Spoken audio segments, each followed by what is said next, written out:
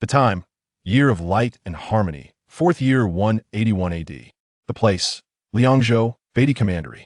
Elbu stood atop a small hill, gazing at the elite cavalry of Bingzhou clearing the battlefield, and remarked calmly, with Lian's demise, this border will enjoy some peace for a while. Behind him, a robust middle-aged man observed Elbu's silhouette, a fervor breaking through his otherwise stern countenance. Were it not for Fengxian, the people of Bingzhou might have faced another calamity. Yet, we have strayed beyond the borders of Bingzhou. It would be wise for Fengxian to exercise caution and return to the army soon. Otherwise, if ill-intentioned individuals exploit this situation, Fengxian, despite his intent to vanquish foes, may find himself the subject of gossip. Acknowledging the man's concerns, Elbu nodded. Rest assured, Gongzheng. Once our soldiers have cleared the battlefield, we shall return to Bingzhou. Though the Han dynasty was in its twilight, it had not yet descended into the era of rampant warlords, where the imperial authority lay in tatters. In such a context, leading troops across borders was fraught with peril. It is not an exaggeration to say that had it not been for the geographical proximity of Bingzhou and Liangzhou, which necessitated vigilance against northern tribes, the court would have been far more sensitive to troop movements in this region compared to the Central Plains. Otherwise, merely the fact that Elbu led his forces into Beatty Commandery would have subjected him to considerable scrutiny, even if his intent was to pursue the retreating Xinbei cavalry. Ultimately, Elbu was merely the chief clerk of Bingzhou, and Beatty Commandery belonged to Liangzhou by Han law. He had no authority to cross borders in pursuit. One could only wonder at the misfortune of the Xinbei invasion coinciding with Elbu's presence. Had it been another commander, they might have simply driven the barbarians away, but Elbu's fiery temperament declared that Bingzhou would not be trifled with. Fleeing after a defeat? Such indulgence could not be tolerated. Thus, after vanquishing the invading tribesmen, he relentlessly pursued their fleeing leader, Lian, until he caught up in Beatty Commandery and decisively ended Lian's life with a single arrow. Lian's plight was indeed tragic, having invaded from Shuo Fang Commandery. He found his retreat cut off by Elbu's forces advancing from Wuyuan Commandery.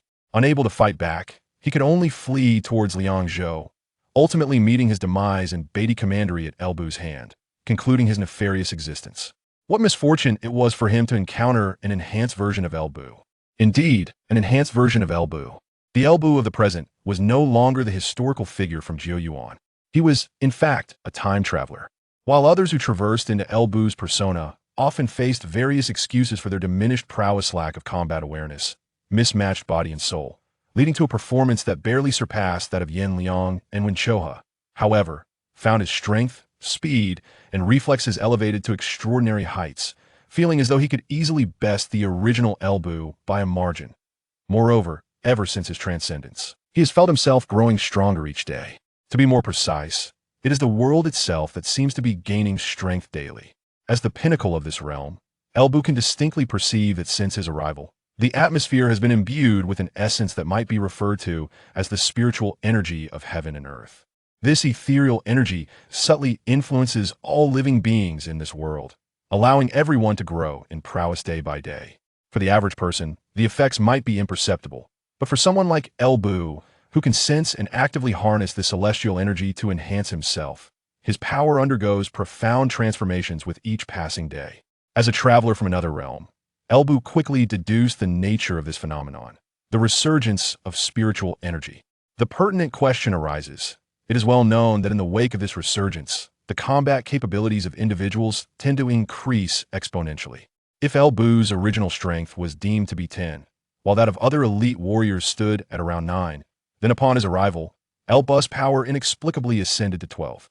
With the resurgence of spiritual energy, it is reasonable to estimate that everyone's combat prowess would undergo a squaring effect. Thus, Elbu's strength would surge to 144, while that of his peers would be 81, creating a significant gap between them. This is merely the initial stage of the resurgence. As time advances, this disparity is bound to widen further. Prolonged exposure to this phenomenon leads Elbu to believe that he is on the path to invincibility. This assessment holds true even when Elbu considers others on the same starting line. In reality, during the resurgence, those with greater strength are able to sense the spiritual energy sooner, meaning Elbu is already ahead of his contemporaries in this respect. As the adage suggests, a swift step leads to swift progress. Being the original pinnacle and the first to benefit from the resurgence, Elbu's actual advantage over others may be even more pronounced than anticipated. In summary, Elbu is now truly invincible. This was exemplified during the recent incursions by the Xianbei chieftains in Bingzhou. In the northern reaches of the Han Empire, particularly in the provinces bordering the grassland of Zhou, Bingzhou, and Liangzhou issues with the nomadic tribes are prevalent, with Bingzhou being the most severely afflicted. After all, Yuzhou is under the formidable command of Gongsun Zan, whose cavalry strikes fear into the hearts of the nomads, compelling them to flee as if they were burdened by their own feet. Unless absolutely necessary, they would not dare venture southward. Furthermore, Lu Yu, the governor of Yuzhou, holds substantial prestige among the nomadic tribes. His presence alone deters them from brazenly overstepping their bounds, even in the absence of Gongsun Zan. In Liangzhou, due to multiple military campaigns by the Han, the threat posed by the Chang people has considerably diminished. Additionally, with skilled tacticians such as Dong Zhuo, Han Sui, and Ma Tong managing the Chang, even if unrest arises, it typically remains minor as long as these three maintain their positions. Only in Bingzhou does the situation remain precarious, as the newly appointed governor Ding Yuan appears to be merely occupying his post without effective leadership, resulting in a particularly severe crisis with the nomadic tribes, and the Xianbei have repeatedly encroached upon the borders. Particularly during the 6th year of the Shiping era 177 AD, the Han army, divided into three forces, ventured beyond the borders to confront the Xianbei, only to suffer a catastrophic defeat upon their return. This ignited a newfound audacity among the Xianbei people, whose leader at the time was the formidable Tan Shihui. Fortunately, despite the Xianbei's overwhelming military might, Tan Shihui was acutely aware that even a frail camel outweighs a horse. Although he had triumphed over the Han forces, he prudently refrained from launching extensive raids into the border territories of Bingzhou, lest he provoke the Han Empire further. Regrettably, following Tan Shihui's demise, his son Helian lacked such restraint. Upon ascending to power, Helian sought to assert his authority by summoning various Xianbei factions and allying with certain Xiongnu and Wuyuan tribes, amassing an army of 300,000. He intended to invade Bingzhou from Shuafang County and engage in significant plunder. Logically, an army of 300,000, even if composed largely of disorganized troops, would pose a formidable threat. Moreover, this force included many elite cavalry from the Xianbei, Xiongnu, and Yuan tribes. In contrast, the Bingzhou military, with only around 80,000 troops, 20,000 of whom were elite cavalry and 60,000 infantry, would find it exceedingly challenging to withstand such an invasion. Under normal circumstances, the Bingzhou forces would likely abandon the border regions of Shuafang, Wuyuan, and Yuncheng, allowing the invaders to pillage freely, while consolidating their strength to defend the interior provinces of Taiyuan, Shandong, and Shihe, patiently awaiting the departure of the marauders. After all, the nomadic tribes typically sought only to plunder rather than occupy territory. However, the situation was far from ordinary, as Bingzhou was under the command of Elbu. 3 years prior, when the Han army ventured out, Elbu had yet to embark on his career. Now, 3 years later, he had risen to the position of chief scribe in Bingzhou, commanding the elite cavalry force of 20,000. Fortuitously, as Helian launched his substantial invasion from Shuafang, Elbu was stationed in Wuyuan, having received intelligence regarding unusual movements among the nomadic tribes. Consequently, he advanced northward to prepare for the impending incursion. Upon learning of Helian's invasion, Elbu promptly maneuvered to intercept Helian's rear. Under normal circumstances, even with Elbu being a paragon of martial prowess during the Three Kingdoms era, a force of 20,000 elite cavalry would find it nearly impossible to confront 300,000 nomadic warriors, even if the majority were disorganized. Moreover, due to the necessity of stationing troops to guard their homeland, Elbu could only muster a little over 10,000 elite cavalry. Yet, this time Elbu was not merely an ordinary general, he was a time traveler, benefiting from the initial wave of spiritual resurgence. Thus, he boldly confronted the 300,000 nomadic cavalry with his contingent of over 10,000, showcasing an unparalleled display of invincibility. 300,000 cavalrymen of the who were utterly routed in a single battle, with none able to impede the advance of Elbu. The 10,000 elite cavalry of Bingzhou merely followed in Elbu's wake, and the enemy disbanded in total disarray. All the Hu chieftains who sought to step forward and salvage the situation met their demise at the hands of Elbu, who dispatched them with a single arrow amidst the chaos of battle. Helian, the leader of the Xianbei and one of the Hu commanders descending southward, could only retreat with his remaining elite cavalry. However, While He Lian yearned to escape, he found himself bereft of options. Had he chosen to invade from Wuyuan County, he would have encountered Elbu directly, yet the vast grasslands lay behind him, allowing for a hasty retreat if necessary. Instead, He Lian opted to invade from Shuofang County, achieving a series of victories that brought him deep into the heart of Bingzhou. Thus, when Elbu cut off his escape route, He Lian found himself with no avenue for flight. He could only flee towards Liangzhou, hoping to return to the grasslands from that direction. But upon learning of He Lian's flight, Elbu promptly declared, "Is Bingzhou a place one can enter and leave at will?"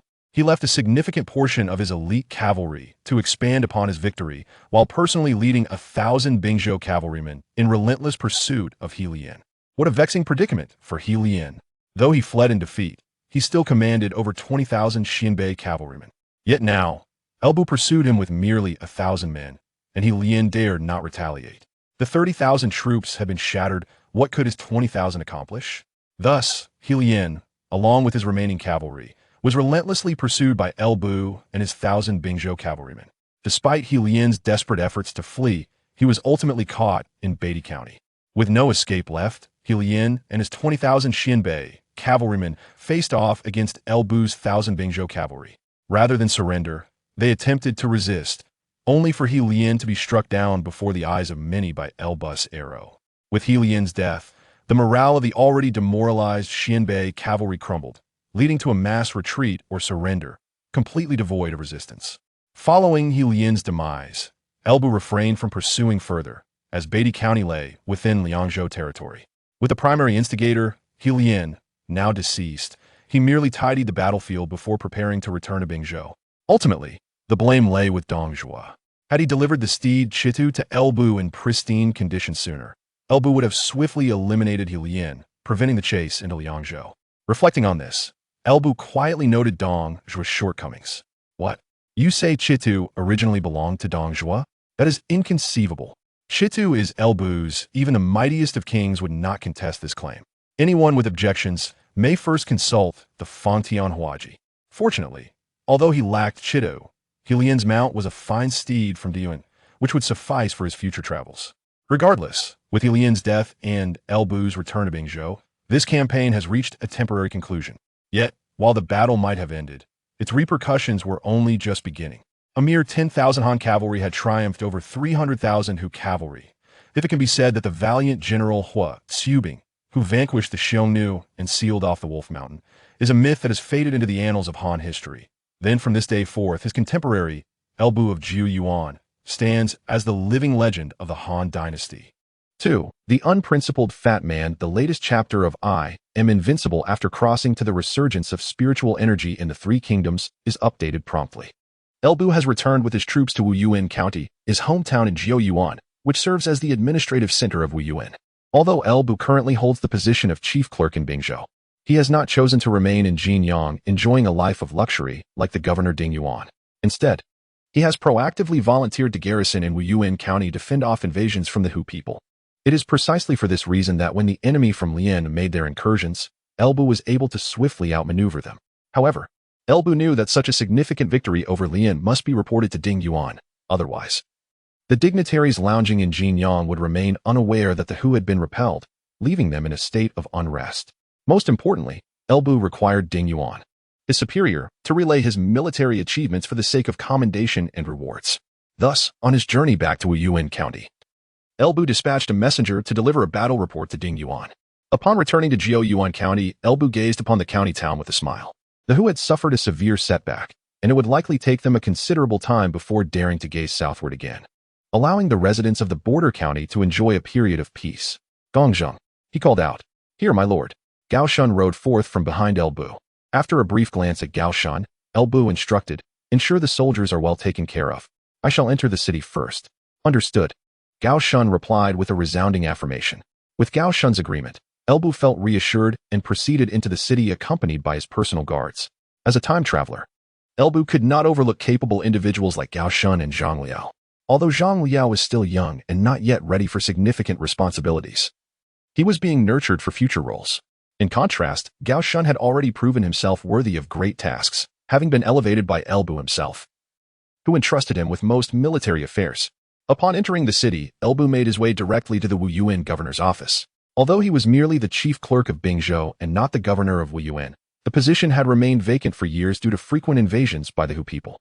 Consequently, upon arriving in Yuan County, Elbu saw no need to burden the populace by seeking alternate accommodations, opting instead to reside in the governor's office. After all, he was already managing the governor's affairs in Wuyuan County, so living in the governor's residence seemed entirely appropriate. Upon arriving at the residence, Elbu left his accompanying guards in the front courtyard, which he utilized to house his personal guards, who also served as protectors of the governor's office. In a place like Wuyuan County, it was essential to maintain a sufficient security presence within the residence to ensure peace of mind. Although Elbu was not one to fear danger, the estate housed individuals he cared for, and the presence of these guards was vital to safeguard them in his absence. After settling his personal guards, Elbu dismounted, removed his armor, changed into casual attire, and then proceeded to the rear courtyard. The front courtyard of the governor's residence is designated for the accommodation of personal guards, while the rear courtyard serves as the living quarters for Elbu and his family. As Elbu entered the rear courtyard, he had scarcely taken a few steps when a graceful young woman, clad in a simple green gown, emerged to greet him. It was evident that she had likely heard the commotion from the front and had come out to welcome Elbu. Observing Elbu's commanding presence and remarkable demeanor, the young woman could not help but display a genuine smile, gracefully bowing and proclaiming, "Congratulations, my lord, on your victorious return." The one residing in Elbu's household and addressing him as my lord was none other than his lawful wife, Yan Shi. Yan Shi, whose true name was Yan Qing, may not have held significant historical prominence compared to renowned figures such as Diao Chan, yet she undeniably held the status of Elbu's original wife. When Elbu first traversed into this realm, he had even forgotten about his engagement to the Yin family, only recalling it when others reminded him of the betrothal. To be frank, Elbu had initially contemplated rescinding the marriage, for as a time traveler, his affections were naturally drawn to illustrious beauties like Diao Chan, Kai Yan, Jinmi, and the two Chaos. Had he arrived here already married to Yan Qing, it would have been a different matter. However, being still unwed, he found himself contemplating a change of heart. Nevertheless, these thoughts dissipated upon his first encounter with Yan Qing. One might question Elbu's character or martial prowess. Yet as a seasoned connoisseur of beauty, one could never doubt his refined taste. Although Yan Qing may not have possessed the devastating allure of renowned figures such as Diao Chan or Jinmi, she was undeniably a woman of extraordinary beauty. Thus, Elbu promptly dismissed any thoughts of canceling the marriage and wholeheartedly welcomed Yan Qing into his life. At this moment, seeing Yan Qing gracefully bow before him, Elbu quickly stepped forward to assist her. "Why must you worry, my dear? Your husband has never known defeat." Hearing Elbu's words, Yan Qing smiled gently, echoing, "Indeed, my lord is the mightiest." Yet, as a wife, despite knowing her husband's unparalleled strength in battle, a tinge of concern was inevitable. Only when her husband truly returned victorious could she fully ease her worries. Elbu was well aware of Yan Qing's sentiments, which is why he always took the time to reassure her upon his return. This occasion was no exception.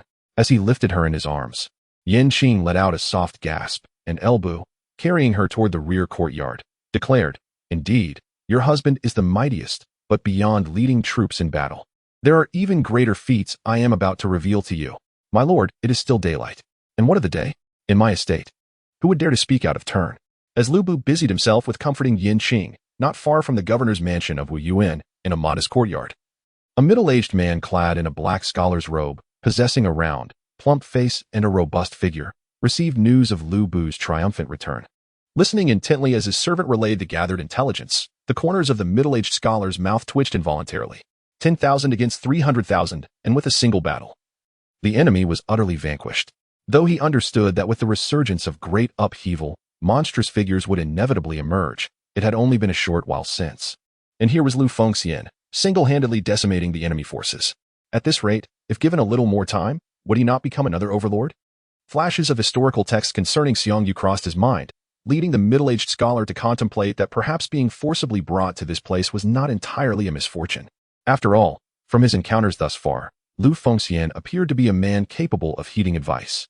With his own wit and intellect, coupled with Lu Fengxian's martial prowess, it seemed that even in tumultuous times, the pursuit of wealth and prosperity might not be beyond reach. Moreover, while Lu Fengxian's methods were somewhat crude, he showed no hesitation in dealing with the barbaric foes, thus earning the title of a hero in his own right. As he pondered over Lu Bu's remarkable performance in this battle, the scholar, who had been captured by Lu Bu and brought to Jiyuan for some time, found himself for the first time contemplating submission. The middle-aged scholar was named Jia Xu, styled Wenhe, once a resident of Luoyang. He had returned to the border after experiencing setbacks in his official career, accepting a minor post in Shuafang County. Yet, Jia Xu was content in Shuafang. Living a modest life, though his position offered little promise, he had chosen to leave Luoyang, thus indifferent to future prospects.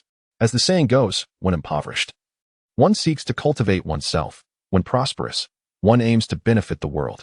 At that time, Jia Xu's primary goal was the safety of his family and a life of comfort. However, fate led him to cross paths with the formidable Lu Bu. Shuafeng County and Wuyuan County both belonged to Bingzhou and were in close proximity. As the chief scribe of Bingzhou, Lu Bu commanded an elite cavalry of 20,000. And though stationed in Wuyuan, he frequently conducted inspections of the surrounding border counties. It was during one such inspection of Shuafeng County that Jia Xu encountered Lu Bu. To Jia Xu's astonishment, this chief scribe, Lu Fengxian, inquired whether he wished to serve him. Naturally, Jia Xu declined, for he had no desire to linger in the political arena of Luoyang, let alone serve a mere scribe of Bingzhou. Subsequently, Lu Bu forcibly took him back to Zhouyuan County. At that moment, Jia Xu was utterly bewildered. You are the chief scribe of Bingzhou, not a bandit or a highwayman. I am merely a middle-aged man, not a captivating beauty. Why would you bind me? Yet, he found himself powerless against Lu Bu's will. Bu held the position of chief clerk in Bingzhou, a mere minor official in Shuafang County. Upon presenting a document to Ding Yuan, he swiftly transformed into a subordinate within Bu's entourage. Had it been someone else, such as Sun Yu or Tian Feng, who was unwilling to serve, they would have undoubtedly resisted with fervor, holding steadfast to their principles. Yet, this was Jia Xu, lacking in moral integrity. What could one expect of him in terms of loyalty? Thus, the notion of resisting to the death was utterly implausible. It was simply beyond the realm of possibility for him. At best, he would merely seek to drift aimlessly through life. However, Jia Xu was acutely aware that while temporary complacency might suffice, a perpetual state of idleness was unsustainable. Although he could not comprehend Bu's profound interest in him, he recognized that if Bu were indeed a worthy patron, regardless of whether he was a virtuous ruler, Jia Xu would not hesitate to serve him, provided he believed Bu could secure a life of affluence for him. Despite Bu's forceful recruitment, which contravened Jia Xu's personal desires, one could argue that it underscored Bu's regard for him.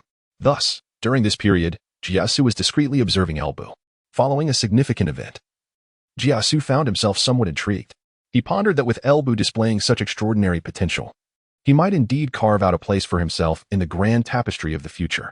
It is imperative to clarify that his decision to align with Bu was not motivated by fear of retribution should Bu's temper ever flare. Jia Xu, a distinguished heir of the Giga lineage, was not one to cower in fear of death. Rather, it was Bu's current performance that met his expectations, prompting him to extend an opportunity to Bu. On the day of his return to the city, Bu first sought to reassure Yanqing, alleviating his own stress in the process. By the following day, he commenced addressing the aftermath of the recent battle. Although he emerged victorious, having slain the enemy chieftain and his forces, capturing countless adversaries and seizing a multitude of horses and livestock, the conclusion of a battle does not signify the end of all matters related to war. On the contrary, many issues arise only after the combat ceases. Foremost among these is the evaluation of merit and the allocation of rewards. This evaluation encompasses not only the commendations for his valiant soldiers, but also the imperial accolades from the court.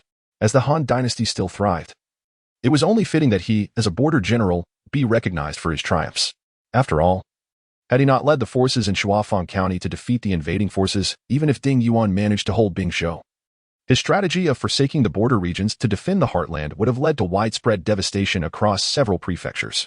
Bu's decisive actions in Shuafang effectively thwarted the enemy's advance, and to assert that he averted disaster and upheld the integrity of the realm would not be an exaggeration. In such circumstances, Bu was undoubtedly deserving of commendation. Certainly, although Bu fought this battle entirely on his own, with Ding Yuan not even catching a glimpse of the Hu cavalry, it remains imperative that Ding Yuan receives his due share of the accolades. Such is the nature of the bureaucratic realm. As Bu's immediate superior, Ding Yuan, regardless of his lack of involvement, is entitled to a portion of the glory for Bu's achievements. This is a matter of principle. However, one must acknowledge that since Bu began serving under Ding Yuan, their relationship has been relatively amicable. Despite the growing wariness from Ding Yuan over the past 2 years due to Bu's rising fame within the Bingzhou army, especially after Bu declined Ding Yuan's request to adopt him as a son, their rapport has not deteriorated to the point of open hostility. Thus, from Bu's perspective, Distributing a fraction of the credit to Ding Yuan poses no issue, since he ultimately retains the lion's share. Furthermore, by sharing some of the accolades, Ding Yuan would be more motivated to advocate vigorously for Elbu South rewards from the court. Moreover, in order to procure imperial favors, one must also consider the necessity of bribing the 10 attendants. Under normal circumstances, a general celebrated for victories along the frontier would naturally receive various honors. However, in the current context, such norms have been wholly upended. It is now the 4th year of Guanghe, 181 AD, and Emperor Lu Hong has begun openly pricing official positions, a practice that first emerged in the 1st year of Guanghe, 178 AD. Initially, Emperor Lu Hong merely engaged in selling titles. But as time progressed, possibly due to his realization that this method of income was too sluggish, or perhaps due to the corruption of the 10 attendants, he altered the system. At some point, it became evident that not only must one pay for a position, but even after achieving merit, one must first bribe the 10 attendants to receive the corresponding rewards. Thus, although Elbu has accomplished a significant feat, converting this merit into a reward necessitates prior bribery. Regarding this, Elbu harbors little objection, as he is acutely aware that the Han dynasty is on the brink of collapse. In such a context, the more decrepit the current regime becomes, the greater his opportunity to extract benefits before its inevitable demise. Nevertheless, while he may not resist the principle, he is reluctant to part with his funds. Currently, Ding Yuan has contributed nothing yet seeks to claim a share of the accolades. As long as Ding Yuan possesses a modicum of understanding, he will undoubtedly take the initiative to provide the requisite funds. Of course, this is merely Elbu's current sentiment, and the specifics will depend on his discussions with Ding Yuan. Elbu feels quite confident that Ding Yuan is likely to cover this expense. In addition to distributing honors, Elbu must also address the issue of post-battle compensation. Although the battle proceeded smoothly, the elite cavalry of Bingzhou suffered considerable losses due to the overwhelming numbers of the Hu invaders. Despite the fact that the Bingzhou cavalry only needed to follow his lead to secure victory, they ultimately sustained losses exceeding 1,000 men. It would not be an exaggeration to assert that Elbu's triumph, particularly of such magnitude, was partly due to fortune. After all, the resurgence of spiritual energy is still in its infancy, and its impact on the common populace remains minimal. In contemporary times, the greatest beneficiaries remain top-tier warriors like Elbu. The ordinary soldiers are yet to acclimate to such extraordinary combat capabilities. Furthermore, the 30,000 Hu cavalry encountered Elbu for the first time, leaving them utterly bewildered.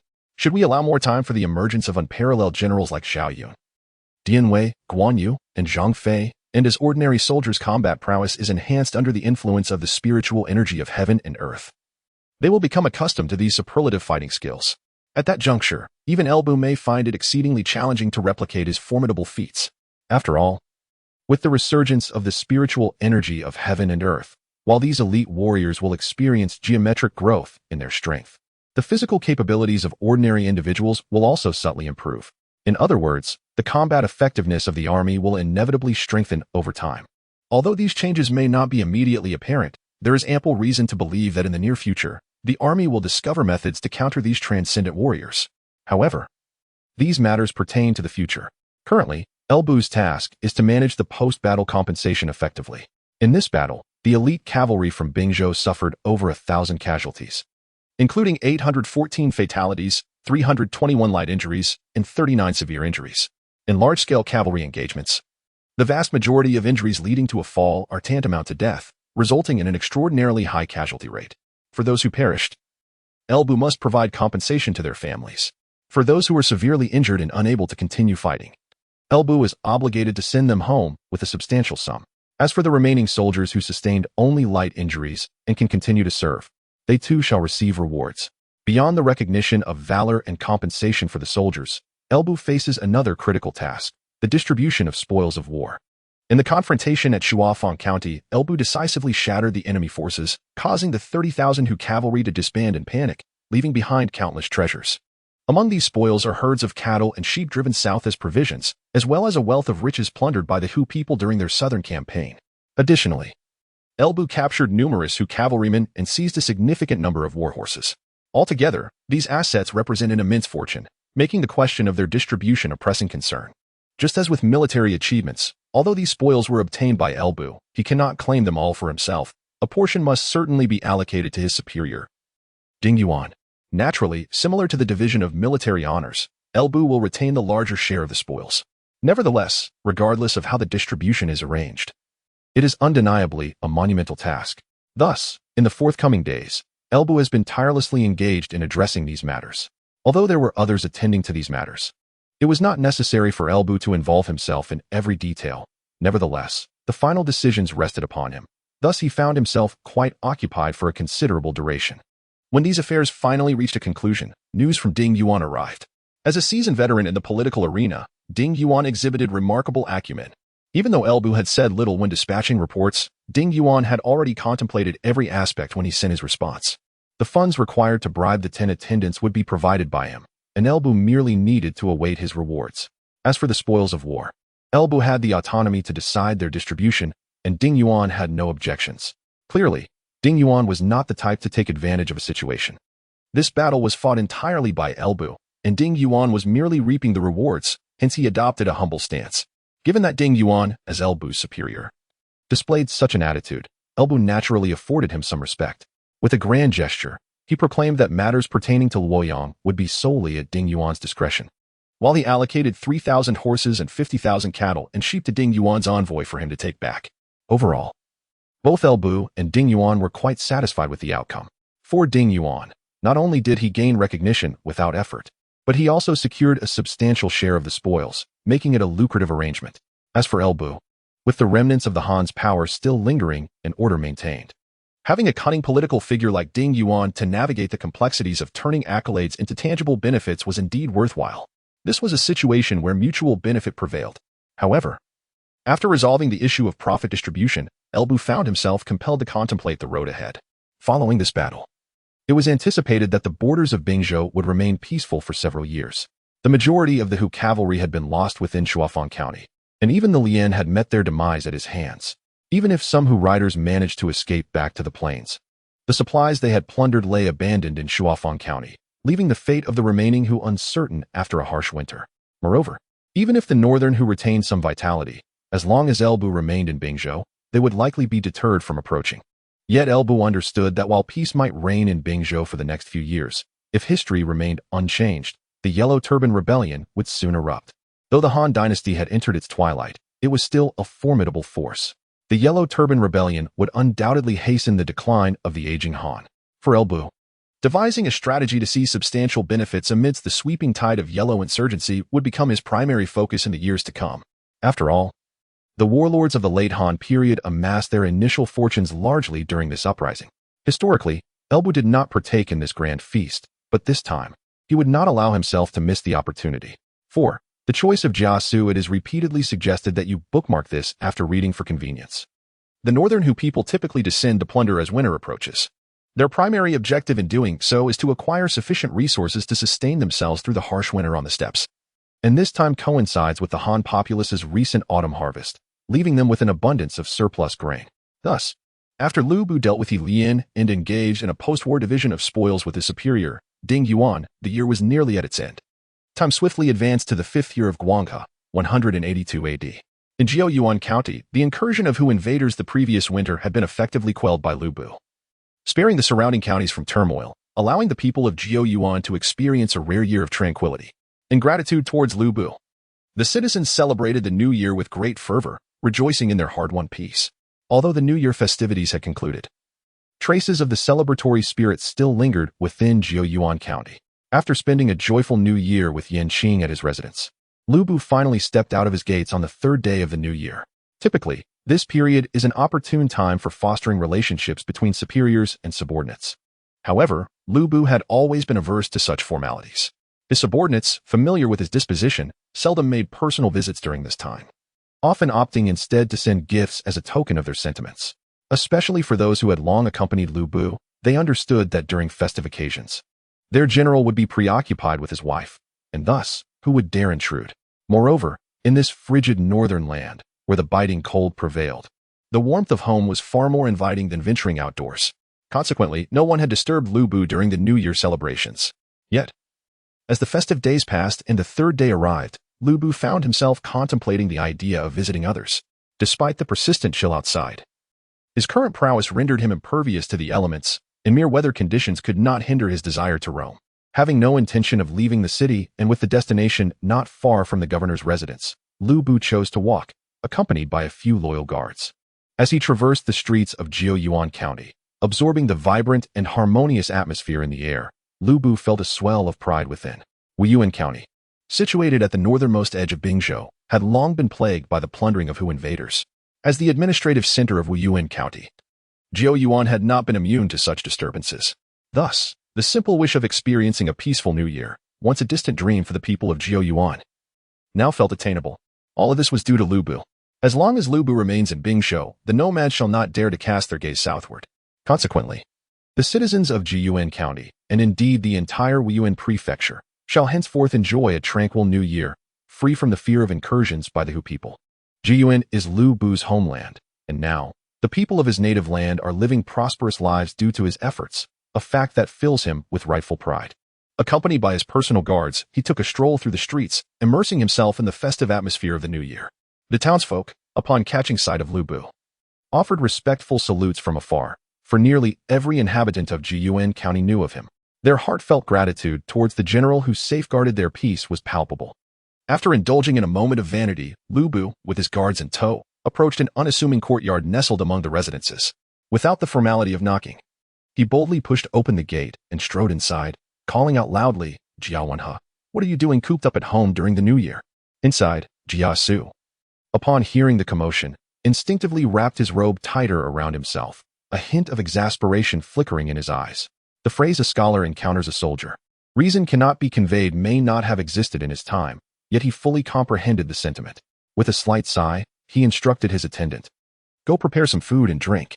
Brought to Yuan against his will, he had but this one attendant by his side, while the rest of his family and servants remained in Wuwei. The attendant complied and departed, while Jia Xu rose to meet Lu Bu. As he stepped outside, the previous furrow of worry on his brow dissipated, replaced by a genial smile on his prosperous visage. I wondered who had come. It is none other than General Lu. But in this cold weather, why is General Lu not at home with his wife? Observing Jia Xu's demeanor, which lacked any trace of a poisoner's bearing, Lu Bu chuckled. I have spent so many days at home with her that if I do not venture out soon, my bones shall rust. Besides, I was concerned that you might be feeling lonely during the festivities, so I came to check on you.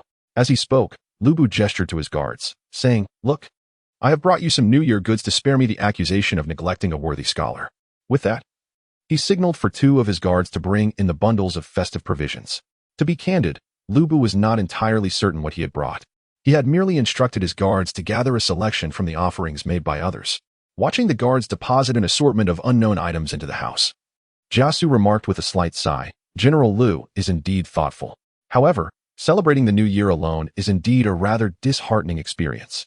As the weather warms in due time, it would be prudent for General L to send some individuals to assist Jia Xu in bringing his family from Wuwei, allowing for a much-desired reunion." Upon hearing Jia Xu's suggestion, Elbu was momentarily taken aback.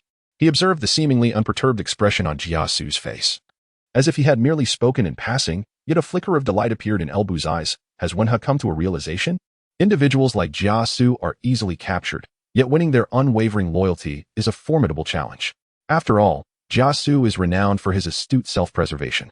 Even if forcibly brought to one's side, he would comply without resistance, unlike other strategists who might choose defiance over submission. However, if one wishes to earn Jia Xu's genuine support and counsel, one must present something of true value, or else he is unlikely to engage. In Elbu's case, after discovering Jia Xu's whereabouts in Shuofang County and failing to extend a proper invitation, he resorted to abducting him. While Jia Xu harbored resentment over this method, he had no choice but to endure it, particularly given Elbu's formidable prowess. Nevertheless, although Elbu had secured Jia Xu's presence, he had yet to win his heart. Thus, he merely found a suitable location to accommodate Jia Xu, intending to nurture him without expecting immediate strategic assistance. Elbu's original plan was to sustain Jia Xu, gradually fostering goodwill, confident that when the realm descends into chaos, Jia Xu's nature would compel him to make a choice.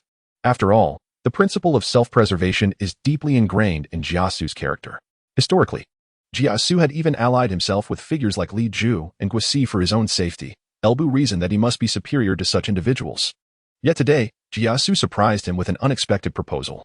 Hailing from Wuwei and Xiliang, Jia Xu had previously served in Shuofang County while his family remained in Wuwei. Although Elbu had brought Jia Xu against his will, a certain understanding had developed between them. Jia Xu had not attempted to escape, and Elbu had not sought to leverage Jia Xu's family against him.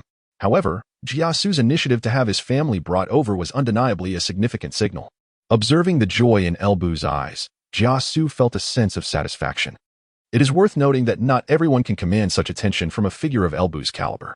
Even now, Jia Xu remains perplexed as to what initially drew Elbu to him. Nodding slightly, Jia Xu elaborated, "General, your recent triumph, defeating 300,000 barbarian foes with merely 10,000 elite cavalry, cannot be overstated.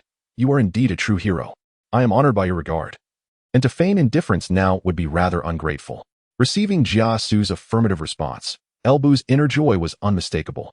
As a time traveler, he understood better than anyone the significance of a talent like Jia Xu.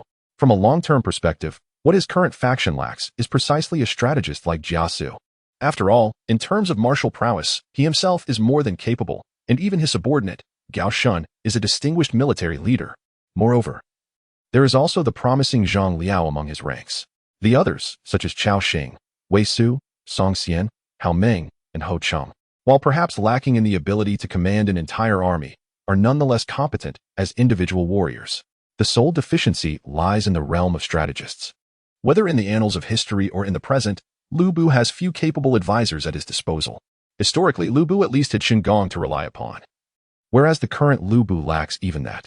It is precisely for this reason that Lu Bu felt compelled to forcibly recruit Jia Xu, aspiring for something grand. After all, should he succeed in this gamble, he would gain a remarkable talent, one that could undoubtedly rank among the top 5 strategists of the late Han and Three Kingdoms period. Conversely, if he were to fail, he would suffer little loss. Yet, he did not anticipate that Jia Xu would make a decision so swiftly. Lu Bu had assumed he would need to wait until after the Yellow Turban Rebellion, when the chaos of the world fully manifested, before Jia Xu would reach a conclusion. If one were to be frank, it could only be said that he underestimated Jia Xu's insight, while overestimating his principles and reserve. Taking a deep breath to calm his excited heart, Lu Bu looked at Jia Xu and solemnly declared, "It is indeed my fortune to have your assistance, Wenha." Jia Xu had made his choice, and Lu Bu had resolved a long-standing concern. Thus, the gathering was destined to be a joyous one. Although the wine and delicacies prepared by Jia Xu's attendant may not have been as exquisite as those served by Yan Qing at the governor's mansion, Lu Bu's spirits were elevated, making any fare delightful.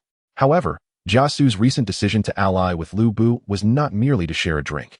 After a few rounds of wine, Jia Xu took the initiative to speak. "General, your recent victory over the Hu invaders has spared Bingzhou from their plundering. Surely, rewards will follow. However, I am curious about your future plans." Upon hearing Jia Xu's words, Lu Bu silently acknowledged the intent behind them. He understood that Jia Xu sought to demonstrate his capabilities to him. Historically, strategists have chosen their lords based on the necessity to first establish their own merit, for it is only through such proof that they can earn the trust of others. Just as Sun Yu proposed the strategy of laying a solid foundation for the world after aligning with Cao Cao, or how Zhuge Liang prepared the Longzhong plan before his allegiance to Liu Bei. These were ways to assert their abilities and gain the confidence of Cao Cao and Liu Bei. While Jia Xu may not match the illustriousness of Sun Yu or Zhuge Liang, it appears that he has not yet reached the point of complete resignation. With several thoughts swirling in his mind, Lu Bu candidly replied, "The rewards from the court were announced some days ago. The emperor has promoted me to the title of Duke of Duding and appointed me as the governor of Wuyuan. Additionally, I have received several commendations from the inspectorate. As for future plans, I have yet to solidify my thoughts. I wonder if one might have any insightful opinions." In truth, given the significant contributions Lu Bu has made, the rewards he has received are undoubtedly meager. However, the tendency to exaggerate military achievements during the late Han dynasty is all too prevalent. At times, the decapitation of a few thousand can be inflated to tens of thousands. This unfortunate reality means that Lu Bu, despite reporting the events accurately, is often grouped with those who embellish their exploits. Consequently, his report of defeating 300,000 cavalry from the Hu is met with skepticism by most. The inspector of Bingzhou, Ding Yuan, being somewhat closer to the front lines, might believe a third of it, estimating the Hu cavalry at around 100,000. Yet many in the court consider it a stretch to think there were more than 30 to 50,000. Under such circumstances, although exaggeration has become the norm and no one dares to expose it, the actual rewards must align with the court's understanding. Thus, the modest reward bestowed upon Lu Bu is not surprising. Nevertheless, Lu Bu does not seem to dwell on this matter too much. In his view, it is prudent to maintain a low profile until the Han Empire completely loses its grip on power. Those who are ostentatious now will surely face greater scrutiny when chaos descends. Therefore, receiving a lesser reward is of little consequence. He remains stationed on the frontier, far removed from the emperor's reach, and there are many ways to bolster his strength that do not rely solely on imperial favors. The court's appointment of him as the governor of Wuyuan allows him to officially operate independently from Ding Yuan's command, which is sufficient for his needs. Jia Xu, having navigated the political landscape in Luoyang, quickly grasped the implications of Lu Bu's appointment upon hearing of it. Nevertheless, he graciously congratulated him, stating that while the title of Ding Ho may be nominal, the position of governor of Wuyuan is substantial, providing Lu Bu with a solid foundation. Prior to this, Lu Bu served as the chief clerk of Bingzhou, seemingly the foremost under Ding Yuan, yet lacking any real authority, far from the stature of a county governor. It is only due to Lu Bu's extraordinary martial prowess and unmatched prestige within the Bingzhou army that Ding Yuan relies on him to confront the Hu, which is why he begrudgingly entrusted him with the command of the elite cavalry of Bingzhou. However, the role of a governor is entirely different. It is a position of genuine authority. Currently, the Han Empire has not established provincial governors, making the position of a county governor effectively the pinnacle of local authority. According to the hierarchy of the Han dynasty, a governor is, in fact, ranked higher than an inspector.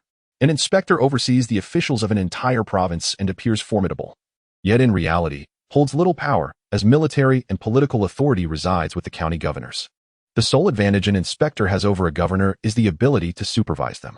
This peculiar arrangement is simply a mechanism established by the court to limit the powers of inspectors.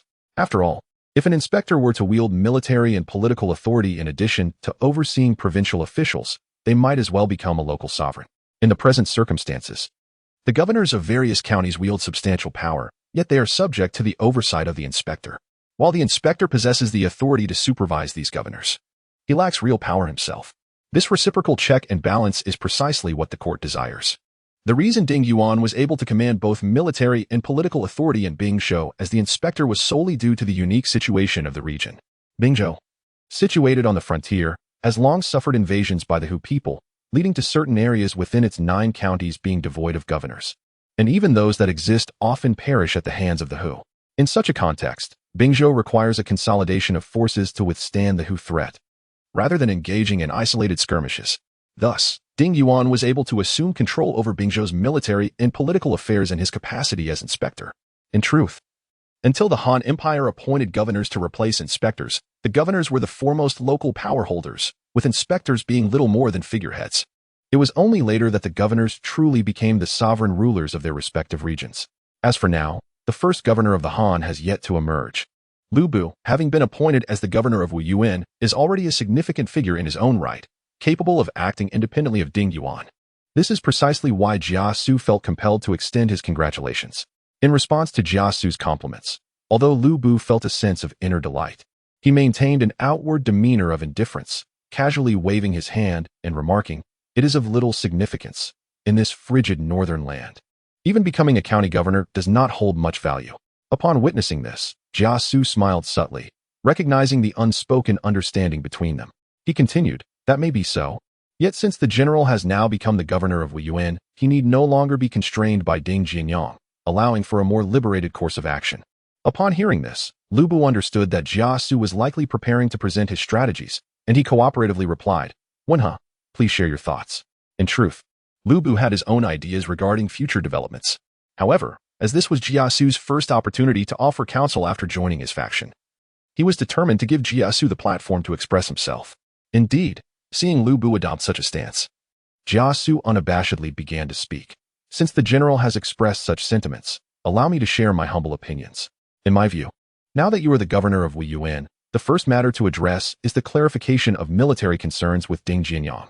Previously, during your service under Ding Jianyang, you commanded Bingzhou's elite cavalry. Now that you have become the governor, it stands to reason that Ding Jianyang will seek to reclaim that elite force." Lu Bu nodded slightly, acknowledging that Jia Xu had not erred in his assumptions. In fact, after the imperial decree of appointment, Ding Yuan had already subtly indicated to Lu Bu that he should prepare to relinquish military authority. The elite cavalry from Bingzhou can indeed be said to have been nurtured by Bu himself, following him into countless battles. Had Bu not adhered to the principles of martial virtue, it is likely that these 20,000 elite Bingzhou cavalry would have been more than willing to continue their allegiance to him, which is why Ding Yuan dared not press too harshly. Upon receiving Bu's affirmative response, Jia Xu continued to inquire, "What are your thoughts on this matter, General?" In response, Bu pondered for a moment and replied candidly, Ding Jianyang is aware that this elite cavalry was raised under my command. It would be quite impossible for him to reclaim them entirely. Therefore, his proposition is that I may take away 10,000 of the Bingzhou cavalry as compensation. And in addition, he will provide me with 5,000 infantry to assist in the defense of Wuyuan County. What is your stance on this, General? Elbu stated. I believe we can acquiesce to his request. After all, although I have indeed trained these 20,000 Bingzhou cavalry, I cannot overlook Ding Jianyang's contributions in terms of supplies. He certainly deserves some credit. Furthermore, his willingness to offer me 5,000 infantry reflects genuine intent.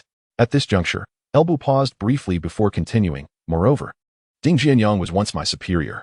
If I were to be overly calculating, it would undoubtedly invite criticism. Besides, as the governor of Bingzhou, we will inevitably have dealings with him in the future. This can be seen as an opportunity to foster a good relationship. Additionally, I still have a considerable number of horses captured from the Hu people during our previous engagements. Even if I were to give Ding Jianyang 10,000 cavalry, I could swiftly replenish our ranks. Observing Elbu's well-reasoned analysis, Jia Xu felt somewhat awkward.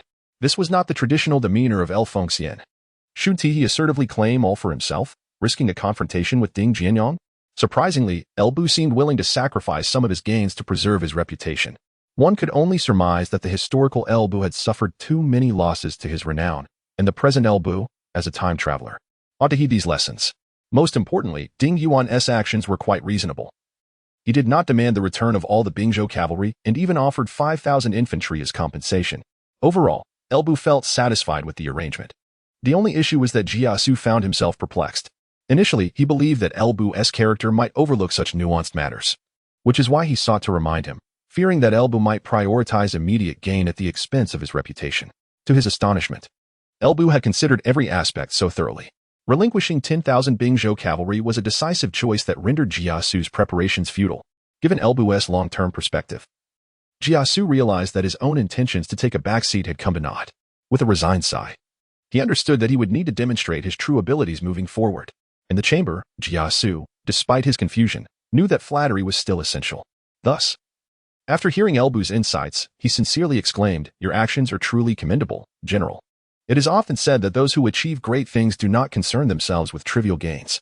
The general, having served under Ding Jianyang, understands that maintaining a favorable relationship with him is undoubtedly advantageous. To jeopardize his reputation for the sake of insignificant benefits would be a grave error. Upon hearing this, Elbu smiled and remarked, "What you say, Wen-he, is indeed true. I share the same sentiment. Although over the years he has imposed numerous limitations upon me, he remains my former superior. As long as he possesses a modicum of discretion, I must afford him a measure of respect." There is no denying that the Han dynasty placed great emphasis on loyalty and filial piety. Filial piety, in particular, was paramount, as it served as the foundation of governance in the Han realm. As for loyalty among the Han people, it must be considered from two perspectives. Ordinarily, the object of their loyalty is twofold. Firstly, it is naturally directed towards the Emperor of the Han. As the supreme ruler of the Han Empire, the Emperor is entitled to the allegiance of all. However, for the majority, the Emperor often serves more as a symbolic figure than an actual object of loyalty. Thus, aside from the overarching loyalty to the Emperor, most individuals possess a more tangible allegiance, that is, to their own lord. This is akin to historical figures such as Yuan Shao, Cao Cao, and Shun Lin, who, despite being Han officials, were primarily loyal to the Grand General He Jin. Similarly, the renowned figures of loyalty and righteousness, such as Guan Yu and Zhang Fei, were loyal to Liu Bei rather than the Han Emperor. In history, Elbu was also loyal to Ding Yuan. Consequently, when he betrayed Ding Yuan to join Dongzhuo, he faced widespread condemnation. For even if Elbu had not recognized Ding Yuan as a foster father, he was still deemed to have betrayed his lord, and if he had, his actions were even more contemptible. This conception of loyalty is also why the relationships within the Han officialdom were highly valued. Once one is served under another, even without formally recognizing them as a lord, the prevailing values of the Han imply a significant bond between the two. Particularly, a superior is viewed as having conferred a favor upon the subordinate. This is encapsulated in the notion of former students and officials. Therefore, even if, in this lifetime, Elbu refrains from pledging loyalty to Ding Yuan as he did in history, to outsiders, having served under Ding Yuan implies that he owes him a debt of gratitude. Even if Elbu has risen to prominence, he must not forget his former superior, Ding Yuan. Of course, this does not imply that in such hierarchical relationships, the superior merely reaps benefits. In reality, these relationships are mutually beneficial. Should a subordinate encounter difficulties, and the superior possess the means to assist yet remain indifferent, they would also face criticism. Likewise, if a superior is excessively harsh towards their subordinate, they would be held in disdain. Thus, from Ding Yuan's perspective, it is prudent for him to exercise proper discretion, allowing Elbu to take away 10,000 elite cavalry from Bingzhou, while also offering 5,000 infantry as compensation. After all, when Elbu was under his command, he merely sought to limit Elbu's ambitions for the sake of preserving his own authority. Now that Elbu is departing, it would be prudent for everyone to part ways amicably, even if only for the sake of his own reputation. Frankly speaking, Elbu has achieved significant accomplishments this time, and he has reaped considerable benefits from them. If he were to exhibit excessive stinginess now, it would undoubtedly provoke gossip. Moreover, he must rely on Elbu to safeguard the northern gateway of Bingzhou against the incursions of barbarian tribes in the future. Upon hearing Elbu's sentiments, Jia Xu could only sigh, acknowledging that it would be best for the general to harbor such thoughts. It seemed that his worries were unfounded. In response, Elbu smiled and remarked, "Though I may not possess the talents of a literary genius, I can certainly comprehend such straightforward matters. I wonder, however, if there is anything more that you wish to teach me?" Observing Elbu's demeanor, Jia Xu felt a flicker of exasperation. It appeared that El Fengxian had come today with the intent to challenge him. Given the current circumstances, he realized he needed to adopt a more earnest approach. Indeed, if he did not demonstrate some genuine expertise today, it was likely that his pledge of loyalty would remain unfulfilled. Casting a somewhat melancholic glance at Elbu, Jia Xu ultimately abandoned any thoughts of evasion. Taking a deep breath, he finally adopted a more serious demeanor. "I did not anticipate that beneath the general's rugged exterior lay such a delicate sensibility. It appears that my concerns were indeed unwarranted. In light of this, I have another question that I hope the general can elucidate. How does the general perceive the current trends in the world?" Upon hearing Jia Xu's inquiry, Elbu inwardly acknowledged that the moment he had been anticipating had finally arrived. When strategists from other factions emerged, they invariably focus on the grand scope of the world and discuss the future. When Sinuhe allied with Cao Cao, he did so with plans to pacify the entire north. Similarly, Zhuge Liang joined Liu Bei with grand ambitions of unifying the realm. Even Zhou Yu allied with Sun Tzu, carrying visions of consolidating Jiangdong and dividing the river for governance. Now, Jia Wenhe emerges, seemingly attempting to gloss over matters. How could that possibly suffice? In response to this, Elbu resolved to obstruct any attempts at superficiality. Today, he intended to extract substantive insights from Jia Xu. As they were to discuss the state of the world, Elbu felt no trepidation. As a time traveler, while he might not rival the top strategists in specific tactics, he was confident that his foresight granted him a profound understanding of the overarching trends in the realm. Thus, facing Jia Xu's inquiry, Elbu spoke without hesitation. "Since you have posed the question, I shall share my insights regarding the current state of affairs in the world. In today's world, although the emperor engages in the sale of official positions and the promotion of sycophants, leading to widespread discontent across the realm, the enduring authority of the Han dynasty, which has prevailed for 4 centuries, suggests that chaos is unlikely to erupt in the immediate future. Nevertheless, the emperor's favoritism towards eunuchs is inherently a pathway to disorder, compounded by the calamity of factionalism, which fosters resentment among the noble families. Even if the realm appears relatively stable at present, such conditions, if prolonged, will inevitably lead to turmoil." As Elbu articulated his thoughts with eloquence, Jia Xu found himself momentarily speechless. He had not anticipated that Elbu could express such profound insights. It is fair to assert that many of Elbu's views resonated with his own, and even if Jia Xu were to expound upon the state of the world, he might not convey it with greater finesse than Elbu. However, today was meant to be his moment to shine. Now that El Fengxian has exhausted his discourse, what could he possibly add? Would it truly be to follow in another's footsteps, leaving no path for himself? Even someone as unassuming as Jia Xu could not help but feel a surge of ambition ignited by Elbu's words.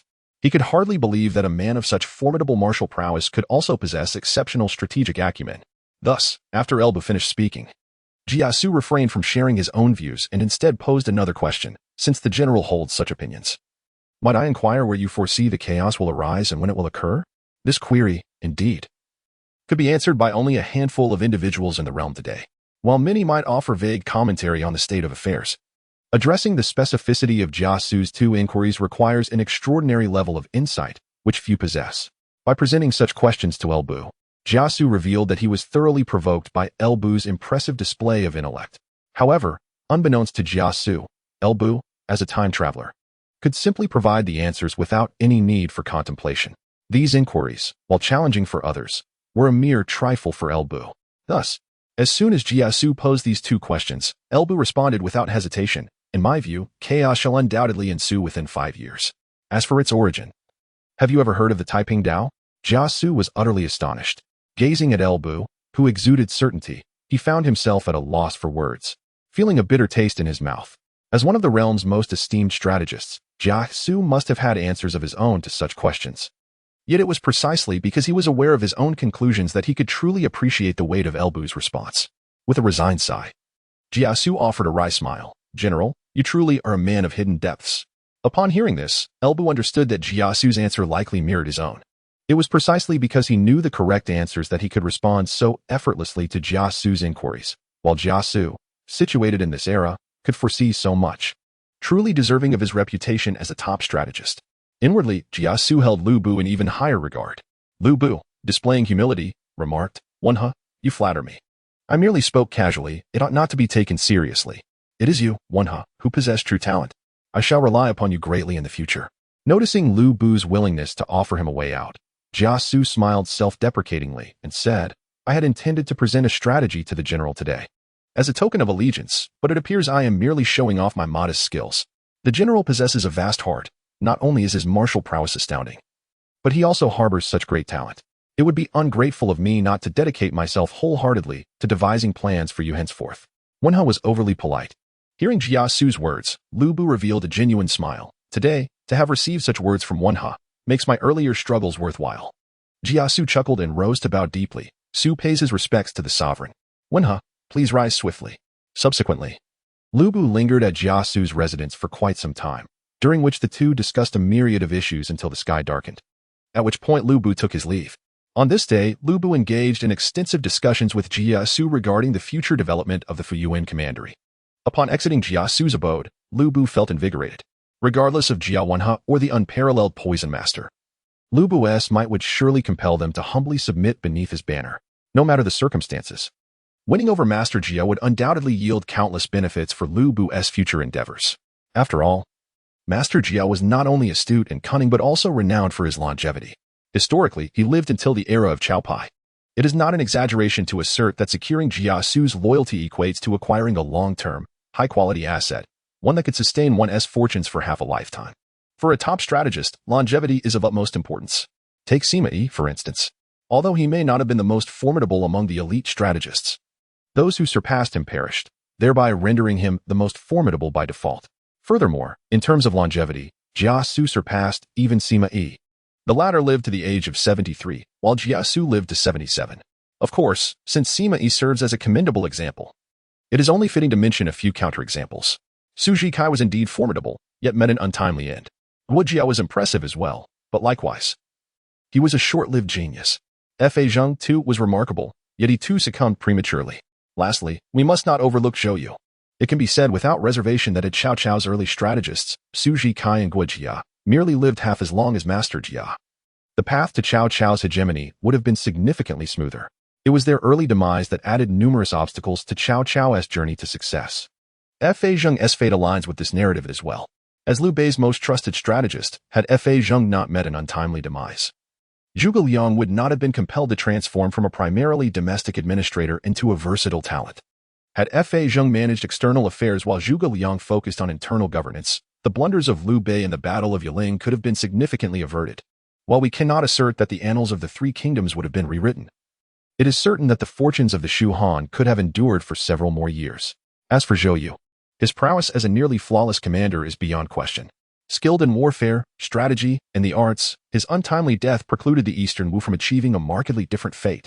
Historically, Zhou Yu is indeed the true protagonist of the Battle of Chibi, relegating even the most esteemed strategists like Zhuge Liang, Pang Tong, and Lu Su to mere supporting roles in his presence. Furthermore, it should be noted that Zhou Yu's demise was not orchestrated by Zhuge Liang's machinations. Alas, such an exemplary commander met a premature end, underscoring the critical importance of a living, top-tier strategist for the advancement of any power. While the defection of Jia Xu undoubtedly brought joy, the immediate focus must remain on the development of Wuyuan County, which has a notably fragile foundation. Records indicate that during the early Han dynasty, Wuyuan County was home to a considerable population. In the second year of the Yuan Shi era, 2 AD, it boasted approximately 39,000 households, totaling over 230,000 individuals.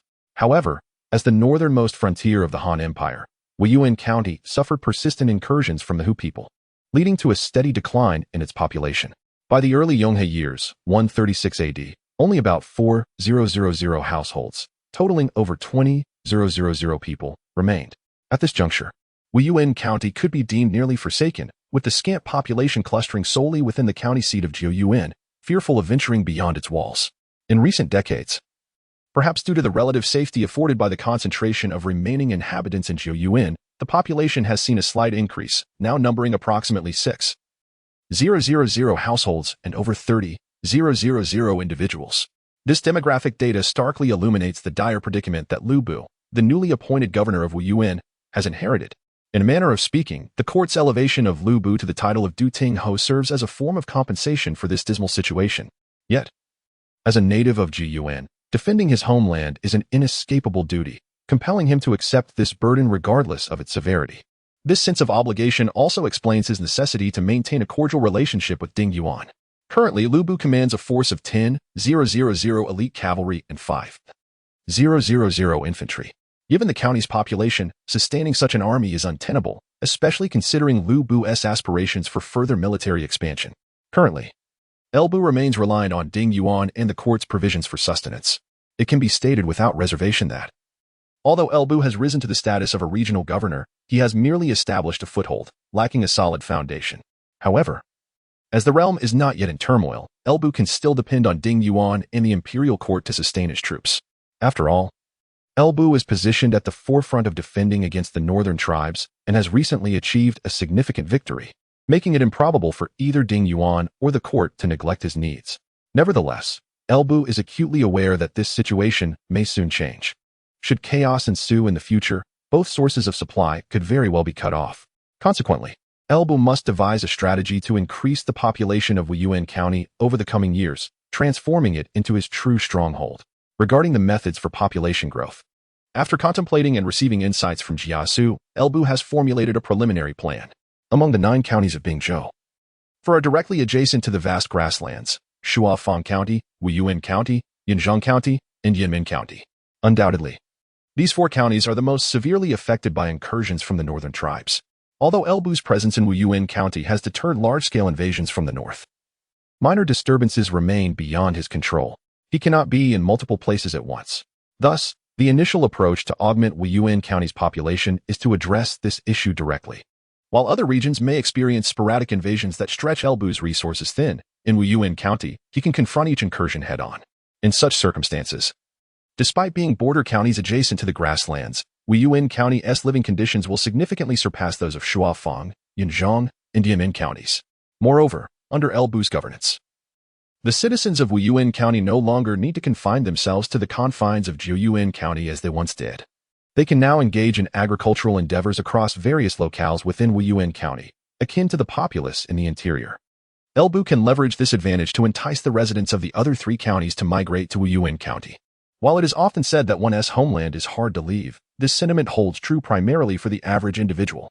For the inhabitants of the northern border counties, who have long suffered from the depredations of the northern tribes, the promise of safety from such incursions will make them amenable not only to relocating but to any request made of them. Although the combined population of these 3 counties is not substantial, every individual counts, and for Bu, whose domain currently harbors merely over 30,000 souls, he will not dismiss any newcomers. However, merely attracting the populations of Shuafang, Yinzhong, and Yinmin counties to Wuyuan County will undoubtedly be insufficient. Thus, this represents only the first step of Bu's plan. The second and most critical step lies beyond the grasslands. In Bu's perspective, if the northern tribes can descend to plunder, then conversely, could they not also venture northward to raid the grasslands? The nomads may plunder the Han people to take them back as slaves to assist in herding, but they could also capture their own kind to replenish their numbers. Furthermore, the grasslands are not solely inhabited by the nomads.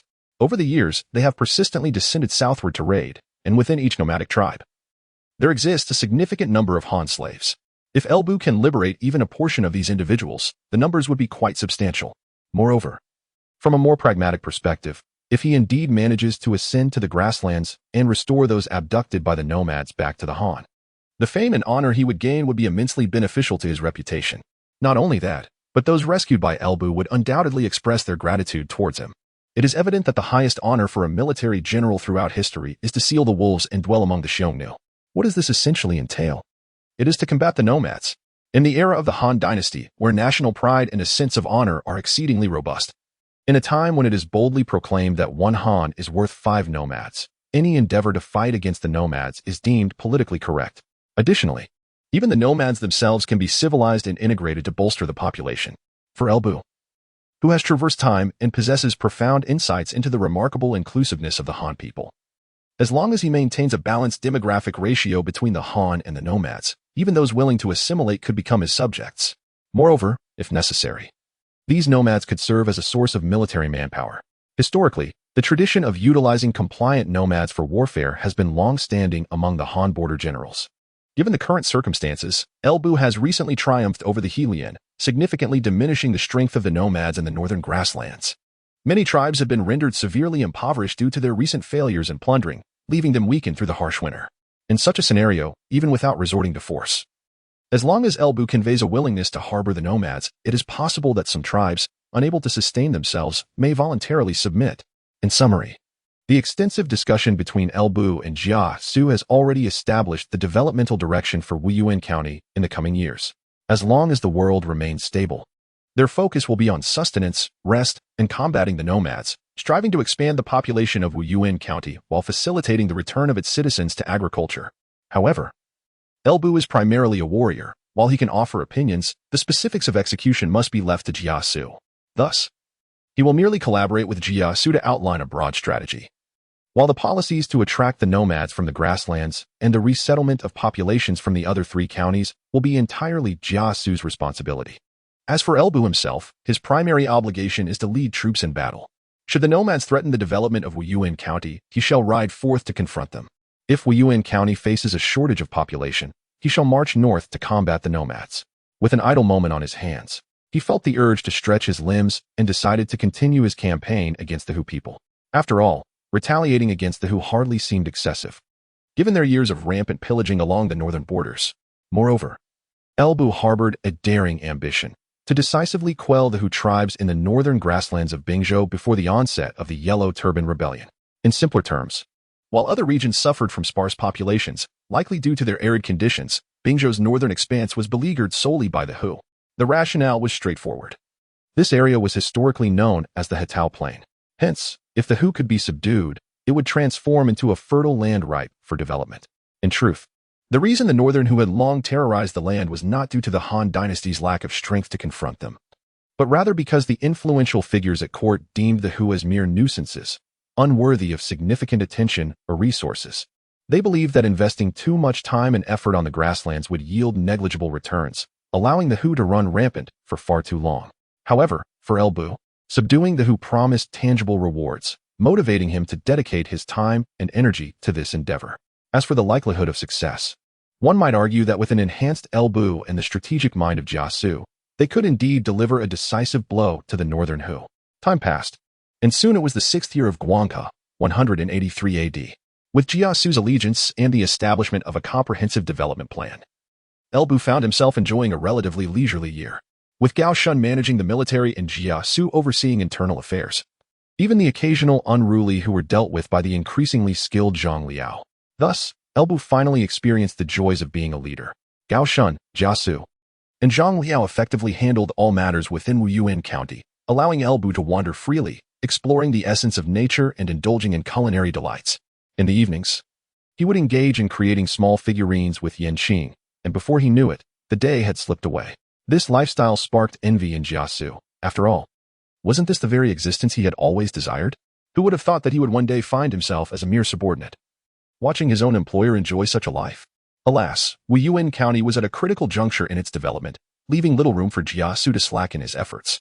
Indeed, under the diligent stewardship of Jia Xu and others, Wuyuan County underwent remarkable transformations over the past year. The most significant change was in population. Thanks to their efforts, the population soared from over 6,000 households and 30,000 individuals last year to nearly 20,000 households and over 90,000 individuals now. Frankly, this surge in population took Elbu by surprise, and even Jia Xu had not anticipated such growth. According to the thoughts of Jia Xu and Elbu, Although there are two primary methods to increase the population of Wuyuan County, the initial strategy must focus on absorbing the populace from the northern border regions. After all, it is only when the number of Han people in Wuyuan County reaches a certain threshold that they can confidently incorporate the inhabitants of the grasslands. Not to mention, they also plan to naturalize the nomads. Even those Han individuals who have been captured and brought to the grasslands for an extended time may have been influenced by the nomadic culture. Therefore, if the Han population residing in Wuyuan County is insufficient, hastily absorbing individuals from the grasslands could destabilize the foundation of Wuyuan County, leading to various potential hazards. It is precisely due to this consideration that Jia Xu's primary focus over the past year has been to entice, to encourage the migration of populations from the border regions of Shuafang, Yuzhong, and Yimin to Wuyuan County, originally in Jia Xu's plan. Achieving a population of over 10,000 households in Wuyuan County within this year would be deemed a success, given that the populations of the other border regions are also quite limited. Among them, Yuzhong County has a population similar to that of Wuyuan County, approximately 20 to 30,000 individuals. Shuafang County, on the other hand, is in the direst situation. Not only did the previous large-scale incursions predominantly come from Shuafang, but it has also been frequently targeted by nomadic invasions. Consequently, Shuafang County has the smallest population among the northern border regions, currently housing fewer than 2,000 households, with a total population of less than 10,000. Conversely, Yanmin County is in the most favorable position among these four border regions, thanks to its advantageous geographical location. Although Yanmin County borders the grasslands, most of its area is embedded within the heartland of Bingzhou, with a minimal interface with the grasslands. Presently, Yanmin County boasts a population of approximately 50 to 60,000 households, totaling over 250,000 individuals. However, due to the advantageous geographical position of Yanmin County, attracting its populace to migrate to Wuyuan County proves to be relatively challenging. It is essential to note that most of Yanmin County's population is concentrated near the heartland of Bingzhou, where they live comfortably. Thus, it is unlikely they would willingly relocate to an area closer to the grasslands. As a result, Jia Xu initially directed his efforts towards attracting the populations of Shuafang and Yuzhong counties.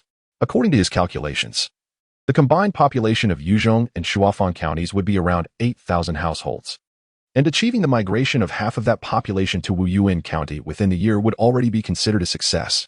However, Jia Xu was completely unprepared for the consequences that followed once the news of Wuyuan County's willingness to accept the citizens from other border regions spread. Shuafang and Yuzhong counties promptly emptied out, especially Shuafang County. Upon receiving this news, the citizens of Shuafang County did not even pause to consider the veracity of the information. They immediately packed their belongings and migrated to Wuyuan County. Although the residents of Yuzhong County were slightly slower to respond, they soon followed suit. Even Jia Xu had not held out much hope for Yanmin County, yet some individuals from there, as well as from Dingxiang County to the south of Yuzhong County, gradually began to migrate as well. One can only conclude that Jia Xu had significantly underestimated Elbu's influence over these border regions. Especially after Elbu had recently triumphed over Helian, he had significantly underestimated the allure of a relatively stable territory for the common folk residing on the borders.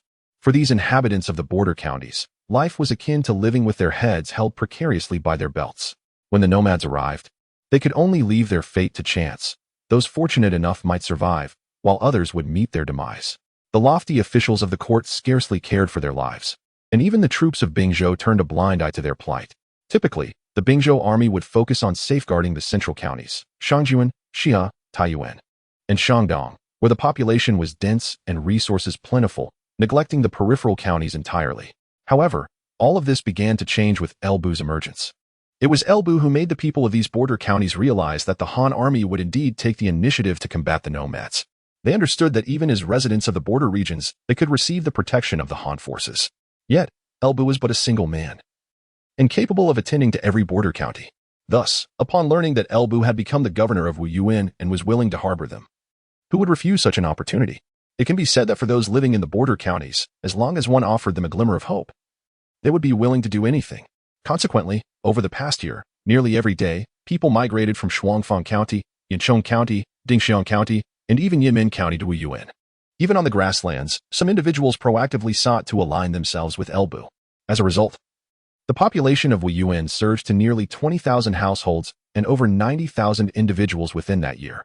With a solid population foundation established in Wuyuan, endeavors previously deemed impossible could now commence. For instance, raiding the grasslands for captives and organizing the populace for agricultural reclamation, revitalizing the northern lands of Wuyuan. Known as the Hetao Plain, everything was progressing in a positive direction, and in a remarkable stroke of fortune, during the past year of Elbu's relentless toil. Yin Qing had finally conceived. Elbu decided that once the child was born, if it were a daughter, she would be named Elningqi. If a son, well, that would be determined in due course. A son could bear any name. Of course, regardless of whether the child turned out to be a son or a daughter. Elbu was elated by Yin Qing's pregnancy. Thus, he planned to clear the northern nomads thoroughly to ensure that the little one would not be frightened in the future. In Yuan County, at the governor's residence, Elbu summoned Gao Shun, Jia Xu, and Zhang Jiao. Before taking action against the nomads on the grasslands, Elbu deemed it essential to confer with Jia Xu and the others. Once all three individuals had gathered, Elbu first instructed the maidservants of the residence to present tea and refreshments before he spoke. Over the past year, I have come to grasp the general progress we have made. Hengxing has excelled in military training, and Wenha's efforts in population management are commendable. Without Wenha, even if many were willing to migrate to Wuyuan County, I would find it challenging to organize them appropriately.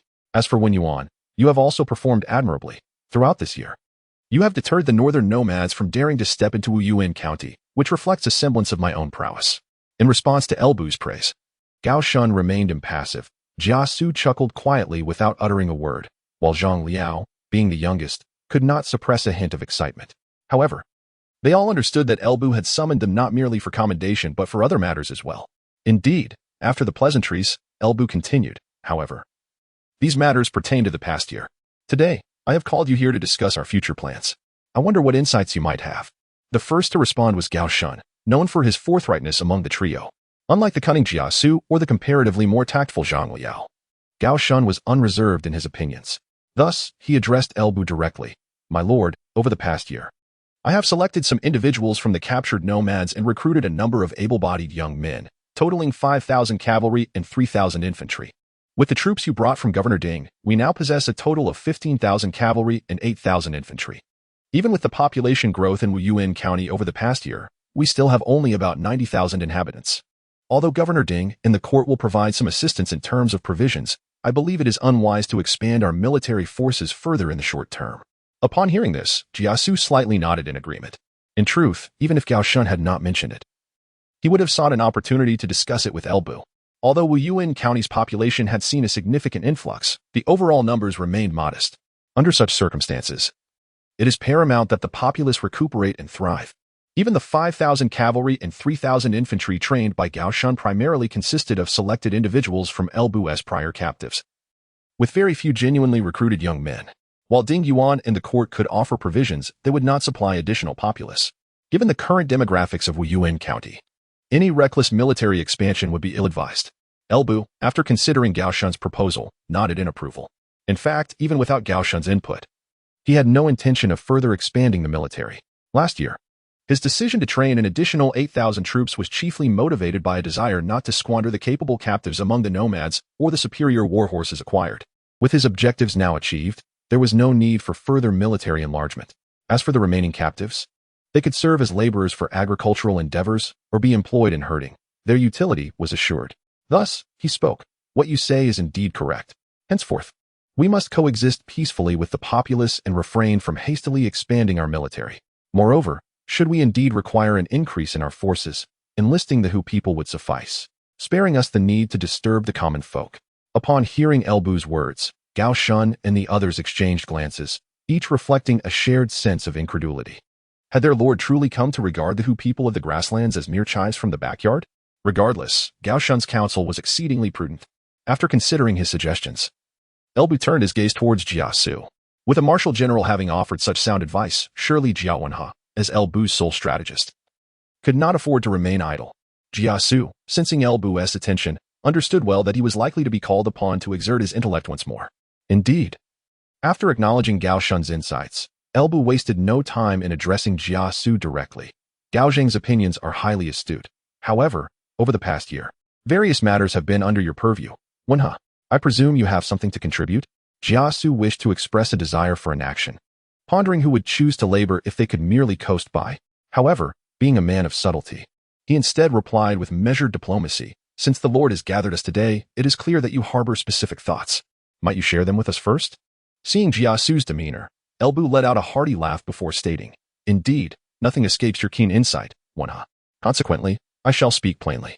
Rising, Elbu surveyed the three individuals in the chamber and continued, "In the past year, with Wenha's assistance, the newly relocated citizens of Wuyuan County have been well settled. Presently, Wuyuan County boasts nearly 20,000 households, with a population exceeding 90,000. We have established a firm foundation. However, the populations of Shuafang County, Yunzhongjun, and Dingxiang County are limited. Even if all were to migrate to Wuyuan County, the numbers would remain modest. Furthermore, the majority of Yinmin County's populace resides inland, making their relocation to Wuyuan County improbable. Thus, for the foreseeable future, we may find it challenging to receive many more inhabitants from these border counties."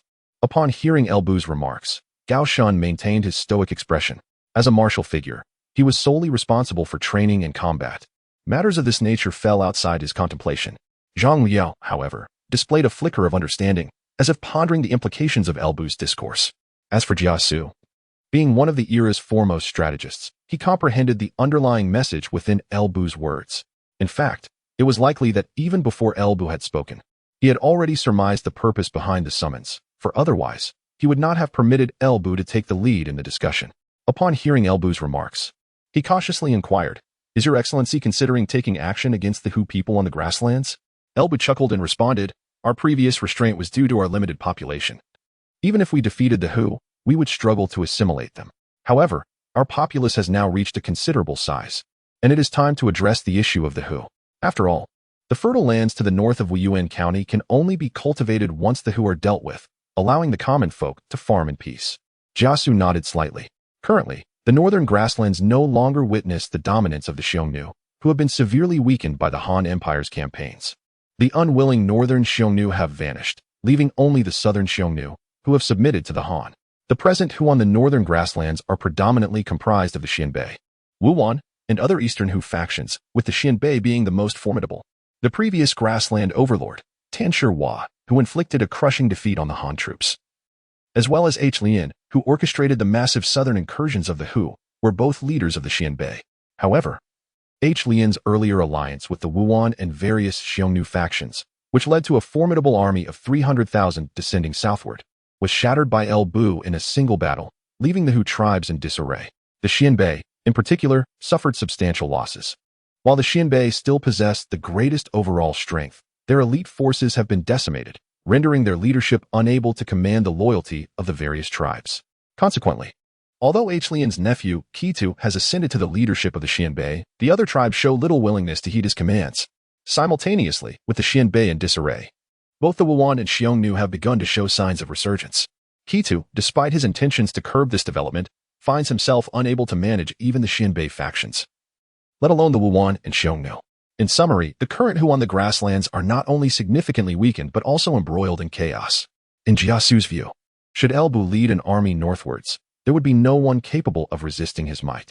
This is not a reflection of Jia Xu's disdain for the Hu. Rather, he believes that with Elbu's current military prowess, a mere 1,000 elite cavalry from Bingzhou would suffice to dominate the grasslands. Yet, despite the favorable circumstances and his unwavering faith in Elbu's capabilities as a strategist, Jia Xu felt it his duty to responsibly remind him, "Your Excellency's intentions are undoubtedly noble, and I trust in your strength. But have you considered how to address the situation of the Han people who have been captured by the Hu? Elbu's aim in heading north is to seize the population of the grasslands to replenish Wuyuan County. However, Jia Xu is concerned that the treatment afforded to the rescued Han people cannot mirror that of their predecessors. As for the captured Hu, their lack of rights is a foregone conclusion, especially given their status as Hu. Yet, even for the Han populace, Jia Xu opines, it is only reasonable that those we labor to rescue from the Hu should receive a somewhat lesser treatment."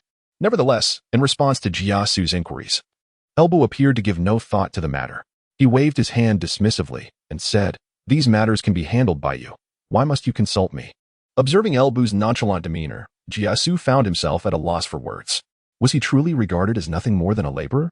Alas, fate had not been kind to him. The thought of potentially being busier in the coming days than he had been over the past year caused Jia Di to furrow his brow in distress, sighing deeply. He felt increasingly distant from the idyllic, leisurely life he once envisioned. However, this was clearly a burden that weighed solely on Jia Di's shoulders. Listening to the exchange between Elbu and Jia Xu, Zhang Liao's eyes sparkled with enthusiasm.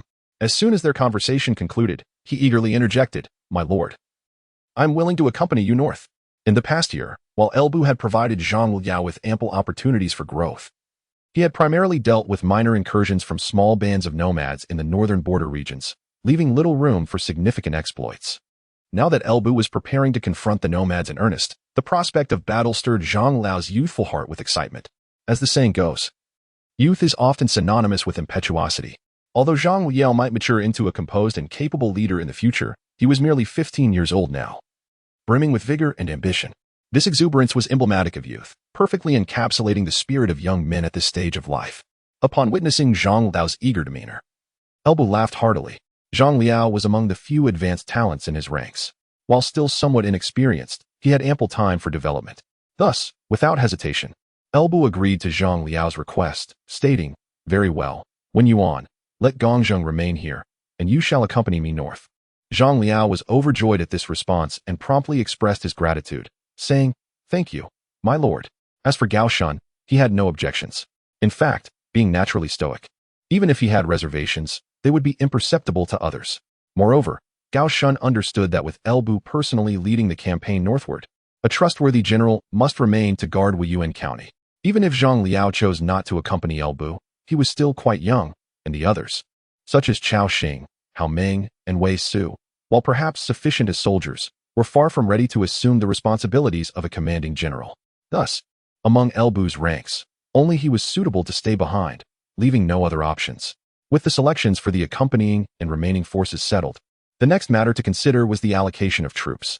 After a year of military training under Gao Shun, Elbu now commanded a total of 15,000 cavalry and 8,000 infantry. Given that they would be facing mounted nomads in the north, it was only prudent to prioritize cavalry as the main force. However, Gao Shun was to remain stationed at Wuyuan County. To ensure the utmost security of Wuyuan, it was prudent to retain a contingent of cavalry alongside the infantry as a mobile force. As a seasoned veteran of the battlefield, Elbu pondered for a moment before reaching a decision. "Gaozheng, on this northern expedition, I shall take only the cavalry, leaving all the infantry in your capable hands. Furthermore, I will provide you with an additional 3,000 cavalry to ensure that Wuyuan remains unscathed by the incursions of the Hu people." "Understood." Gao Shun responded with a resounding affirmation. Observing his agreement, Elbu turned his gaze towards Jia Xu. "I entrust Wuyuan County to you and Gao Zhang." Though Jia Xu harbored a hint of discontent, he stood and replied, "I shall await the triumphant return of the Lord in Wuyuan." Elbu laughed heartily. "I appreciate your encouraging words." "Now, return and make thorough preparations, especially you, Yuan. After a while, when the weather warms, we shall head north." "Yes, my lord." With that, Jia Xu and the others departed. Elbu remained seated alone in his position of authority, contemplating the matters that required his attention. Unbeknownst to him, a graceful figure emerged from behind the hall. Approaching Elbu's side, the newcomer softly sighed, "Are you to embark on another campaign, my husband?" Upon seeing her, Elbu was momentarily taken aback, then quickly embraced her. He wrapped his cloak tightly around the woman in his arms, gazing at Yan Qing, who was only partially revealed, and sternly remarked, "This early stage of your pregnancy is the most perilous time. The weather is still so frigid. How could you neglect your rest and come out here?" Adjusting her cloak and witnessing Elbu's concerned expression, Yan Qing managed to smile. "I am dressed warmly enough." "That is not sufficient," Elbu insisted, continuing to maintain his serious demeanor. "Even if it is not cold, you must not wander about." Very well, she replied in a tone meant to soothe the child, yet her smile gradually faded, replaced by a trace of worry. "My husband, are you truly going to war again?" Seeing her concern, Elbu gently caressed her abdomen through the cloak and spoke softly, "Qinger, before our child comes into this world, I wish to create a stable environment for her to thrive. Rest assured, your husband is invincible. Mere Hu people cannot pose a threat to me." Gently placing her hand on the back of his, Yan Qing's eyes glimmered with tenderness. "My husband, I believe in you, always." "Indeed," Elbu nodded, grasping Yan Qing's hand in return, applying a gentle pressure. For her sake, and for the child she bore, he felt compelled to become the unrivaled champion of the realm. The greatest obstacle to advancing northward into the grasslands has always been the challenge of intelligence. Since the time of Emperor Wu of Han, when the Xiongnu were severely weakened, the might of the Han Empire has far surpassed that of the various tribes upon the steppe. The reason the grasslands have not been thoroughly pacified lies in two main aspects. Firstly, the conquest of the grasslands would yield more losses than gains. Even if the army were to exert great effort to subdue the region, there would be little benefit for the Han Empire. Secondly, the lack of sufficient intelligence poses a significant challenge, even if the Grand Army were to venture beyond the borders. Accurately locating the various tribes of the Hu people on the vast grasslands would prove to be exceedingly difficult, making a decisive victory elusive. Elbu, in his northern campaign, would similarly confront issues of intelligence. Although he possessed confidence that his 12,000 elite cavalry from Bingzhou would be sufficient to sweep across the entire grassland. Finding the Hu people was a prerequisite. The expansive grasslands could not be searched aimlessly without purpose. Thus, after much contemplation, Elbu concluded that if he could find a guide, these challenges would be resolved. After all, the Xianbei, Wuyuan, and Xiongnu tribes on the grasslands were not united under a single banner. Historically, the Xiongnu Empire once stood as the solitary overlord of the grasslands. However, it was subsequently fragmented by the Han Empire, diminishing its power considerably. Additionally, a faction of the Xiongnu chose to surrender to the Han Empire, known as the Southern Xiongnu, while another faction, the Northern Xiongnu, unwilling to capitulate, migrated westward to evade the Han, eventually fading into obscurity. This decline led to a significant reduction in Xiongnu influence on the grasslands, ultimately resulting in the loss of their hegemonic status. Tribes such as the Xianbei and Wuyuan emerged only after the fall of the Xiongnu. Notably, the Xianbei, after years of development, officially established their dominance during the reign of Tan Shihui. Under the capable leadership of Tan Shihui, both the Xiongnu and Wuyuan were compelled to act in accordance with Xianbei interests. However, from the perspective of the Xiongnu, the Xianbei were undoubtedly seen as usurpers of their supremacy on the grasslands. During Tan Shihui's reign, despite their resentment, the Xiongnu could not openly express hostility towards the Xianbei due to their overwhelming strength. After Tan Shihui's demise, although the Xianbei's power remained intact, they continued to command the various tribes. It can be stated without reservation that as long as the Xianbei maintained their prudence, the Xiongnu would find it exceedingly difficult to reclaim their former glory. Yet, the issue arose when Hedian, in a bid to solidify his standing among the Hu tribes, allied with various factions and descended southward towards Bingzhou, seeking to make a name for himself. Unfortunately, he encountered Elbu. The ensuing battle resulted in Hedian's death, and the 30,000 Hu cavalry suffered catastrophic losses, with many dead or scattered. The Xianbei cavalry, as the main force, endured particularly heavy casualties, with the elite troops of Hedian's Xianbei stronghold suffering grievously, as many were slain or captured, leaving few to return. This led to a significant weakening of the Xianbei power under the new chieftain, Qitu, making it difficult for him to command the other Xianbei factions. Seizing the opportunity amidst the Xianbei's weakened state, the Xiongnu sought to reclaim their status as the dominant power of the grasslands. However, having held the position of hegemony for so long, Qitu, now the leader of the Xianbei, was resolutely unwilling to allow the Xiongnu to succeed easily. However, the predicament lies in the fact that Kuei too must contend not only with the pressures from the Xiongnu, but also with internal challengers among the Xianbei, rendering his situation exceedingly precarious. In summary, the recent catastrophic defeat has laid bare a multitude of conflicts among the nomadic tribes, and if one deftly navigates these tensions, Elbu believes that finding a suitable guide should not pose a significant challenge. Of course, this notion is merely a fleeting thought for Elbu. The specific execution of such a plan must be entrusted to seasoned experts like Jia Xu. Thus, while Elbu commissioned Zhang Jiao to prepare for the northern expedition, he also ventured to Jia Xu's office to present this idea. Upon entering the office, Elbu was invited to take a seat. After listening to Elbu's thoughts, Jia Xu could not help but smile, saying, "It seems our aspirations align, my lord. Ever since you proposed the notion of advancing northward, I have been dispatching scouts to gather intelligence regarding the movements on the grasslands, in anticipation of your army's northern campaign. However, I had yet to report my findings to you when you arrived." Oh, hearing this from Jia Xu, Elbu's face brightened with joy. What valuable information has one he uncovered? Observing Elbu's eager expression, Jia Xu began to elaborate. During this period, I have been closely monitoring the dynamics among the various factions on the grasslands. It has come to my attention that the Xianbei and the Xiongnu have been engaged in frequent clashes, and it is evident that the Xiongnu are no longer willing to remain subservient to the Xianbei. Although Kuei too has assumed leadership following He Lian's demise, he commands little respect from the various Xianbei factions, leading to a facade of compliance while they secretly contravene his authority. Consequently, Kuei too finds it increasingly difficult to withstand the mounting pressure from the Xiongnu, often suffering defeats in their confrontations. Initially, it was merely a handful of prominent Xianbei leaders who covertly undermined Kuei too, but now, with his recent failures against the Xiongnu, other tribes have also begun to disregard his commands. At present, Kuei too is nearing a state of desperation, and in Jia Xu's estimation, should the Lord seek someone to guide the army, Kuei too would be the most suitable candidate. Kuei too. Elbu pondered for a moment, expressing his skepticism, but Lian was slain by my hand, and the decline of the Xianbei is also a consequence of my actions. Can Kuei too, as the Xianbei leader, truly be willing to serve my interests? In response to Elbu's concerns, Jia Xu clarified, "My lord, you may not be aware that the nomads of the grasslands hold a deep reverence for strength. When you led merely 10,000 elite cavalry from Bingzhou and decisively routed their 300,000 troops, they perceived you as a deity descended from the heavens. How could they dare to oppose you? According to the intelligence I have gathered, it is rumored among the various tribes that you are the reincarnation of the celestial wolf god, and your Bingzhou cavalry are regarded as the wolf riders under his command. They are still in awe of you. Furthermore, while Kuei too is indeed He Lian's nephew, had it not been for He Lian's untimely demise, it is uncertain whether he would have ever attained the chieftaincy. Therefore, he should indeed feel grateful to you." Loading more content, please wait. This site only supports mobile browser access. If you see this paragraph, it indicates that the chapter content failed to load.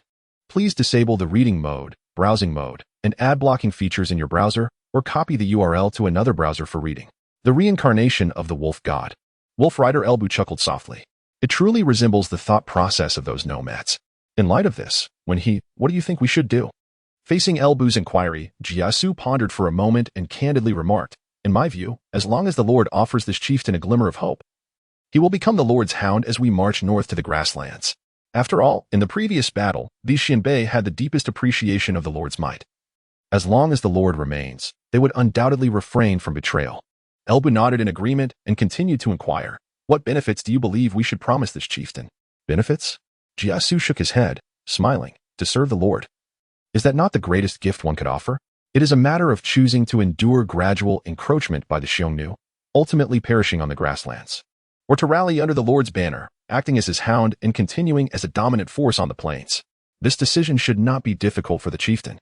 At this point, Jia Xu paused briefly, then continued, "Moreover, although the Xiongnu have long been in collusion with the Xianbei, they still nominally serve the Han. If the Lord were to directly confront the Xiongnu, it might prove somewhat inconvenient. However, if the chieftain were to take action, there would be no such concerns. The infighting among the nomads leading to the demise of the Xiongnu could hardly be attributed to the Lord." Elbu was taken aback. He had not anticipated that Jia Xu would consider this aspect as well. It could be said that the thoughts of these top strategists were truly beyond the comprehension of ordinary individuals. Waving his hand, Elbu stated, "Since when he has said so, I shall entrust this matter to you. The weather is gradually warming. As long as you can persuade the chieftain to submit and guide the army, both when Yuan and I can head north at any time." Upon hearing this, Jia Xu rose and bowed to Elbu, smiling, "Then I shall await good news from the Lord." Exiting the government office, Elbu stretched and felt quite elated. Is this the joy of having top strategists under one's command? How delightful. Once Jia Xu secures the chieftain, he can lead Zhang Jiao forward. With the northern nomads subdued, the population issues will be resolved, and the supply of troops will no longer be a concern. Most importantly, as long as there are no disturbances from the nomads, the Hitao Plain can be extensively developed. Given the fertility of the Hitao Plain, it could serve as a stable foundation in the future. The only consideration is that these tasks must be completed promptly. After all, there is not much time left before the historical Yellow Turban Rebellion. On the grasslands, in the Xianbei king's tent, the recent days have indeed not been easy for the Xianbei chieftain. In the winter of the year before last, his uncle, alongside Lian Fei, ventured southward to plunder, only to encounter the formidable warrior Lu Bu. Consequently, they returned empty-handed, suffering immense losses in both men and supplies, and tragically, even Lian met his demise at Lu Bu's hands. Of course, had Lian not perished, he would not have ascended to the leadership of the Xianbei. That winter, upon returning to the grasslands, a severe shortage of resources for survival led to countless Xianbei succumbing to the bitter cold and starvation. Even in the following year, due to Lu Bu's presence, Kita dared not venture south as Lian had done. He vividly recalled the harrowing scene from that time, and even now, he sometimes dreams of that invincible figure wielding the Fangtian Huaji, cutting through the throngs of enemies. Such an unmatched existence should not grace this world. Kita yearned to live a few more years. Fortunately, as the dominant force of the grasslands, the Xianbei occupied the richest pastures, and as their leader, Kitu's encampment naturally boasted the finest grazing lands. Thus, even without raiding the south, they could barely endure the winter. However, who would have imagined that the audacious Xiongnu would dare to seize the opportunity to contest their pastures while the Xianbei were weakened? What infuriated Qida further was that the other Xianbei tribes disregarded his commands, merely watching as he battled the Xiongnu to the death. Most frustratingly, without the support of the other tribes, he found himself unable to contend with those despicable Xiongnu. In the previous southern expedition, the elite forces of the Xianbei had been decimated under Lu Bu's relentless pursuit, leaving them significantly diminished. Presently, even among the Xianbei tribes, their strength ranked far from the top, making it impossible for him to confront the Xiongnu alone. In recent skirmishes, the odious Xiongnu left noble, Yufu Luo, had seized a lush pasture from him, and those wretched Xiongnu showed no signs of relenting. If this continued, Qida would surely become a laughingstock as the leader of the Xianbei. This thought incited him to curse those tribes who failed to heed his orders. If the Xiongnu were to eliminate him, would they spare you? Truly a band of incompetent allies. O Heavenly Wolf God, grant salvation to your loyal servant, Qida. On this day, Qida once more sought the protection of the Heavenly Wolf God within his royal tent. Suddenly, a cacophony erupted from outside, and as he pondered the commotion, his trusted general, Hichua, hurriedly burst into the tent. Hichua, what has transpired? Why such haste? This is most unbecoming, Qida chastised, observing Hichua's abrupt entrance without so much as a greeting. However, Hichua could no longer heed the reprimands of Kuei-tu. He knelt on one knee, urgency palpable in his voice as he reported, "My king, the left-wise king of the Xiongnu, Yufu Luo, has once again attacked one of our pastures. Their numbers are overwhelming, and our warriors could not withstand the onslaught. Together with our people grazing in the pasture, we were driven back, and even our cattle and sheep were seized in significant numbers by Yufu Luo." Upon hearing Hichua's words, Kuei-tu's expression shifted dramatically. His teeth clenched in rage. "Yufu Luo, you have gone too far." Just recently, Yufu Luo had wrested a rich pasture from him. And considering the limited number of archers in the tribe, he had reluctantly relinquished that pasture after failed negotiations, acknowledging that most were no match for Yufu Luo. Little did he expect that this audacious Yufu Luo would press his advantage and now target another of his pastures. Though he was indeed the leader of the Xianbei, the lush pastures under his control were scarce, for each major Xianbei clan held dominion over various fertile lands. Now, having lost one pasture to Yufu Luo, the thought of losing another left him with no avenue for survival. A fierce glint flickered in Hichua's eyes, steeling himself. Kuei-tu commanded, "Gather all the warriors of the tribe. We shall confront Yufu Luo and demand an explanation." "As you command, my king," Hichua responded promptly. Soon, all the warriors of the tribe were mobilized. Kuei-tu mounted his steed and rode outside the encampment.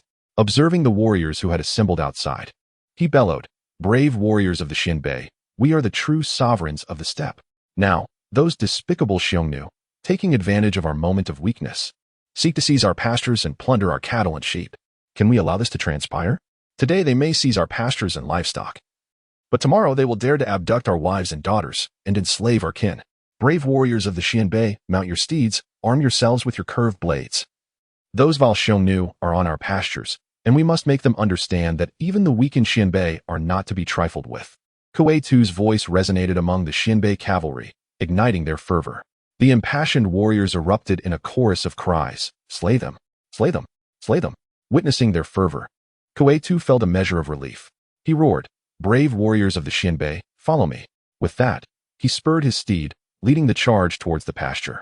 The fervent Xianbei cavalry, fully roused by Kuei-tu's words, followed suit, roaring as they galloped alongside him. Kuei-tu's royal tent was situated in the heart of the pastures he controlled, so it was not long before they arrived at the pasture that had been besieged by Yufu Luo.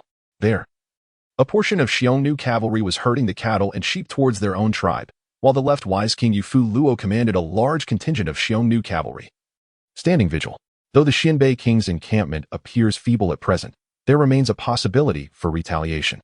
Thus, Yufu Luo's recent incursion merely proclaims his intent to vie for this pasture, while simultaneously plundering some cattle and sheep. Should the Xianbei king refrain from counterattacking, he will subsequently allow the Xiongnu herdsmen to graze here. Prior to that, neither party can continue to pasture their livestock in this area. As the leader Kuei-tu approached the vicinity of the pasture with his Xianbei cavalry, he chanced upon Xiongnu horsemen driving the cattle and sheep from the land. In an instant, his vision turned crimson. These were his cattle. "Yufu Luo, you have gone too far." With a furious roar, Kuei-tu harbored no intention of further negotiation with Yufu Luo and directly charged toward the Xiongnu cavalry under Yufu Luo's command. The considerable movement of cavalry across the plains is difficult to conceal. Thus, Yufu Luo quickly detected the advance of Kuei-tu's Xianbei forces. Upon witnessing Kuei-tu's bold assault, Yufu Luo, Though slightly surprised by Kuei-Tu's decisiveness, unhesitatingly raised his hand, issuing the command, "Form ranks to meet the enemy." With that command, his elite Xiongnu cavalry surged forward, howling toward the Xinbei horsemen. In this assault on the Xinbei pasture, Yufu Luo had brought only 5,000 elite Xiongnu riders, while Kuei-Tu had mustered nearly 10,000 Xinbei cavalry. Thus, in terms of numbers, Kuei-Tu's forces held a distinct advantage. However, upon engagement, the battle unexpectedly tilted in favor of the Xiongnu. After a fierce clash, the Xinbei suffered over 100 casualties, while the Xiongnu elite sustained minimal losses. Witnessing this scene, Kuei-Tu's heart bled, and his previously inflamed thoughts began to settle. Despite their numerical superiority, the Xinbei warriors he had assembled were merely ordinary soldiers, lacking the combat prowess of the elite Xiongnu forces. Consequently, even with their advantage in numbers, his 10,000 Xinbei cavalry struggled against Yufu Luo's 5,000 elite Xiongnu riders. Gritting his teeth, Kuei-Tu suppressed the urge to continue the fray. He bellowed, "Yufu Luo, I have already ceded you one pasture, yet you dare to attack again. Do you truly wish to wage war against the great Xinbei?" Noticing Kuei-Tu's change in resolve to continue the battle, Yufu Luo chose not to pursue his advantage. He was not yet inclined to press Kuei-Tu too tightly. Gazing at the furious chieftain, Yufu Luo laughed heartily. "Chieftain, it is not my intention to usurp your pastures. The truth is, my own grazing lands have become somewhat insufficient of late, and I wish to borrow yours for a time. After all, your Yuan tribe recently suffered considerable losses in Bingzhou, leaving you with more pastures than you can utilize. Why not lend them to me? I shall return them once I've had my fill." Upon hearing Yufu Luo mention Bingzhou, the chieftain's teeth clenched in rage. Were it not for the fact that the majority of the Xinbei elite had perished in Bingzhou, these vile Huns would not dare to bully him. The current reality is that if the Xinbei tribes united, the Huns would stand no chance. However, as individual tribes, they struggle to contend with the Huns.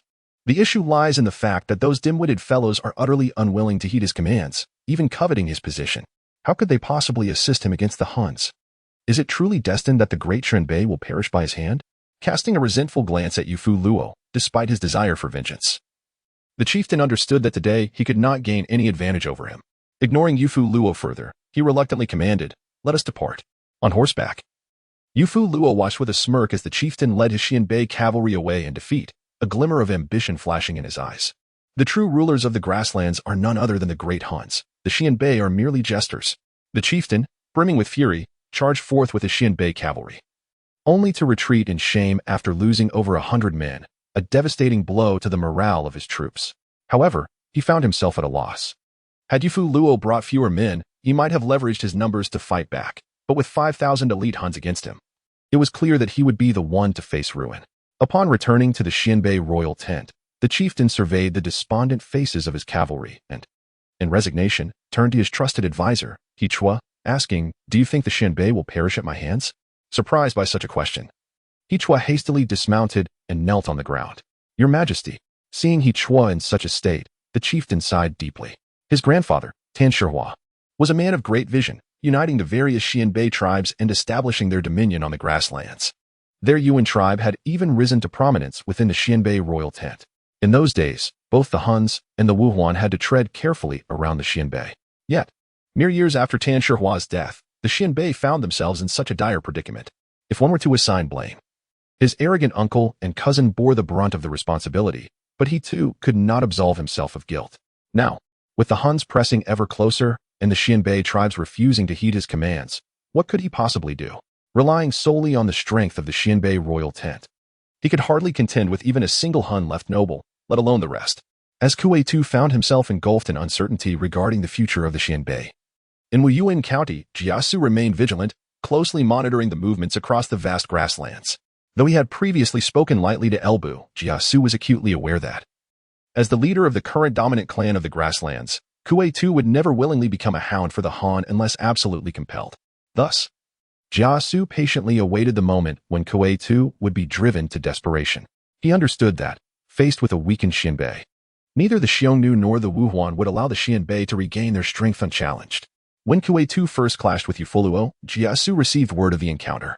However, as Kuei-Tu had opted for a strategic retreat rather than engaging in combat, Jia Xu deemed the timing unfavorable. Now, with Kuei-Tu unable to resist any longer and having engaged in battle against Yufu Luo, only to return defeated and cede a pasture, Jia Xu felt the moment had arrived to act. Thus, as Kuei Tu grappled with the relentless pressure from the Xiongnu, he was met by an envoy dispatched by Jia Xu.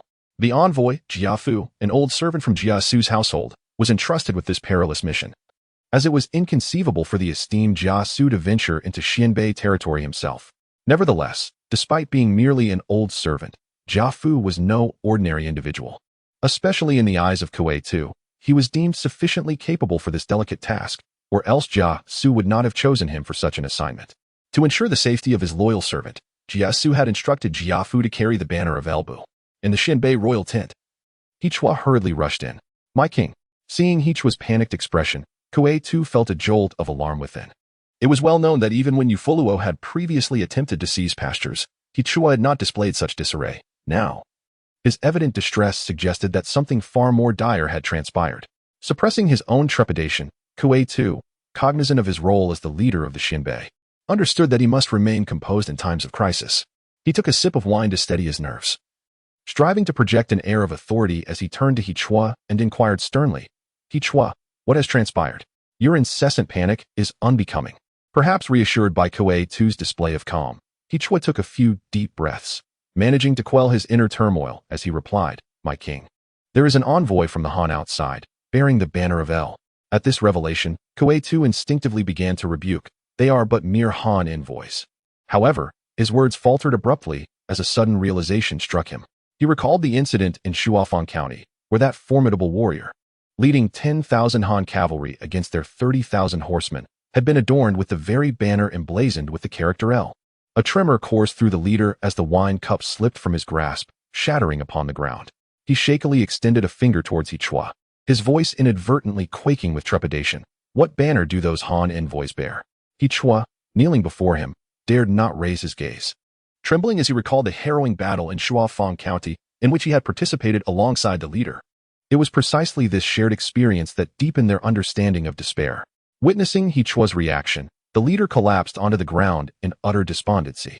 Ultimately, it was He Chua who, suppressing his inner turmoil, raised his head and addressed the leader, "My lord, since it is merely Han envoys and not a great army that has arrived, there remains a possibility for discourse. You need not be overly alarmed."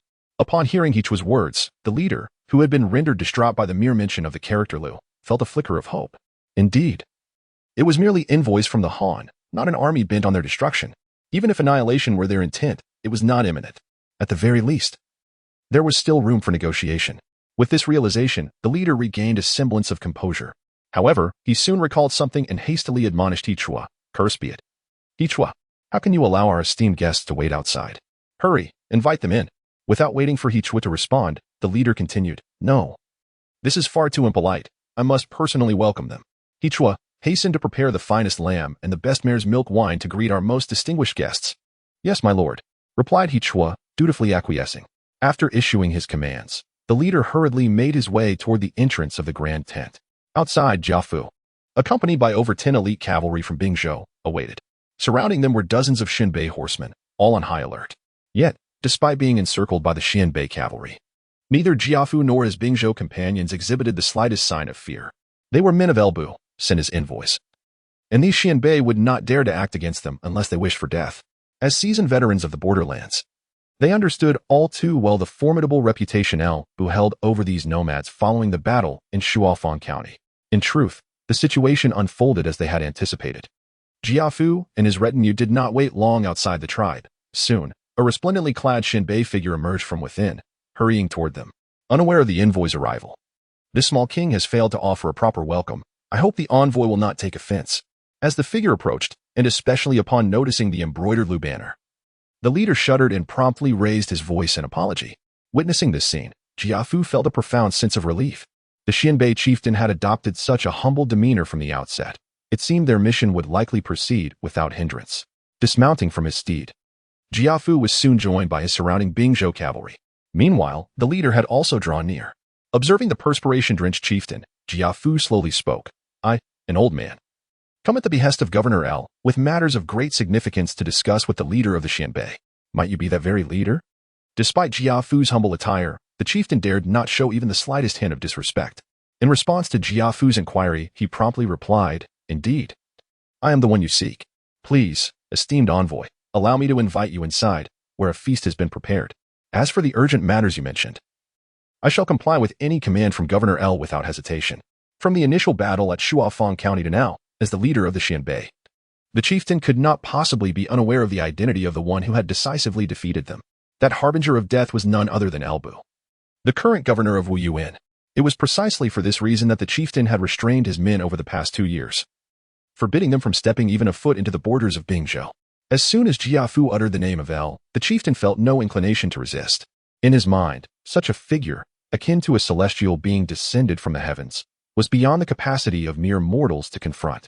He held no doubt that if Governor El so desired, he alone could sweep across the entire steppe with his forces.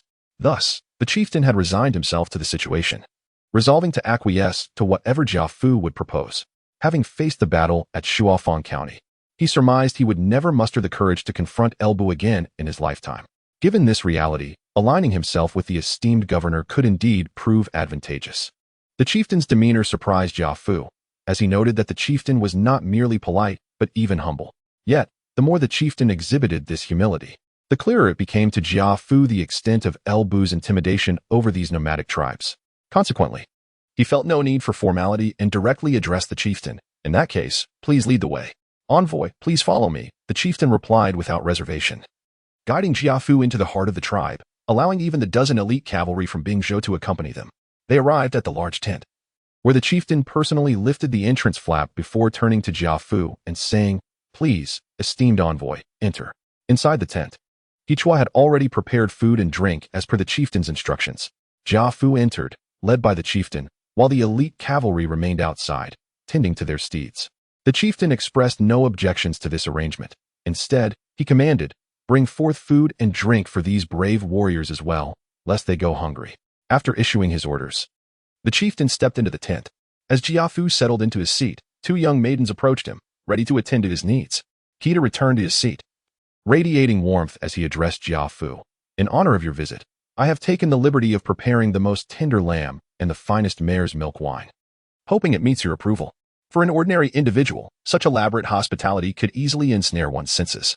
However, as a long-serving retainer of Jia Xu was not so easily swayed by superficial allurements. Thus, perceiving that the moment was right, Jia Xu directly stated, "Chief, I come with a mission of utmost importance.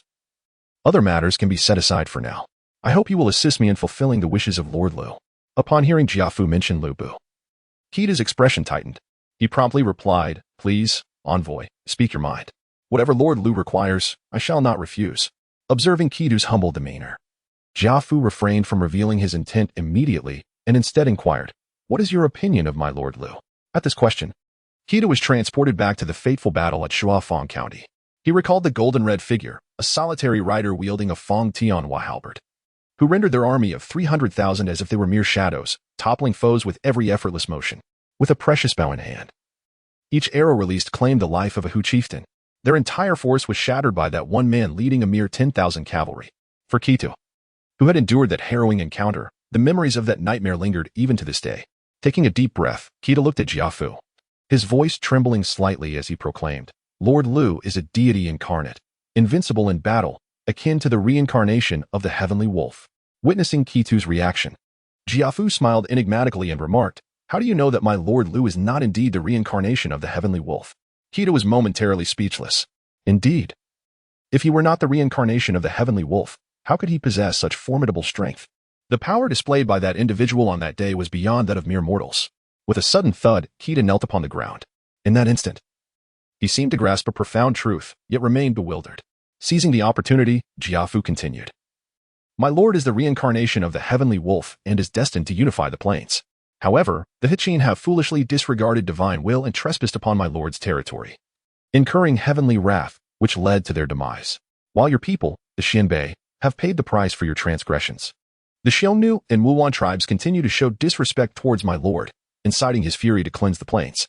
Nonetheless, as my lord is indeed the reincarnation of the heavenly wolf, he cannot be without loyal hounds, thus he has no intention of annihilating you all.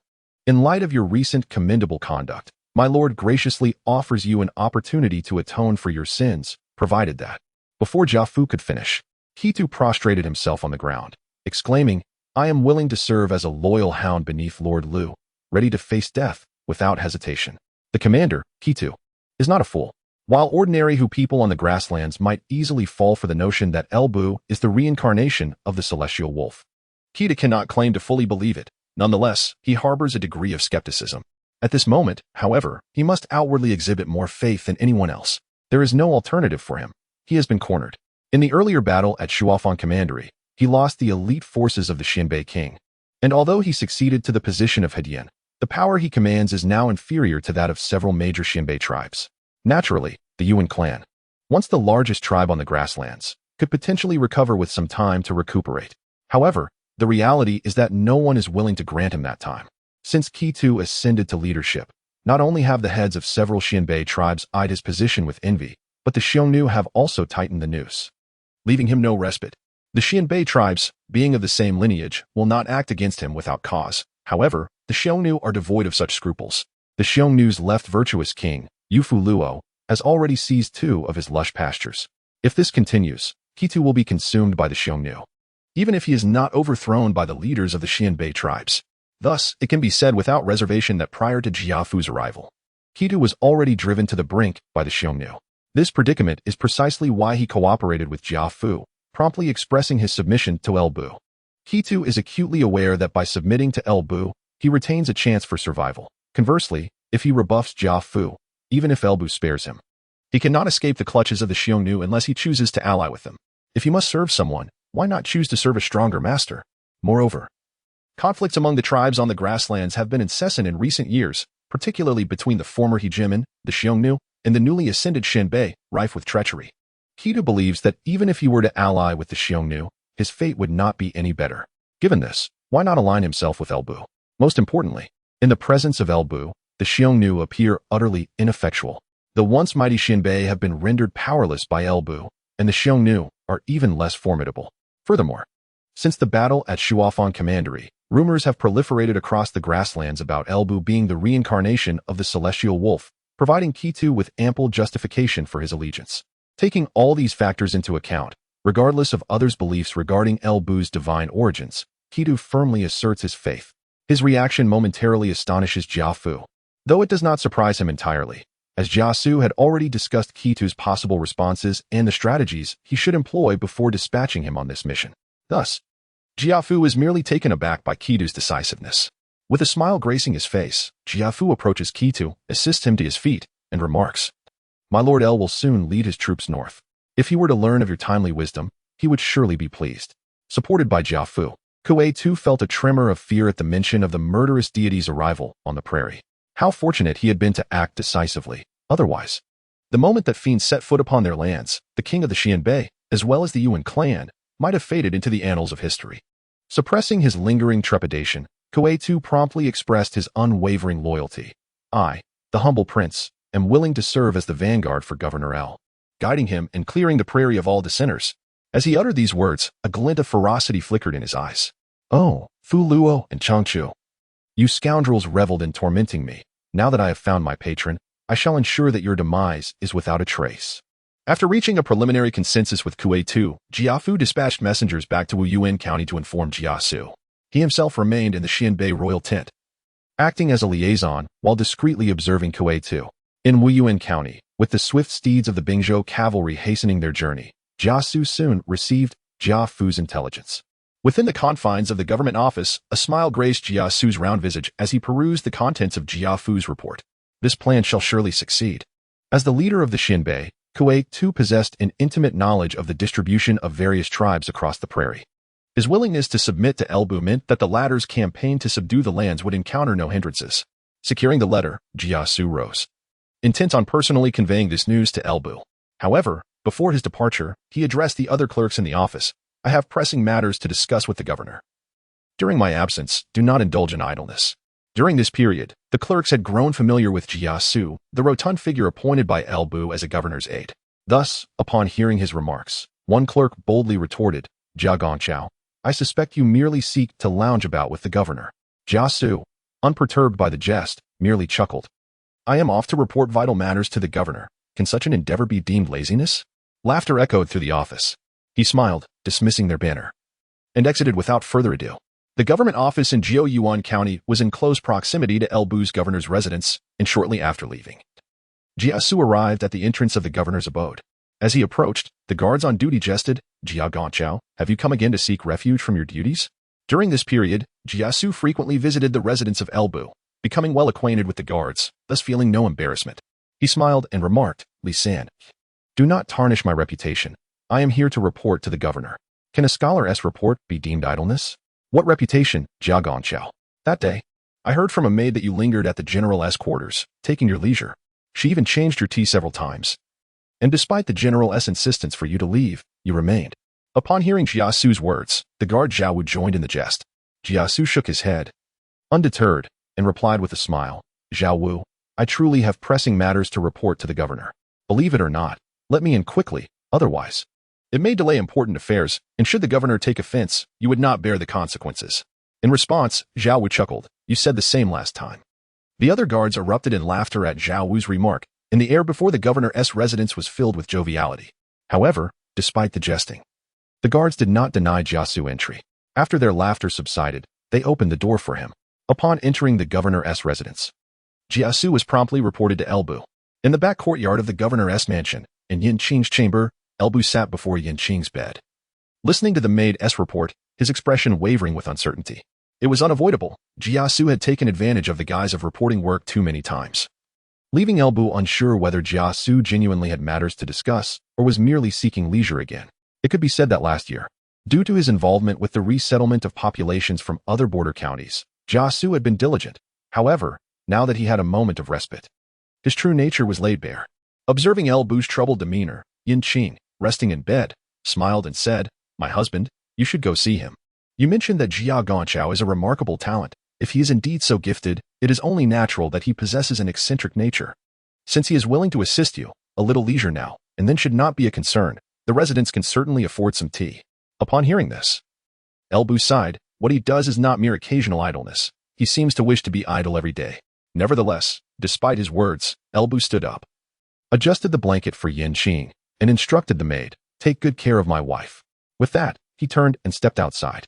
Meanwhile, Jia Xu sat in the parlor, where the maids of Elbu's residence had long since accustomed themselves to preparing tea and snacks. When Elbu entered the parlor, Jia Xu was already indulging in refreshments. Not pausing in his enjoyment, Jia Xu greeted, "My lord has arrived. Do come and savor today's delicacies.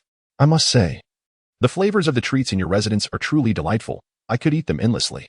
Witnessing Jia Xu's demeanor, Elbu felt a sense of resignation.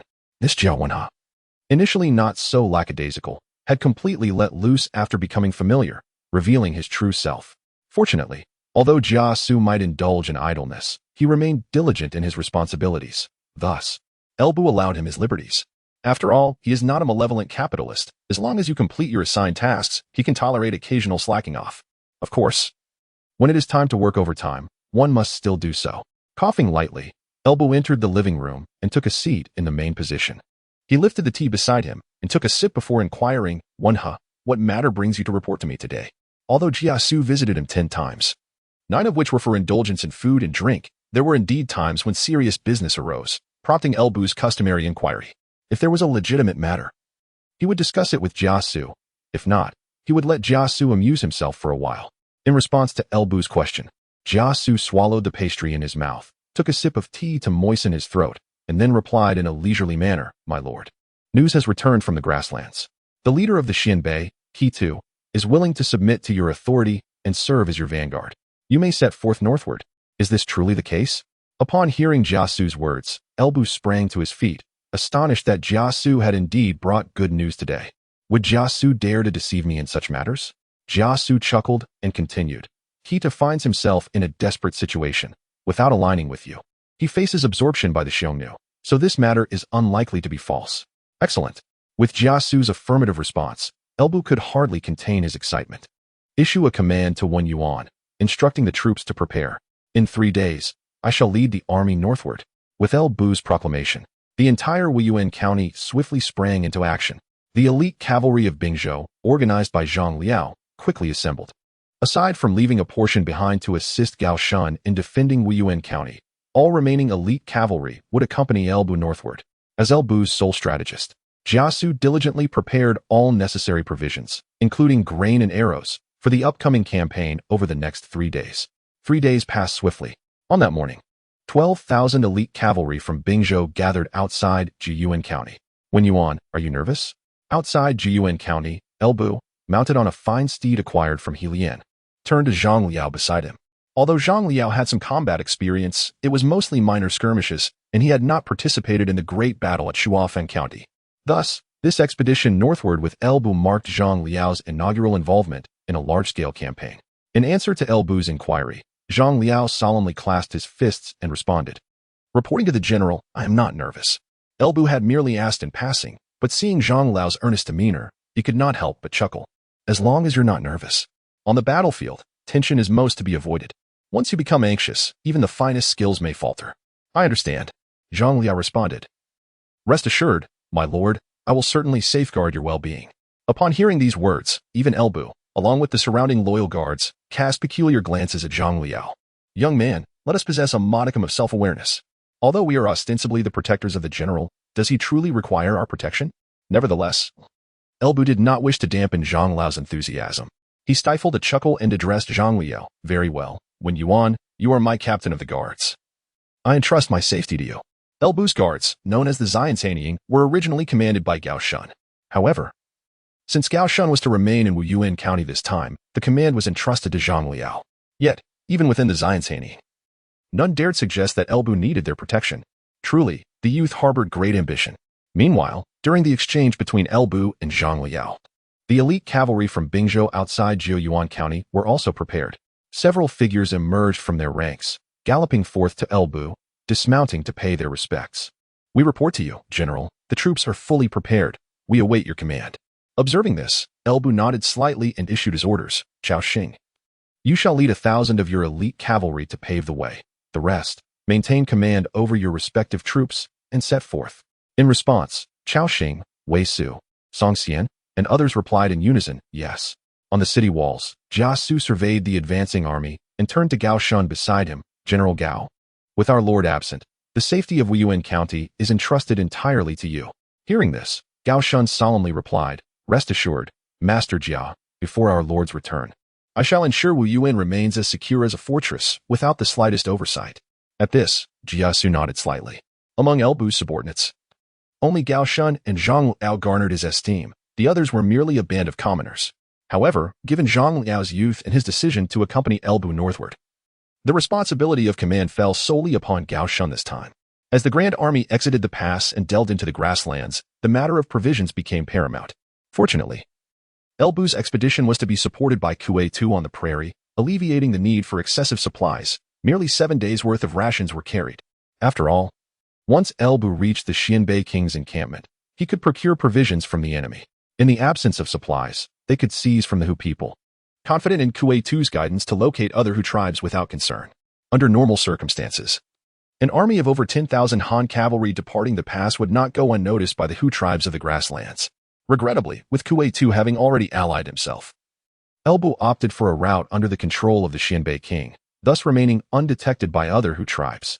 Elbu's forces, being entirely cavalry and requiring minimal supplies, naturally advanced at a pace far surpassing that of conventional armies. Consequently, within a few days of exiting the pass, the Grand Army arrived near the Xianbei king's encampment. Before the Grand Army of Elbu arrived at the tent of the Xianbei king, the scouts of the Xianbei had already reported to the chieftain.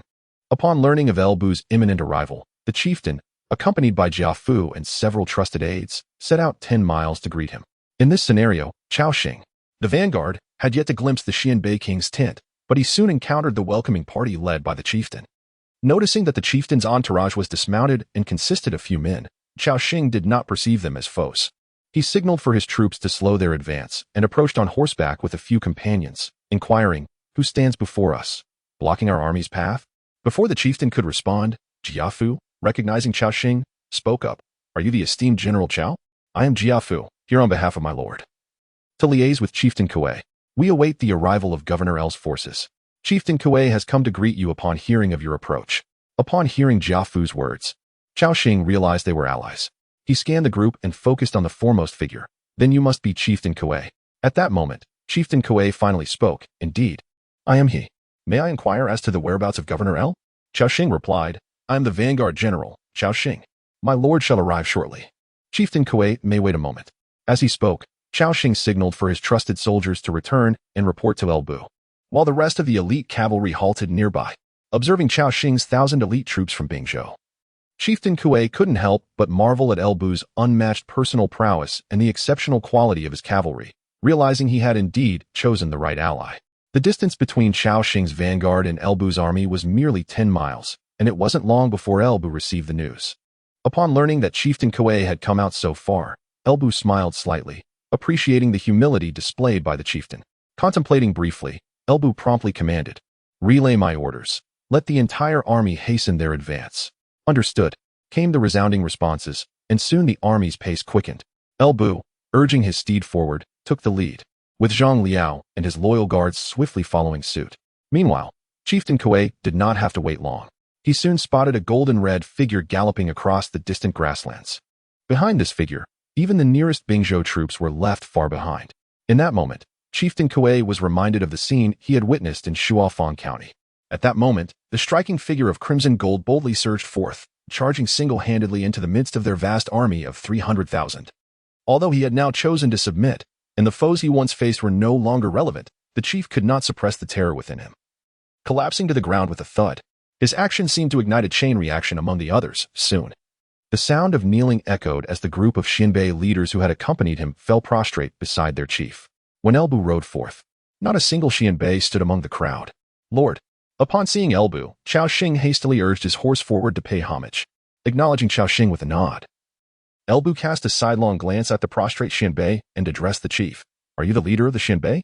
The chief knelt, not daring to raise his head, and tremulously replied, "Indeed, it is I, the humble king, who welcomes Lord El." At this, Elbu furrowed his brow and replied coolly, "Remove the title of king." In Elbu's eyes, a mere Xinbei leader was unworthy of such a designation. "What? You say the chief has just pledged allegiance? Shouldn't he be treated with kindness to win him over?"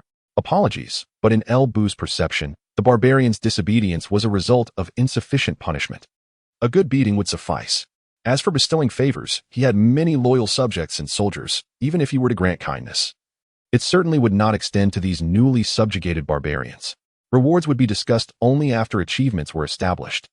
Despite Elbu's immediate intent to strip the chief of his title without providing any rationale, the chief did not dare to hesitate. He repeatedly bowed and declared, "The chief acknowledges his transgressions. From this day forth, there shall only be the loyal servant, the chief of Xianbei, before the esteemed Lord El, and no more king." It was only at this moment that Zhang Jiao, accompanied by a contingent of his guards, managed to catch up. The rumble of hooves echoed from afar as the main army approached. Observing the chief's demeanor, Elbu nodded with satisfaction and said, "Lead the way." At this command, the chief dared to rise from the ground. He cautiously approached Elbu's horse, humbly stating, "Allow your loyal servant, the chief, to hold the reins for you." Upon seeing no objection from Elbu, he gingerly took the reins and began to walk towards the Xinbei chief's tent. Witnessing this spectacle, Chao Xing could not help but lean closer to the knowledgeable Jia Xu, his face etched with curiosity. "Mr. Jia, is the chief truly the leader of the Xinbei? Why does he bow so lowly before our lord?" At this inquiry, Zhang Jiao and the others nearby also perked up, clearly intrigued. In response, Jia Xu smiled slightly and explained that it is because Lord El had previously inflicted considerable pain upon them in Shuofang County, instilling fear. These barbarians claim to respect the strong, but in truth, they are merely bullies who prey on the weak. The chief has experienced the Battle of Shuofang. Can you expect him to not fear Lord El? Upon hearing Jia Xu's remarks, Chao Xing and his companions experienced a sudden enlightenment, their gazes towards Elbu's retreating figure now imbued with a newfound admiration. In the vast realm of today, it seemed that only their own lord could command such reverence from these nomadic tribes. Under the guidance of the leader Kuei II, Elbu swiftly arrived at the royal tent of the Xinbei. As he approached, the other Xinbei individuals were taken aback to witness their chief so humbly leading a horse for another, their confusion palpable. However, upon discovering Elbu's true identity, wherever Kuei II led Elbu's steed, the Xinbei would kneel in reverence. Witnessing this spectacle, Elbu's generals were equally astonished. Zhang Jiao, observing the kneeling tribesmen who were murmuring incessantly, turned to Jia Xu with curiosity and inquired, "What are those Xinbei saying?" Jia Xu chuckled and replied, "They are paying homage to the god of the heavenly wolf." Noticing the puzzled expressions on Zhang Jiao and the others, Jia Xu elaborated, "In the eyes of these nomads, Lord El is the reincarnation of the heavenly wolf god. Otherwise, how could he be so invincible?" Under Kuei II's guidance, The group entered the grand tent of the Xianbei.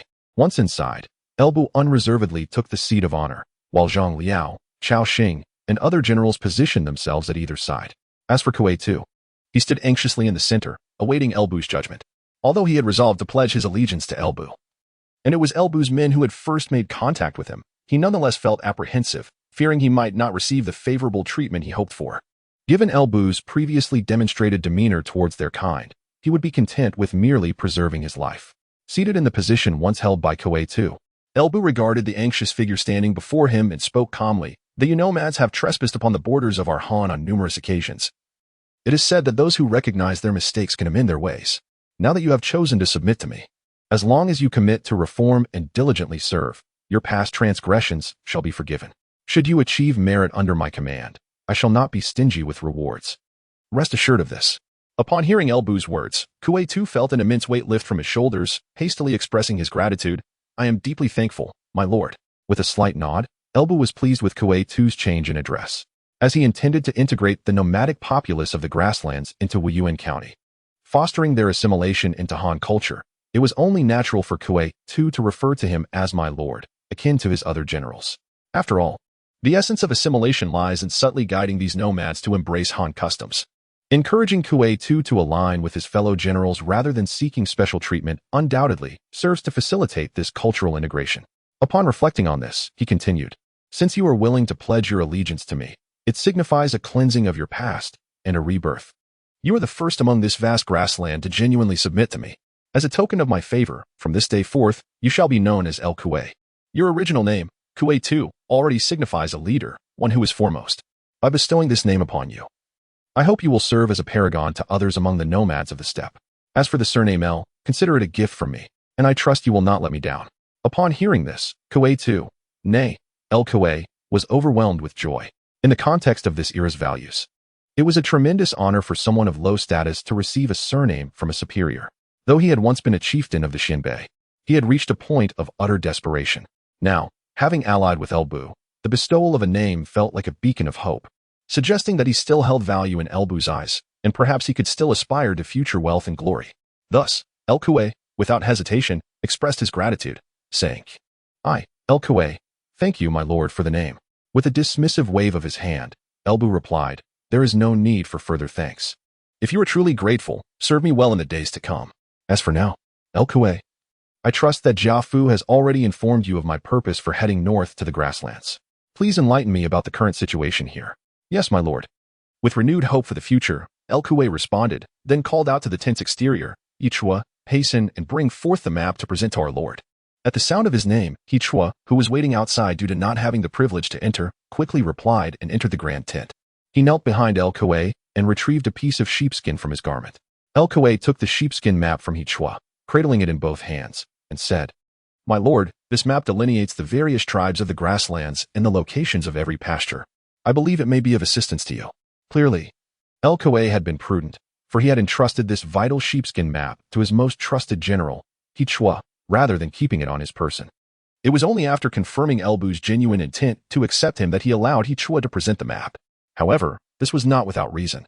Had El Kuei unreservedly trusted Elbu from the outset, that would have indeed been remarkable. Hence, Elbu did not delve into the intricacies of this matter, his focus now resting squarely on the sheepskin map. When Yuan, fixing his gaze upon the sheepskin map in El Kuei's hands, Elbu called for Zhang Liao. Understanding the call, Zhang Liao rose and approached El Kuei, taking the map before handing it to Elbu. Upon receiving the map from Zhang Liao, Elbu gestured to El Kuei, saying, please, take a seat. Yes, El Kuei replied. Then, showing great awareness, he took a seat alongside Yichua at the end of the assembly. Elbu then opened the sheepskin map presented by El Kuei. Although somewhat crude compared to the maps typically used by the Han army, it was still sufficient to discern the various locations. On the map, the locations of various tribes of the Xianbei, Xiongnu, and Wuyuan, as well as the grazing grounds utilized by these nomadic peoples, are clearly marked. Loading more content. Please wait. This site only supports access via mobile browsers. If you see this paragraph, it indicates a failure to load the chapter content. Please disable reading mode, as well as ad blocking features, or copy the URL to another browser for reading. It can be stated without hesitation that with this map in hand, Elbu could effortlessly conquer the entire grassland. To speak candidly, maps are exceedingly vital for military operations during this period. Without a map, even with unparalleled wisdom and unmatched bravery, one often finds their strength rendered ineffective. Historically, had Zhang Song not presented a map, Liu Bei's endeavor to capture Sichuan would have faced insurmountable challenges. Moreover, despite Sichuan being Han territory, where a Han person possesses some geographical knowledge, the absence of a map still complicates the conquest significantly.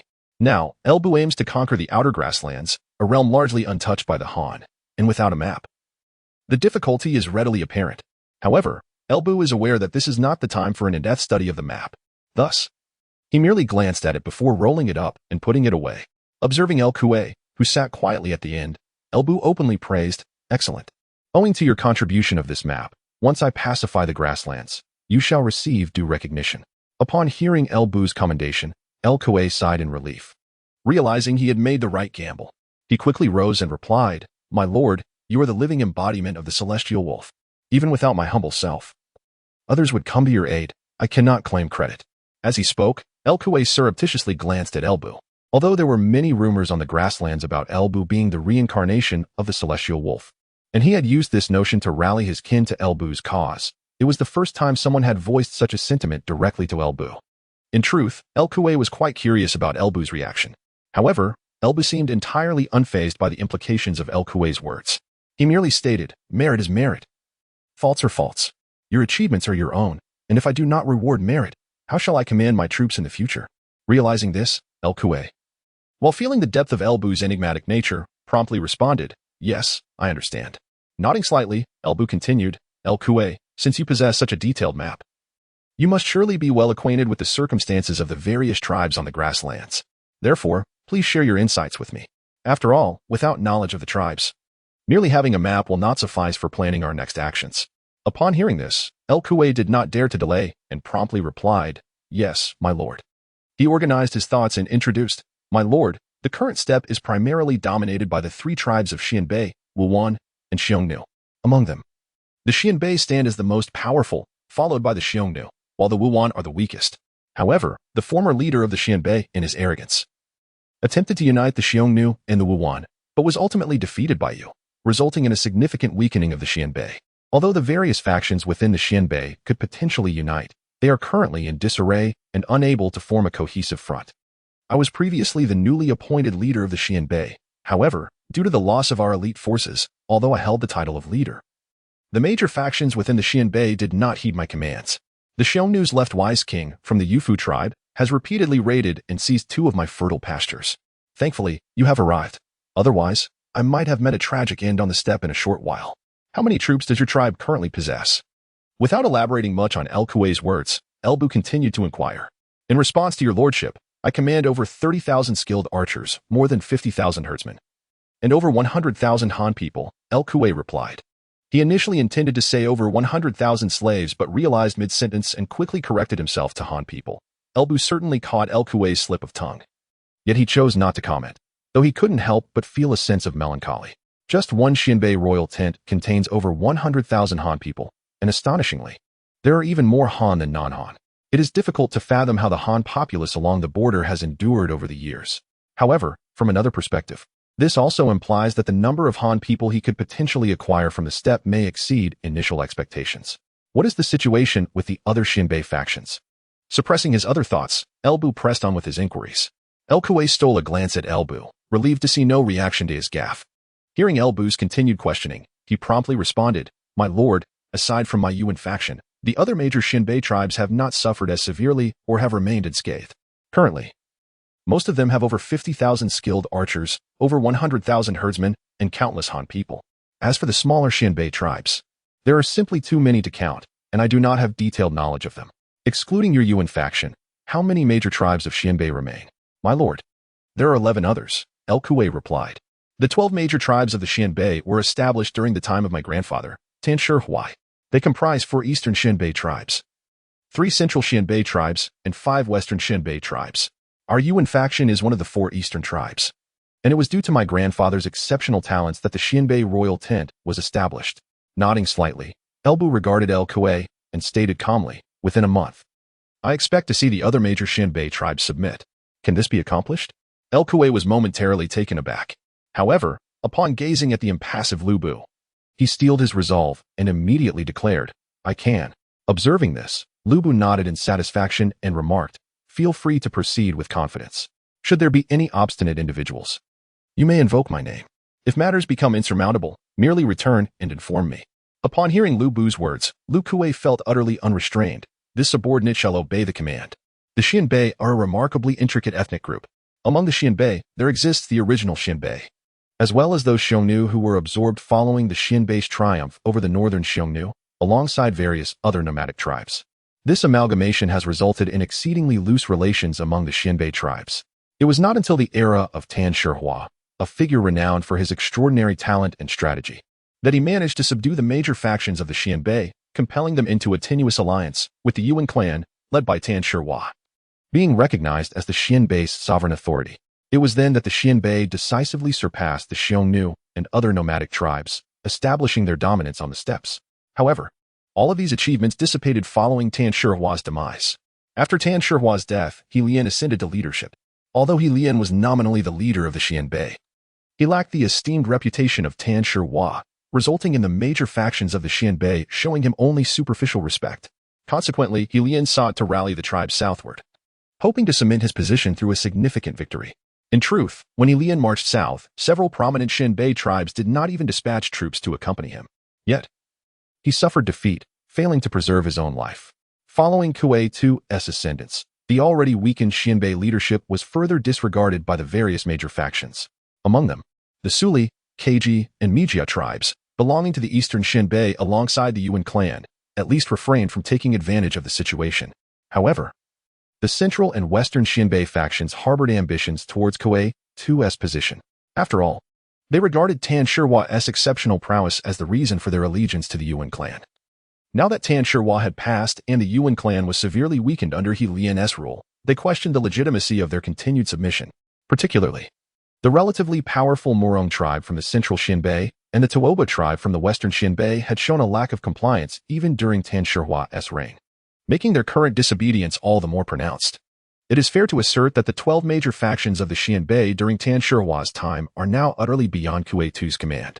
Even the left Xianwang of the Xiongnu, Yufu Luo, taking action against Kuei II, was encouraged by other Xianbei factions. Fortunately, Kuei II is no longer the same as before. He now goes by the name Lu Kuei. Behind him stands the formidable man, Lu Fengxian, whom he believes is capable of subduing all. Presently, this man has tasked him with unifying the Xianbei factions. It is time for these individuals to tremble. Thus, on the day following the council, Lu Kuei summoned his most trusted general, He Chua, along with the senior members of the Yuan clan.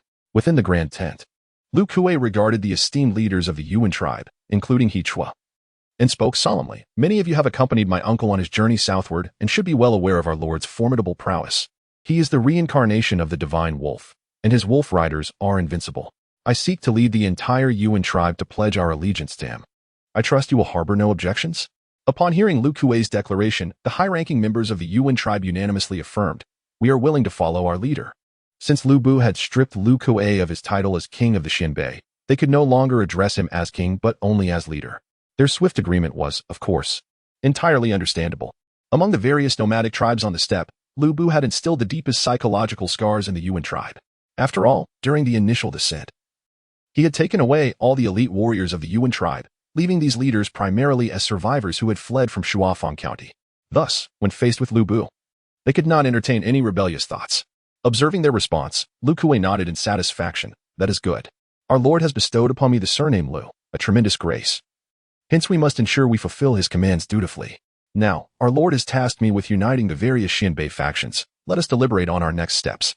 In response, the leaders of the Yuan tribe gathered for an extended discussion, after which one spoke up. "Leader, in my opinion, we should first reach out to our amicable allies, the Suli, Keiji, and Mijia tribes.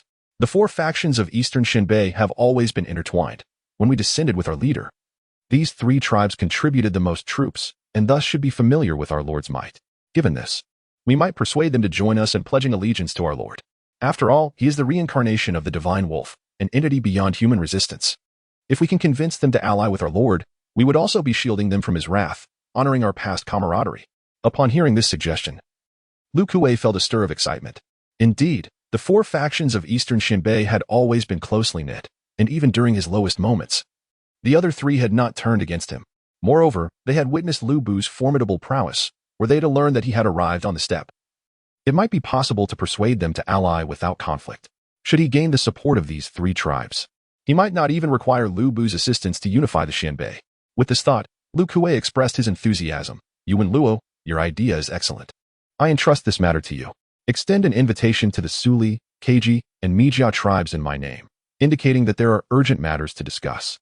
I am confident that upon meeting our Lord, they will make the wisest decision. In response to Lu Kuei's command, Yuan Luo readily acquiesced. Yes, leader. More content is loading. Please wait. This site only supports mobile browser access. If you see this paragraph, it means the chapter content failed to load. Please disable your browser's reading mode, immersive mode, and ad blocking features, or copy the URL to another browser for reading. Lu Kuei made a decisive choice.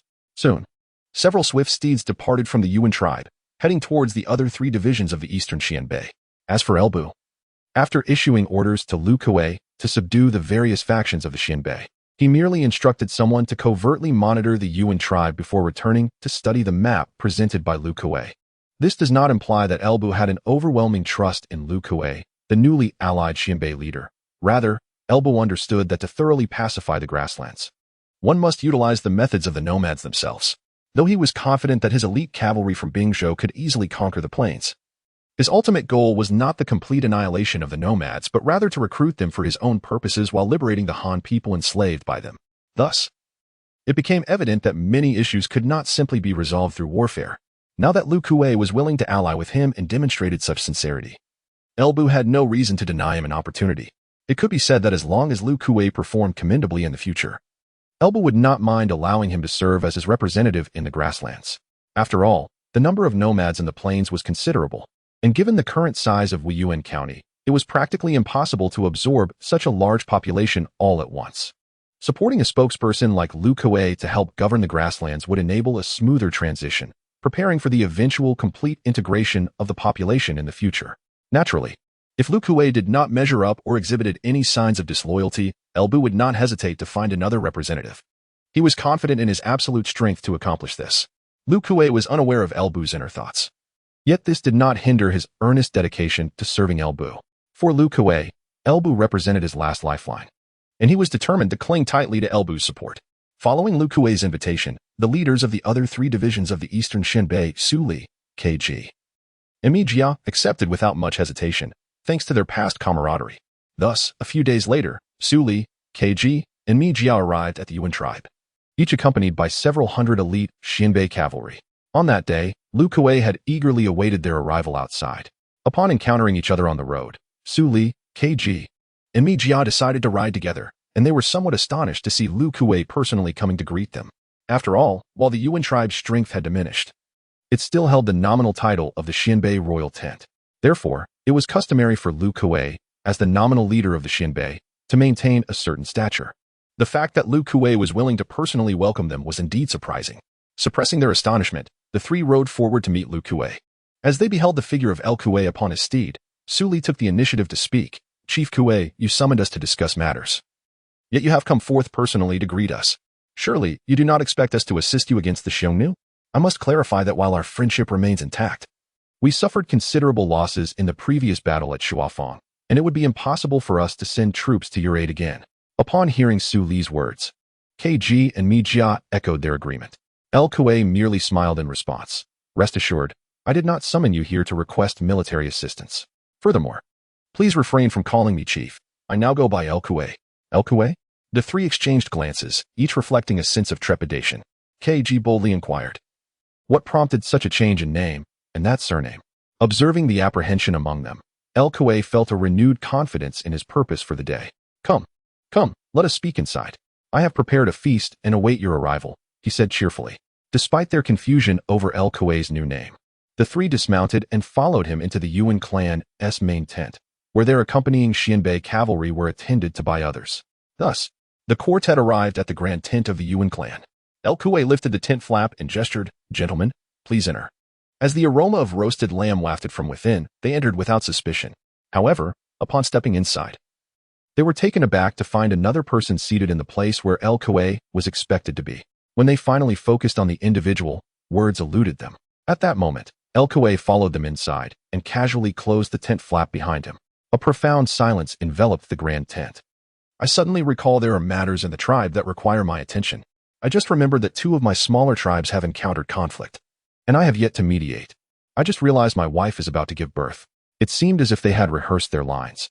For Suli, KG, and me, Jia spoke in unison. However, upon discovering that the other 2 harbored similar intentions, they exchanged awkward glances and fell silent. Behind them, El Kuei chuckled. What could possibly be more important than the matter at hand? Allow me to introduce you to my lord, the prefect of Wuyuan, El Fengxian. My lord is the reincarnation of the celestial wolf god, unparalleled in this era, and destined to be the sovereign of the steppes. We, the Yuan clan, have resolved to pledge our allegiance to him, and I have invited you 3 to witness this moment.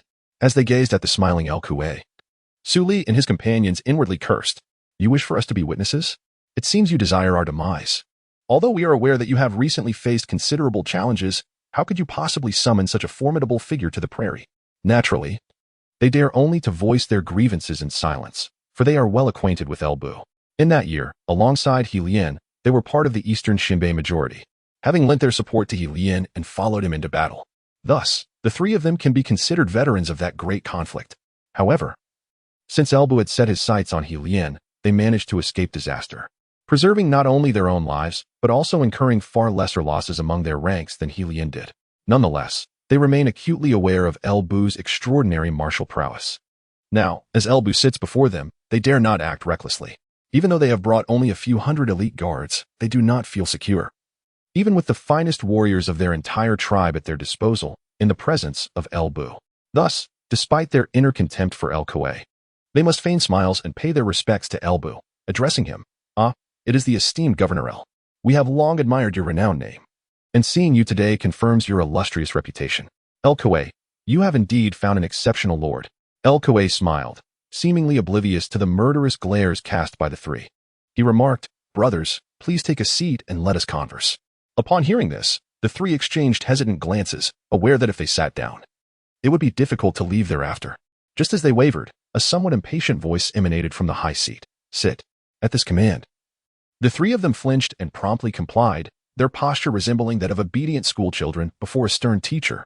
Observing this, El Kuei approached and personally served them roasted lamb and poured mare's milk wine, saying, brothers, do not stand on ceremony. Consider this your own tribe. Today, in honor of your visit, I have had the tenderest lamb slaughtered and the finest mare's milk wine prepared for you to enjoy. Yet, despite the exquisite lamb and delightful wine, given the current circumstances, how could the 3 of them find any appetite?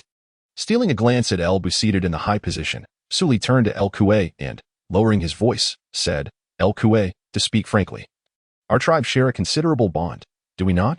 When your uncle marched south with He Lian, the central and western Xinbei disregarded him entirely. It was we who sent troops to assist him. Although we did not support you upon your succession, we certainly did not undermine you either. Moreover, our recent lack of assistance has been due to our own significant losses. Remember how we treated your Yuan tribe. You must not betray us now. Hearing Suli's words, KG and me Jia chimed in. Indeed, El Kuei, we have never wronged your Yuan tribe.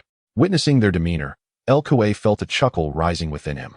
In the past, when Lian fell, the elite forces under Wang suffered devastating losses.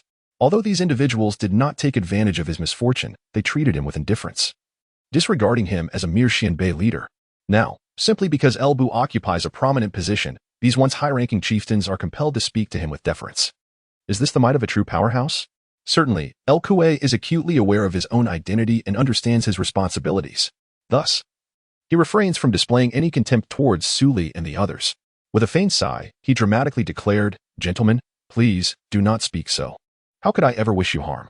I am here to rescue you. You have all admitted that you were complicit in the southern expedition. Our Lord is the reincarnation of the heavenly wolf god, commanding the frontier and instilling fear across the steppes. The southern expedition was undoubtedly an affront to our Lord. My uncle and Lian have perished. There is no need to elaborate further. Our Yuan tribe has wholeheartedly pledged allegiance to our Lord, which is why he has granted us forgiveness for our previous transgressions. As more content was to load, it was noted that the site only supports mobile browser access. If you see this paragraph, it means the chapter content failed to load. Please disable reading modes and ad blockers, or copy the URL to another browser for access.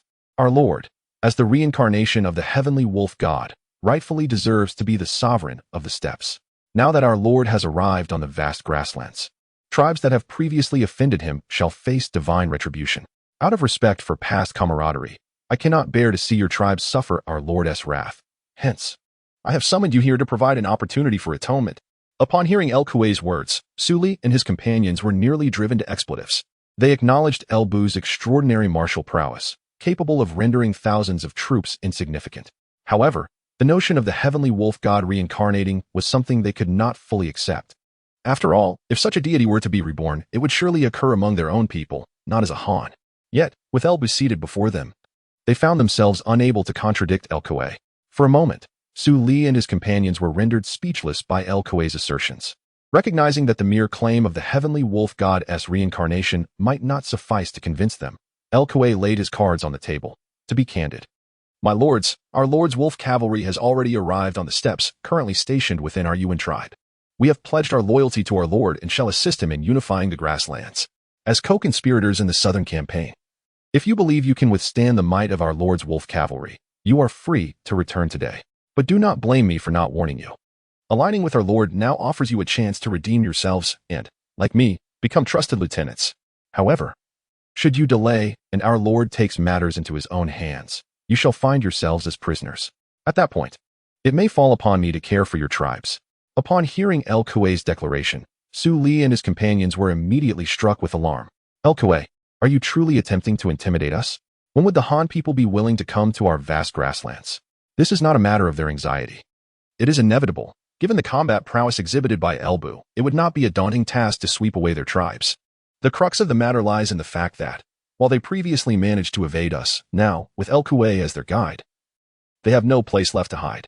The only issue is that the Han people of the past have never shown any intention to occupy the grasslands. Even when they ventured out to combat the Hu people, they would return after their skirmishes, never intending to settle in the grasslands. Observing the anxious demeanor of Su Li and his companions, El Kuei chuckled. I have stated before that my lord is the reincarnation of the celestial wolf god, destined to be the sovereign of the grasslands.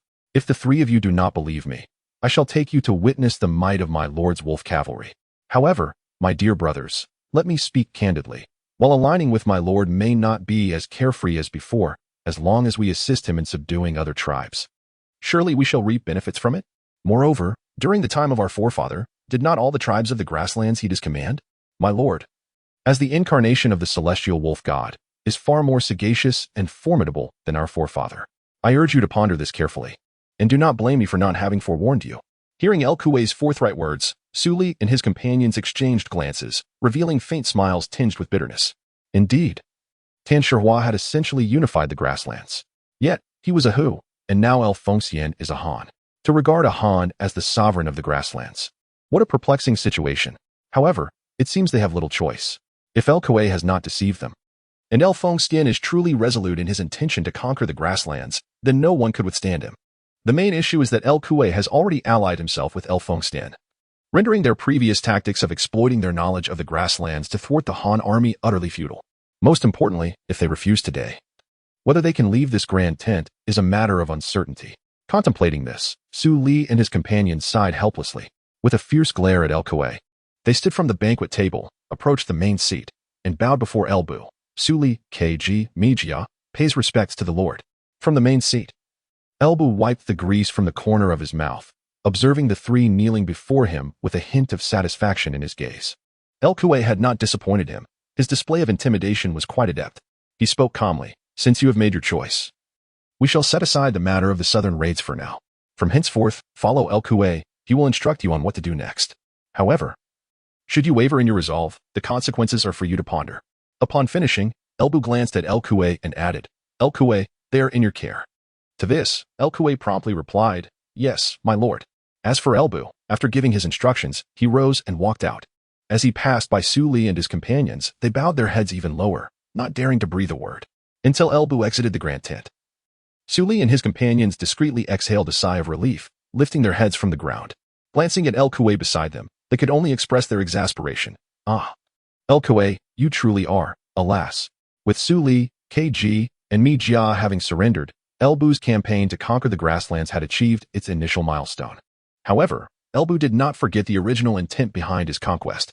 Consequently, after the three tribes capitulated, he commanded them, along with the Yuan tribe, to relocate all their people and Han civilians southward to develop the Hetao Plain. Although Su Li and his companions harbored grievances, they dared not voice them before Elbu. They understood that his decision to separate them from their own people was a means of exerting control, and with the Yuan tribe and El Kuei as examples, they found little room for dissent. Thus, under Elbu's orders, the Yuan, Su Li, KG, and Mi Jia tribes each retained merely 30,000 warriors, while the remainder of the populace and the Han civilians were relocated southward. However, with the combined population of these four major Xianbei tribes amounting to several hundred thousand, such a massive migration could hardly escape the notice of other tribes on the grasslands. Before long, both the other Xianbei tribes and the Xiongnu and Wuyuan were aware of the situation. The fearsome Elbu, who had triumphed over the Helian and Shuafeng, had now arrived on the grasslands, with the eastern Xianbei having completely submitted. As news spread, panic engulfed the entire grassland. Whether it was the central or western Xianbei, or the Xiongnu and Wuyuan, none could remain idle. Elbu's actions were undeniably terrifying. While the Han army had previously ventured beyond the frontier to confront the nomads, it was unprecedented for someone like Elbu to relocate the population of the grasslands inward. Consequently, any nomadic leader with foresight recognized the substantial threat posed by Elbu's actions, far greater than those posed by past incursions of Han forces. If Elbu continued on this path, the nomadic tribes of the grasslands might indeed find themselves relegated to history, driven by this sense of crisis. While Elbu busied himself with the internal relocation of the eastern Xianbei, the remaining central and western Xianbei, along with the Xiongnu and Wuyuan, began to communicate among themselves. Ultimately, under the leadership of the Xiongnu Chanyu, they convened a council. Except for the Wuyuan, who were less enthusiastic due to their primary activities being centered around Yuzhou. The central and western Xianbei, alongside the Xiongnu, regarded this as a top priority. Perhaps propelled by shared interests, these tribes, previously fraught with discord, remarkably reached a consensus post-council. They resolved to unite their forces to expel Elbu from the grasslands and simultaneously partition the eastern Xianbei, who had betrayed their homeland and allied with Elbu. The Xianbei, Huns, and Wuyuan have formed a formidable alliance, making it nearly impossible to conceal their movements from others. With the presence of El Kuei, Su Li, KG, and Mi Jia, who have their own vassals on the grasslands, it did not take long for this news to reach them. The central Xianbei factions, including the Murong, Keiju, and Kuzue clans, alongside the western Xianbei factions, such as the Tuoba, Luo Luo, Zhijian, Riel, and Yanliu clans, as well as the left and right Xian kings of the Huns, Yufu Luo, and Huchu Quan, have all united. Even the Wuyuan have intervened, amassing nearly 500,000 troops, intent on expelling Elbu from the grasslands and simultaneously dividing the eastern Xianbei clans among themselves. Upon hearing this news, aside from El Kuei, Su Li, KG, and Mi Jiao were on the verge of tears. Initially, they had intended to assist El Kuei in consolidating their hold over the other Xianbei factions, but now, it seems that safeguarding their own existence is in jeopardy. They realize that their only option is to follow Elbu into the fray, as turning back would only invite their adversaries to seize the opportunity to divide their tribes. Thus, the distraught trio of Su Li sought out El Kuei to discuss strategies. The Yuan clan, once the stronghold of the Xianbei kings, has become vacant, as the eastern Xianbei factions that pledged allegiance to Elbu, along with the Han populace within their ranks, have migrated south. Consequently, Su Li, KG, and Mi Jia, each leading their remaining 30,000 warriors, have recently taken residence there. Under these circumstances, they easily located El Kuei's quarters. The former royal tent had been reassigned to Elbu, while El Kuei himself had settled into a different tent. As Su Li and his companions entered the grand tent, KG exclaimed, "El Kuei, you have brought us to ruin.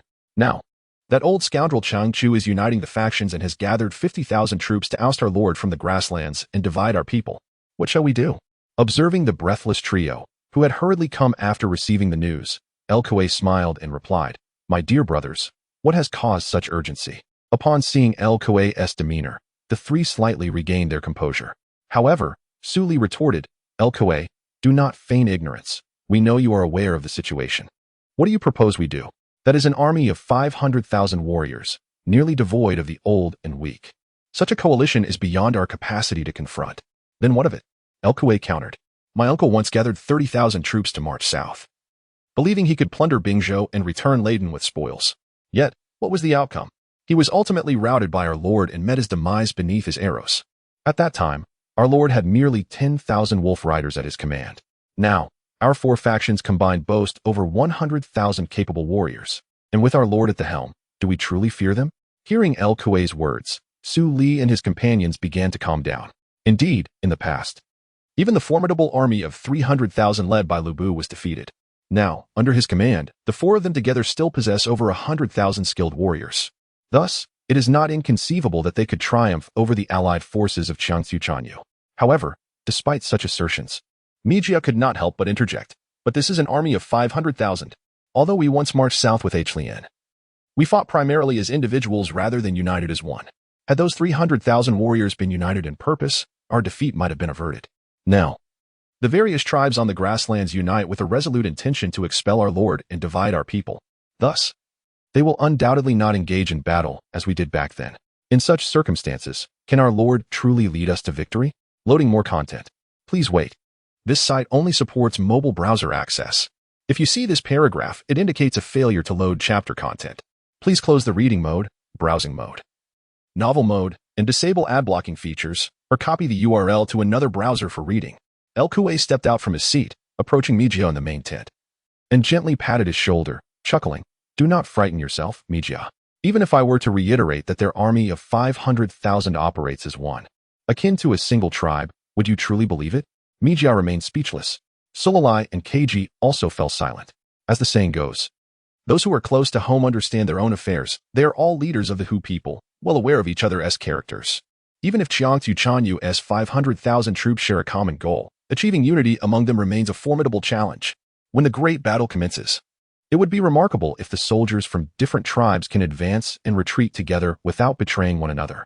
Observing the trio's demeanor, El Kuei seized the opportunity to press on. Moreover, how can you be certain that during that previous battle, our lord did not exert his full strength?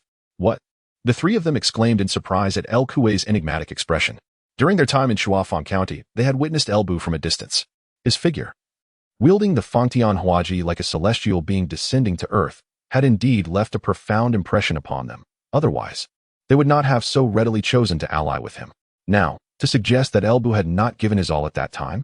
Surely this is a jest. Noticing their incredulity, El Kuei sighed. Initially, I too found it hard to believe. How about this? I shall take you to see a certain place, and you will understand. With that, El Kuei strode towards the tent's exit. Seeing this, the trio exchanged glances and promptly followed suit. Upon exiting the tent, they found El Kuei already mounted on his horse, and they quickly mounted their own steeds. Noticing that they had followed, El Kuei remained silent, urging his horse onward towards the outskirts of the Yuan tribe. The trio exchanged glances once more and hastened to keep pace with him. As they exited the Yuan tribe, Su Li could no longer contain his curiosity and called out to the front, Lucio, where are you taking us? We shall arrive shortly, Lucio replied, galloping ahead with fervor etched upon his face. The four of them continued to ride southward at a furious pace until Lucio's horse began to slow. Su Li and the others caught up to Lucio's side, scanning their surroundings. Lucio, what purpose brings us here? They inquired, confusion evident in their expressions. Observing their bewilderment, Lucio pointed ahead with his whip and laughed heartily. Su Li, Keiji, Mijia, have you not noticed something amiss? Following his gesture, Su Li furrowed his brow. Why does that patch of grassland appear so barren? Upon hearing Su Li's observation, Mijia responded, Indeed, and wasn't there a small hill to the south of your tribe? Where has it gone? As Mijia spoke, an oppressive silence descended, for Su Li, Keiji, and Mijia suddenly comprehended the implication of the barren expanse ahead, which seemed to be the size of a small hill. The small hill, once situated south of the Yuan tribe, had vanished, leaving behind a sizable patch of desolation. The combination of these revelations, along with Lucio's earlier demeanor, instilled a most dreadful notion within the hearts of the three companions. Unconsciously, they felt their throats grow parched. At that moment, Lucio turned to the trio, continuing to point at the desolate land. Not long ago, as you were relocating the tribes and the Han people, I too was engaged in the same endeavor. You are aware that there was a small hill to the south of our Yuan tribe, thus necessitating a detour for the relocation. By chance, on that very day, our lord happened to pass by. Upon hearing of the situation, he deemed the detour a waste of time. Consequently, with a single thrust of his spear, he leveled the hill, and with an arrow, shattered the remnants into dust. Thus, the route south from the Yuan tribe became utterly unobstructed. Su Li, Keiji, Mijia, the trio found themselves at a loss for words, grappling with the enormity of what they had just learned. Could such feats truly be accomplished by mere mortals? To level a hill with a spear and shatter its remains with an arrow, surely such acts could only be performed by divine beings. Back in Shuafang County, although Lu Bu had already exhibited extraordinary prowess, he had not yet reached such legendary heights. It is fair to say that Su Li and his companions were not mistaken in their feelings. Indeed, during their time in Shuafang County, Lu Bu had not yet attained this level of power. After all, the resurgence of spiritual energy in the world had only recently begun, and while Lu Bu had grown stronger, his capabilities were still limited. In that battle, it appeared that Lu Bu had decisively defeated the 30,000 Hu cavalry. However, he had merely exploited the fractious nature of the Hu warriors. He first eliminated a few of their leaders as a form of deterrence and then focused his assaults on He Lian's forces, prompting the remaining Hu warriors to flee in order to save themselves. Thus, in the battle at Shuafang, it was primarily the elite cavalry of the Xianbei king under He Lian that was truly vanquished, while the losses among the other Hu tribes were relatively minor. Yet, more than a year has elapsed since that time, and Lu Bu has transformed into a being incomparable to the one he was a year prior. In this nascent stage of the revival of spiritual energy, powerful individuals in this world experience rapid enhancement. The mightiest among them stand to gain the most from this surge of energy. It can be stated without reservation that Lu Bu has grown stronger with each passing day during this period. To this day, he himself remains uncertain of his current limits. As the fluctuations of spiritual energy have begun to stabilize, Lu Bu's rate of growth has gradually diminished. If this trend were to continue, he mused, he might one day transcend the boundaries of this realm. Nevertheless, even in this tempered state, Lu Bu's strength has become extraordinary. Should he face the 30,000 Hu cavalry again, he believes he would no longer need to contemplate strategy. He could charge headlong into battle without hesitation. Consequently, Lu Bu remains unfazed by the prospect of the various tribes of the steppe uniting against him. Since the onset of the spiritual revival, less than 3 years have passed, and the benefits reaped by ordinary individuals from this phenomenon remain quite limited, necessitating a gradual accumulation of strength through training.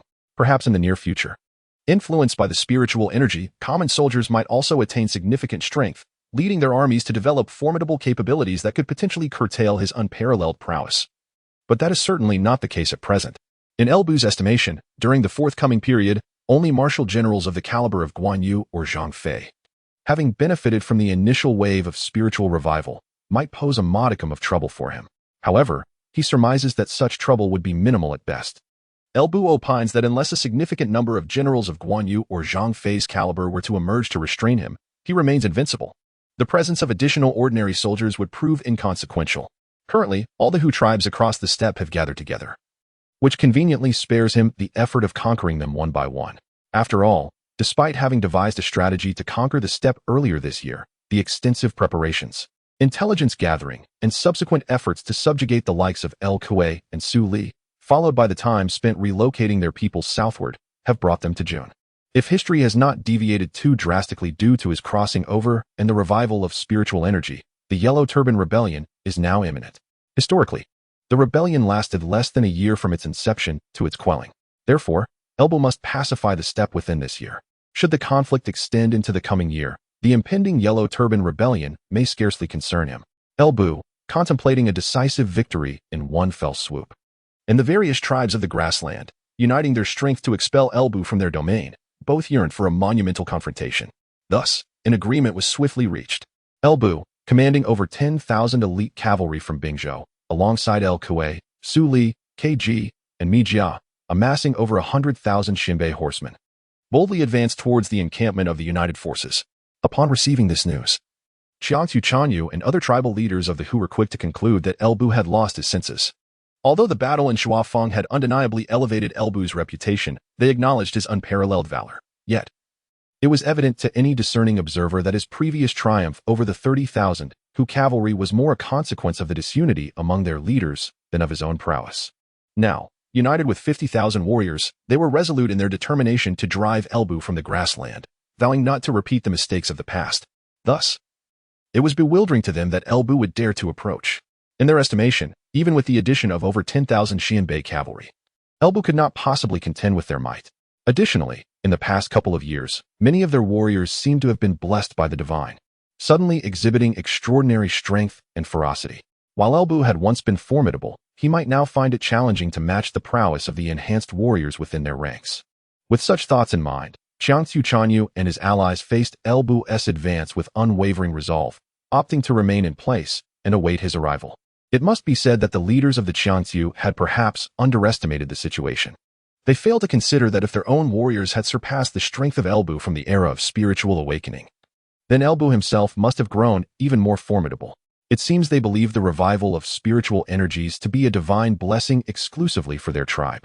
The vast assembly of 500,000 grassland coalition forces chose a broad expanse of prairie for their encampment. If one were to gaze down from the heavens, they would witness the tents of this coalition stretching for miles. Such a colossal force naturally faced immense challenges in terms of logistical support. It can be stated without reservation that no single tribe across the entire grassland could sustain an army of this magnitude on its own. However, as it is a coalition army, there is no need for a particular tribe to bear the burden of supply alone. In fact, the logistics of this coalition are collectively managed by all participating tribes. To ensure the sustenance of this coalition, hundreds of thousands of Han people are compelled daily to transport provisions from various tribes to the coalition's encampment. During this arduous endeavor, countless Han lives are lost to exhaustion and starvation. Yet, for figures like Qiangsu Chanyu and others, the Han individuals within their tribes are merely slaves. And as long as they can drive Elbu out of the grasslands, the loss of life does not concern them. Moreover, should they triumph over Elbu, the slaves they have lost can be replenished through future plundering, rendering the present losses insignificant. On the other hand, as Elbu marched, he gradually gleaned intelligence about the coalition through El Kuei and others.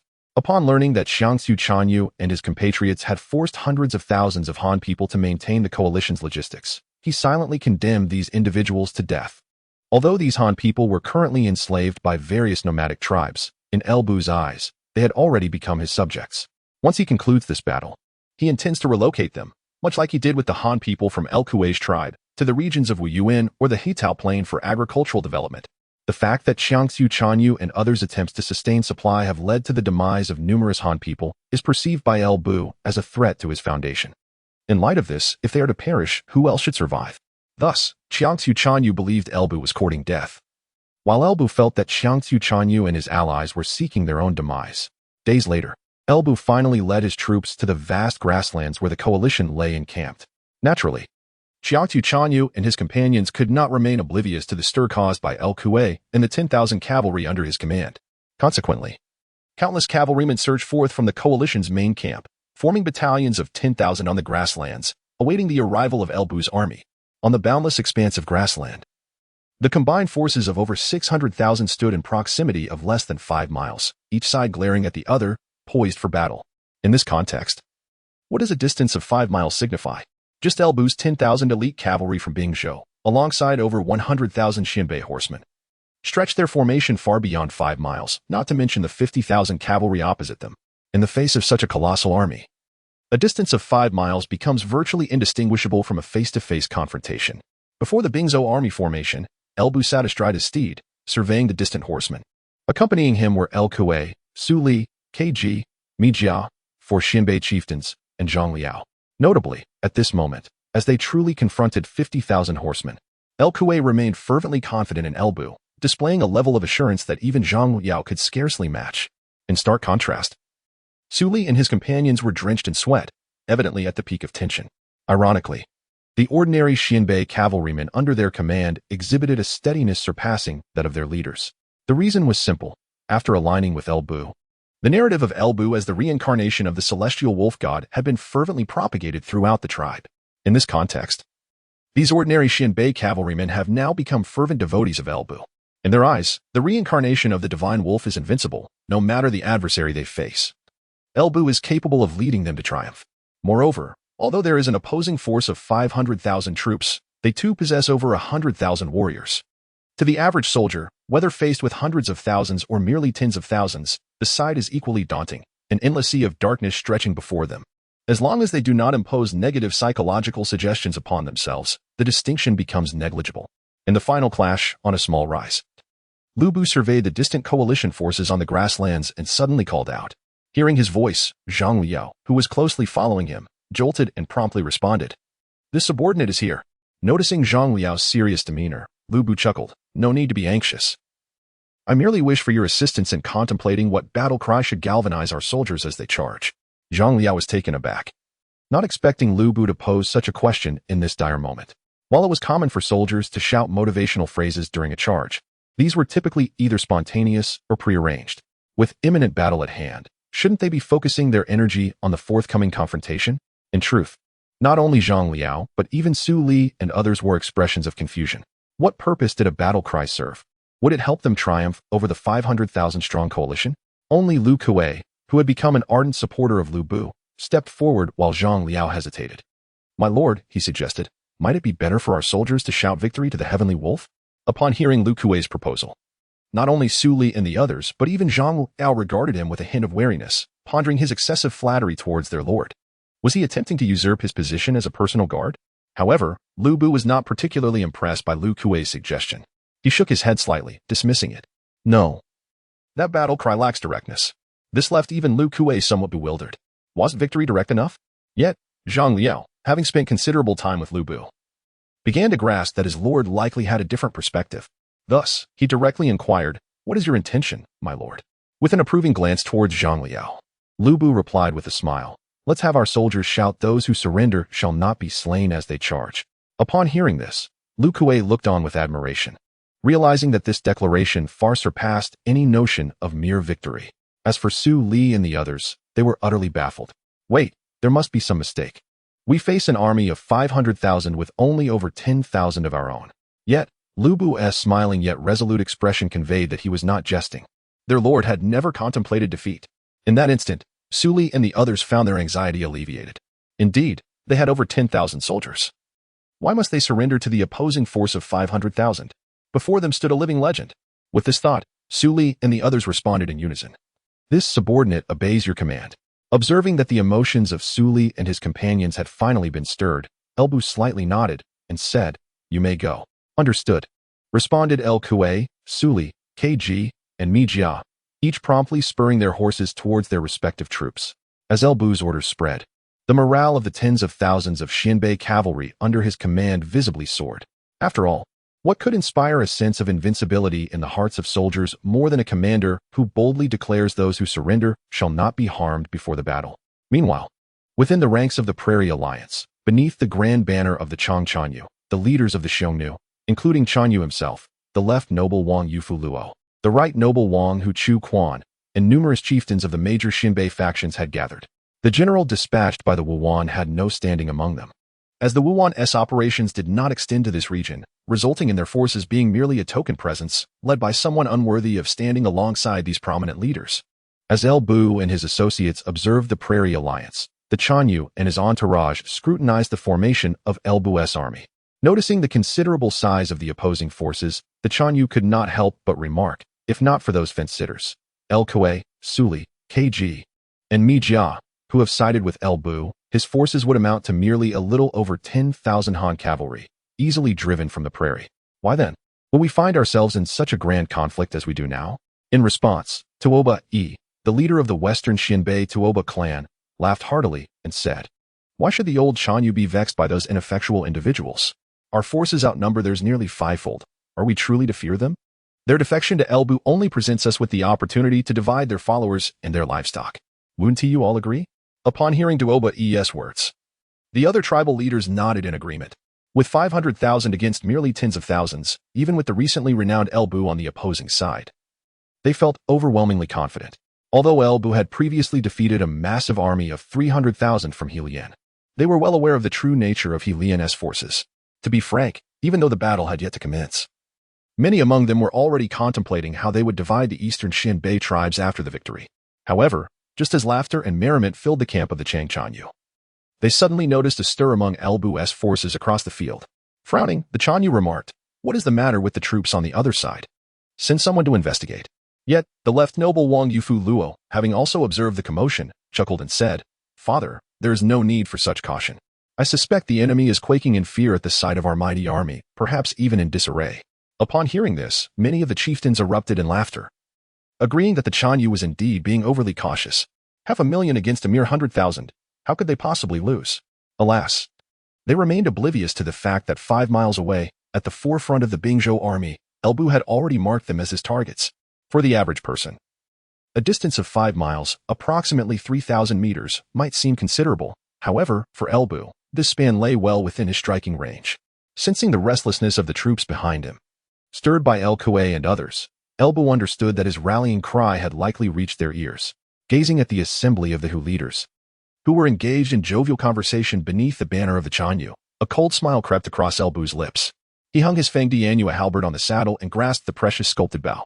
A golden-red glow ascended from Elbu, compelling even Zhang Jiao, who stood beside him, to take a step back. With a casual motion, he drew an arrow from his quiver, enveloped in the golden-red flames, drawing the bowstring taut. A phrase suddenly surfaced in Elbu's mind: to draw the sculpted bow like a full moon, gazing northwest, to shoot the celestial wolf. Beneath the Chanyu's banner congregated the majority of the Hu leaders on the steppe. It would not be an exaggeration to claim that this arrow was aimed at the celestial wolf.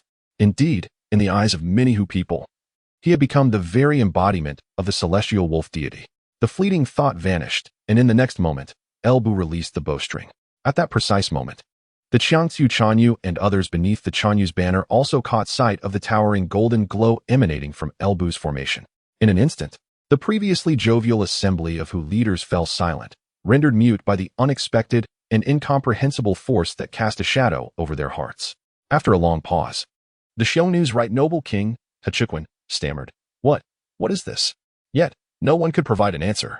For in the next heartbeat, a golden-red shooting star, launched from the epicenter of the golden glow, cleaved through the sky, ultimately striking directly beneath the Chanyu's banner. With a deafening roar that resonated across the battlefield, the banner was reduced to ashes, leaving chaos in its wake. Elbu retracted his precious bow, shaking his head in mild disappointment. He could clearly observe that the arrow had been significantly weakened as it approached the formation of the grassland coalition, likely due to an inexplicable force. Otherwise, not a single soul beneath that banner would have survived. As it stood, a few of them might still live to tell the tale. However, it was evident that the current army had developed an unconscious restraint against his existence. It could be foreseen that in the near future, once the army discovered the proper way to awaken their spiritual essence in this new era, even beings like him would no longer be able to act with such impunity. Of course, this was not the time for such contemplations. Grasping the Feng Dianyu halberd, Elbu channeled his inner energy and bellowed, "Those who surrender shall not be harmed. Charge." With that, he surged ahead. It was only then that Zhang Jiao, still stunned by Elbu's earlier arrow, snapped back to reality and shouted, "Elite troops, charge. Those who surrender shall not be harmed." As Zhang Jiao charged forward, the commanders of the Bingzhou army, including Chao Xing, Wei Su, and Song Xian, quickly responded, their voices rising in unison, "Those who surrender shall not be harmed. Charge." The elite cavalry of Bingzhou surged ahead, and the Xianbei horsemen under the command of El Kuei and Su Li were not slow to react either. Although they had been momentarily stunned by Elbu's arrow, the shock quickly transformed into exhilaration at having such a leader. With their spirits lifted, they believed there was no enemy they could not defeat. Thus, the rallying cry of "No harm shall come to those who surrender" echoed through the skies as 10,000 elite Bingzhou cavalry, accompanied by over 100,000 Xianbei horsemen, charged at an enemy that vastly outnumbered them. On the opposing side, despite holding a decisive numerical advantage, the coalition forces of the grasslands were thrown into disarray. Although they could not comprehend the events unfolding, the sight of the golden-red streak cutting through the sky and the banner of their leader reduced to ashes amidst the explosions appeared to them as a divine retribution. In such circumstances, the notion that Elbu was the reincarnation of the celestial wolf god surged once more in the hearts of the coalition's soldiers. Was it possible that their enmity against the celestial wolf god had provoked this heavenly punishment? Given these factors, the morale of the coalition forces suffered a catastrophic blow. Furthermore, their core command structure had been effectively dismantled by Elbu's arrow. Thus, as they faced the advancing Elbu's army, which shouted the rallying cry and surged forward like a raging tide, some soldiers, spurred on by certain barbarian leaders, attempted to muster their spirits and resist. However, their formation was scattered and disorganized. In this manner, in merely a brief encounter, the vanguard of the grassland coalition had already collapsed.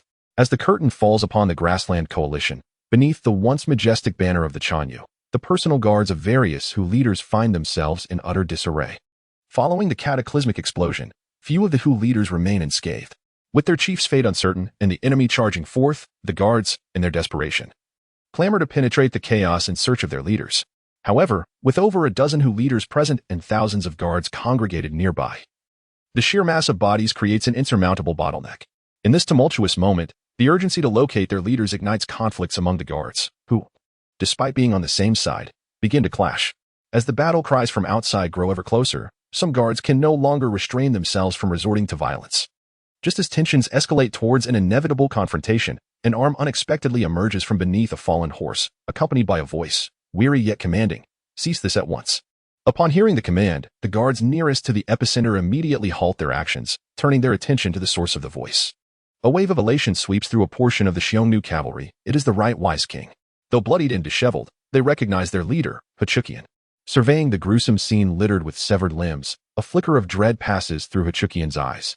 Had he not reacted swiftly, dismounting and seeking refuge beneath the belly of his horse during that inexplicable onslaught, he too might have joined the ranks of the fallen. Yet, the ferocity of such an attack seems beyond mortal capability. Could it be that Elbu is indeed the reincarnation of the celestial wolf? Clenching his teeth, Hechukian suppresses his shock and commands with authority, "Do not crowd. Each of you send 10 men to ascertain if there are any survivors. The rest shall form ranks to meet the enemy. Do you wish to await death here?" As a seasoned commander of the Xiongnu, Hechukian can already hear the battle cries drawing near. He understands that the recent catastrophic assault has shattered their banner and inflicted grievous losses upon the leaders, causing the morale of the grassland coalition to plummet. In such circumstances, where the disparity in morale is vast and their command structure lies in ruins, even a numerical advantage may prove futile. Yet, he is acutely aware that if he does not take action now, none of the leaders will escape. A defeat is one thing, but if all their leaders perish here, it will mark the end of everything. Thus, even in the face of defeat, he must strive to gain them precious time to flee. Responding to Hechukian's orders, the surrounding guards regained their composure.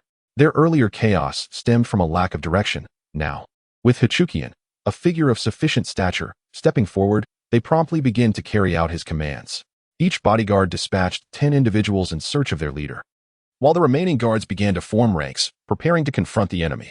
Unfortunately, though Hechukian's strategy was sound, Elbu had already set his sights on them. Elbu was acutely aware that his arrow had been weakened by the formation of the Prairie Coalition, leaving room for potential survivors. Thus, his primary target was the point of impact of his arrow. With a fierce charge, Elbu led the way, wielding his fanged Dianhua halberd, unleashing a series of golden red blades of light that effortlessly breached the demoralized Prairie Coalition's outer defenses. He quickly spotted a group of elite bodyguards, distinctly more formidable than the other members of the coalition. It could only be said that Hechukian had awakened a tad too late. As the bodyguards formed ranks under Hechukian's command, preparing to engage, Elbu was already upon them. Several golden red blades sliced through the air, and in an instant, those standing ready were thrown into disarray, suffering heavy casualties. In the next moment, Elbu plunged into the ranks of thousands of bodyguards, a single rider amidst the chaos.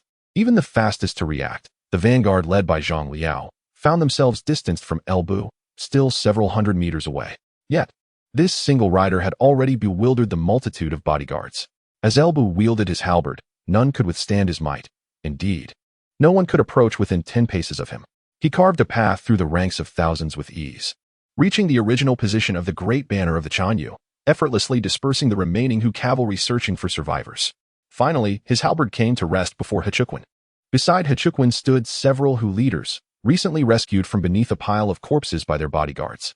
Gazing at the mounted Elbu, Hechukian wore a dazed expression, unable to comprehend how one individual could achieve such a feat, yet the reality lay starkly before him. Thus, confronted by Elbu's halberd, Hechukian fell to his knees with a thud. Following that, several muffled thuds echoed as the other Hu leaders, equally fortunate to escape death, also knelt. With these leaders bowing, the surrounding bodyguards followed suit without hesitation.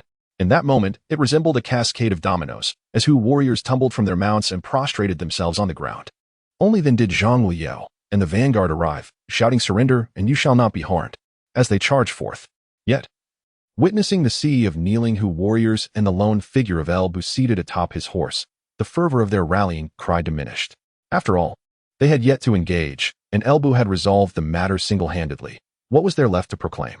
Listening to the distant sounds of ongoing battle, both Zhang Jiao and the entire vanguard felt a sense of frustration. They were elite among elites, the strongest force under Elbu's command. Yet now they felt as if they were merely bystanders. As more content loads, please be patient. This site only supports mobile browsers. If you see this paragraph, it indicates a failure to load the chapter's content. Kindly disable reading mode, viewing mode, and ad blocking features, or copy the URL to read in another browser. Upon his steed, Lu Bu gazed upon the kneeling figure of Hu Chuqian before him. Although he was unaware of the man's identity, it was evident that he belonged to the upper echelons of the Hu people. With a casual flick of his fanged Dianhua halberd against Hu Chuqian's face, he raised the weapon and gestured to the surroundings, stating, Those who surrender shall not be harmed. Hu Chuqian understood Lu Bu's intentions immediately. With a pained nod, he proclaimed loudly, "The right noble king of the Xiongnu wishes to surrender." Witnessing this, the other Hu leaders kneeling beside him grasped the gravity of the moment. Soon, a chorus of cries erupted from the group. The Luoluo tribe wishes to surrender. The Tuoba tribe wishes to surrender. The left noble king of the Xiongnu wishes to surrender. The Kizue tribe. Among them were those Hu leaders who, having narrowly escaped death, called out in a desperate bid to ensure their survival, while others were merely seizing the opportunity amidst the chaos. After all, many Hu leaders had fallen to Lu Bu's arrows, leaving them unable to command a surrender. As these proclamations, some genuine, others feigned, spread, the morale of the already demoralized coalition of the steppes crumbled further. In an instant, countless Hu cavalry fled in disarray. While many dismounted to surrender, the battle had reached its conclusion. Nevertheless, the coalition consisted of 500,000 warriors. Even with widespread surrender, Lu Bu's forces required several days to thoroughly mop up the remnants. 3 days later, within the encampment of the coalition, inside the once magnificent tent of the Qiangtu Chanyu, Lu Bu sat at the head of the table. Zhang Liao, Chao Xing, El Kuei, and Su Li were positioned on either side, while in the center of the tent, Hu Chuqian and other surrendered Hu leaders knelt, alongside those who were either captured or had capitulated. Among the original assembly of Hu leaders under the Chanyu's banner, only 5 remained, including Hu Chuqian, following Lu Bu's precise onslaught. The rest, such as Chanyu Qiangtiu, the left noble king Yufu Luo, and the Tuoba leader Tuoba Yi, had perished. Surveying the kneeling Hu leaders, Lu Bu spoke with a nonchalant tone, "Speak, reveal your identities. What purpose do you serve for me?" Though his demeanor was relaxed, the implications of his words cast a pall over the gathered leaders. It was apparent that if they could not demonstrate their worth, many of them would likely lose their heads that day. As soon as Lu Bu finished speaking, Hu Chuqian eagerly interjected, "I am Hu Chuqian, the right noble king of the Xiongnu, and I pledge my allegiance to the general on behalf of the southern Xiongnu." The right noble king, Lu Bu mused, casting a glance at this survivor under his arrows. "You claim to represent the southern Xiongnu?"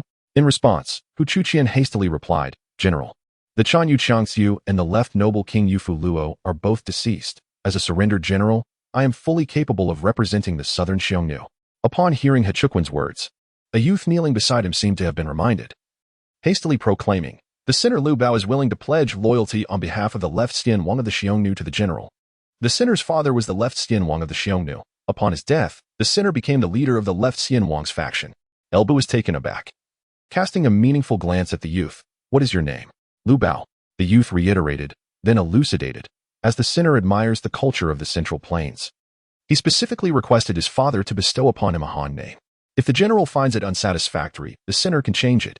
However, upon finishing his explanation, El Bu's expression grew even more peculiar. After contemplating, El Bu turned to El Kuei, who sat nearby, and suddenly remarked, "El Kuei, if my memory serves me correctly, it was the left Xian Wang's faction of the Xiongnu that previously seized 2 of your pastures, was it not?"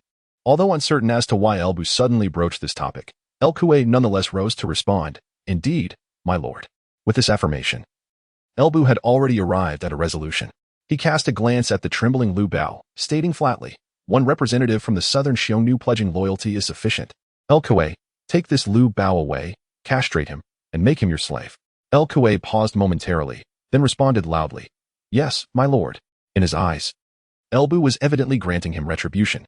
However, Lu Bao was left in shock. "General, have mercy, general." Unfortunately, in the grand tent, it was clear that no one would heed his pleas for mercy. El Kuei stepped forward and, with a tug on his leg, dragged him away. Within the tent, the remaining kneeling leaders of the Hu were drenched in sweat. To them, El Bu was clearly asserting his authority, especially He Chuquan, who now felt immensely grateful for his decisiveness. Had he hesitated, he might have been the one dragged away. Consequently, the frightened Hu leaders hastily expressed their willingness to pledge allegiance, fearing they might share Lu Bao's fate if they delayed. Witnessing this scene, El Bu nodded in satisfaction. Thus, the prairie was pacified, and the next step was merely to gradually assimilate these people. However, El Kuei believed El Bu's handling of Lu Bao was to avenge him, while the surrendered Hu leaders perceived it as a warning to others. What, then, was the true reason for El Bu's actions? Ahem. It was certainly not because, historically, this very Lu Bao had caused trouble for Kai Xiaoji. The laborer Jia Xu updates the latest chapter of I Am Invincible after traveling to the resurgence of spiritual energy in the 3 kingdoms on the new keyboard novel network. Dealing with Lu Bao is merely a minor episode for Lu Bu. As for the remaining tribal leaders of the Hu who subsequently pledged their allegiance, it can only be regarded as a pleasant surprise. Lu Bu's primary focus must now shift to how to assimilate the population of the grasslands. Presently, the combined population of the various tribes of the Xianbei and Xiongnu on the grasslands is conservatively estimated to be around 3 million, a significant portion of which consists of Han people abducted to the plains. Such a vast population, even by today's standards, nearly equates to the population of a large province of the Han dynasty. After all, this is still the late Han period, which has not yet been ravaged by years of warfare, famine, and plague. Thus, the total population of the Han has yet to experience a catastrophic decline. At present, the region of Siji alone boasts a population exceeding 3 million, while provinces like Jizhou and Yuzhou exceed 5 million. Naturally, Bingzhou cannot compare to the wealth of Siji, Jizhou, and Yuzhou. In fact, as one of the northernmost regions of the Han, Bingzhou has a total population of less than 100,000. This has been previously noted. Shuafang County has a population of fewer than 10,000, Wuyuan County just over 20,000, Yunzhou County nearly 30,000, and Yimin County upwards of 250,000. Among the 9 counties of Bingzhou, aside from the 4 bordering the grasslands mentioned above, the population conditions of the other 5 counties are not much better. Dingxiang County has fewer than 20,000 residents, Xia County just over 20,000, Shangjuan nearly 30,000, Taiyuan County over 200,000, and Shandong County around 120,000. It can be said that under the persistent incursions of the Hu people, even the relatively stable counties of Bingzhou do not have a substantial population. The entire population of Bingzhou is approximately 700,000. In other words, the population of the various tribes of the Hu on the grasslands far exceeds that of Bingzhou. Currently, Lu Bu is nominally merely the governor of Wuyuan. Thus, even though he has defeated the coalition forces of the grasslands, expecting to achieve rapid expansion remains unrealistic. Frankly speaking, the populations of the Yuan, Sulabu, Kajibu, and Mijia tribes, constituting the eastern Xianbei, already represent the upper limit of what Lu Bu can manage at this moment. These 4 major tribes collectively account for over 500,000 Han people and over 300,000 Hu people. With only the territory of Wuyuan County and the development of the Hetao Plain, he can barely accommodate them. However, if the numbers were to increase further, it would not only pose challenges in terms of assimilation, but also make it exceedingly difficult to conceal such a significant movement. It is fair to assert that should Lu Bu eventually gain control over the entirety of Bingzhou, he might be able to absorb the entire population of the grasslands. Yet, as it stands, he only governs Wuyuan County and is fundamentally incapable of supporting the absorption of the entire population of the grasslands. To forcibly take in more would only lead to strain and expose his actions. Once these matters come to light, unless Elbu boldly defies the world and raises a rebellion at this very moment, the court will undoubtedly seek ways to resettle such a vast population and will not entrust it entirely to him. Consequently, Elbu's ambition to use this population as a foundation for his future endeavors would be in vain. Thus, in the short term, at least until Elbu secures control over Bingzhou, it would not be advisable for the other inhabitants of the grasslands to migrate southward and submit. They must continue to live as they have in the past upon the steppes. This necessitates that Elbu enlists assistance to manage the tribes of the grasslands, as it is impossible for him to remain stationed there indefinitely, nor does he wish to repeat the subjugation of the grasslands in the future. Given the need to find individuals to help him govern these tribes, loyalty is paramount. Ability takes a back seat. By this criterion, El Kuei is undoubtedly a suitable candidate. However, relying solely on El Kuei would be insufficient and precarious. Elbu understands the principle of checks and balances. Therefore, Suli, KG, and Mijia, who joined him relatively early on, are also included in the list of potential allies. Furthermore, to stabilize the hearts of the people on the grasslands, those who later surrendered after defeat must not be overlooked. Among them, Hu Chuqian, who was among the first to pledge allegiance and set an example, stands out as an excellent choice. Nonetheless, regardless of how he approaches this, it is an exceedingly complex undertaking. Thus, Elbu decides to delegate this task to Jia Xu. Such a mentally taxing endeavor would be exhausting for him alone. Now, with the invaluable assistance of Jia, there is no reason not to make the most of it. Consequently, the esteemed Jia Xu, who was initially meant to await Elbu's victorious return in Jiyuan County, was swiftly dispatched by Elbu's forces to the grasslands. Upon discovering the purpose of his summons to the grasslands, Jia Xu was left with but 4 words in his mind: ill-fated encounter.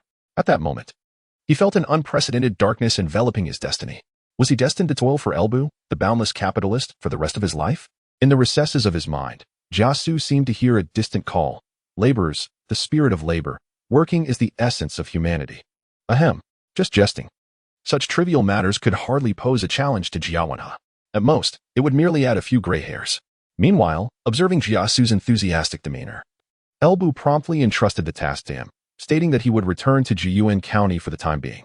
Thus, after nearly half a year of Lu Bu's expedition to the grasslands, he had brought Jia Xu to the plains, leaving Cao Xing and others to assist Jia Xu while he himself, accompanied by Zhang Jiao and the elite forces, returned to Zhouyuan County at the beginning of August. The urgency of Lu Bu's return to Zhouyuan was evident, as he was willing to utilize Jia Xu as a mere tool on the grasslands. Although Jia Xu felt somewhat helpless, he could understand the circumstances. The reasoning was simple. Yanqing had conceived at the end of the previous year, and now, in August, the time had come for her to give birth. Therefore, upon arriving back in Zhouyuan County, Lu Bu entrusted all matters to Zhang Liao and hastened directly to the prefect's residence. Upon his return, Lu Bu swiftly removed his armor in the front courtyard and made his way to the rear courtyard. However, once he entered the back courtyard, his pace slowed, as if he feared disturbing something. He even instructed the maidservants he encountered along the way to remain silent and not to greet him. In this manner, Lu Bu stealthily approached the door of Yanqing's chamber. The maidservants waiting outside the door, upon seeing Lu Bu, were about to pay their respects when he gestured for them to stop. He quietly approached the door and softly inquired, "Where is Qingyo?" The maidservant, lowering her voice, replied, "Returning to the general, the madam is resting inside. The midwife has stated that the time for her delivery is near, so she should rest more." Nodding slightly, Lu Bu signaled for the maidservant to withdraw before he cautiously entered the room. As dusk settled upon Zhouyuan County, Elbu returned home, finding the room dimly lit despite the lamps being lit. Yanqing, who abhorred extravagance and preferred simplicity, had only minimal lighting in her chamber, unlike the opulent households that illuminated their spaces as if it were day. Fortunately, Elbu's formidable prowess rendered the darkness inconsequential to his vision. Upon the bed, Yanqing was resting beneath a light coverlet, her hands gently placed upon her slightly protruding abdomen, her eyes softly closed, exuding a tranquil maternal radiance. Although her figure may have lost some of its former grace due to her pregnancy, in Elbu's eyes, she appeared even more beautiful than ever. Silently approaching the bedside, Elbu crouched down, quietly observing Yanqing. Remarkably, though he made no sound, Yanqing seemed to sense his presence, gradually opening her eyes. Upon seeing her husband squatting before her, a glimmer of surprise lit up her gaze. "Husband, you have returned," she exclaimed. As Yanqing made an effort to rise, Elbu gently pressed her down. "Do not move. Rest well? Did I disturb you? Why are you awake?" Not insisting on getting up, Yanqing turned her head slightly to regard Elbu, one hand caressing her abdomen, and with a soft smile, she replied, "Perhaps she sensed your return, which roused me. Just a moment ago, she kicked me several times." Elbu, following her gesture, could not suppress a smile. He placed his hand upon the back of hers, feeling the life within her, and murmured, "It seems our daughter is eager to meet her father." Hearing Elbu's words, despite it not being her first time, Yanqing's eyes reflected a hint of confusion. As Mengzi stated, of the three unfilial acts, having no descendants is the gravest. The Han dynasty placed great emphasis on filial piety, particularly regarding the continuation of the family line. Yet, since her pregnancy began, her husband had incessantly expressed his desire for a daughter, which puzzled her. Moreover, how could he know whether the child was a boy or a girl?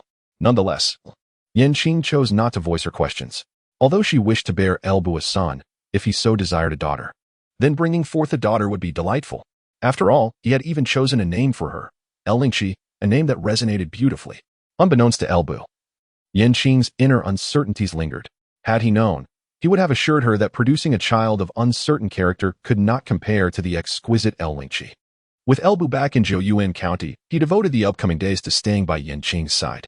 Others, having heard of her approaching labor, tactfully refrained from intruding during this time. Before long, late August arrived, and Yanqing finally gave birth. Due to the meticulous preparations made with the most experienced midwife, coupled with Elbu utilizing the ethereal energies of heaven and earth to assist Yanqing in her recovery, the birthing process unfolded seamlessly, as Elbu had anticipated. The newborn was a daughter. With prior arrangements in place, Elbu wasted no time in naming his newly born daughter Lingqi. As the governor of Wuyuan and the guardian of the Bingzhou border, Elbu's daughter's arrival was met with widespread celebration. In the ensuing days, the entirety of Jiyuan County was adorned with festive decorations, and the townsfolk spontaneously offered their blessings to Elbu. His subordinates, too, expressed their joy. Even those stationed far in the grasslands, such as Jia Xu, Cao Xing, and El Kuei, sent their congratulations and promised grand gifts to celebrate Lingqi's first month. Elbu found himself utterly enchanted by the little one. As a traveler from another world, he had initially felt a profound disconnection from this realm. However, after marrying Yanqing and establishing a family, that feeling began to dissipate. Now, with the birth of his child, a part of his lineage existed in this world, deeply rooting him in its fabric. At that moment, he finally experienced a genuine sense of belonging. Throughout the following month, Elbu remained devotedly by Yanqing and Lingqi's side. He consistently employed the energies of heaven and earth to nurture both mother and child, ensuring that Yanqing's health remained uncompromised post-delivery and that Lingqi would grow up healthy and robust. During this period, Jia Xu managed affairs on the grasslands, while Gao Shun and Zhang Jiao tended to matters in Wuyuan, allowing Elbu's family to enjoy their serene life undisturbed. However, blissful moments are fleeting. A month passed in the blink of an eye, and by late September, Jia Xu returned to Zhouyuan County after successfully overseeing the affairs on the grasslands. He was accompanied by Cao Xing and other valiant generals under Elbu's command, as well as the elite cavalry from Bingzhou that had previously accompanied Elbu northward. As for Kuei, Suli, and Hu Chuqian, they longed to partake in Lingqi's month celebration, but were unable to leave their posts to maintain order on the grasslands. Thus, they entrusted Jia Xu to deliver their gifts as a token of their sentiments. To this day, Elbu has fulfilled his promise to Yanqing. The Bingzhou border now enjoys peace, and he has established a secure environment for Lingqi's upbringing, embracing the responsibilities of a father. In just a few days, Lingqi's month celebration will commence. Preparations have already begun at the governor's residence. Meanwhile, the entire Zhouyuan County was adorned with vibrant decorations. As the followers of Elbu engaged in mutual inquiries, eager to discern the lavish gifts prepared for their esteemed lord's child's first month celebration, all the while guarding their own offerings with utmost secrecy. Thus, the day finally arrived on the 28th of September. This day ignited the atmosphere throughout Zhouyuan County, marking the momentous occasion of Lingqi's full moon celebration.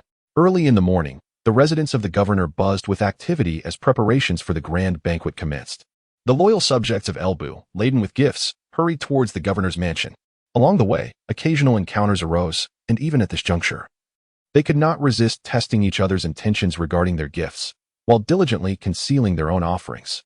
Particularly, Elbu's band of brash warriors, typically lacking in foresight, orchestrated a dramatic display of rivalry, with some close allies nearly coming to blows. Fortunately, they were all aware that it was Lingqi's special day, and thus refrained from actual conflict, for they feared the wrath of Elbu should they dare to fight amidst such festivities. Ultimately, all prominent figures under Elbu's command who remained in Zhouyuan County successfully convened at the governor's mansion. On the occasion of the joyous celebration of Lingqi's first month, it was only fitting for everyone to partake in the festivities. Thus, on this day, the entire Zhouyuan County was adorned with lanterns, and even the military camp provided the soldiers with meat and wine to join in the merriment. In this spirit, Elbu could not overlook the soldiers of the Zanshan camp, who served as his personal guards. Therefore, for this grand banquet, Elbu arranged for the feast to be held in the front courtyard, ensuring that the soldiers could participate in the celebration.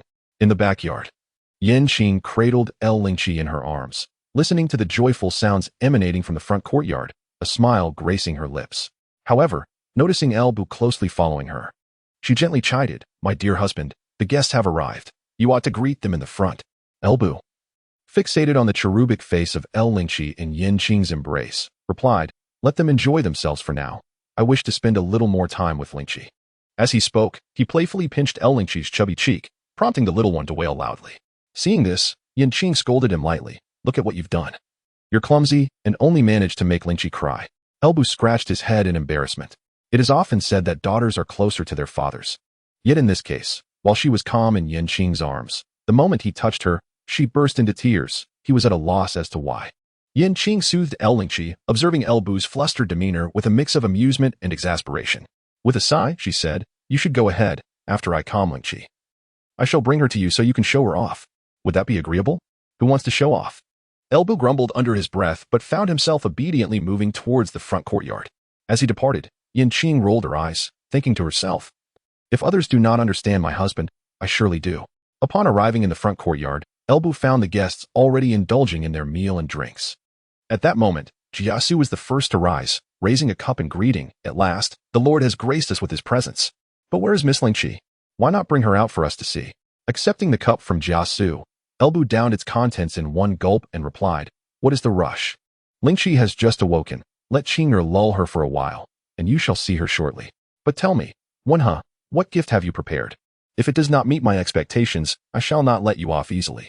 As he spoke, Elbu made his way to the main seat. In response, Jia Xu returned to his place, then said, "Rest assured, my lord, my gift will undoubtedly please you." While in the grasslands, I happened upon a fine steed from the Xinbei Tuoba tribe that had just foaled. Thinking of the celebration for Miss Lingqi's first month, I purchased the foal. The little colt was devoid of any unsightly hairs, its coat gleaming like black satin. As it trod upon the snow, it truly resembled a magnificent steed. Were it not a mare, one might speculate that it could rival the legendary black horse of the past.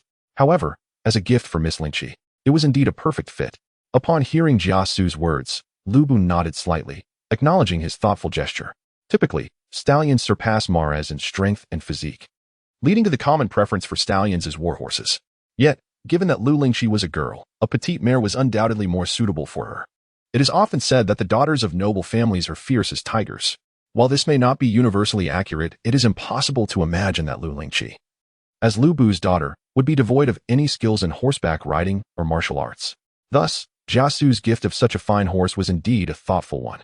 As Jia Xu showcased his present and garnered Lu Bu's admiration, the others could not contain themselves any longer.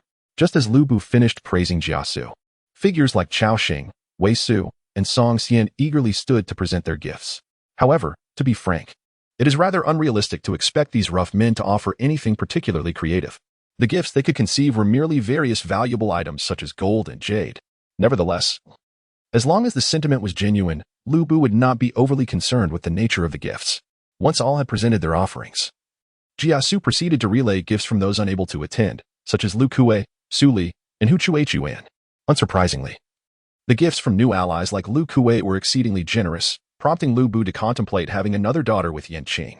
As the gift presentations concluded, the atmosphere of the banquet grew even more jubilant.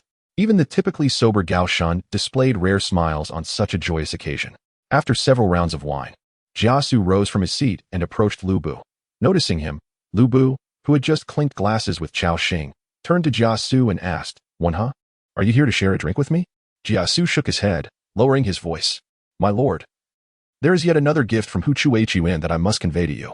Since the southern Xiongnu were nominally vassals of the Han, Lu Bu could command the Xianbei to cease their kingship, yet the southern Xiongnu still required a chieftain.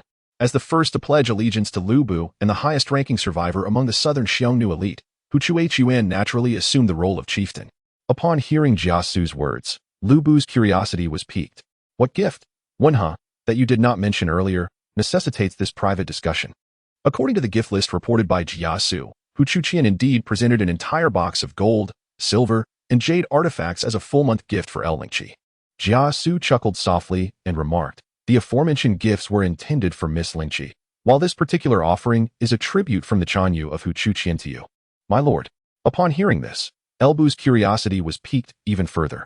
He then listened as Jia Xu lowered his voice and continued with a smile. "The Chanyu of Hu Chuqian has heard that you, my lord, have only a wife and have not taken any concubines. Thus he has specially sent a daughter of the Xiongnu royal family to attend to you." Elbu was left speechless. The moment Jia Xu uttered these words, not only Elbu but even Wei Su, who had just approached, contemplating sharing a drink with Elbu, hesitated, pondering whether to pretend he had heard nothing. Although Wei Su was a distant cousin of Yan Qing, he felt apprehensive about reporting such matters to her. Most importantly, despite Elbu's decision to refrain from taking concubines after marrying Yan Qing, Wei Su understood well that Elbu was not devoid of desire. Rather, he simply possessed discerning tastes. Thus, the pressing question arose, would Elbu remain unmoved by the beauty that Hu Chuqian had painstakingly endeavored to present? 25. Alliance. Wei Su felt quite awkward. Elbu was also somewhat conflicted. The beauty that Hu Chuqian earnestly entrusted to Jia Xu for delivery could not possibly be of inferior quality. Moreover, the notion of a royal daughter from the Xiongnu sounded rather enticing. Had it been at a different juncture, Elbu would have undoubtedly accepted the gift. Yet, Hu Chuqian chose this particular moment for the presentation. However, upon glancing at the smiling Jia Xu, Elbu felt a stir within his heart. With Jia Xu's intellect, he could not have overlooked the intricacies of this matter. Yet, he still assisted Hu Chuqian in delivering the lady. Could there be other motives at play? With this thought in mind, Elbu feigned annoyance, saying, "It suffices that Hu Chuqian is a barbarian, but since he requested your assistance in sending her, why do you not admonish him? Do consider my position. How can I conveniently accept a woman from him at such a time? Indeed, in response to Elbu's reproach, Jia Xu chuckled and remarked, "My lord, in my humble opinion, it would be prudent to accept this lady, for it would also pacify the hearts of the various tribes on the grasslands." Upon hearing this, Elbu furrowed his brow. There was evidently more to this situation. Various thoughts flashed through his mind, and he inquired, "What do you mean? Is there a tribe on the grasslands that harbors treachery?" Jia Xu shook his head, clarifying, "Not at all. After your previous victory, you have thoroughly subdued the tribes of the grasslands. In their eyes, you are regarded as a reincarnation of the celestial wolf. Who would dare defy you? However, you are ultimately a Han person. Although these barbarians now submit to you, their allegiance is primarily rooted in fear. Should time pass, and if instigators arise, discord is inevitable. But what does this have to do with Hu Chuqian sending me a woman?" Elbu probed. "This is indeed related." Jia Xu replied with a smile.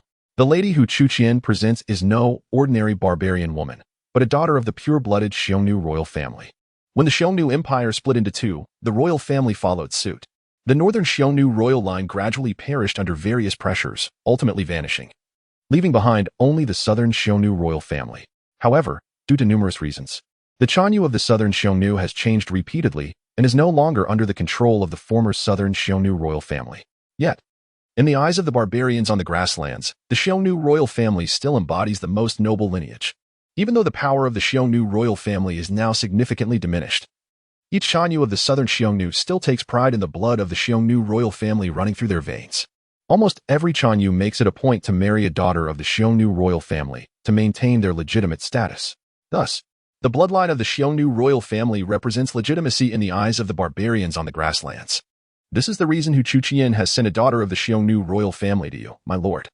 As long as the Lord accepts this daughter of the Xiongnu royal family, he will win the hearts of the various tribes of the grasslands. Should the Lord be blessed with offspring from this union in the future." Jia Xu did not continue his thought. However, Elbu had already grasped his intent. It must be said that Jia Xu's reasoning was quite sound. Throughout history, marriage alliances have served as an exceedingly effective means of consolidating power and pacifying the populace. Take the historical Three Kingdoms period as an example. Liu Biao entered Bingzhou and married a Kai. Cao Cao defeated Yuan Shao and wed Zhun.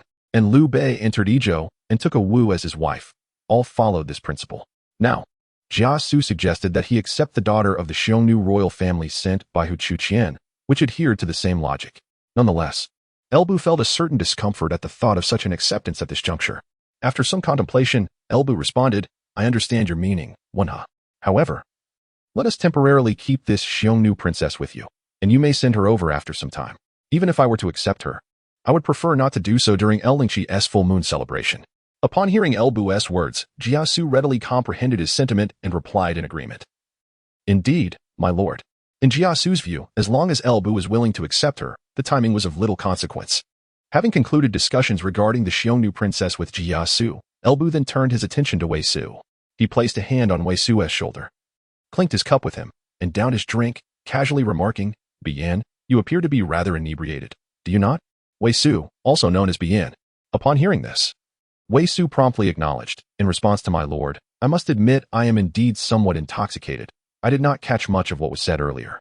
Satisfied with Wei Su's perceptiveness, Elbu nodded in approval. Just as Elbu was about to intimidate Wei Su, a maid emerged from the rear courtyard and approached him. "General, the lady has lulled the young miss to sleep and sent me to inquire when the general would like to hold her. The lady suggests that it would be best for you to take the young miss while she is still asleep. Otherwise, she may wake her and cause her to cry again." Upon hearing the maid's words, Elbu momentarily set aside all other matters. He struck the table with his hand, capturing everyone's attention, and declared, "Listen well. I shall go fetch Lingqi for you to see. However, she is currently asleep. So I expect you all to be quiet. Whoever disturbs her shall face my wrath." At Elbu's proclamation, the previously raucous courtyard fell silent. The sound of a pin dropping could be heard. Everyone held their breath, awaiting Elbu's emergence with Lingqi. Seeing the stillness, Elbu rose and followed the maid toward the rear courtyard, where Yanqing had successfully lulled Lingqi to sleep. Elbu approached Yanqing quietly. Gazing at the peacefully slumbering Lingqi in Yanqing's arms, his expression tinged with frustration.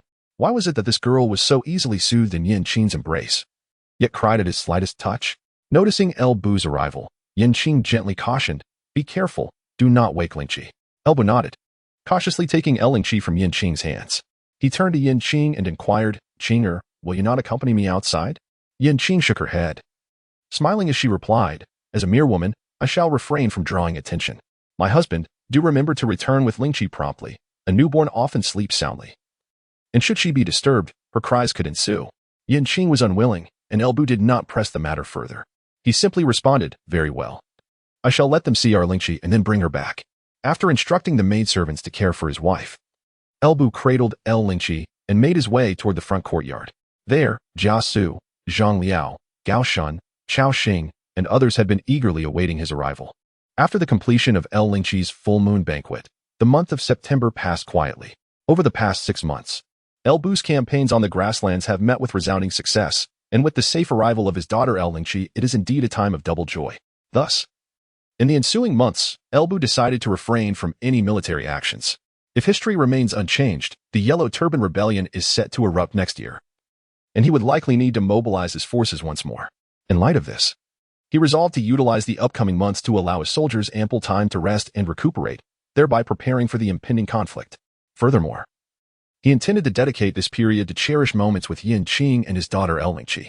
And so, tranquil and blissful days passed by steadily. Before long, it was already the 7th year of Guangke, 184 AD.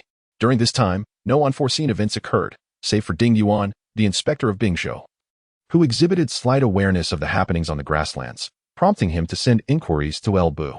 However, due to Elbu's adeptness at information concealment, he successfully misled Ding Yuan. After all, Elbu was now a regional governor, and Ding Yuan could not afford to delve too deeply. In addition, during the New Year festivities, a young woman of the Xiongnu royal lineage, sent by Hechuan, arrived at Elbu's residence. The Xiongnu, tracing their lineage back to the Chanyu Tuman, were represented by the Wandi clan, from which renowned leaders such as Moda Chanyu and the elder Shang Chanyu descended. However, with the fall of the Xiongnu Empire to the Han Dynasty, the Wandi clan lost its former glory. While the current Xiongnu Chanyu still claims descent from the Wandi, the truth is that they have long diverged from that lineage.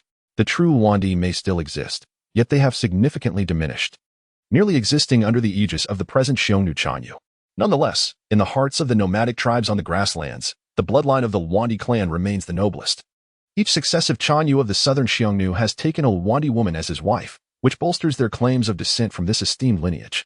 Presently, by presenting Elbu with the most remarkable maiden of the Wandi clan, Hechuan is, in essence, pledging loyalty to him. It is worth noting that during the reign of Tan Shihui over the grasslands, any attempts to seek Wandi women were met with refusal from the southern Xiongnu. However, despite the enchanting allure of this exotic maiden from the Wandi clan, Elbu recognized that this was not the time for indulgence. Thus, he opted not to immediately take her as a wife, instead assigning her to be a personal maidservant to Yin Qing. Elbu, for his part, was resolutely preparing for the imminent Yellow Turban Rebellion. In the first month of the 7th year of Guangke, 184 AD, Tang Shou, a disciple of Zhang Jiao, betrayed the Taiping Dao by informing the court. In the same month, Ma Yuan, the leader of the Yellow Turban Army overseeing the Taiping Dao followers in Jing and Yang provinces, was captured in Henei County and sent to Luoyang for execution by dismemberment. Concurrently, thousands of Taiping Dao adherents were apprehended and executed. Yet, despite Tang Zhou's treachery, the Han court remained oblivious to the gravity of the situation. After the assassination of Ma Yuan, they merely dispatched agents to Ji province to apprehend Zhang Jiao, showing little concern for the Taiping Dao.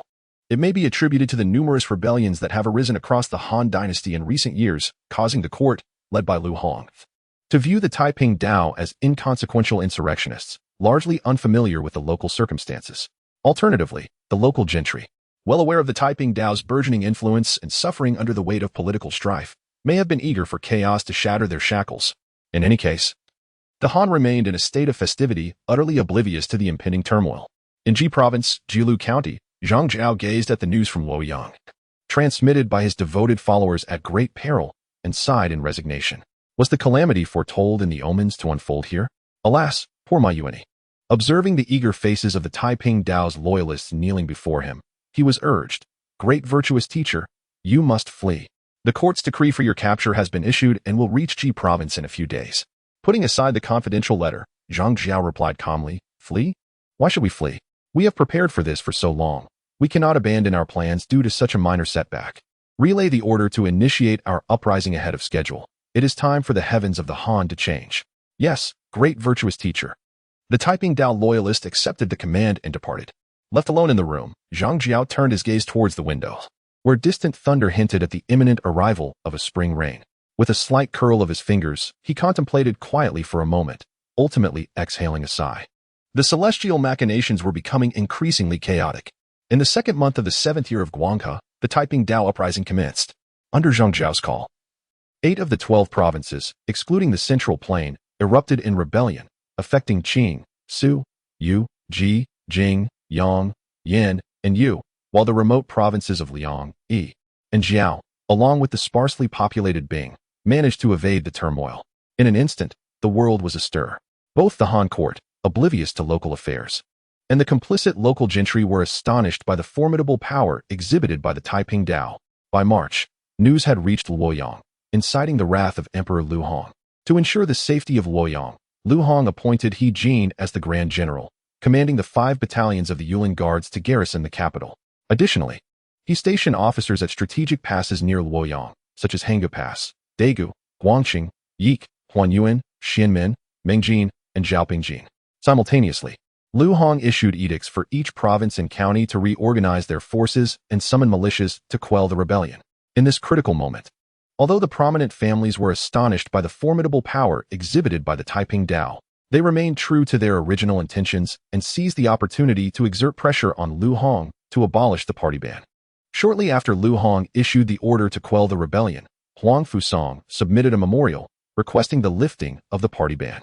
Concurrently, the palace eunuch El Chang also submitted a memorial advocating for the same and expressed that should the party ban remain in place, the potential for collusion between the prominent families and the Yellow Turban Army could lead to unimaginable consequences. Under such pressure, Lu Hong had no choice but to order the repeal of the party ban and grant amnesty to the members of the party across the realm. Furthermore, in his quest to pacify the Taiping Dao, Lu Hong spared no expense, utilizing the treasury's hidden funds and the horses from the Western Garden as rewards for the soldiers. He appointed Lu Ji as the general of the Northern Cavalry, Huang Fusang as the general of the Left Cavalry, and Zhu Jun as the general of the Right Cavalry, each bestowed with authority to command elite troops nationwide for the suppression of the rebellion.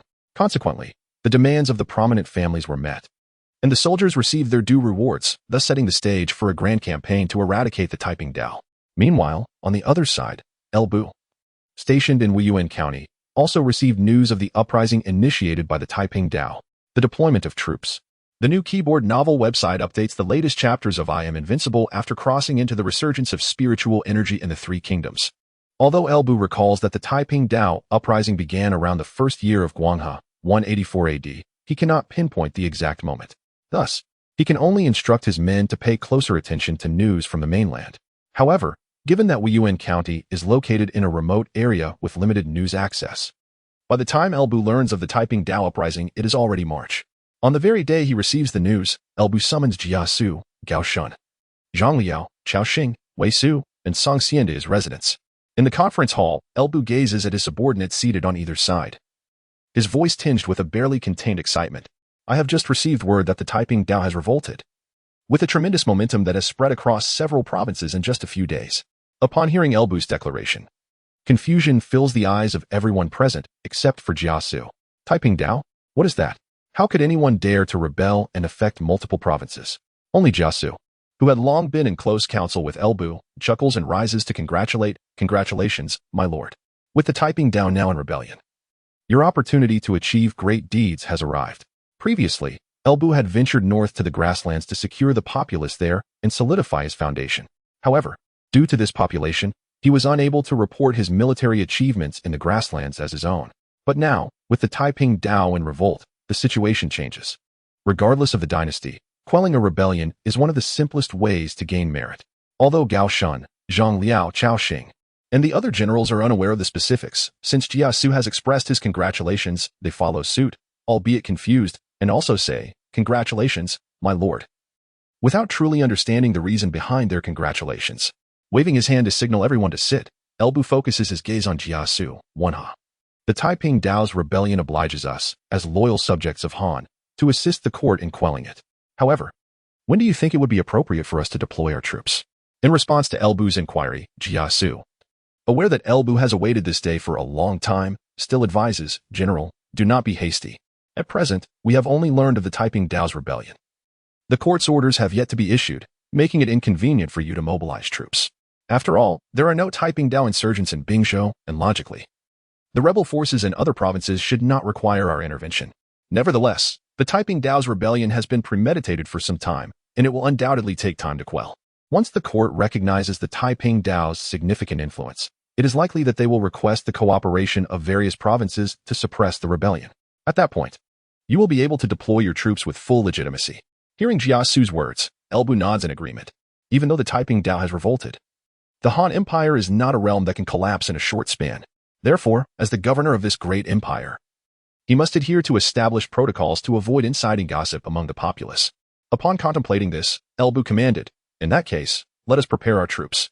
However, it is essential to value quality over quantity. We must remain vigilant against the newly subdued Hu people in the grasslands." Very well, Gungjing, ready the elite battalion. Wuyuan and Benshan, each of you shall assemble 3,000 elite cavalry to accompany me southward alongside the elite battalion. The rest shall assist Gingjing in securing Wuyuan after my departure. Upon hearing this, the group responded with fervent agreement. Even the steadfast Gao Shun, though left behind as Elbu intended to take the elite battalion without him, displayed no signs of discontent. Truth be told, he had grown accustomed to the situation. After all, Elbu held him in high regard. Such responsibilities of guarding the home front cannot be entrusted to anyone but those who are truly loyal. After instructing his generals, Elbu turned to Jia Xu. "Wanhe, I shall require your assistance as we head south." Thus, upon receiving news of the Taiping Dao's rebellion, Elbu prepared his forces, awaiting the imperial decree to march south and quell the insurrection. However, the resolve of Emperor Lu Hong and the court was far less steadfast than Elbu and Jia Xu had anticipated. They had assumed that the court would wait for the situation to deteriorate further before lifting restrictions on local military forces. But Lu Hong had not contemplated such complexities from the outset. Only after the imperial edict reached Bingzhou did Jia Xu and Elbu realize that the court had initially commanded each province to organize its own troops for suppression of the rebellion, even permitting local recruitment of volunteer forces. Fortunately, despite the delay in communication from Luoyang to Wuyuan, it was not too late. Upon receiving the news, Elbu promptly assembled Jia Xu, Zhang Jiao, and Chao Xing, with the elite battalion as his personal guard, and 6,000 elite cavalry from Bingzhou, setting forth southward. Elbu's movements could not escape the notice of Ding Yuan, the governor of Bingzhou. Although Ding Yuan was unaware of Elbu's fervent commitment to quelling the rebellion, he saw no reason to impede his progress. Therefore, under Ding Yuan's orders for all districts in Bingzhou to permit passage, Elbu smoothly traversed Bingzhou and entered the territory of Jizhou. The Taiping Dao's uprising, while affecting 8 provinces, found Jizhou, the stronghold of Zhang Jiao, to be the most severely afflicted area. Given this context, and with Bingzhou neighboring Jizhou, Elbu was determined to establish his achievements through suppressing the rebellion without seeking distant endeavors. However, upon entering Jizhou, Elbu did not recklessly advance. He was entirely oblivious to the current state of conflict in Jizhou and remained uncertain of the stage of the court's suppression efforts. Thus, he resolved to pause at the border of Jizhou until he could ascertain the prevailing situation. Due to the resurgence of the spiritual energy of heaven and earth, both the physical prowess of ordinary soldiers and the quality of warhorses have seen a notable enhancement. Although Elbu currently finds himself in Changshan County, a considerable distance from the main battlefield of Jizhou in Jiulu County, it is not particularly arduous for the elite cavalry of Bingzhou to traverse such a county to gather intelligence. Thus, upon entering Jizhou, Elbu temporarily established his camp in Changshan County, dispatching Zhang Liao to lead scout riders to investigate the situation at the Jiulu battlefield, aiming to ascertain the current state of affairs. Meanwhile, Elbu remained industrious himself, for he was in Changshan County, a place destined to birth a notable figure. Therefore, he resolved to take advantage of Zhang Liao's reconnaissance to explore the vicinity of Zhending. Although Zhao Yun might still be honing his skills atop the mountains during this period, it would not hurt to test his luck. Should fortune favor him and he encounter Zhao Yun, he could easily persuade him to join his ranks, resulting in an immediate ascent to greatness. For future generations, Changshan may be regarded as a relatively well-known location. However, during this period, Changshan County was merely one of the unremarkable 9 counties of Jizhou. Even the county seat, Zhending, was nothing more than an ordinary small town. Consequently, although Elbu harbored no ill intentions, the sudden appearance of a cavalry force numbering in the thousands near Zhending startled Zhao Li, the governor of Changshan. After all, despite the county's substantial population of over 600,000, its military strength was rather feeble. Even in Zhending, the garrison consisted of merely 2,000 troops, whose combat capabilities varied significantly. this was hardly sufficient to contend with the formidable cavalry. Fortunately, Elbu was accompanied by Jia Xu, who had anticipated such matters. Thus, upon entering the territory of Changshan County, Jia Xu advised Elbu to send word to the governor, clarifying their identity. Upon learning that this unexpected force in Changshan was a regular army from Bingzhou, sent to assist in quelling a rebellion, Zhao Li felt a sense of relief. Most reassuring to him was Elbu's assurance that they would camp outside the city and not disturb the populace. Had Elbu requested entry into the city for rest, even as a regular army, Zhao Li would have found it difficult to feel secure. Although Elbu's troops did not exhibit any threatening behavior, Zhao Li, eager to expeditiously send these unwelcome guests away, proactively dispatched provisions of wine and meat to reward the soldiers. While Zhao Li had largely confirmed that this force was indeed from Bingzhou, the presence of an uncontrolled army lingering under his very nose was unsettling. Thus, he wished fervently to see them depart quickly, so they could recuperate and then confront the yellow turbans at Julu, rather than remain in his vicinity, depriving him of peace. Though Elbu was unaware of Zhao Li's thoughts, he could surmise them with a fair degree of accuracy. Nevertheless, he graciously accepted the provisions. Although the Bingzhou army was not lacking in supplies, they could not indulge in wine and meat at every meal. Given the opportunity for such feasting, Elbu had no reason to decline. Moreover, had he refused, Zhao Li might have suspected ulterior motives on his part. Indeed, upon learning that Elbu accepted the provisions, Zhao Li felt considerably more at ease. Yet, as he exhaled a sigh of relief, he suddenly noticed something amiss. Observing the hundreds of troops who had just delivered the provisions, he inquired with a puzzled expression, "Where is Zhao Sima?" The Zhao Sima he referred to as Zhao Feng, the officer responsible for delivering the provisions. With 2,000 garrison troops in Jinding, they were led by 5 military officers, and Zhao Feng was one among them. Thus, in a certain sense, Zhao Feng could be considered part of the mid-level leadership of Jinding. The county soldiers who were sent to deliver wine and meat have returned.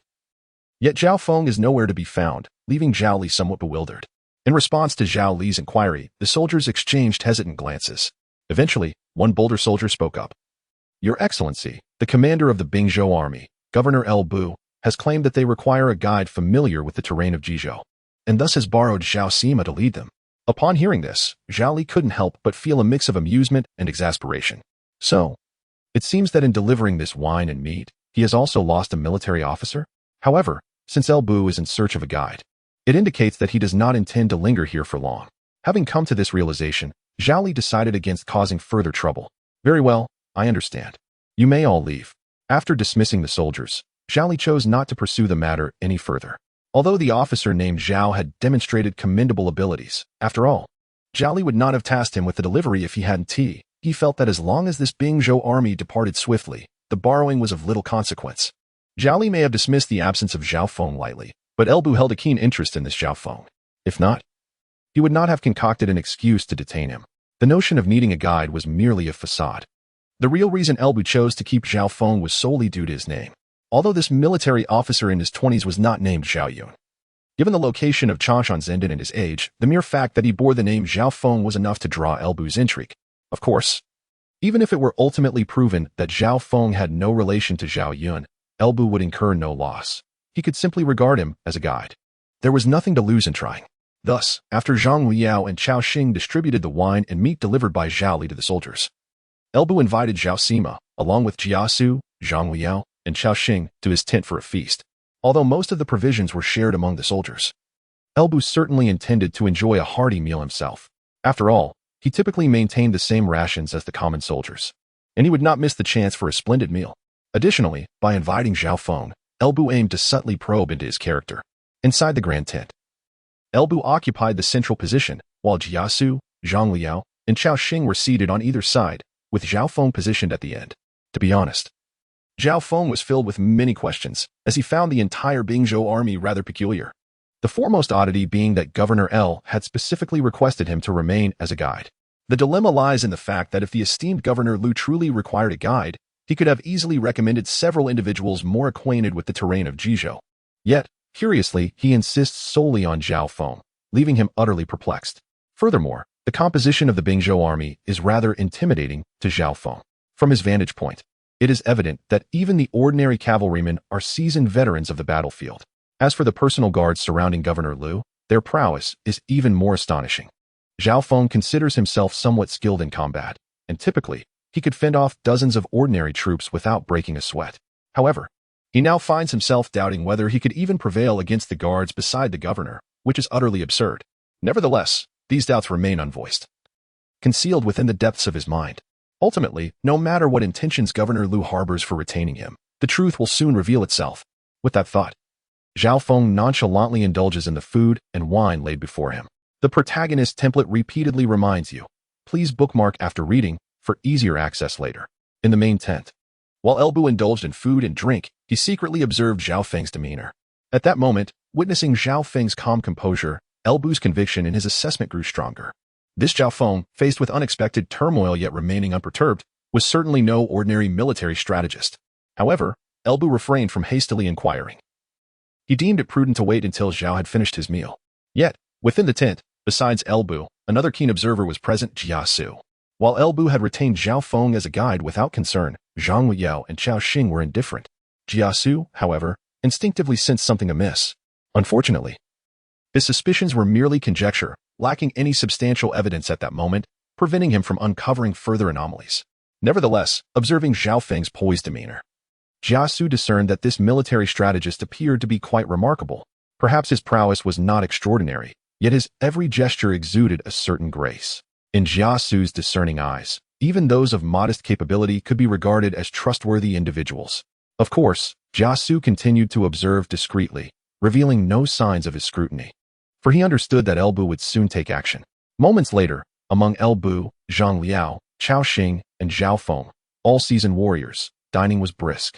Jia Xu, though slower in his consumption, matched the overall pace as his appetite was not as robust as that of Elbu and the others. Once everyone had finished their meal, Elbu ordered the removal of food and drink. He turned his gaze toward Zhao Feng and spoke earnestly, Sima Zhao. Our army has recently arrived in Bingzhou and is unfamiliar with the local terrain. Therefore, to better combat the local yellow turban rebels, I have requested your assistance as our guide. I hope you do not take offense. Although Zhao Feng found this excuse somewhat contrived, he felt compelled to maintain the faade since Elbu had made the request. Thus, he rose and clasped his hands in respect, responding, Your Excellency L, you are too kind. It is indeed a great service to the people of the 9 counties in Bingzhou that you have journeyed from afar to quell the rebellion. It is only fitting that I offer you my assistance. Your leadership is exemplary, General Zhang is a youthful hero, and General Chao clearly possesses great valor. The soldiers under your command are elite warriors of their time, and I am confident that you shall achieve a resounding victory against the yellow turban rebels. Upon hearing Zhao Feng's words, Elbu felt a sense of satisfaction. Regardless of Zhao Feng's internal thoughts, his outward demeanor was commendable, marking a positive beginning. He smiled and replied, Let us take your auspicious words to heart. However, as we are still unacquainted with the terrain of Bingzhou, we shall rely on your guidance in the days to come. Although Zhao Feng remained uncertain as to why Elbu insisted on his guidance, he could ascertain that Elbu's intentions regarding the campaign against the Yellow Turbans were indeed genuine. Thus, after a brief moment of hesitation, he nodded in agreement, stating, It is the duty of every man to quell the Yellow Turban rebels. If Lord L has need of me, I shall not hesitate to assist. Upon hearing Zhao Feng's formal acceptance, Elbu nodded in satisfaction. However, on the side, Jia Xu began to question his judgment, pondering whether Elbu truly sought merely a guide. At that moment, Elbu unexpectedly shifted the conversation, inquiring, Zhao Sima, you are a local, are you not?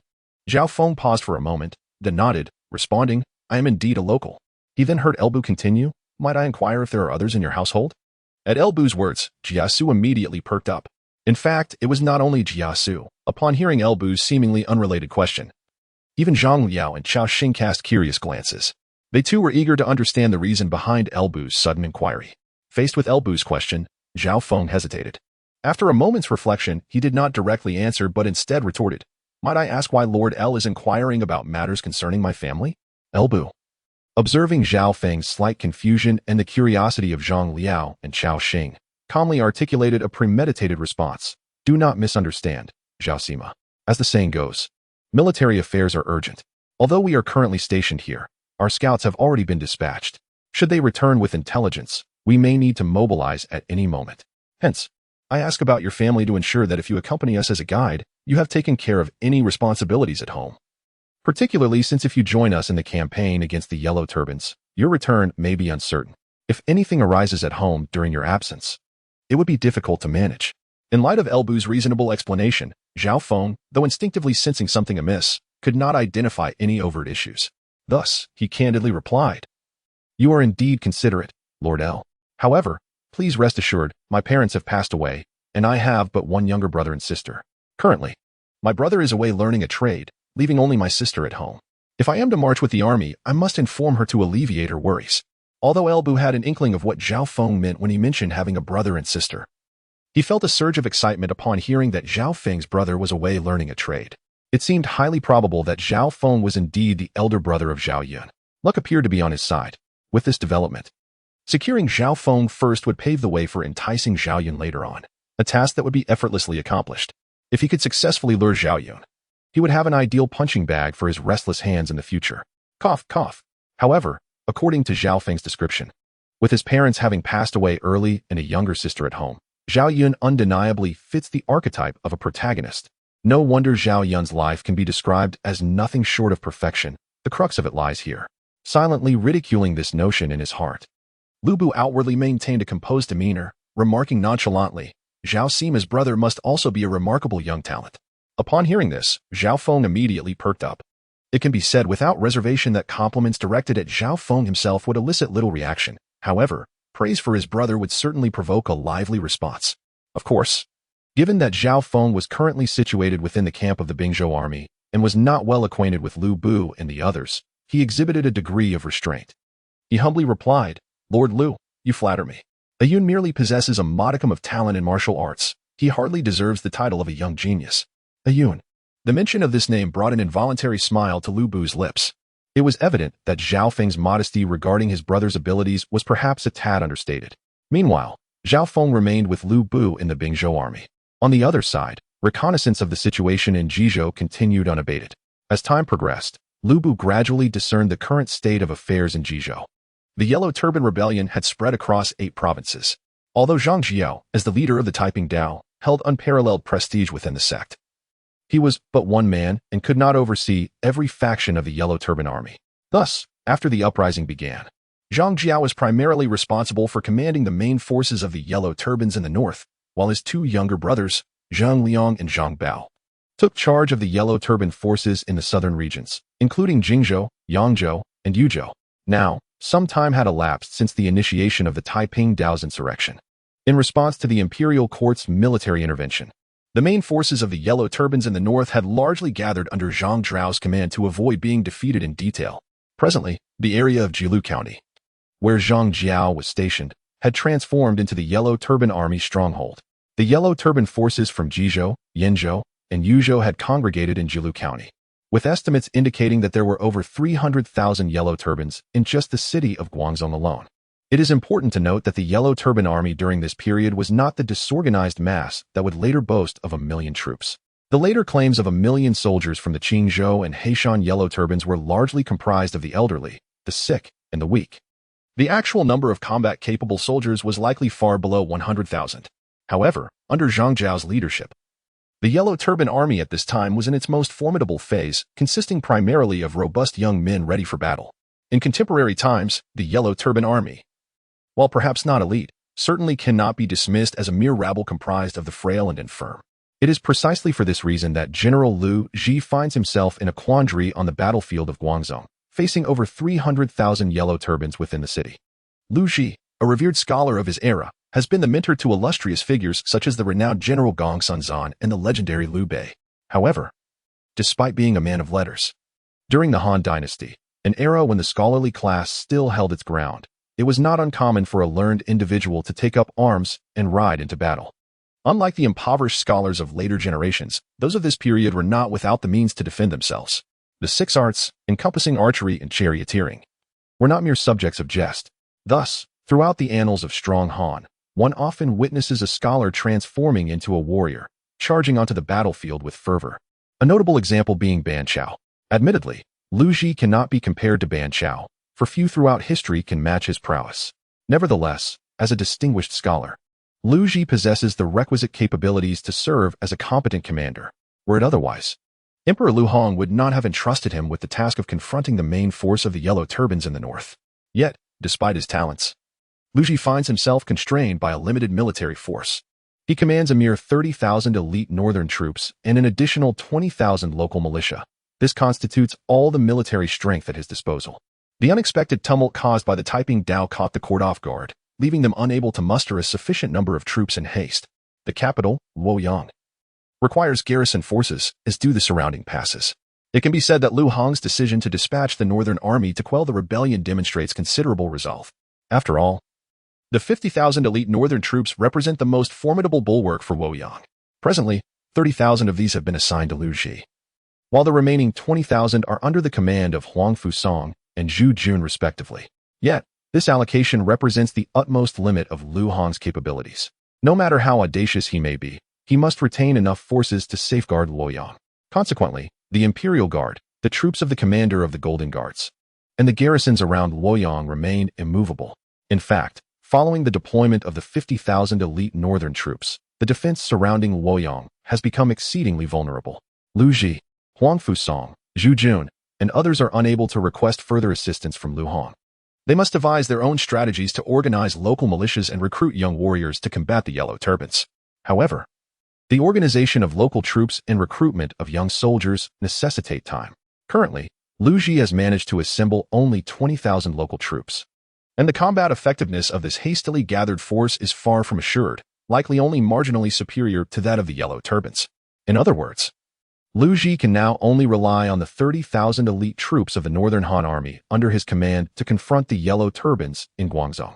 However, the dilemma lies in the fact that while the Northern Han Army is undoubtedly formidable, pitting 30,000 against 300,000 Yellow Turbans is a daunting challenge. Thus, Lu Ji's current strategy is to prolong the conflict. Under considerable pressure, Emperor Lu Hong of the Han Dynasty has already issued an edict to dismantle the party restrictions. It is foreseeable that in the near future, the prominent families of the realm will gradually mobilize to engage in the war against the way of peace. Therefore, as long as the conflict can be prolonged, the forces for suppression will only grow stronger. Moreover, the daily sustenance for the over 300,000 Yellow Turbans within Guangzhou amounts to an astronomical figure, which Zhang Jiao will undoubtedly struggle to sustain. In addition, Lu Ji places his hopes on the southern pacifiers, Huang Fusong and Zhu Jun. Although the Yellow Turbans in the south are also formidable, they cannot be compared to the main force led by Zhang Jiao. Should Huang Fusong and Zhu Jun succeed in quelling the southern Yellow Turbans, the remaining Yellow Turbans in Guangzhou, isolated and unsupported, would inevitably face defeat, regardless of their numbers. It can be said that Lu Ji is indeed a sage of his time, with a clear line of thought. In fact, within Guangzhou, Zhang Jiao is indeed quite vexed by Lu Ji's tactics. He currently possesses an absolute advantage in military strength, and if Lu Ji were to engage him in open battle, Zhang Jiao would be confident in crushing Lu Ji's forces, thus clearing the way for the Yellow Turbans to advance to Luoyang. Yet, Lu Ji steadfastly refuses to confront him.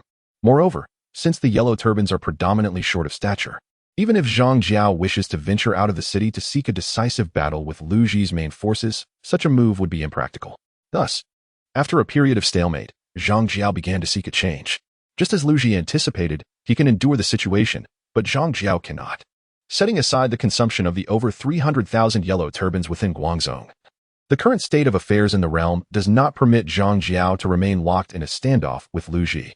Far away in Yuzhou, the Zhang brothers, Zhang Liang and Zhang Bao, who have unified the southern Yellow Turbans, have already engaged in battle with Huang Fusong and Zhu Jun, suffering consecutive defeats. If this continues without unforeseen events, the downfall of Zhang Liang and Zhang Bao is merely a matter of time. If Zhang Jiao does not wish for the situation of the Yellow Turbans to deteriorate day by day, he must achieve a breakthrough. Consequently, facing the ever-cautious and steadfast Lu Ji, Zhang Jiao chose to divide his forces. He dispatched the commander Guan Hai with 10,000 Yellow Turbans eastward to cooperate with the local Yellow Turbans in Qizhou to strategize the region. He sent another commander, Cheng Yuanji, with 50,000 Yellow Turbans northward to attack Yuzhou. Simultaneously, he dispatched his disciple Zhang Baiqi with 50,000 troops to plunder the various prefectures of Jizhou. To replenish the supplies within Guangzhou, Zhang Jiao himself led the remaining 10,000 Yellow Turbans to continue the standoff with Lu Ji in Guangzhou. This is the intelligence that Elbu has received. Within the great tent, Lu Bu stood before the table, his gaze fixed upon the map laid out before him. He addressed Jia Xu, who stood nearby, saying, "According to the intelligence gathered by our scouts, the Yellow Turbans in Guangzhou have divided their forces into 4 routes. Zhang Jiao personally leads 100,000 Yellow Turbans to confront General Lu Ji in Guangzhou, while the other 3 divisions advance under different commanders. One led by the Yellow Turban chief Guan Hai heads east to siege Qizhou, Another, commanded by Cheng Yuanji, moves north to invade Yuzhou, and the last, under Zhang Jiao's disciple Zhang Baiqi, plunders Jizhou to replenish their supplies. Which route do you believe we should pursue next? In response to Lu Bu's inquiry, Jia Xu refrained from offering a direct answer. Instead, he gently waved his feather fan and replied with a smile, "That depends on what the Lord intends." "Oh, what do you mean by that?" Lu Bu shifted his attention from the map to Jia Xu, intrigued. With an enigmatic smile, Jia Xu continued, "In light of the current situation in Jizhou, I have devised 3 strategies for your consideration, my lord. Let us begin with the least favorable option," Lu Bu said, his interest piqued. "The least favorable option," Jia Xu explained, "would be for you to lead your troops south immediately to join General Lu Ji. Taking advantage of the Yellow Turban's weakened position in Guangzhou, you could collaborate with General Lu Ji to breach their defenses and eliminate the ringleader Zhang Jiao. While General Lu Ji would undoubtedly gain recognition for quelling the rebellion, your participation alongside him would surely earn you considerable credit as well." With a casual flick of his fan, Jia Xu seemed to have already pronounced the death sentence upon the Yellow Turbans. "And what of the moderate strategy?" Lu Bu inquired, not dwelling on Jia Xu's previous suggestion. "The moderate strategy," Jia Xu smiled knowingly, directing his finger toward the map. "Currently, the Yellow Turbans are spread across 4 routes. The forces led by Guan Hai, who are invading Qizhou, will likely traverse through Qinghe County. Though our army consists entirely of cavalry, attempting to circumvent and intercept this division would consume unnecessary time. Instead, it would be prudent to reposition our troops to Gaoang, where we can intercept Cheng Yuanji's advancing forces from the north. Gaoang serves as a critical junction between Yu and Ji provinces. Should Cheng Yuanji wish to proceed northward, he must pass through Gaoang. We can lie in wait here, allowing us to strike when the time is right. Although Cheng Yuanji commands a force of 50,000, with your elite cavalry and our valiant troops, defeating this division should pose no great challenge. Once we have dealt with the northern incursion, you can then lead your forces southward to eradicate the marauding Zhang Baiqi's troops. Ultimately, you would converge with General Lu Ji in Guangzhou to eliminate the ringleader Zhang Jiao. In this manner, the accolades you would receive would far surpass those of a direct assault on Guangzhou." Observing Jia Xu's deft movements on the map as he crafted such an intricate battle plan, Lu Bu could not help but feel a sense of relief. Having a capable strategist at his side was truly a comfort. He was tasked solely with leading the charge, while the complexities of strategy were deftly managed by his advisor. And what of the optimal strategy? Curious about the possibilities, Lu Bu pressed on. If the moderate strategy was already so commendable, he wondered, how extraordinary must the optimal strategy be? The superior strategy. As the topic of the superior strategy arose, Jia Xu smiled enigmatically. After carefully sensing his surroundings and confirming that no one was eavesdropping, he continued, "My lord, since we are alone, I shall speak plainly. The Han dynasty is already gravely afflicted, and the Yellow Turban Rebellion is merely the beginning. Therefore, our current decisions must not only focus on the present, but also look to the future. In my humble opinion, the best strategy would be for you to remain inactive, allowing Cheng Yuanji to advance north while Zhang Baiqi plunders Jizhou. When the gentry and common folk of Yu and Ji are deeply tormented by the Yellow Turbans, you can then strike with overwhelming force to eradicate them. In doing so, you would win the hearts of the people from both regions. Should the world undergo change in the future, your stronghold in Bingzhou, coupled with the goodwill of the Yu and Ji populace, would greatly facilitate your endeavors to conquer those lands." As more content loaded, a message appeared, indicating that the site only supports mobile browser access. If you see this paragraph, it signifies a failure to load the chapter content. Please disable reading mode, novel mode, and ad blocking features, or copy the URL to another browser for reading. Thus, in comparison to these long-term gains, any slight achievements are utterly insignificant. Observing Jia Xu's rare serious demeanor, as if he had the cosmos within his grasp, Elbu placed a hand on Jia Xu's shoulder, sincerely stating, with when he has assistance, what I have to fear in accomplishing great matters. Jia Xu slightly inclined his body, asking, then, my lord, are you prepared to choose the superior strategy? Elbu nodded. Indeed, I shall select the superior strategy, though I do wish to make a few minor adjustments. Oh. Upon hearing Elbu's words, Jia Xu became intrigued. Pray, enlighten me. He understood that while his lord was unmatched in martial prowess, he was not merely a brutish warrior. Thus, he was eager to see what further insights Elbu might provide. Without further ado, Elbu stated, Zhang Baiqi may be allowed to proceed unchecked. But I do not intend to permit Cheng Yuanji's Yellow Turbans to invade Yuzhou. Why is that? Jia Xu furrowed his brow. Since Elbu was willing to disregard Zhang Baiqi, it was clear he agreed with Jia Xu's perspective. So, why was Elbu unwilling to let Cheng Yuanji advance northward to disturb Yuzhou? Aware that Cheng Yuanji would merely be delivering provisions to Lu, Guan, and Zhang. Elbu could not present this reasoning directly to Jia Xu. Thus, he explained, while maximizing benefits is indeed commendable, we must also consider other factors, like Bingzhou. Yuzhou has long suffered from incursions by nomadic tribes. Allowing Qing Yuanji to move north would inevitably strain Yuzhou's border defenses, potentially leading to further suffering for its citizens at the hands of these marauders. However, if we intercept Qing Yuanji, such calamities can be averted. My lord's noble intentions are indeed commendable. It is I who failed to consider these aspects, Jia Xu replied, genuinely convinced. His strategies had always stemmed from a perspective of maximizing benefits, rarely accounting for other considerations. Now, when Elbu spoke of the great righteousness of the nation to persuade him, it indeed struck a chord within him. Observing that Jia Xu accepted this explanation, Elbu let out a sigh of relief. He patted the shoulder of his companion and said with a smile, there is no need for self-reproach. You have considered matters thoroughly, and I am merely an impartial observer. Moreover, since we have arrived in Jizhou, we must adopt a stance. We cannot remain completely inert. Can we? Eliminating the yellow turbans under Qing Yuanji's command as they advance northward shall serve as a means for our soldiers to hone their skills. Elbu was contemplating how to deal with the yellow turbans next.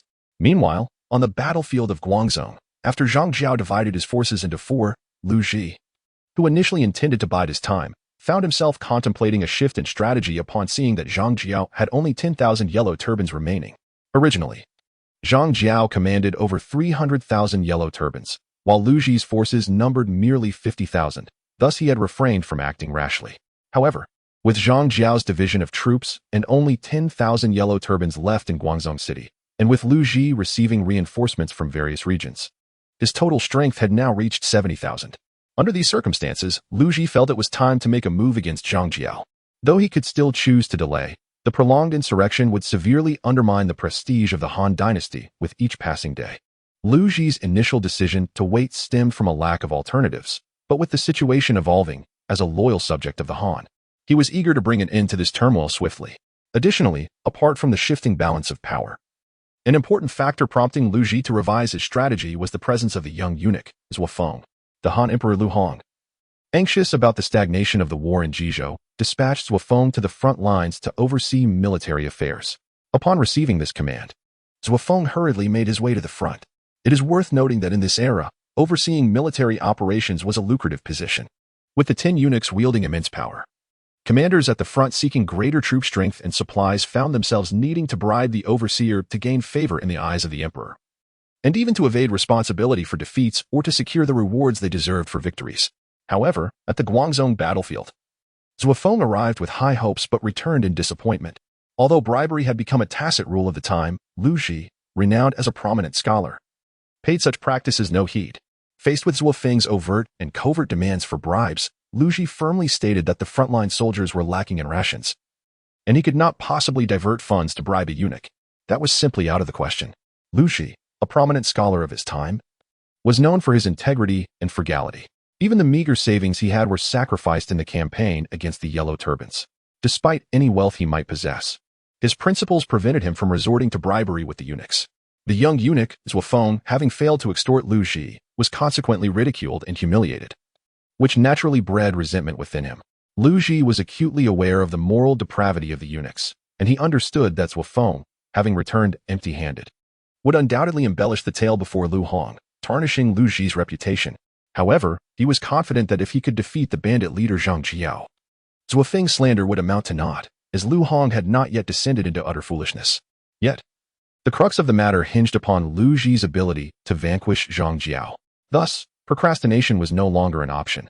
He needed to devise a strategy to engage Zhang Jiao in open battle.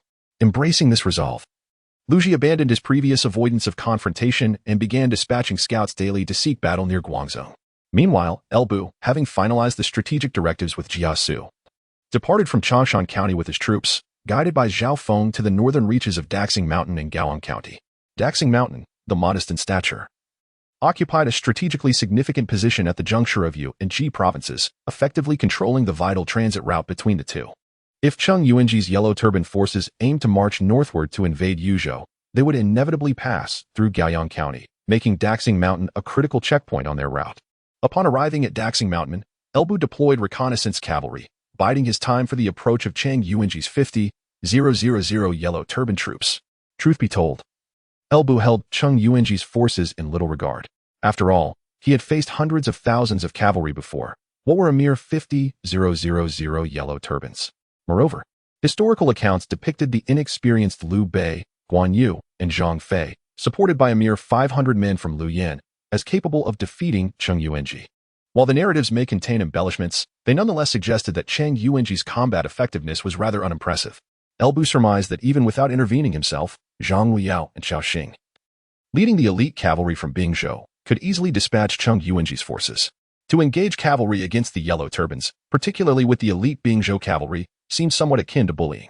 However, Elbu's plan to ambush Cheng Yuanji's Yellow Turbans at Daxing Mountain remained unknown to others, while the news of Cheng Yuanji's advance with his 50,000 troops northward to Yuzhou was widely circulated. Consequently, Luoyang, the governor of Yuzhou, was also contemplating how best to defend against this encroaching Yellow Turban army, particularly as a significant portion of Yuzhou's military forces had been stationed at the northern borders to guard against the nomadic tribes, leaving the south relatively vulnerable. At present, other states are preoccupied with their own affairs, making it rather unrealistic to expect reinforcements to come to the rescue. Moreover, Luoyang's mobilization of troops from Yuzhou to march south would require a significant amount of time for preparation. However, fortune smiled upon Luoyang.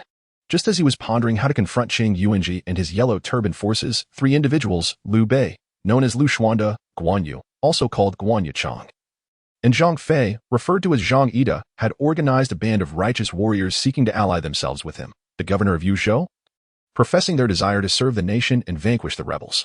Under normal circumstances, Luoyang would have dismissed these few hundred local militia as inconsequential. As for Liu Bei, who claimed to be a relative of the Han dynasty, Luoyang regarded him as even less significant. After all, Luoyang held the esteemed title of Grand Minister of the Han, and in his eyes, the so-called relatives of the Han royal family held little value. However, in the current context, Liu Bei's troops appeared quite advantageous to Luoyang. At the very least, they could help delay the advance of Cheng Yuanji's forces and allow Luoyang to gauge the strength of this Yellow Turban army. Thus, with a grand gesture, Luoyang expressed his appreciation for their willingness to serve the nation, declaring them as loyal subjects of the Han. He tasked them with confronting the invading rebel army. Demonstrating a sense of fairness, Luoyang allocated an additional 500 troops for Liu Bei to command, ensuring that the latter's forces would not meet a swift demise. Consequently, Liu Bei now had a total of 800 soldiers at his disposal, comprising 500 provincial troops and 300 local militia gathered by Liu, Guan, and Zhang. Just as the 300 valiant Spartans once stood against tens of thousands of Persian soldiers, Lu Xuanda now felt confident that his 800 elite troops could contend with a mere 50,000 Yellow Turbans. Unfortunately, Liu Bei was not lacking in intelligence. He harbored concerns regarding Luoyang's orders. Although the militia he and his companions had recruited were well-equipped, they lacked formal training, leaving their combat effectiveness in question. Even with the additional 500 men provided by Luoyang, they were still significantly outnumbered, facing an overwhelming force of 50,000. Luoyang's decision to send them against the Yellow Turbans felt rather hasty, bordering on reckless. However, military orders are not to be disobeyed. Having chosen to ally with Luoyang, they were bound to follow his commands, regardless of the resources allocated to them. Thus, Liu, Guan, and Zhang were compelled to lead their troops to the border of Yu and Ji provinces, preparing to intercept Cheng Yuanji's Yellow Turban army. Nevertheless, this arrangement left Liu Bei with a lingering sense of disappointment towards Luoyang, or perhaps towards the Han dynasty itself. Cheng Yuanji, leading his 50,000 Yellow Turbans, advanced northward, encountering little in the way of meaningful resistance. As a result, despite the Yellow Turbans' poor mobility, Cheng Yuanji's march was surprisingly swift. Shortly after Lu Bu arrived at Daxing Mountain, scouts soon reported the presence of Cheng Yuanji's Yellow Turban forces. Upon receiving this news in the camp, Lu Bu was instantly invigorated. For him, facing an enemy that posed no real threat rendered the pre-battle wait exceedingly tedious. After all, the military camp was not like his home in Zhiyuan County, where he could spend time with his wife and daughter daily. Even his desire to practice his skills was thwarted by the lack of suitable partners. Xiao Xing was too inexperienced, and Zhang Liao was too young. Neither was a worthy sparring partner. However, in this regard, Elbu's attention was particularly drawn to Zhao Feng, who was presently accompanying the Bingzhou army. If he could persuade Zhao Feng to recruit Zhao Yun, he would at least have a competent opponent to train with. Ahem. The intelligence gathered by the scouts soon spread throughout the camp. Before long, Jia Xu, Zhang Liao, Xiao Xing, and Zhao Feng all convened in Elbu's tent. Out of a keen interest in Zhao Yun's prowess, Elbu had taken to inviting Zhao Feng to every council meeting, aiming to foster a good rapport. Within the large tent, the arrival of Chang Yuan's Yellow Turban Army excited not only Elbu but also Zhang Liao and Chao Xing. As soon as everyone was present, Zhang Liao, unable to contain his eagerness, stood and clasped his fists, inquiring, "My lord, how shall we engage in this battle?" For Zhang Liao, he had missed participating in the battle at Shuofang County and later in the Northern Campaign, which had merely been Elbu's solo performance, leaving him feeling quite invisible. Now, with the opportunity to confront the Yellow Turbans, he felt compelled to prove himself. Observing Zhang Liao's enthusiasm, Elbu chuckled softly. He understood the youthful exuberance of Zhang Liao quite well. Thus, Elbu declared, "Since when Yuan is so eager, let us make you the main force in this battle." Upon hearing Elbu's words, Zhang Liao was momentarily taken aback, then elated. "My lord, is that true? Would I jest with you?" Elbu replied with a smile. Zhang Liao was precisely the talented individual Elbu intended to cultivate as a trusted general. Now presented with a training opportunity against the relatively harmless Yellow Turbans, it was only fitting to allow Zhang Liao to showcase his abilities. Rising from behind the table, Elbu issued a direct command. "Zhang Liao, heed my orders." "At your service." Zhang Liao responded eagerly, realizing Elbu was not jesting. His face gleamed with excitement as he clasped his fists in salute. Seeing this, Elbu continued, "I command you to lead the vanguard, to confront the Yellow Turbans head-on, and ensure their defeat. Can you accomplish this?" Zhang Liao paused for a moment, then, gritting his teeth, declared loudly, "I can." Although the vanguard comprised only a little over 800 men, while Cheng Yuan's Yellow Turban Army numbered 50,000, the vanguard was Elbu's most elite unit. Each soldier in the vanguard could match 10 of their counterparts from the Bingzhou cavalry, leading such an elite force. Zhang Liao felt no reason to hesitate in facing the Yellow Turbans directly. After all, the Yellow Turban rebels likely possessed a combat capability inferior even to that of a regular garrison, and they could not possibly withstand the vanguard's charge.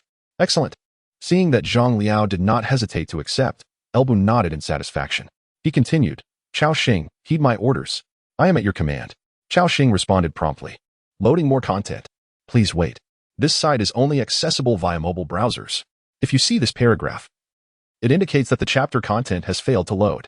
Please disable reading mode, browsing mode, and ad blocking features, or copy the URL to read in another browser." Elbu commanded, "I order you to lead 5,000 elite cavalry, spread out entirely. Once the Yellow Turban rebels are defeated in the front, we shall swiftly close the net. Not a single Yellow Turban rebel must escape." "Understood."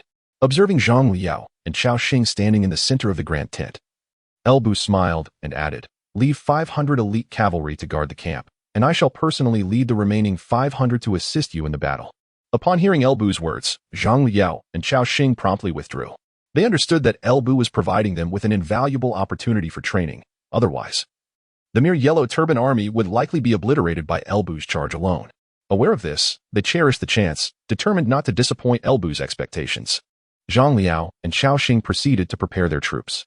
After assigning the battle tasks, Elbu's demeanor softened. He turned to the remaining Jia Xu and Zhao Feng in the tent, smiling when he, "Sima Zhao, would you care to join me in observing how when Yuan and Binshan shall vanquish the enemy?" On the official road, a troop clad in yellow turbans was advancing slowly. Perhaps due to the lack of formidable resistance along the way, Cheng Yuan's vigilance had waned significantly. Even the scouts were merely sent out symbolically, failing to adequately survey the surroundings. Consequently, he remained oblivious to the fact that a contingent of several thousand elite cavalry had unfurled a vast net, encircling his forces. Ahead of him, Zhang Liao was already waiting with the vanguard.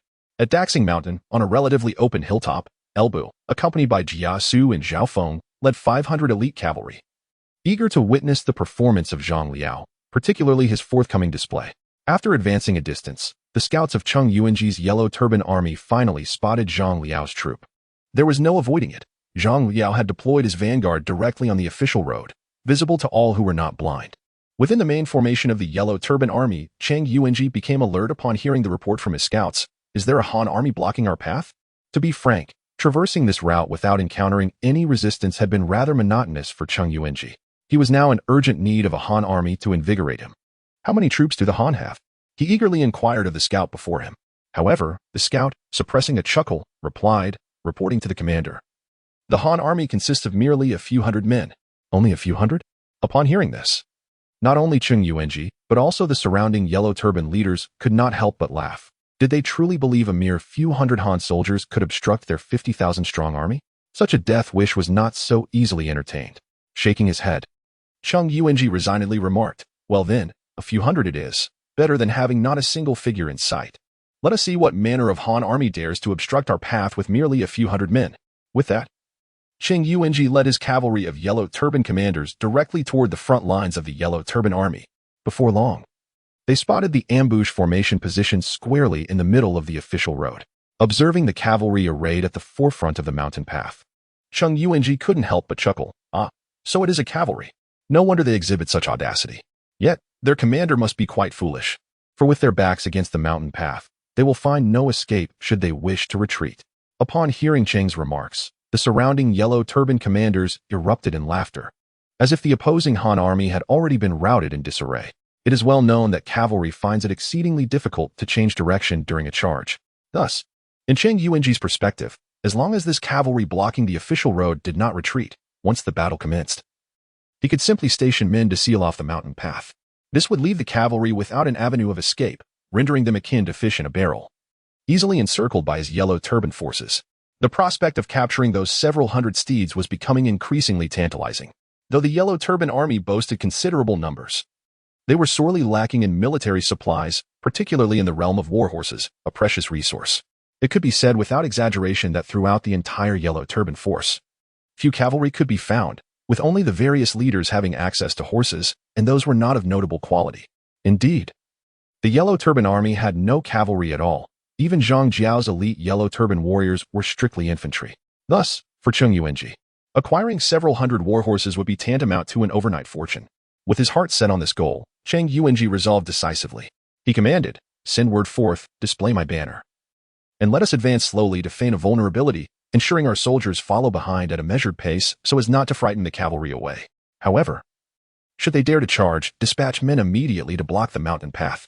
Upon hearing Zhang Jiao's orders, one of the yellow turban commanders hesitated and cautioned, "My lord, might this be too perilous? What is there to fear?" Zhang Jiao glared at the commander and retorted, "You cannot catch a wolf without risking the lamb. These are several hundred fine steeds. The risk is worth the reward. Moreover, if we do not offer the Han army a glimmer of hope, will those few hundred fools dare to charge? Rest assured, we possess an army of 50,000. A mere few hundred Han soldiers will not stir up much trouble." With Zhang Jiao's words ringing clear, the other yellow turban commanders dared not voice further objections. Thus, his orders were disseminated without delay. Under the command of Zhang Jiao, the yellow turban army did not advance further, but instead began to maneuver to the sides, preparing to encircle the trap at the mountain pass. Zhang Jiao himself raised his banner and, accompanied by several young leaders of the yellow turbans and a few hundred loyal soldiers, made his way to the forefront.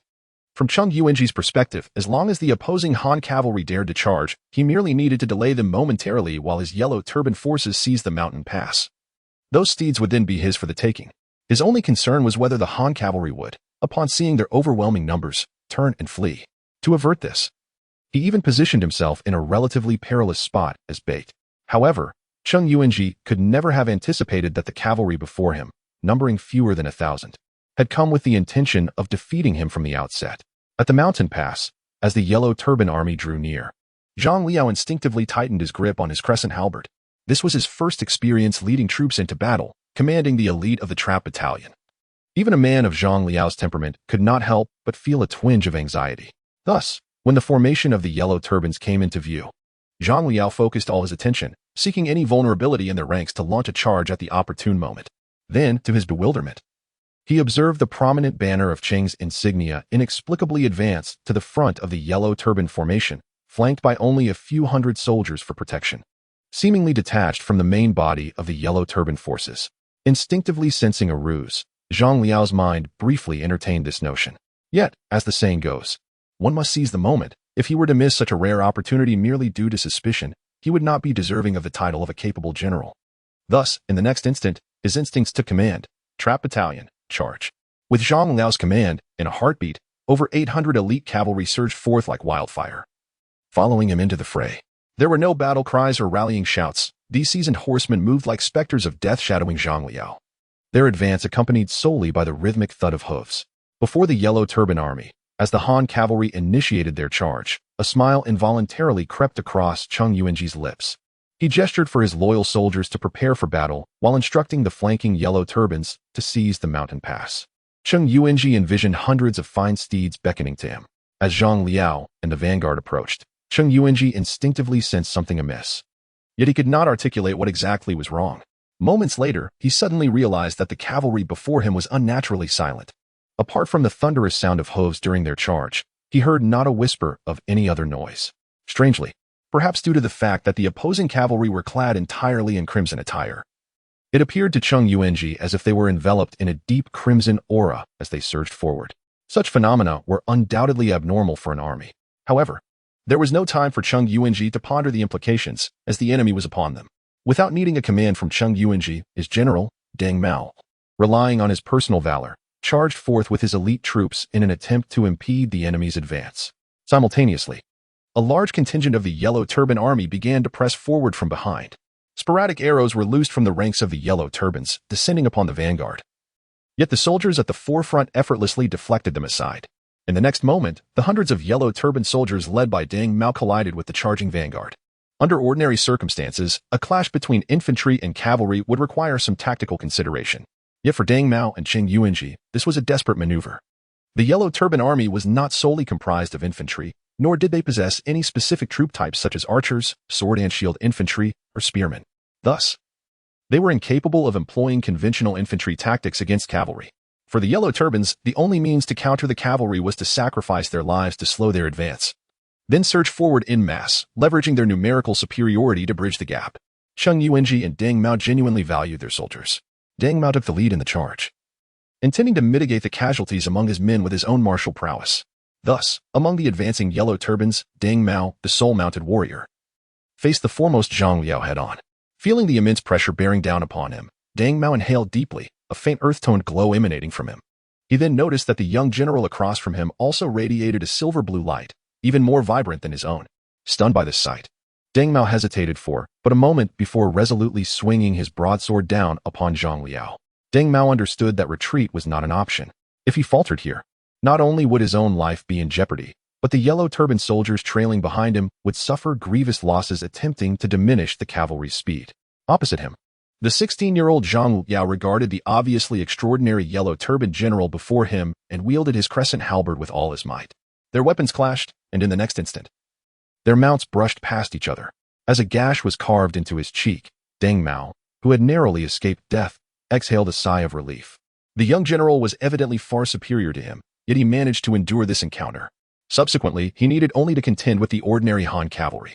With this thought in mind, Deng Mao swung his large blade, intent on wreaking havoc and doing his utmost to impede the advance of this cavalry. However, he soon realized that these ordinary cavalrymen were enveloped in a crimson aura. At that moment, Deng Mao felt a sense of bewilderment. He was at a loss to understand why the brilliance he had only observed on the most valiant leaders of the Yellow Turban army was now present in every one of these Han cavalry soldiers.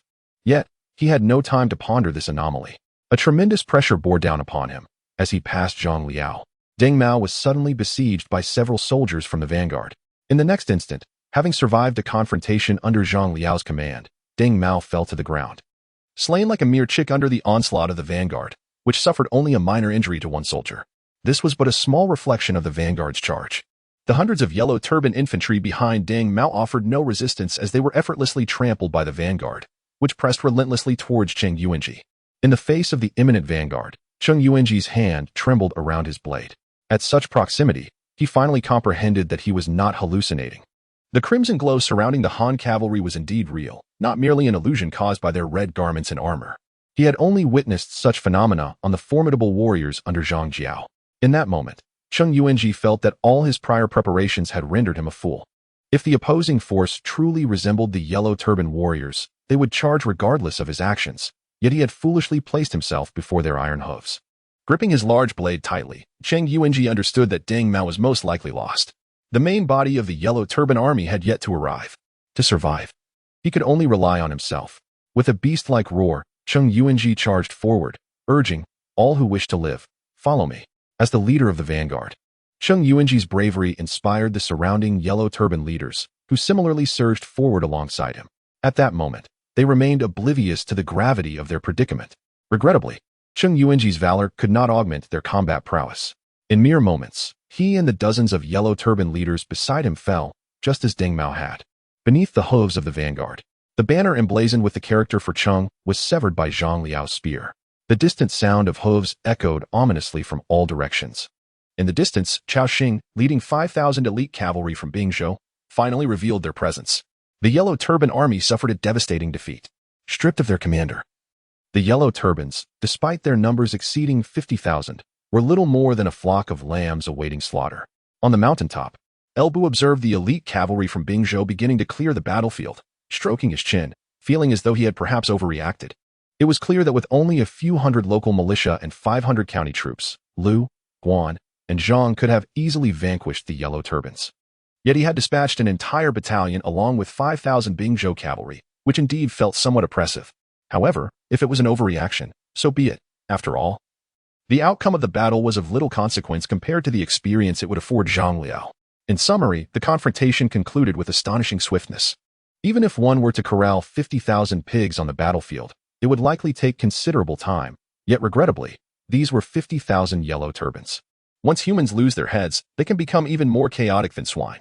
Under the relentless pursuit by the Bingzhou cavalry, merely a few thousand of the 50,000 Yellow Turbans escaped, while over 10,000 perished at the hands of the Bingzhou forces, leaving more than 30,000 surrendering unconditionally. Meanwhile, as the Bingzhou cavalry tidied the battlefield, Liu Bei, tasked by Liu Yin to intercept the Yellow Turbans led by Cheng Yuanji, had just arrived in the vicinity of Daxing Mountain with a few hundred local militia and 500 county troops. Completely unaware of Elbu's contingent, Liu Bei was perplexed. For the rumored Yellow Turban army was nowhere in sight. He had encountered only scattered remnants of fleeing Yellow Turbans along the way. Ultimately, it was Zhang Fei who captured a few disheveled Yellow Turban soldiers, providing a meager insight into the situation. Third brother, are you saying that the 50,000 Yellow Turban bandits invading Yuzhou were utterly defeated by a cavalry unit at Daxing Mountain? Liu Bei's face was a mask of astonishment upon hearing Zhang Fei's report. How could an entire force of 50,000 Yellow Turbans simply vanish? The question remained, from whence had this cavalry emerged? In stark contrast to Liu Bei's astonishment, Zhang Fei was engulfed in frustration. On this campaign to quell the rebellion, while Liu Bei harbored concerns, both Guan Yu and Zhang Fei were eager to make their mark. Yet now, having seen nothing of the Yellow Turbans, they learned that others had already dispatched them, leaving Zhang Fei disheartened. However, Liu Bei remained oblivious to Zhang Fei's discontent. Furrowing his brow, he murmured to himself, could it be the elite cavalry of Brother Bo Gui? Yet Brother Bo Gui is stationed far at the frontier, making his presence here impossible. But if it were not for him, then who could it be? Listening to Liu Bei's musings, it was Guan Yu who finally spoke up. Eldest brother, if you truly wish to know, would it not be prudent to venture forth and see for yourself? Upon hearing this, Liu Bei experienced a moment of clarity. Indeed. Second brother, I have been foolish. Let us go and discover which general has defeated these 50,000 Yellow Turban brigands.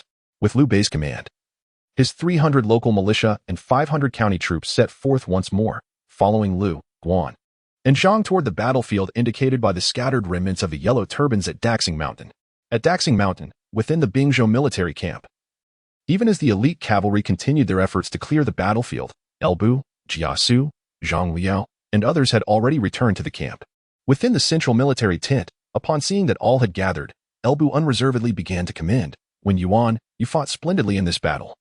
Executed with precision and without tarnishing the reputation of the Xianzheng camp. You have not disappointed me. Receiving Elbu's affirmation, Zhang Liao felt a surge of excitement. Yet he rose to clasp his fists and humbly replied, this victory is entirely attributed to the performance of the Xianzheng camp. My contributions are negligible. Waving his hand dismissively, Elbu chuckled, do not be overly modest in my presence. Please, take a seat. However, when speaking of this battle, we have captured quite a number of Yellow Turbans. What do you think we should do with them? As he spoke, Elbu turned his gaze towards Jia Xu, who had been by his side for several years. Consequently, although Jia Xu could not claim to fully comprehend Elbu's thoughts, he could at least make an educated guess. Nevertheless, Jia Xu was acutely aware of the implications of their actions. He delicately cautioned, my lord, I understand your intentions, yet these captives are, after all, rebels of the Taiping Dao. If handled poorly, it may adversely affect your reputation. In my view, it would be wiser to hand these captives over to the court for their resolution. Upon hearing Jia Xu's counsel, Elbu felt a twinge of regret but acknowledged the truth in Jia Xu's words. With a soft sigh, Elbu remarked, it is indeed a pity for these able-bodied men. He recalled the fate of Yellow Turban captives in history once they fell into the hands of the court. The decree was merciless, such was the court's attitude towards traitors, at least in the early stages. Figures like Huang Fusong and Zhu Jun had acted in this manner to instill fear among the rebellious factions. Only in the later stages, in a bid to swiftly quell the insurrection, would they resort to measures of recruitment. Yet, by that time, the Yellow Turban rebels were mostly comprised of the elderly, weak, and infirm, leaving no room for many able-bodied individuals. However, Elbu was also aware that the captured Yellow Turbans numbered over 30,000. Making it impossible to discreetly transport such a large contingent of able-bodied men across much of Bingzhou to Wuyuan County. Having considered this, albeit with regret, Elbu resolved. In that case, when Yuan, select 500 men from the captives, the remainder shall be handed over to the court. Understood. Zhang Liao rose in affirmation. After issuing his orders to Zhang Liao, Elbu turned to Zhao Feng and said, Sima Zhao, although my troops are predominantly cavalry and we lack proper infantry arrangements, it would be a shame to relinquish all these captives to the court. I have instructed Wen Yuan to select 500. I hope you can assist in overseeing their training. Taken aback by Elbu's decision to assign the selected 500 to him, Zhao Feng momentarily faltered. Once he regained his composure, he quickly rose and responded, Your Excellency is too kind. I am honored by your trust, and I shall carry out your orders. Seeing Zhao Feng's compliance, Elbu nodded with satisfaction. Although Zhao Feng had already been retained within the army, he still held the nominal title of Military Sima of Zhending County.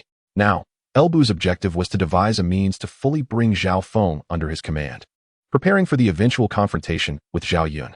As for Jia Xu, although Elbu had instructed Zhang Liao to spare 500 captives, he had no objections. As long as Elbu did not intend to retain all the captives and discreetly kept 500, no one would take notice. Just as Elbu and Jia Xu had finalized the plan for the handling of these captives with a few exchanged words, a scout suddenly entered the tent. My lord, a contingent from the direction of Yuzhou is approaching our army. They claim to be on the orders of Wuyuan, the governor of Yuzhou, to intercept the Yellow Turban rebels, and we await your decision. Upon hearing the scout's report, Elbu's interest was piqued. At this juncture, a force arriving from Yuzhou, dispatched under Lu Yan's command to confront the Yellow Turban army, could it be Liu Bei? With this thought, Elbu promptly commanded, Bring them to the main camp. As you wish, replied the scout, departing at once. After the scout left, Jia Xu chuckled softly. The one who will assist our lord in dealing with these captives has arrived. Lu Yan, the governor of Yuzhou, is a loyal servant of the Han dynasty. It would be prudent for our lord to hand over these captives to him. It is the best course of action at present. Given Lu Yan's stature, he is unlikely to covet our lord's achievements. By transferring the captives to him, our lord can demonstrate loyalty to the court while avoiding the ignominy of executing prisoners, a dual benefit indeed. Hearing this, Elbu nodded in agreement. Meanwhile, having identified the force that had vanquished the Yellow Turban rebels, Liu Bei felt little apprehension, ordering his troops to encamp in place. Accompanied by Guan Yu, Zhang Fei, and a dozen elite cavalry guards, he followed the scouts of the Bingzhou army to Elbu's main camp. However, despite being aware that this cavalry hailed from the Bingzhou frontier and comprised seasoned warriors accustomed to battling nomads, seeing them in person was far more impactful than mere hearsay. Along the way, Liu Bei observed the vigilant scouts in the Bingzhou elite cavalry clearing the battlefield, feeling an intense envy. In his estimation, the caliber of this cavalry was on par with the esteemed Yuyun cavalry under his senior brother, Gongsun Bo Gui. How he longed to possess such an elite force. Regrettably, despite his recruitment of several hundred local volunteers alongside a batch of war horses acquired from the prominent horse merchants Zhang Shiping and Su Shuang, he was well aware of their actual combat capabilities. As for the 500 county soldiers Liu Yan had allocated to him, they were all foot soldiers, vastly inferior in comparison to the elite Yuyun and Bingzhou cavalry. Upon arriving at the camp, the sentry instructed Liu Bei's personal guards to wait outside, allowing only Liu, Guan, and Zhang to enter. Liu Bei harbored no grievances about this arrangement, understanding the esteemed position of the commanding officer, a distinguished governor of a prefecture. For the three of them, merely being granted an audience was a considerable privilege. Although Guan Yu and Zhang Fei expressed some dissent, they refrained from voicing their opinions, respecting Liu Bei's decision. Thus, the sentry escorted the trio to the grand tent of Elbu. With a slight bow, the sentry addressed them, Generals, please wait here for a moment while I inform my lord. Liu Bei responded courteously, Thank you for your trouble. The sentry then lifted the tent flap and entered. Observing this, Zhang Fei could not help but mutter, what an air of superiority. However, a glare from Liu Bei silenced him. Inside the tent, Zhang Liao, Chao Xing, and Zhao Feng had already departed to handle the selection of prisoners, leaving Elbu and Jia Xu alone. Upon hearing the sentry's report, a subtle smile graced Elbu's lips. Although Liu Bei and his companions had yet to enter, Elbu, attuned to his surroundings. Sensed their presence as distinctly as if they stood before him, thus clearly hearing Zhang Fei's complaint. After the sentry concluded his report, Elbu commanded, "Let them in." The sentry promptly responded, returning to the entrance to announce, "Generals, my lord requests your presence." Liu Bei nodded gratefully, leading Guan Yu and Zhang Fei into the tent. "Greetings, Lord L," Liu Bei said respectfully upon entering and seeing Elbu seated at the head of the table. As Liu Bei introduced himself, Elbu's gaze shifted to Guan Yu and Zhang Fei, who flanked Liu Bei like formidable sentinels, eliciting a barely perceptible smile from him. "General Liu, please take a seat," Elbu offered. "Thank you, Lord L," Liu Bei replied, taking his place while Guan Yu and Zhang Fei remained steadfastly at his side, showing no intention of sitting. As Liu Bei settled in, both Elbu and Jia Xu scrutinized the trio. Jia Xu, observing the formidable presence of Guan Yu and Zhang Fei, felt a twinge of astonishment. Indeed, the world had transformed, and heroes were emerging in abundance. While these two men might not rival Elbu's unparalleled martial prowess, they were undoubtedly comparable to the legendary Fan Quan and Long Xia, warriors capable of facing thousands. Once Liu Bei was seated, Elbu spoke directly, "I have heard that you, General Liu, have come at the behest of Governor Liu to quell the Yellow Turbans. However, the faction led by the wayward Zhang Jiao has already been vanquished by my forces. It seems your journey may be in vain." In response to Elbu's statement, Liu Bei humbly replied, "I am unworthy of such praise. Your lordship's journey to assist the court in quelling the rebellion is indeed a testament to your loyalty and valor. In this instance, Lord L's ability to vanquish the northern Yellow Turbans is indeed a blessing for the people of Yuzhou. It is merely a matter of duty." Elbu smiled, casually brushing aside the topic. It was not that he did not wish to engage in mutual flattery with Liu Bei. Rather, the disparity in their statuses rendered such exchanges impractical. After all, he was now a governor of a commandery, while Liu Bei remained a mere commoner. Were it not for his awareness of Liu Bei's association with Guan Yu and Zhang Fei, he would not have deemed Liu Bei worthy of even occupying this space. He remarked, "However, although the Yellow Turban rebels have been defeated by my forces, General Liu's arrival is most fortuitous. I have a matter that I must entrust to you." "Please, speak, Lord L," Liu Bei replied, though somewhat taken aback. "Your leadership in quelling the Yellow Turban insurgents has made you a distinguished benefactor of the Han. Whatever you require, as long as it lies within my capabilities, I shall not decline." Liu Bei's demeanor was commendably formal, although Elbu referred to him as General Liu. Liu Bei remained acutely aware of his own standing and did not mistakenly regard himself as an equal to Elbu. While he held faith that the three brothers would eventually achieve significant accomplishments, that was a matter for the future. The current reality was that they were still commoners. Even with the title of a Han royal relative, he could not alter this truth. Seeing Liu Bei's reaction, Elbu felt a sense of satisfaction. He continued, "In this battle, I led my troops to defeat the Yellow Turbans under Cheng Yuanji, capturing over 30,000. However, as my forces consist solely of cavalry, we are bound for the battlefield in Bingzhou, making it quite challenging to manage these captives. Since General Liu has come at the behest of Inspector Liu to quell the rebellion, I would like to request your assistance in transferring these prisoners to Inspector Liu." Liu Bei was momentarily taken aback. He had not anticipated such an advantageous opportunity. Initially, he had assumed this journey would be in vain. Who would have thought Elbu would request his aid in escorting prisoners? The primary credit for this victory undoubtedly belonged to Elbu. Yet if he could assist in delivering these 30,000 captives to Liu Yan, he would certainly gain some merit. Perhaps this merit would pale in comparison to the grand achievement of eradicating the Yellow Turbans, but for Liu Bei, still a commoner, it was a treasure of significance. Therefore, upon regaining his composure, Liu Bei promptly rose and clasped his fists in salute, saying, "I am grateful for Lord L's trust. I shall ensure that the captives are safely delivered to Inspector Liu." Elbu nodded slightly and responded, "I appreciate your assistance, General Liu. However, my troops are currently clearing the battlefield, so I kindly ask that you wait a moment until we account for the prisoners before handing them over to you." He was not concerned about Liu Bei claiming his merits. Given his current status, if Liu Bei dared to usurp his achievements, it would be tantamount to courting death. After agreeing upon a time for the handover of prisoners, Liu Bei took his leave with Guan Yu and Zhang Fei. After all, the several hundred local militia and 500 county soldiers he had brought still required his management. On the journey home, Liu Bei could not help but express his admiration. This Lord L is truly a hero of unwavering loyalty and courage. In order to reach the battlefield in Bingzhou as swiftly as possible, he has allowed us to assist in transferring the prisoners to the governor. Had it been anyone else, we might not have been fortunate enough to gain such an advantage. Guan Yu and Zhang Fei rode behind Liu Bei in silence, their expressions noticeably grave. To be candid, both were quite confident in their abilities. Especially in recent years, it seemed as though something had enhanced their strengths to an extraordinary degree, bolstering their self-assurance. Before encountering one another, both believed themselves to be invincible in the world. However, upon meeting Elbu, they found themselves utterly unable to fathom this Lord L's true prowess. Exchanging glances, they discerned mutual understanding in each other's eyes. Clearly, they had underestimated the strength of others. This Lord L, a mere ordinary governor commanding the border troops, possessed such unfathomable power, suggesting that the ranks of the Han army were likely filled with formidable warriors. Henceforth, they would need to exercise greater caution, ensuring they approached every adversary with utmost vigilance. It can only be said that Guan Yu and Zhang Fei remained oblivious to the fact that they had encountered the pinnacle of martial prowess of their time. This would lead to a prolonged period during which, regardless of the enemy they faced, they would unleash their most formidable techniques from the outset. Of course, Elbu was also unaware of the terrifying experiences that awaited Guan Yu and Zhang Fei's future opponents as a result of their initial encounter. After Liu Bei and his companions departed, Elbu observed the contemplative expression of Jia Xu and inquired, "What troubles you, Wan? You seem particularly concerned about these three individuals." In response, Jia Xu could only chuckle softly. It was evident that Elbu was the one who was more invested. How ironic for him to cast the first stone. However, Jia Xu chose not to dispute such trivialities. He simply sighed. The world has undergone a tremendous transformation, and heroes are emerging in droves.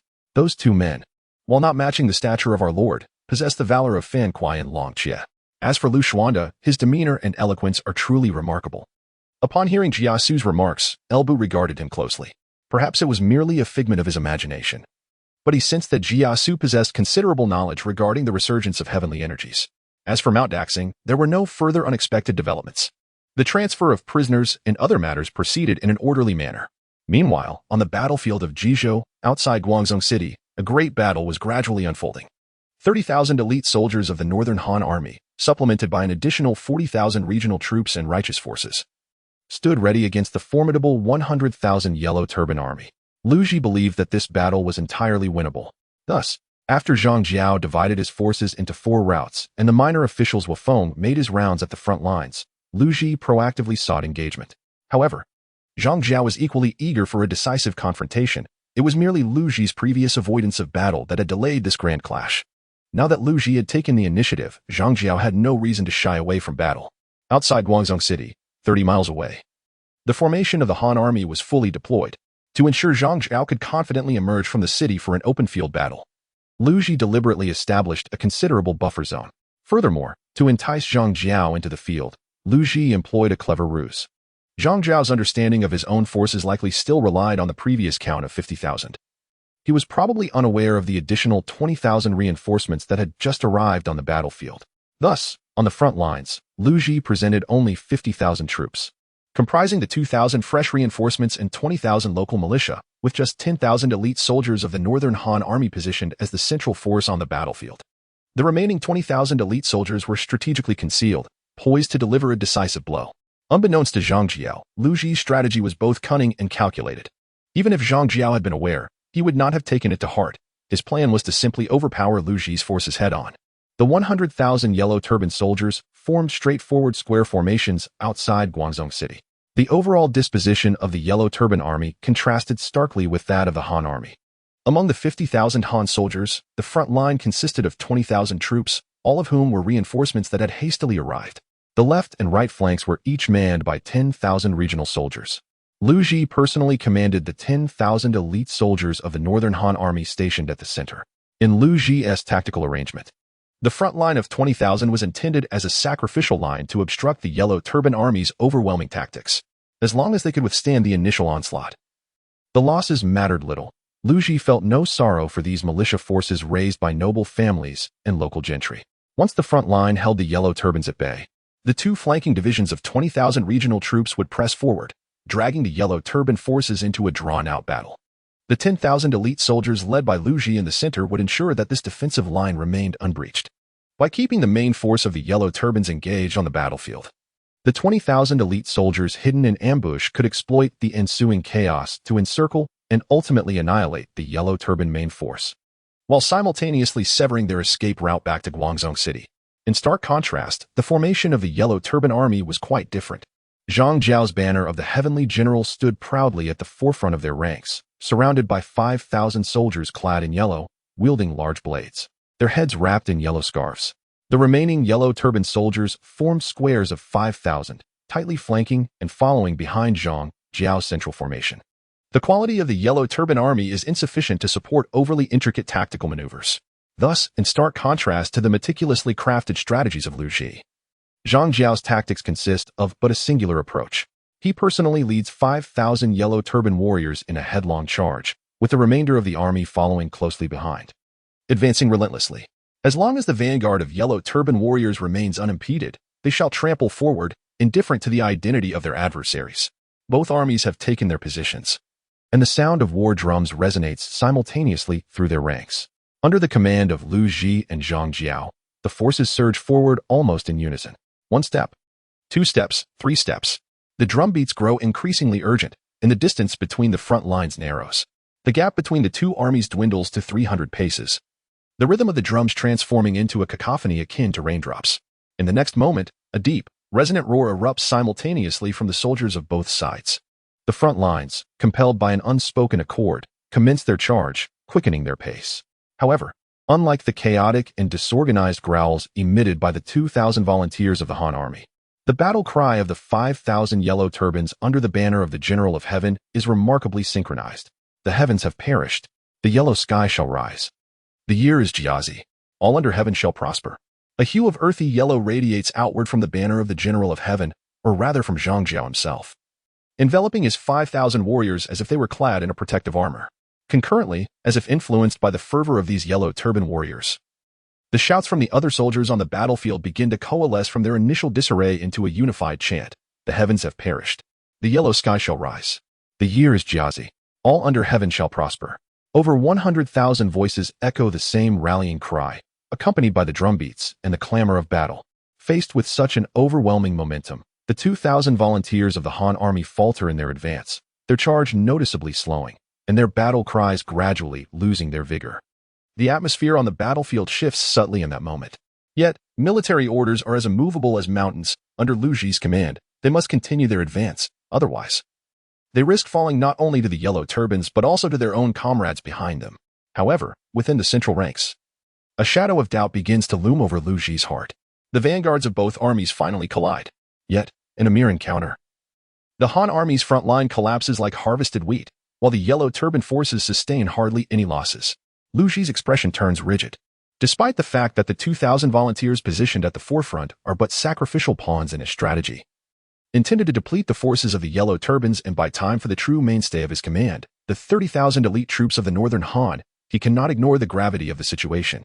Yet even as victims, their sacrifice must hold value. Lu Ji could never have anticipated that these righteous warriors would falter so easily before the yellow turbans. In but a fleeting moment, the vanguard of the Han army was breached. Those righteous warriors were utterly incapable of impeding the advance of the yellow turbans under the banner of General Tiangong, failing even to hinder their momentum. Their sole contribution seemed to be in bolstering the morale of the yellow turbans. The yellow turbans pressed forward relentlessly. The vanguard of 20,000 Han soldiers crumbled like tofu at the slightest touch.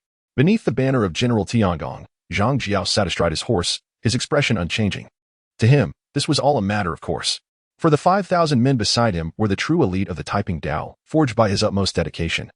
Known as the Yellow Turban Warriors. Transmit my orders. The entire army must advance. We cannot allow the enemy to breach our defenses. He commanded General Zhang Yuan to launch an immediate assault. Observing the swiftly disintegrating vanguard, Lu Ji issued his orders with a stoic countenance, though the slight tremor in his hand gripping the sword betrayed the turmoil within. The opposing yellow turbans, particularly the thousands beside Zhang Jiao, exhibited an abnormal fighting prowess. As a scholar of profound erudition, Lu Ji sensed something amiss. Yet he found himself with no avenue for retreat. Under ordinary circumstances, upon recognizing the unusual strength of the yellow turbans, he could have chosen to abandon the lesser forces to safeguard the leader. After all, even if those 20,000 righteous warriors were to face annihilation, as long as the main force of the Han Northern Army remained intact, he would still possess the means for a comeback. However, he had recently quarreled with the eunuchs, and given their nature, they would undoubtedly fan the flames before the emperor. Yet now, the yellow turbans were formidable. As long as he could secure victories, no matter how the eunuchs conspired against him, it would bear no fruit. Conversely, should he face defeat, Lu Ji dared not contemplate such dire consequences. In this battle, victory was paramount. The vanguard, composed of 20,000 righteous warriors, had been utterly routed by the onslaught of the Yellow Turban warriors. Fortunately, the two flanks, comprising another 20,000 local troops, and Lu Ji's central army, intervened in a timely manner. Confronted by the fierce momentum of the Yellow Turbans, the elite 10,000 Han northern soldiers under Lu Ji formed an impassable line of defense. Death to those who crossed the line. A layer of crimson light enveloped them. Though not as vivid as the earth-toned radiance surrounding the Yellow Turban warriors, it remained distinctly visible. The charge of the Yellow Turban warriors was halted. Despite the exchange still favoring the Yellow Turban warriors, the steadfast advance of the Han northern troops maintained the line. The Yellow Turban warriors began to fall one after another. Simultaneously, more Han northern soldiers also succumbed.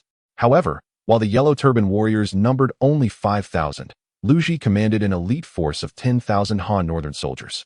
Moreover, on both flanks of the battlefield, the elite troops of the northern Han army, numbering 20,000 and led by the Deputy General Zhang Yuan, emerged at the edge of the conflict.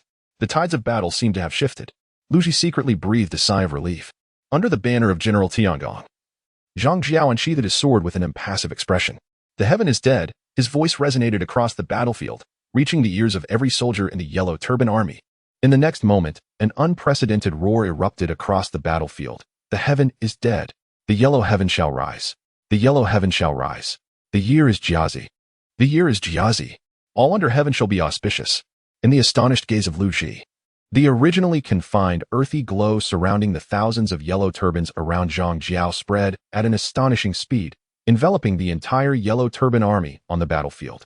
Though the ordinary Yellow Turban soldiers did not shine like those beside Zhang Jiao, their presence was still disconcerting. The battlefield transformed into a vast ocean of yellow. The militia troops on the flanks of the Han army began to crumble. In terms of combat prowess, these militia troops were not necessarily superior to the rebel forces organized by the aristocratic families.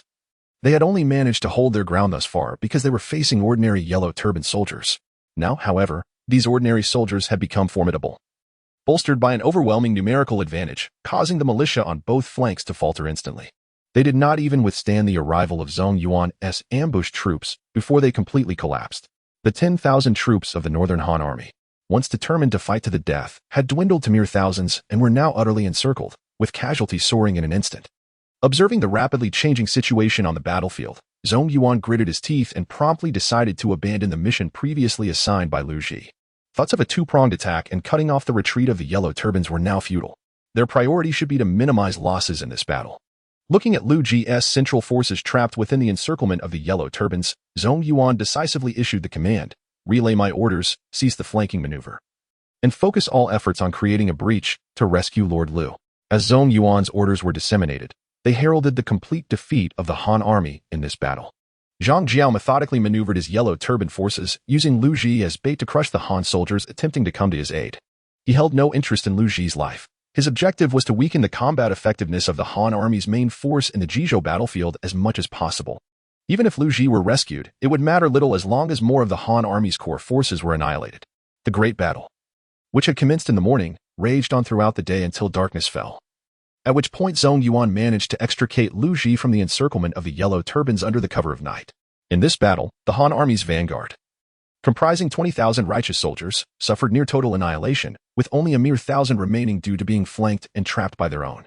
The two wings, consisting of another 20,000 provincial troops, also endured over half their ranks in casualties.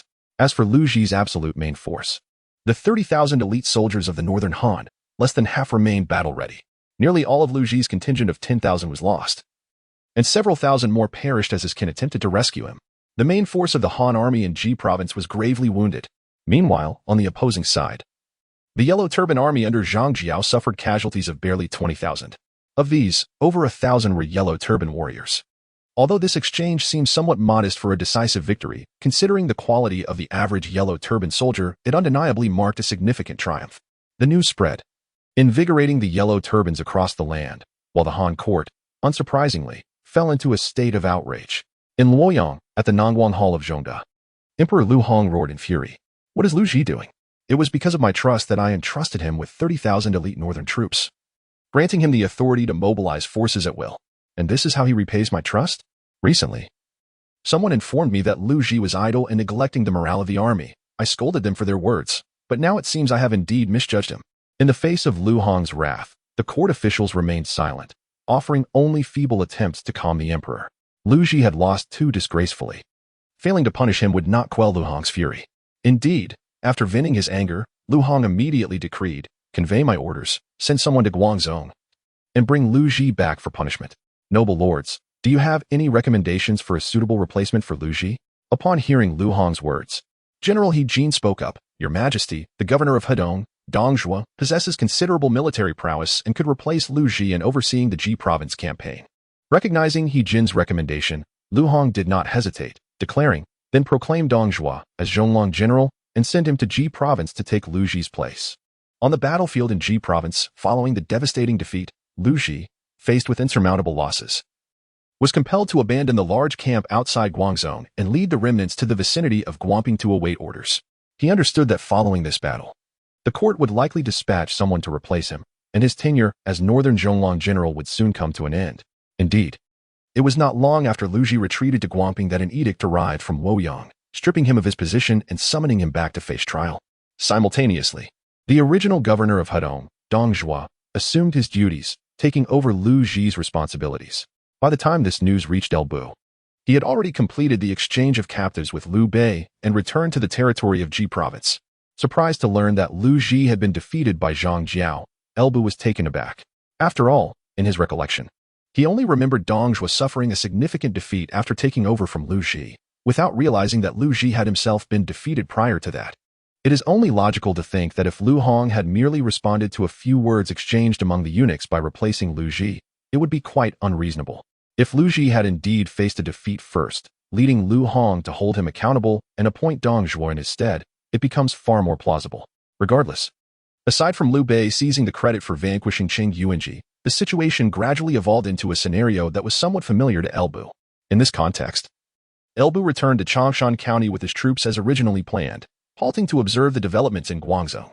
Meanwhile, Zhang Jiao had also learned of the complete annihilation of Qing Yuanji's 50,000 yellow turbans. Consequently, upon realizing that an unknown and potentially formidable Han army was active in the north, coupled with the fact that the Han forces in Guangping had been bolstered by Dongzhuo's reinforcements, Zhang Jiao, despite his recent victory, was wary of making any rash moves.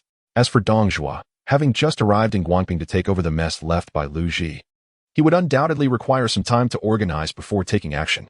However, Elbu's intention to remain in Changshan County and observe was to see the main forces of the Yellow Turbans and the Han army engage first, planning to step in and reap the rewards once both sides had sufficiently weakened each other.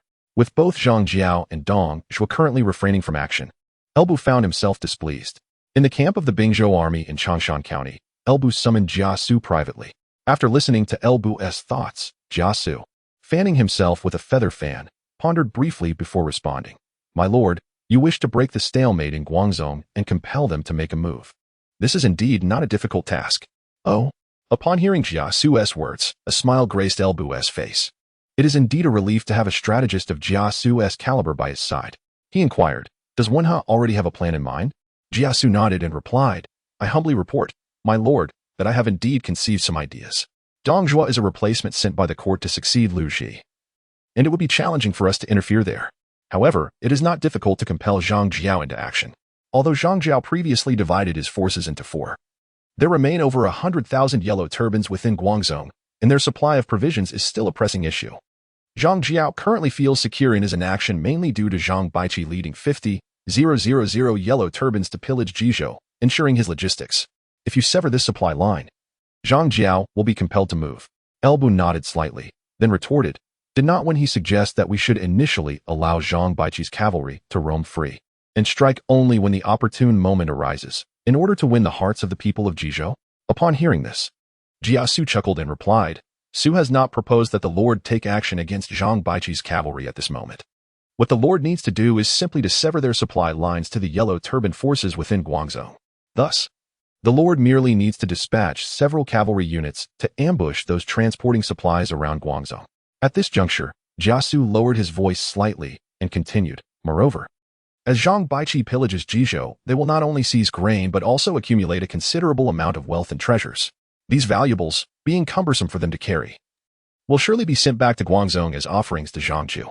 If the Lord can intercept them, it would greatly enhance the future prosperity of Wuyuan County. As Jia Xu's words lingered in the air, Elbu's eyes brightened, casting a gaze at Jia Xu filled with newfound admiration. Truly, you are remarkable, Jia Wan. Whether it concerns the development of Wuyuan County or the recruitment of soldiers, substantial wealth is indispensable. Hence, Elbu found himself in dire need of funds. Although he could amass considerable riches on the grasslands, these were primarily in the form of horses and livestock, not easily convertible to currency. The wealthiest individuals in the realm, without a doubt, were the prominent families and local gentry. Regrettably, Elbu could not directly seize from them. However, if the yellow turbans were to plunder, he could then reclaim the spoils from them, which seemed quite feasible. Patting Jia Xu on the shoulder, Elbu declared, I entrust this matter to you, I will ensure that when Yuan and Bingzhou heed your command, and if necessary, I shall personally take charge. Though it might seem somewhat excessive for Elbu to directly raid the yellow turban supply trains, there was no shame in pursuing profit. Having finalized the strategic direction with Jia Xu, the troops of Bingzhou mobilized that very day. There was no alternative had Jia Xu not illuminated this matter. Elbu would have felt the weight of loss with each passing moment spent in the camp.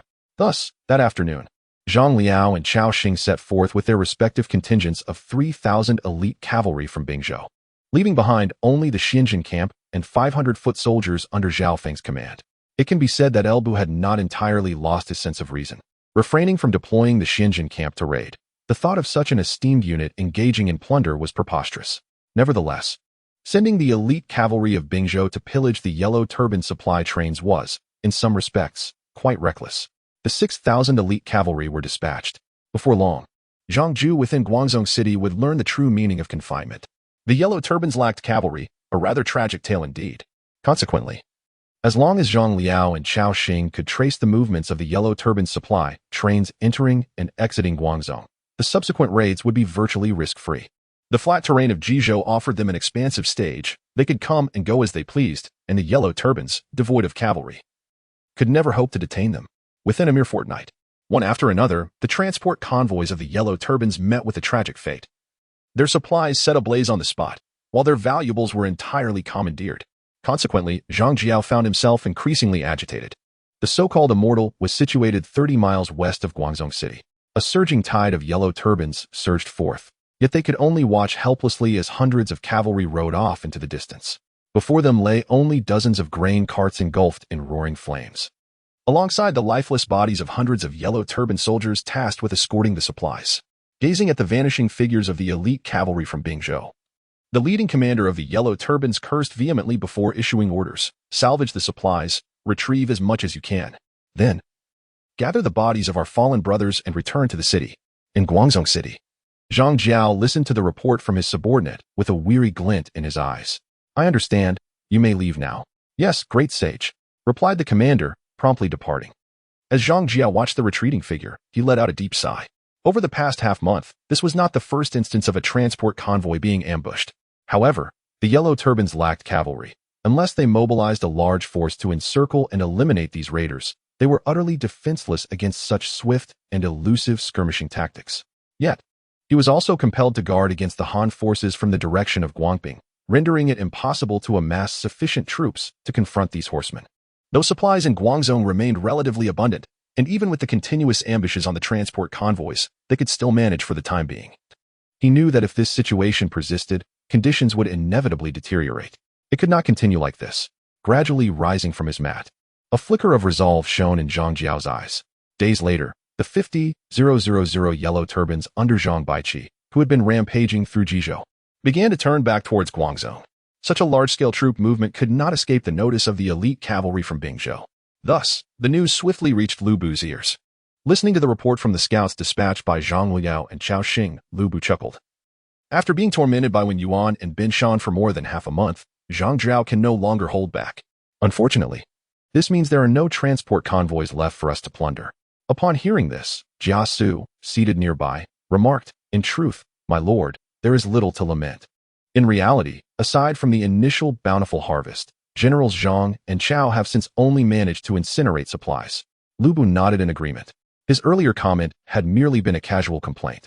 After all, Zhang Jiao was no fool.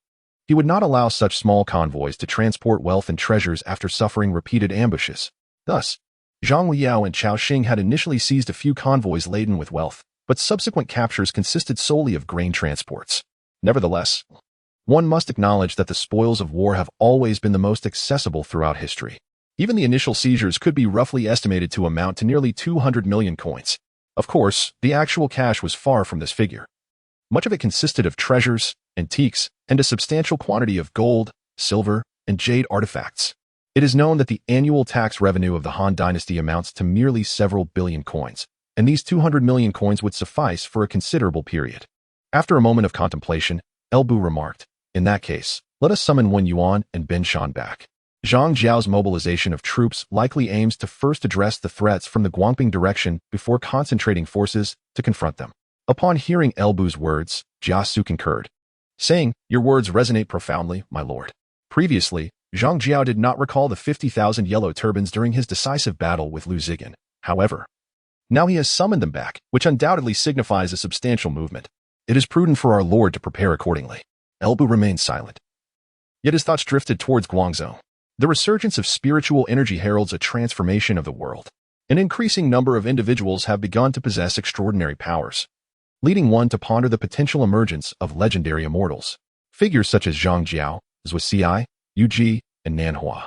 If immortals indeed exist, these individuals would be the most likely candidates.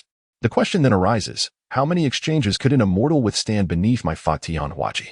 A surge of battle intent arose from Elbu, albeit inadvertently, yet it still caused Jia Xu to feel a twinge of apprehension. As he pondered the sudden emergence of Elbu's battle fervor, he heard Elbu pose a question. Do you believe there are immortals in this world? Jia Xu was taken aback. There was no need for further contemplation. He comprehended everything. However, recalling the tales inscribed within the Gigu secret scroll, detailing how Xiang Yu dispatched those alchemists who fancied themselves as immortals during the waning days of the Qin dynasty, Jia Xu's gaze towards Elbu became somewhat peculiar. Receiving no response from Jia Xu, Elbu continued, to summon the winds and call forth the rain, to command thunder and lightning. You must have sensed the changes in this world. I am the finest example. Under such circumstances, the appearance of legendary immortals is not entirely implausible, is it? After a prolonged hesitation, Jia Xu ultimately responded, according to the records in the Giga secret scroll, with the resurgence of spiritual energy and the end of the era of decline, the emergence of immortals is indeed a possibility. Gigu? Elbu cast a surprised glance at Jia Xu. This was the first instance of Jia Xu mentioning his heritage. Yet, if it pertains to Gigu, is Jia Xu aligned with the vertical or the horizontal path? And who, aside from Jia Xu, might the other individual be? Jia Xu nodded, having broached the subject. He continued, however, the so-called immortals are essentially just alchemists with profound cultivation. Alchemists have existed since ancient times, yet during the era of decline, achieving success was difficult. Only with the resurgence of spiritual energy can they attain accomplishments. Though the exceptional among them are remarkable, to label them as immortals would be to deceive oneself. So it is thus. Hearing Jia Xu's explanation, Elbu felt a tinge of disappointment. Nevertheless, he inquired, if when he possesses such knowledge, has there been any historical precedent for this phenomenon? According to the records of the mysterious scroll of Gigu, the last resurgence of spiritual energy occurred at the end of the Qin dynasty. And it was not until the flourishing of the Guangwu era that the energy of heaven and earth vanished once more. Jia Xu remarked.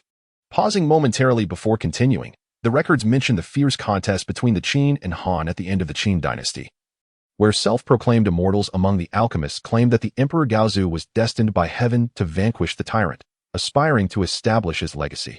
However, the tyrant was ultimately vanquished at Pengcheng, and it was only with the strategic brilliance of the Marquis of Huayin that the tyrant was ensnared at Gaixia, leading to a psychological assault that compelled the tyrant to take his own life at the Wu River, thus allowing Gaozu to claim the realm.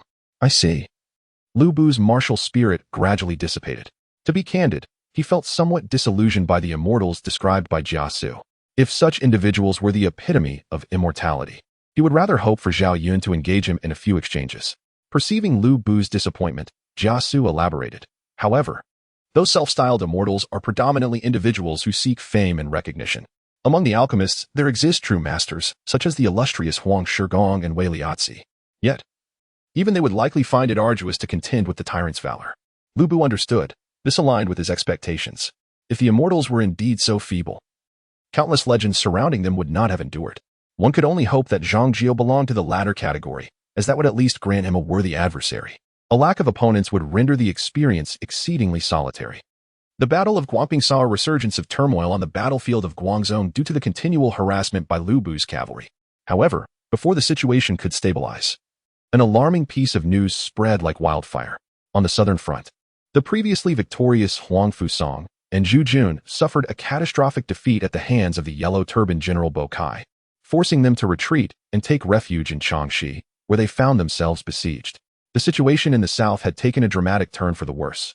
Moreover, following Lu Ji's recent defeat, the court was compelled to relax restrictions on local officials recruiting soldiers and the private militias of prominent families, attempting to harness their power to quell the Yellow Turban forces.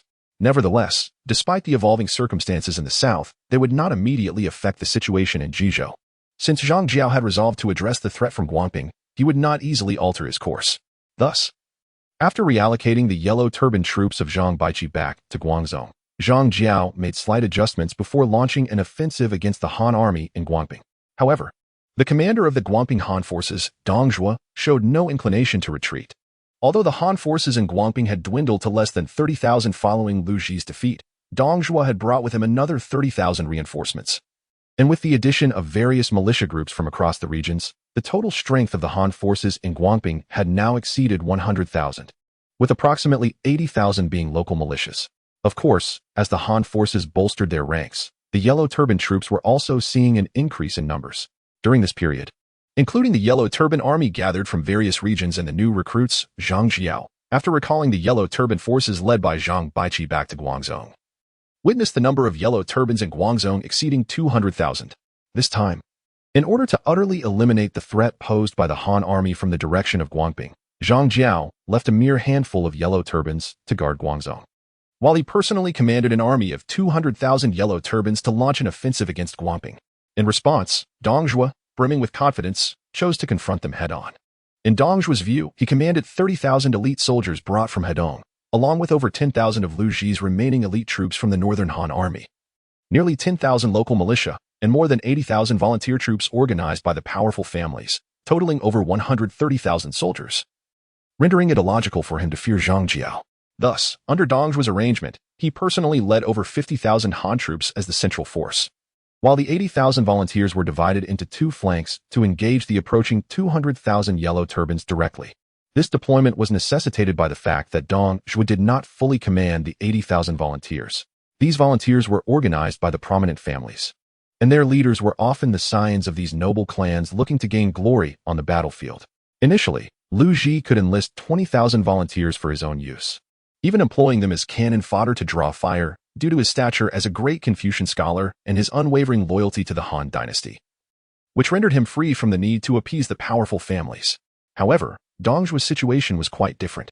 As the governor of Hedong, he came from humble beginnings and sought the recognition of these noble families. Consequently, Dong Zhuo dared not seize command of the volunteer troops. Thus, in his eyes, the main force for this battle comprised his 30,000 elite soldiers from Hedong and over 20,000 Han troops left by Lu Ji.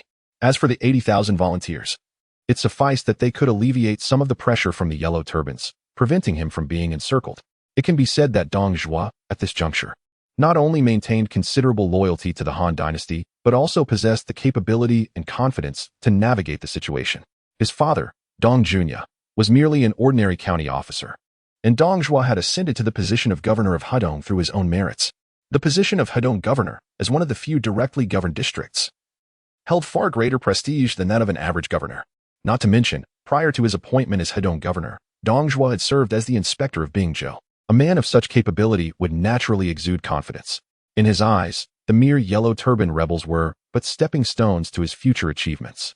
Thus, as Zhang Jiao sought to completely eradicate this Han army threat, Dong Zhuo aimed to leverage the Yellow Turbans as a means to advance his own ambitions, leading to an inevitable clash on the plains between Guangzhou and Guangping. 200,000 Yellow Turbans faced over 50,000 Han troops and 80,000 various rebel forces. On the surface, this appeared to be a battle of equal footing.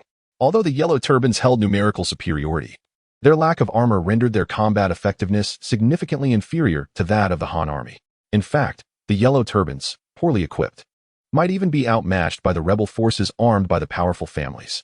Thus, to some extent, Dong Zhuo retained a certain advantage in this battle. Dong Zhuo himself acknowledged this. It can be said that while Lu Ji's defeat had a considerable impact, few delved deeply into the reasons behind Lu Ji's failure. Frankly, In the eyes of many, the Taiping Dao and the Yellow Turbans, despite their development to this stage, remained mere clowns, tools used to coerce the Han Emperor into lifting political restrictions for personal gain. Once they were no longer useful, they could be easily disposed of, serving merely as stepping stones for the advancement of their kin.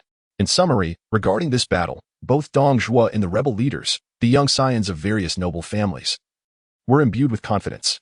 Thus, when Elbu, intrigued by Zhang Jiao, led his forces to the Guangping region, he was met with a scene of scattered Han troops in retreat in the relentless pursuit of the Yellow Turbans.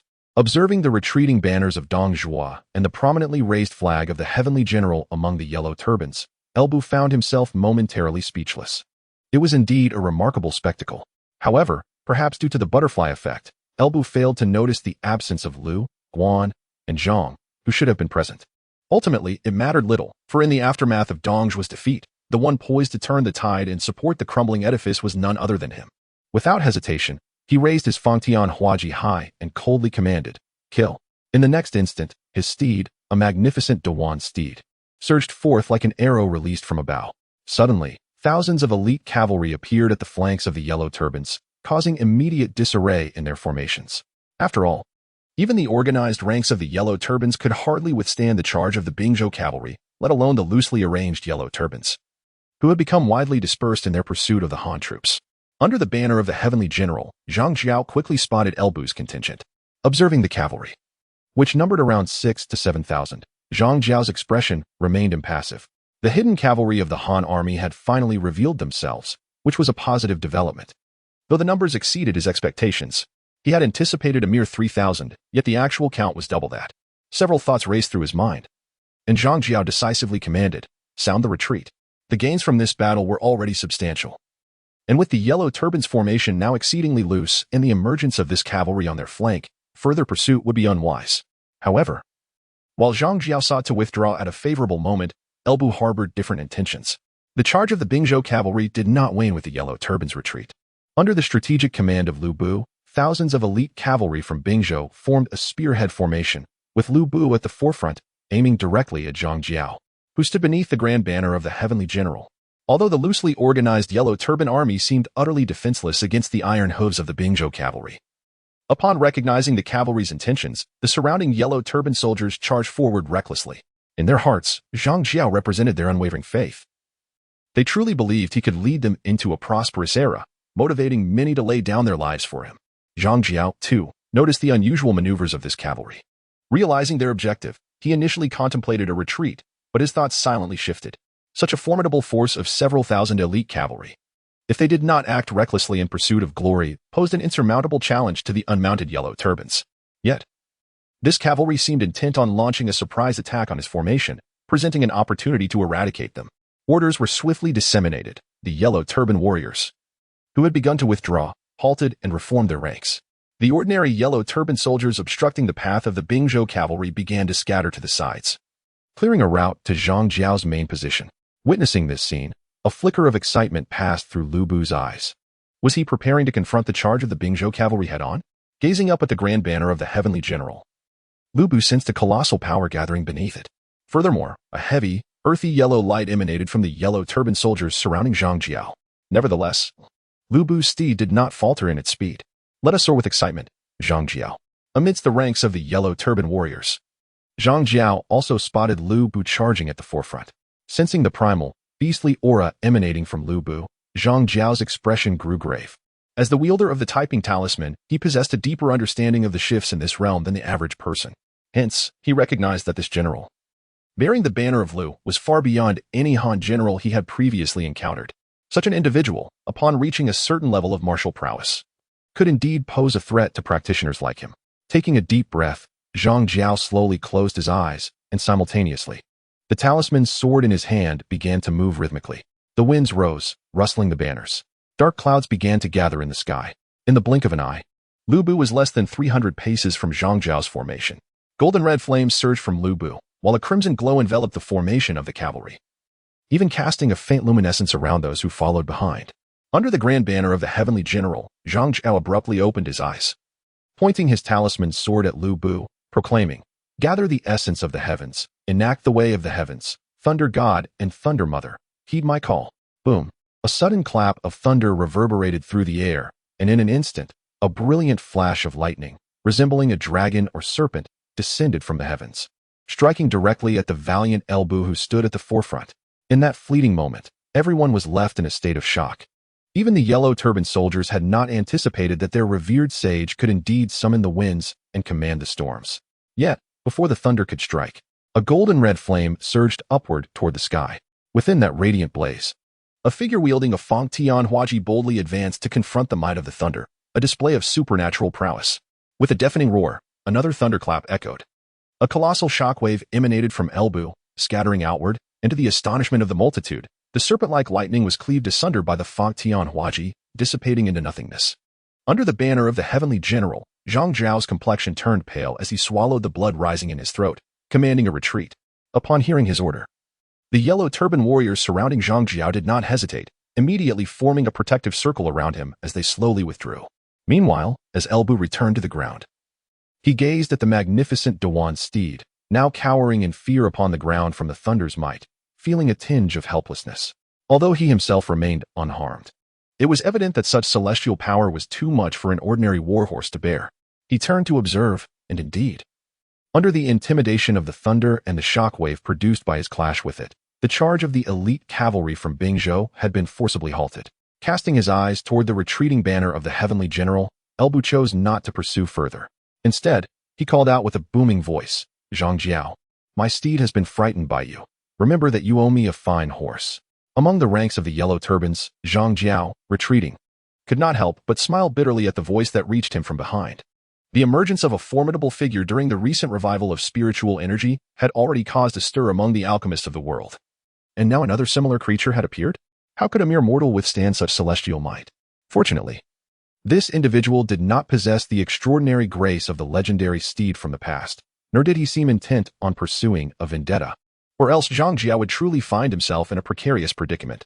As the yellow turbans retreated, Zhang Liao, who had finally managed to calm the skittish warhorse, hurried over to Elbu's side, exclaiming, "My lord, are you unscathed?" Waving his hand dismissively, Elbu replied, "Do I appear to be in distress?" Approaching Xiaoxing, Elbu took the reins from his hands and pointed to the Yuan steed, still trembling on the ground. "Find a way to rouse this horse. We must retreat. Though timid, it has been with me for some time, and there are no better mounts available right now. It will suffice for my needs." With that, Elbu mounted Xiaoxing's steed and rode away. In this battle, although Zhang Jiao was not captured, the fact that he managed to repel the yellow turbans at the moment of Dongzhuo's army's total collapse is indeed a remarkable achievement. As Elbu departed, Xiaoxing exchanged a knowing glance with Zhang Liao, then with a wry smile, approached Elbu's steed. Such a magnificent steed from the Yuan breed could only be deemed insufficient in the eyes of a talent like Elbu. The yellow turbans retreated, and Elbu ceased his pursuit. Without the yellow turbans on their heels, Dongzhuo, who had been in flight, finally found the opportunity to regroup his scattered forces. A gentle drizzle fell from the sky, seemingly heralding the cessation of hostilities. Outside Guangping, within the temporary encampment of the Bingzhou army, Jia Xu observed Elbu's safe return to the main camp, feeling a sense of relief wash over him. The tumult of the battlefield had been difficult for even him to interpret. Hurrying to Elbu's side, Jia Xu could hardly contain his curiosity and inquired, "My lord, what became of Zhang Jiao?" Contemplating Jia Xu's question, Elbu replied as he walked toward the tent, "He may have wounded me, but I am capable of slaying him." Due to Elbu's timely intervention, Dongzhuo managed to tenuously rally his forces and hold Guangping City. However, Elbu was indifferent to Dongzhuo's current state. His engagement in the battle stemmed primarily from a fascination with Zhang Jiao, and secondarily to present himself appropriately before the world. As for Dongzhuo, the moment Elbu noticed that his steed was not the famed red hare, any interest he had in Dongzhuo evaporated. To expect Elbu to regard Dongzhuo with any seriousness was futile. Perhaps if Dongzhuo were to first acquire the red hare, that might change. Currently, Dongzhuo was merely an ordinary governor of Hedong, having just suffered a defeat. The possibility of facing imprisonment and inquiry loomed over him, and Elbu saw little of interest in Dongzhuo's situation. On the other hand, upon recognizing the identity of Elbu's forces, Dongzhuo extinguished some of his previous ambitions. Despite the significant disparity in their actual standings, Elbu as the governor of Wuyuan and himself as the governor of Hedong, outwardly they were both provincial governors of equal rank, rendering it impossible for Dongzhuo to manipulate Elbu's forces to alleviate his own blame for the defeat. Nevertheless, recalling the valiant charge of the elite cavalry from Bingzhou on the battlefield, Dong Zhuo could not help but feel a twinge of envy. If only he could command such a formidable cavalry, his defeat would not have been so catastrophic. When the opportunity arose, he vowed to cultivate an invincible force of iron cavalry. For now, however, Dong Zhuo's primary concern was how to mitigate the blame resting upon him. The news of his defeat could not remain concealed. Such a significant loss would inevitably lead to scrutiny. If he did not devise a plan, he would become the next Lu Zigan. To absolve himself, crafting a narrative from the battle reports would be the simplest course of action. Ultimately, although both have faced defeat, the reasons, processes, and consequences of such defeats differ, and the degree of culpability is certainly not the same. For Dong Zhuo, crafting narratives from battle reports is a familiar endeavor. Should he provide a plausible justification for his defeat and invest in smoothing over relations? Even if he were to face punishment for his loss, it would not be as severe as that endured by Lu Qi. The sole complication arises from the involvement of another participant, namely El Bu. In order to manipulate the battle report, he must first align with El Bu. Otherwise, no matter how eloquently he speaks, it would be futile. With this consideration in mind, Dong Zhuo eagerly dispatched an invitation to El Bu to join him in the city for a banquet, ostensibly to express gratitude for El Bu's assistance. Upon receiving Dong Zhuo's invitation, El Bu was not taken aback. In the political arena of the Han Dynasty, interpersonal relationships are of paramount importance. Whether between superiors and subordinates or among peers, El Bu's intervention during Dong Zhuo's moment of crisis to halt the pursuit of the yellow turbans warranted recognition from Dong Zhuo, both morally and logically. However, despite the reasonableness of Dong Zhuo's invitation, El Bu sought the counsel of Jia Xu, curious to discern his perspective. In the main tent, after El Bu recounted the events, Jia Xu reflected briefly before stating, "My lord, in my opinion, while Dong Zhongying's invitation to express gratitude is genuine, he likely harbors ulterior motives." "Oh," El Bu responded, eager for further elaboration. Truth be told, Jia Xu's presence was invaluable. Without him, navigating these intricate matters would be exhausting. Jia Xu continued, "Although your intervention prevented the complete annihilation of Dong Zhongying's forces, he ultimately suffered defeat. Previously, Lu Zigan faced retribution in Wuyuan for his loss to Zhang Jiao. Thus, Dong Zhongying must devise a strategy to avoid a similar fate. Regardless of his plans, he must first align with you. Otherwise, any discrepancies between his narrative and yours will inevitably expose the truth." Upon hearing this, El Bu expressed his astonishment. A defeat is a defeat. How can it be framed otherwise? Jia Xu smiled at El Bu's naivety. "Alas, my lord, you are unaware. Even in defeat, the specifics of the loss, its causes, the primary responsibility, and the repercussions offer considerable room for maneuvering. If he can navigate courtly politics and present a reasonable explanation, his defeat may not lead to severe repercussions." El Bu scoffed slightly. Despite his status as a seasoned general, he was indeed unfamiliar with such subtleties. Who has claimed he has never faced defeat? With a dismissive wave of his hand, El Bu declared, "In that case, I shall go and discern what Dong Zhongying truly intends. If he seeks to silence me, he must present sufficient incentives." Upon finishing his words, El Bu exchanged knowing glances with Jia Xu, and both broke into laughter. After their mirth, Jia Xu clasped his hands in salute, stating, "I wish you a bountiful return from this endeavor, my lord." Having grasped Dong Zhuo's intentions, El Bu set out the following day, accompanied by Zhang Liao, to attend the banquet in Guanping. As for his personal guards, what need had he for such a contingent? In the event of any mishap, the question of who would protect whom was uncertain. It was far more convenient to take only Zhang Liao along. Yet, Dong Zhuo remained oblivious to El Bu's thoughts.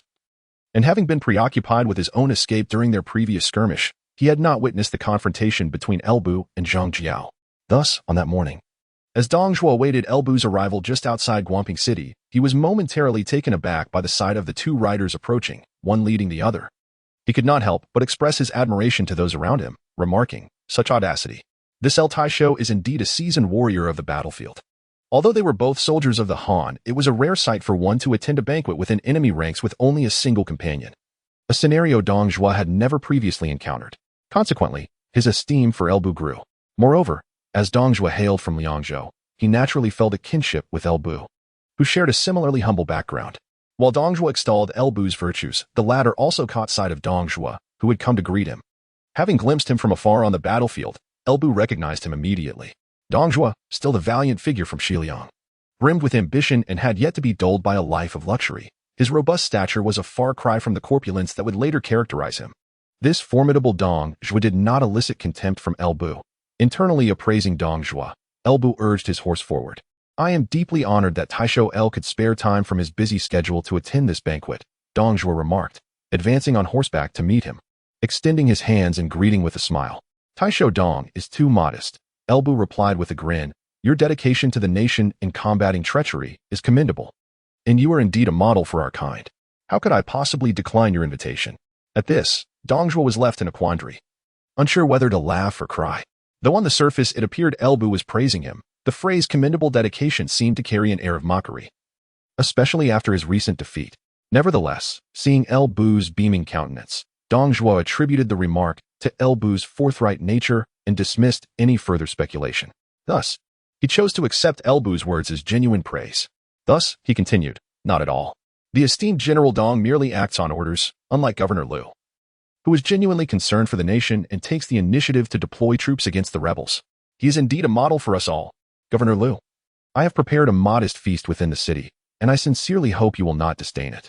To be candid, these words reflected Dong Zhuo's true sentiments. In the wake of the Yellow Turban Rebellion, aside from the court's appointed pacifiers like Lu Ji, Huang Fusong, and Zhu Jun, the rest who actively participated in quelling the chaos were either lowly figures like Liu Bei, seeking to establish their own legacies, or individuals such as Yuan Shao and Cao Cao, who, despite their noble lineage, lacked any substantial official position and sought to embellish their own reputations. As for the truly powerful officials, unless the Yellow Turban Army were to besiege their gates, none would venture forth to battle. After all, for those who have reached such heights, advancing further cannot be achieved merely by accumulating minor accomplishments. Given this, it is far more prudent to conserve their strength and observe the conflict from the sidelines. In this context, a figure like Elbu, who, as a county governor, willingly took up arms to assist the court in suppressing the rebellion, was indeed a rarity. Elbu, of course, was unaware of Dong Zhuo's thoughts. However, this did not hinder him from sensing Dong Zhuo's enthusiasm. Observing Dong Zhuo's beaming face, Elbu smiled in return and said, Governor Dong, you are too kind. It is our duty to share the burdens of the nation, truly nothing to mention. Thus, the two engaged in conversation while riding side by side into the city. Were an outsider to witness this scene, they might mistakenly believe these two to be loyal ministers with hearts devoted to their sovereign. Little did they know that one was a time traveler, devoid of any loyalty to the emperor, while the other had committed acts of debauchery with palace maidens. Spending nights in royal chambers, one could hardly expect him to possess any true allegiance to the Han dynasty. In essence, it was all merely a performance. Guangping City. Once the administrative center of Guangping Commandery, is undoubtedly a substantial city. Although Guangping Commandery was later incorporated into Jiulu Commandery, and Guangping City transitioned from a commandery capital to an ordinary city within Jiulu, its foundational stature remains. Hence, the county office in Guangping City is naturally larger than that of an average county. However, this county office has been requisitioned by Dong Zhuo. Accompanying Dong Zhuo to the county office, Elbu found a lavish banquet already prepared within. The guests took their seats according to rank, with Zhang Liao choosing to sit behind Elbu. As for Dong Zhuo, aside from himself, he was accompanied by his son-in-law and confidant, Niu Fu. Although Dong Zhuo had invited Elbu to ensure a unified narrative regarding the battle reports, a feast of fine food and drink was essential before addressing serious matters. Thus, Dong Zhuo did not hasten to discuss the battle reports with Elbu. Rather, he instructed his servants to bring forth ample food and wine for the guests. Once the wine had circulated thrice and the atmosphere became slightly inebriated, Dong Zhuo gradually opened the conversation. Filling his cup to the brim, he raised it toward Elbu, proclaiming, Virtuous brother Fengxian, prior to today, I had long heard of your esteemed name, particularly your remarkable victory over the 30,000 Xianbei troops, which has truly stirred my heart with admiration. I regret not being able to partake in such glory, now that I behold you in person. You are indeed gallant and formidable. Those so-called fierce generals I have encountered pale in comparison to your prowess, and I find myself humbled in your presence.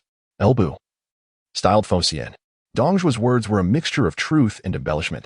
While he had indeed heard of Elbu's exploits, like most, he remained skeptical of the exaggerated claim of defeating 30,000 Xianbei, viewing it as mere inflated numbers.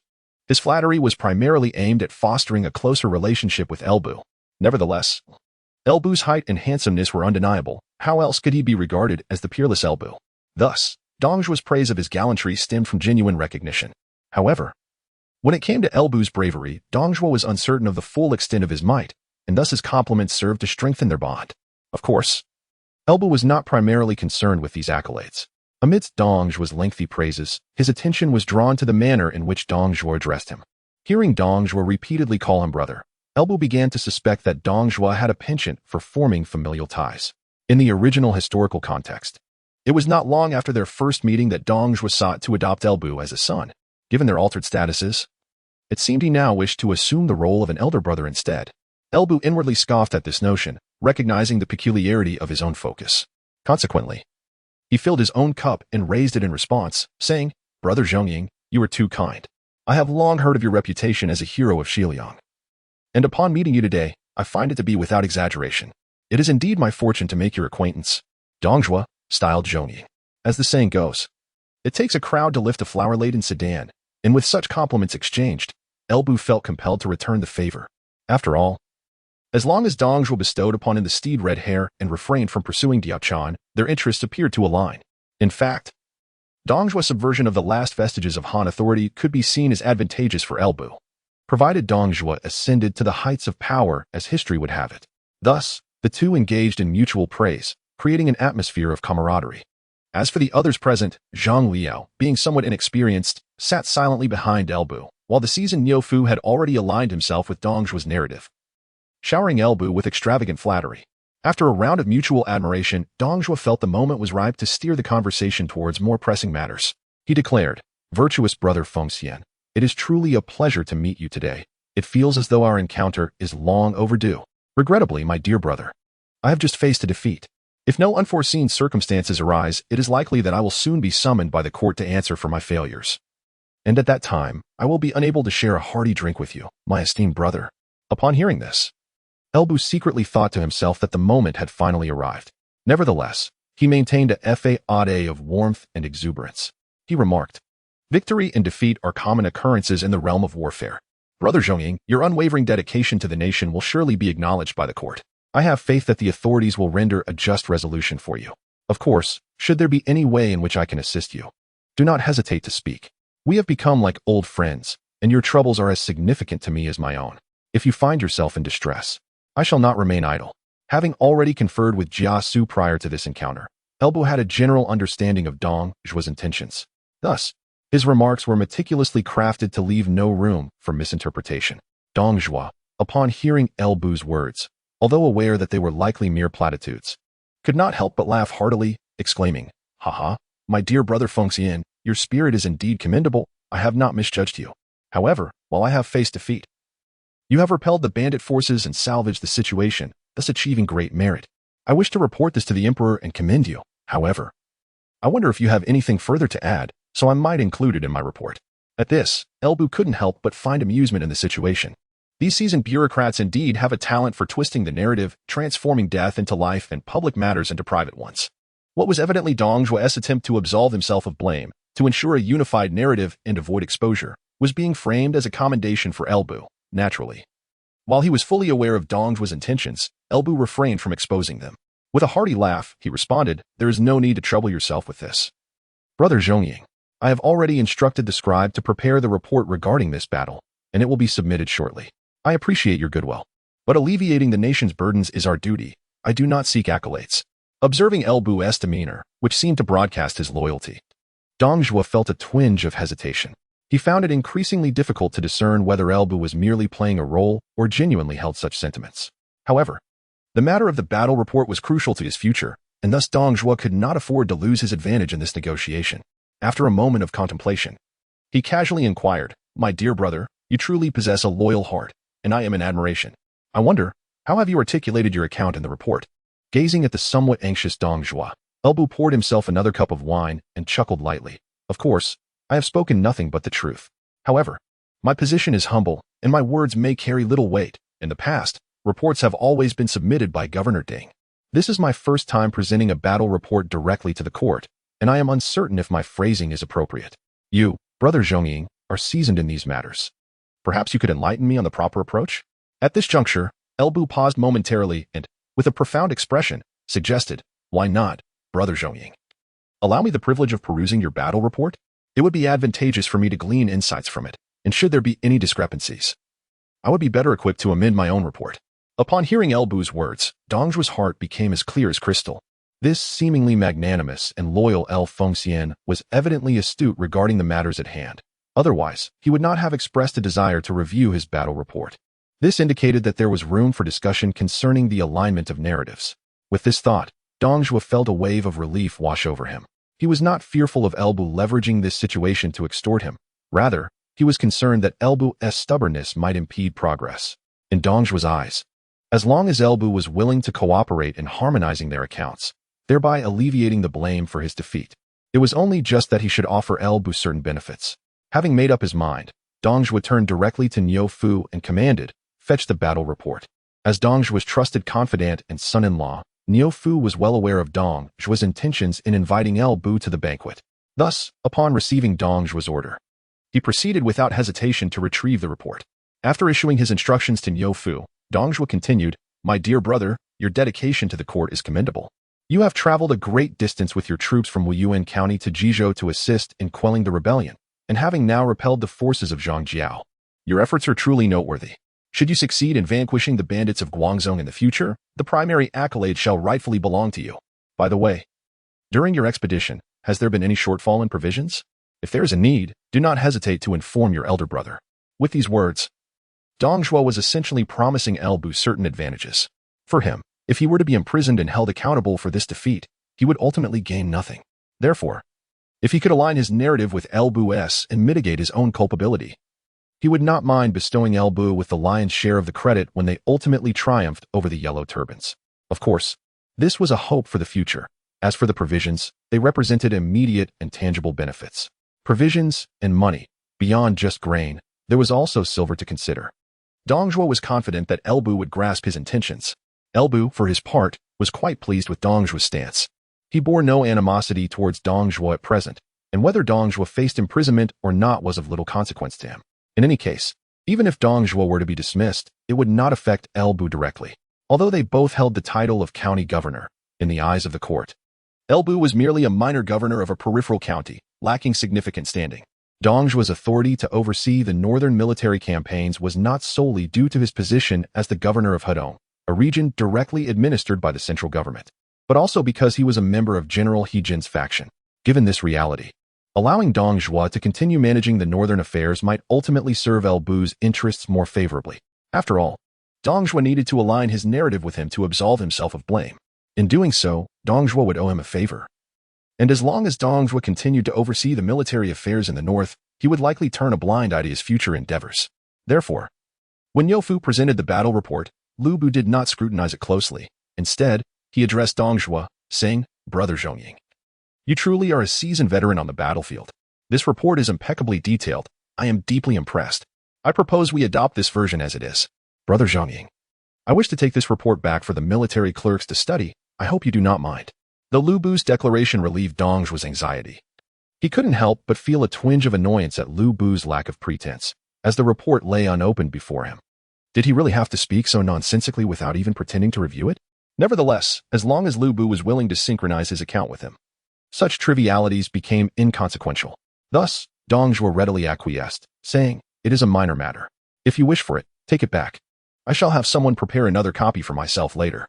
At this juncture, Zhang Jiao paused momentarily before continuing, "By the way, brother, you have been leading troops to Bingzhou for a while now, and I presume the military's provisions are running low.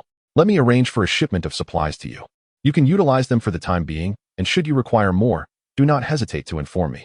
Upon hearing this, Lu Bu smiled and clasped his hands, expressing his gratitude. "Then I thank Brother Zhongying in advance." Observing this, Zhang Jiao waved his hand dismissively, saying, "Not at all. You are being overly courteous. Now, let us continue our revelry." The banquet unfolded with joy for both host and guest. Having reached a consensus with Zhang Jiao, Lu Bu found no reason to linger in Guangping.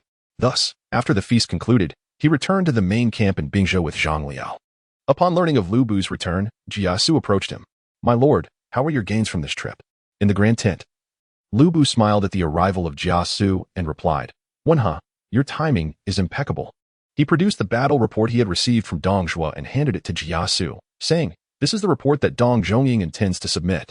Please review it, and if all is in order, we shall align our statements." As Jia Xu received the report, he did not rush to examine it but instead remarked with a smile, "It seems that my lord has already come to an understanding with Zhang Zhongying." Nodding in agreement, Lu Bu did not deny it. He continued, "In a couple of days, a shipment of provisions will arrive, and in our forthcoming operations on the battlefield in Jizhou. Dong Zhongying will facilitate our endeavors. Hearing this, Jia Xu was not surprised. It was only natural for someone like Lu Bu, who could think of capitalizing on opportunities, to seek advantages from Dong Zhuo. He analyzed, saying it is reasonable for the Lord to act this way. After all, Dong Zhongying has no conflicting interests with us. Assisting him would not be a burden. If he manages to evade disaster and continues to govern the northern campaigns, our subsequent actions would also become more convenient. Even if he is still investigated by the court, we could still profit from the grain. Moreover, Dong Zhongying will owe us a favor in the future. Upon hearing this, Elbu was momentarily taken aback. Indeed, in matters such as these, it was individuals like Jia Xu who considered the long-term implications. To be honest, he had not contemplated the possibility of Dong Zhuo being dismissed and investigated. It must be said that while the advantage of being a time traveler afforded him exceptional insight into the grand dynamics of the world, he still fell short in the finer details compared to a top strategist like Jia Xu.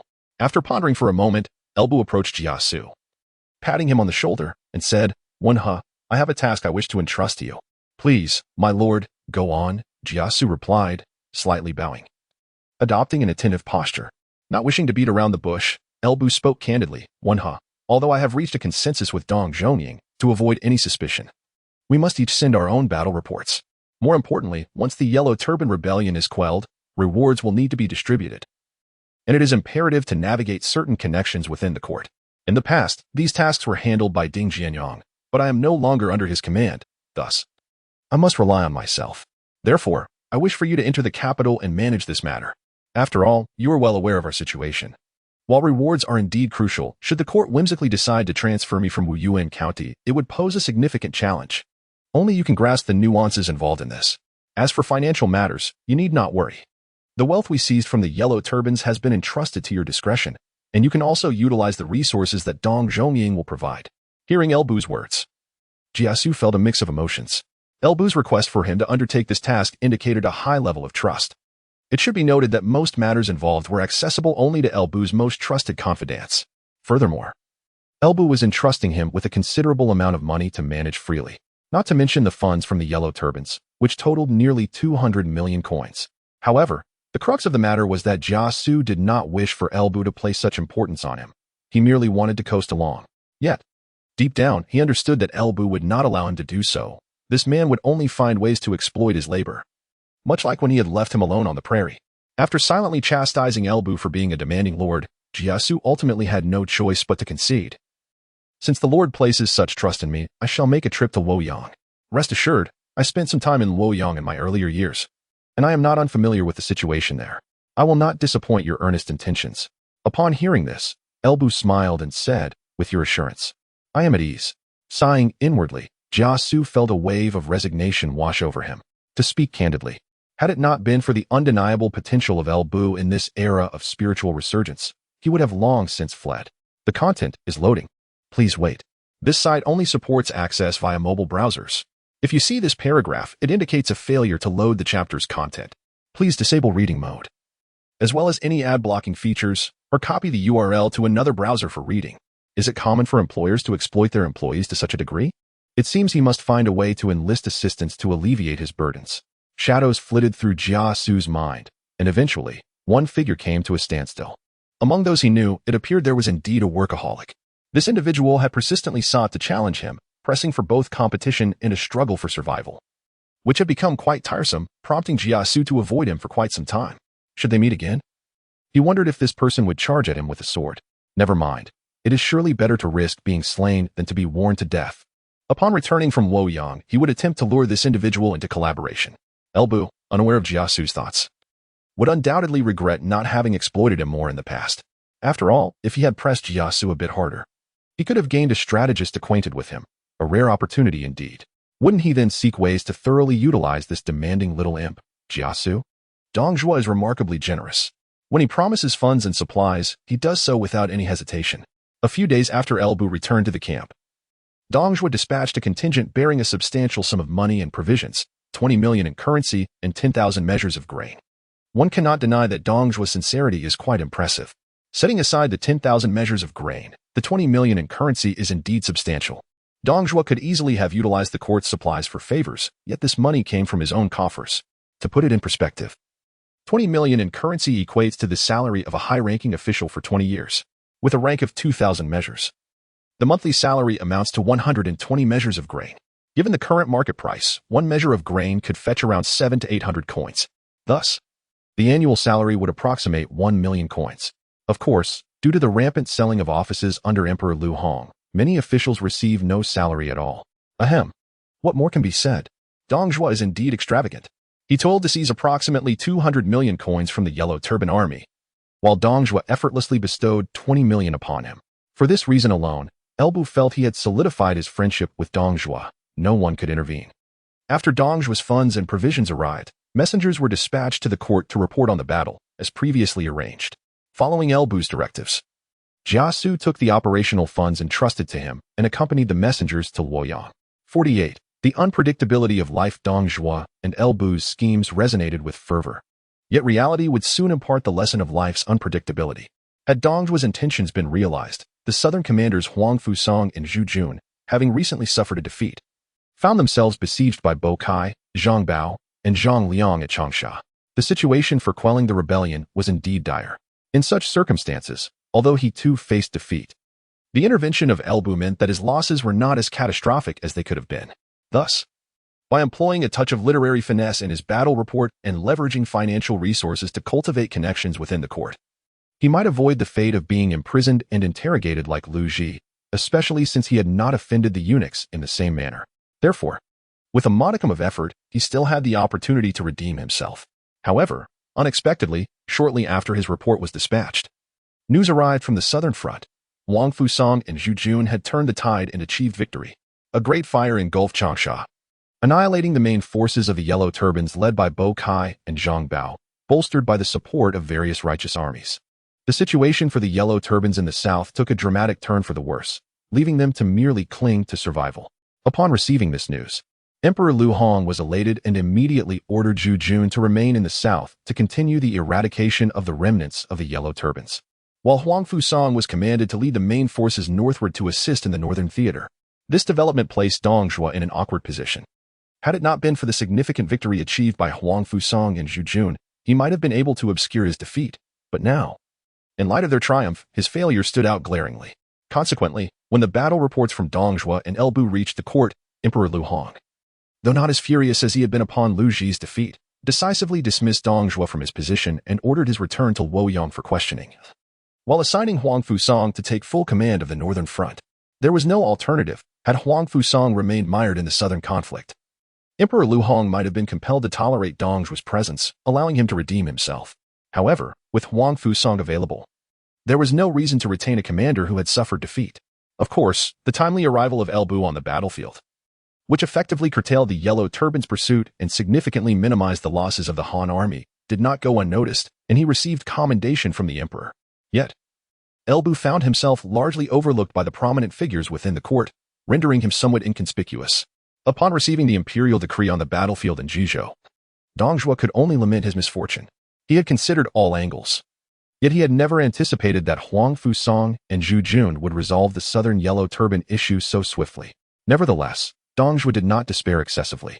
Despite Emperor Lu Hong's intention to summon him back to Wuyuan for questioning, he had not antagonized anyone significantly, and with General He Jin providing some support, he was confident that, with sufficient financial means to secure his position, he would not face severe repercussions, leaving room for a future resurgence. As for Elbu, after meeting with the emissaries sent by the court to commend him, he couldn't help but reflect on Jia Xu's foresight. Indeed, Zhang Jiao had been dismissed and investigated.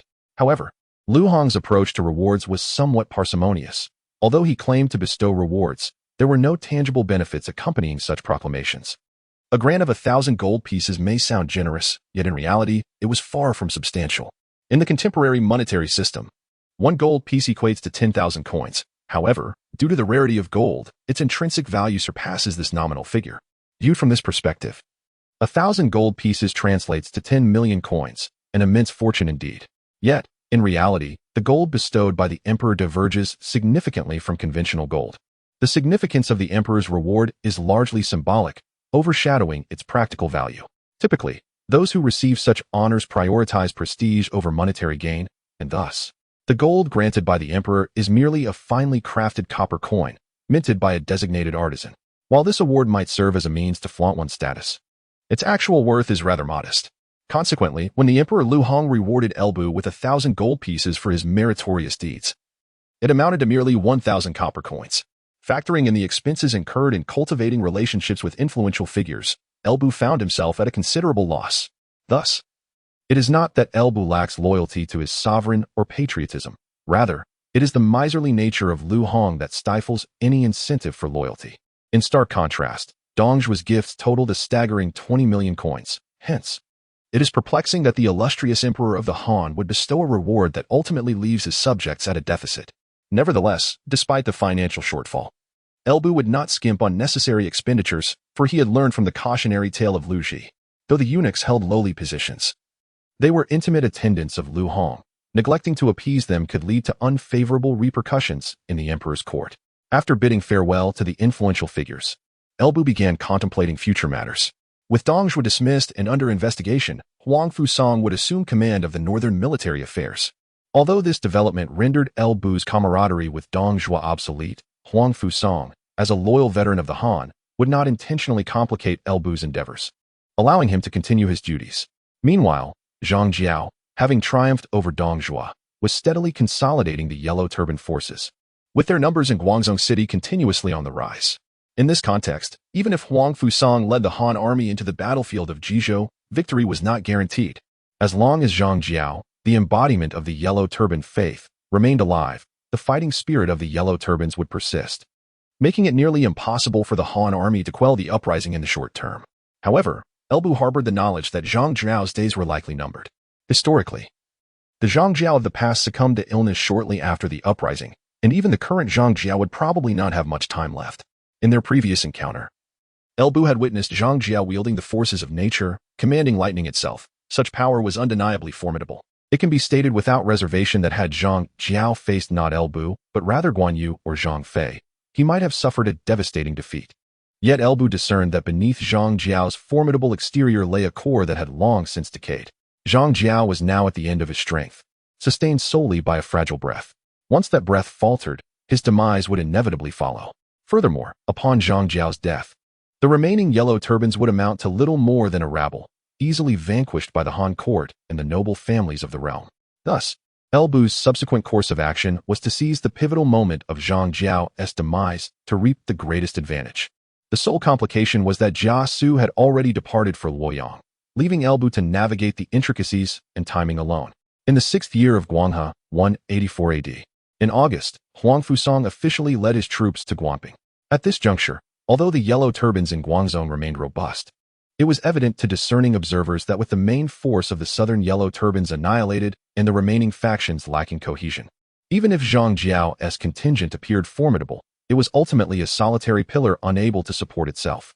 In Guangzhou City, Zhang Jiao gazed down at his kneeling brothers, Zhang Bao and Zhang Liang, and in an instant, he seemed to age further. "Where is Bokai?"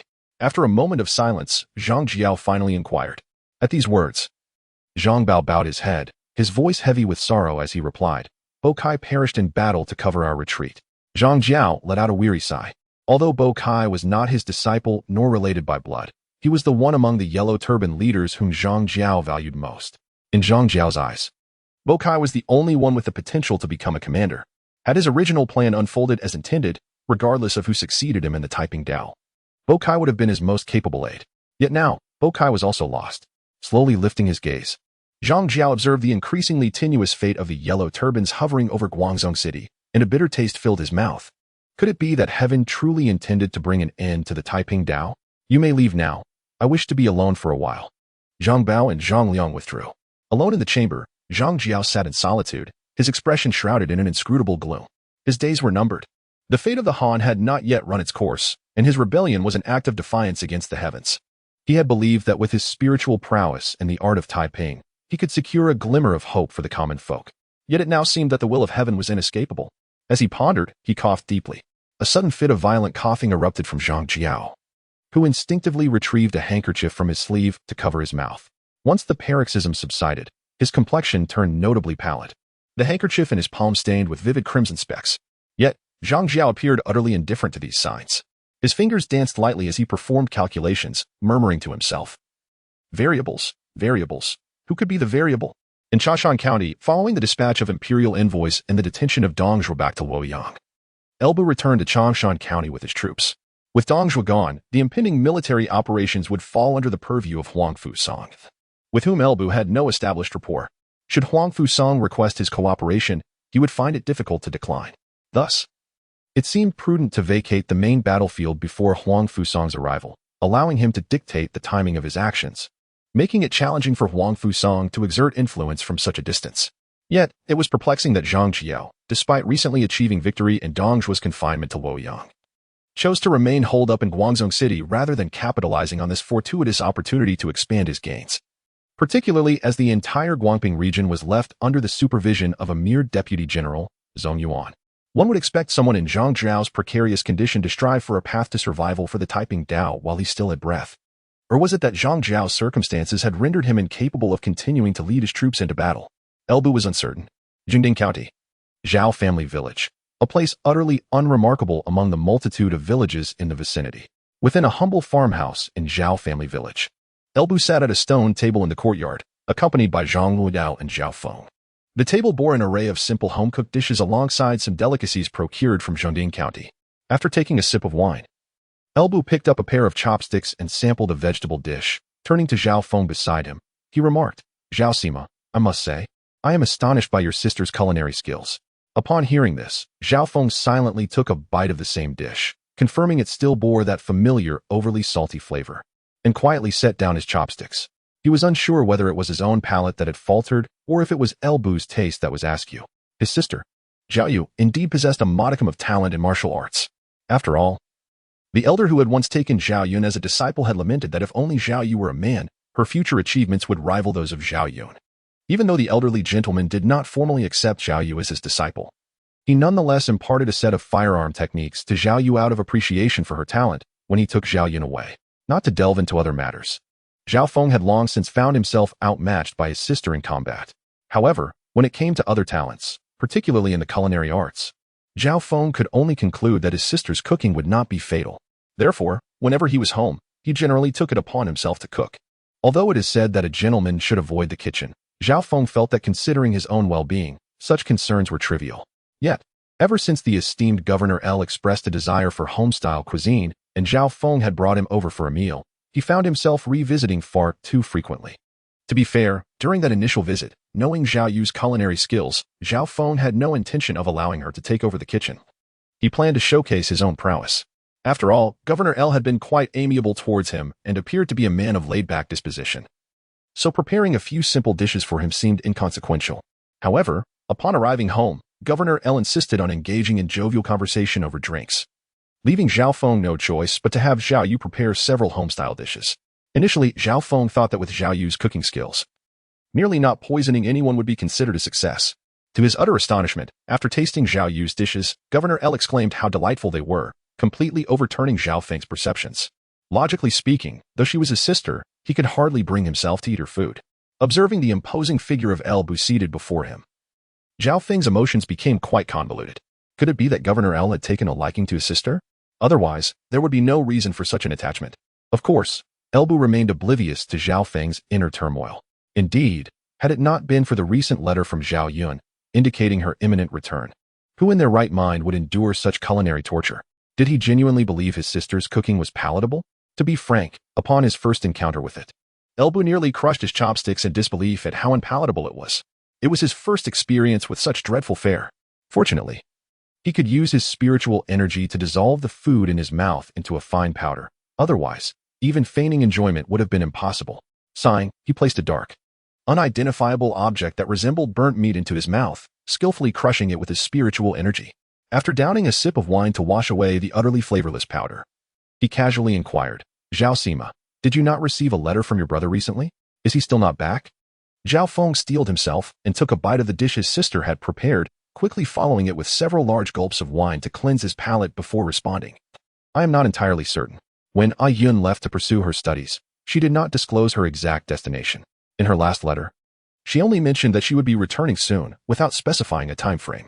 As Zhao Feng uttered these words, the muscles in his face twitched slightly, clearly indicating that merely consuming alcohol could not entirely mask the remnants of food lingering in his mouth. To be frank, the one most adversely affected by Lu Bu's visit was none other than Zhao Feng himself. Typically, when at home, Zhao Feng was the sole chef, never allowing Zhao Yu to step foot in the kitchen. However, now that he had to attend to Lu Bu, he could not cook for himself and had no choice but to let Zhao Yu take over the culinary duties. The predicament was that Lu Bu possessed the ability to completely pulverize food with his spiritual energy, rendering its flavor irrelevant. A sip of wine for him was akin to swallowing a mouthful of flour, but Zhao Feng lacked such prowess. Moreover, despite being a guest, Lu Bu did not express any disdain for the food. And as the host, now also a sort of subordinate to Lu Bu, Zhao Feng had no option but to eat what was served. Consequently, Zhao Feng felt as though his sense of taste had been utterly ravaged over this period. After discussing Zhao Yun's situation, Zhao Feng noticed Lu Bu seemed to be lost in thought. He promptly placed a portion of food into Zhang Lao's bowl, saying, "When Yuan, do not be modest, eat more. If it is insufficient, I shall have you prepare more." When one suffers and cannot escape the torment, what can be done? Naturally, one could bring another along to share in the misery. This was precisely what Zhao Feng did. The only consolation he found during these days was having Zhang Liao endure the same plight alongside him. Like Zhao Feng, Zhang Liao had also been severely beleaguered during this time. There was no alternative, since Lu Bu did not complain about the food. As a subordinate, Zhang Liao seemed to have no choice but to partake as well.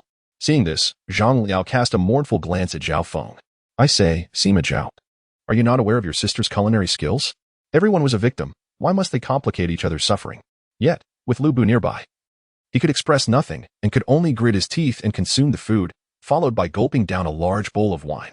After Zhao Feng had subjected Zhang Liao to this culinary ordeal, he looked at Lu Bu, who sat beside him, and after much hesitation, finally voiced his thoughts. Cautiously glancing towards the kitchen and confirming that Zhao Yu was still occupied, he leaned closer to Lu Bu and whispered, "My lord, your concern for matters at my humble abode is quite evident, having inquired multiple times about my brother's letter. If I may speak frankly, could it be that you—" At Zhao Feng's words, Lu Bu's heart skipped a beat. Had Zhao Feng discerned his intentions regarding Zhao Yun?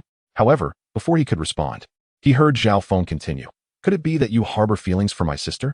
As Zhao Feng glanced towards the kitchen, he continued, "My lord, there is no need for you to feign ignorance. If you truly have intentions toward my younger sister, I would be more than willing to facilitate your union. To speak candidly, my sister has trained in martial arts since her youth, and her temperament is rather fierce. The young men from the neighboring villages have all suffered her wrath, and I often find myself troubled over how she will marry in the future. If you were to take a liking to her, it would indeed be a stroke of fortune for her." Observing Zhao Feng's earnest demeanor, Bu felt a peculiar expression cross his face. To be frank, he held no particular feelings for Zhao Yu. This young lady, having trained in martial arts, possessed a straightforwardness that even surpassed that of many boys. Though she was quite beautiful, clad in her martial attire with an air of grace, Bu found himself more in admiration of her than harboring any ulterior motives. Who could possibly develop feelings for a pretty boy, except for Zhao Yun? Of course, if he were to entertain any thoughts regarding Zhao Feng's sister, it would be Zhao Yun, rather than Zhao Yu. After all, what could compare to the thrill of having Zhao Yun accompany him in a sparring match? It had been quite some time since Bu had encountered an opponent capable of exchanging blows with him. His subordinates, such as Gao Shan, were engrossed in military training, while Zhang Liao was still too young and, strictly speaking, more of a strategist than a warrior. The others, like Cao Xing and Song Xian, were commendable generals in their own right, yet none could withstand even a single strike from Bu. Previously, he had faced Zhang Jiao, who was formidable in his own right, yet Zhang Jiao's impending demise rendered him irrelevant. Moreover, the nature of Zhang Jiao's prowess was utterly different from Bu's. Engaging with a practitioner like Zhang Jiao offered no exhilaration of combat. As for Lu, Guan, and Zhang, they had become too weak. Perhaps in the future, once Guan Yu and Zhang Fei had fully matured, they might pique his interest, but for now, Bu could only conclude that he would not be easily vanquished by them. Thus, after much consideration, the only one capable of providing him with the slightest thrill of combat was Zhao Yun. Although Zhao Yun was still somewhat inexperienced during this period and had yet to reach his pinnacle, he could still offer Bu a modicum of enjoyment. Furthermore, unlike the already established martial generals, Zhao Yun's youth signified a greater potential for development. Bu believed that, with his guidance, Zhao Yun might surpass his former self and become even more resilient. Therefore, whether or not he could recruit Zhao Yun into his ranks was a matter of great significance for his future happiness, warranting utmost seriousness. This was why Bu persevered through Zhao Yu's culinary disasters to visit Zhao Feng's home periodically. However, It seemed that Zhao Feng had thoroughly misunderstood the situation. Just as Elbu pondered how to clarify this misunderstanding, the sound of footsteps echoed from within. And both Elbu and Zhao Feng instantly returned to a state of normalcy.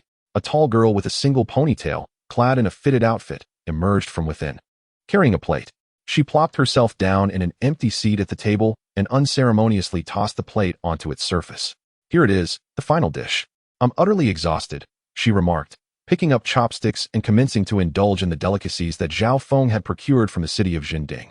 Entirely ignoring the dishes she had prepared herself, it was evident that she was well aware of her culinary skills.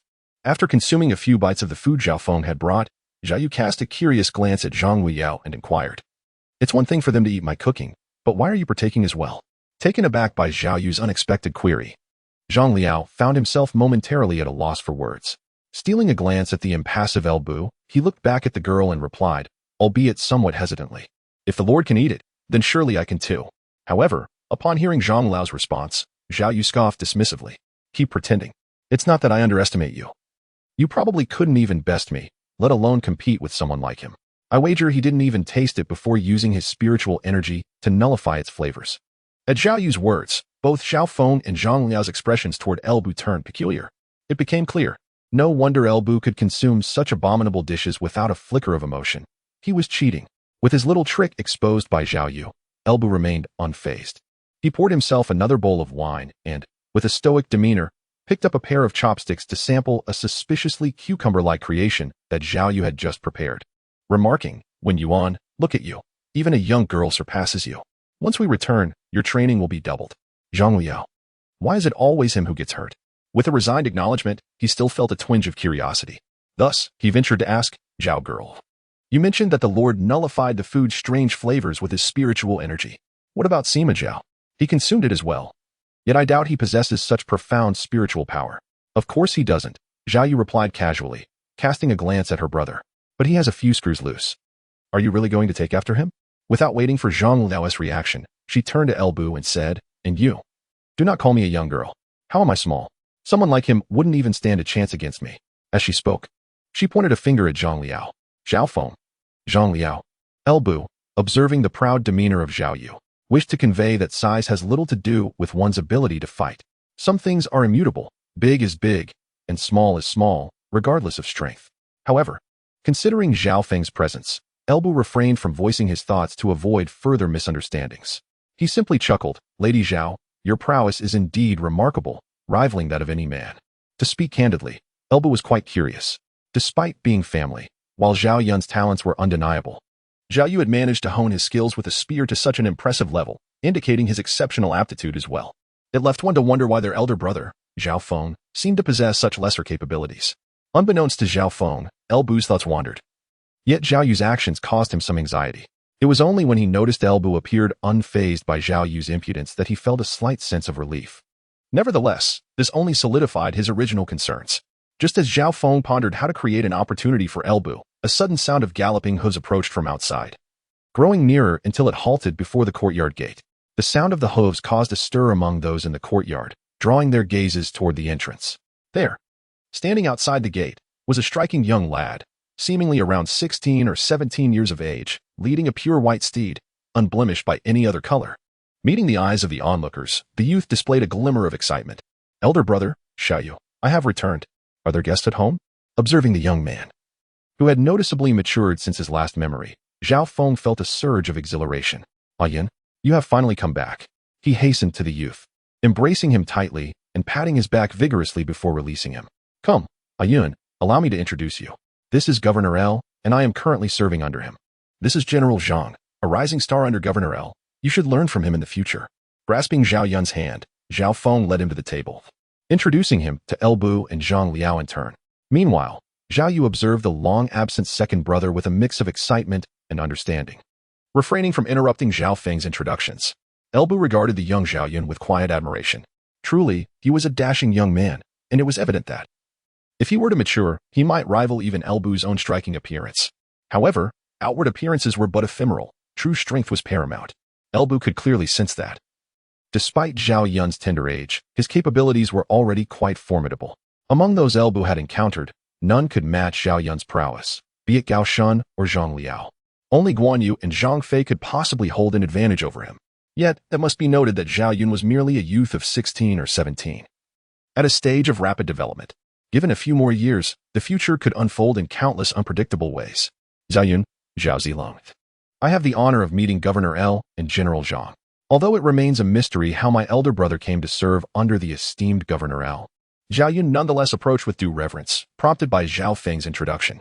Upon hearing this, Zhao Feng chuckled, remarking, "Ah Yun, you have acquired a courtesy name. Bestowed upon you by the venerable Master Tong, I presume? This is indeed fortuitous, as I possess little scholarly merit and would likely struggle to devise a commendable name myself. With Master Tong's designation, I am relieved of that burden." Following this, Zhao Feng continued, introducing to El Bu, "My lord, this is my younger brother, Zhao Yun, whom I previously mentioned." Nodding slightly, El Bu smiled and remarked, "No wonder Sima Zhao often speaks of your brother. Upon meeting him today, it is evident he is a young prodigy."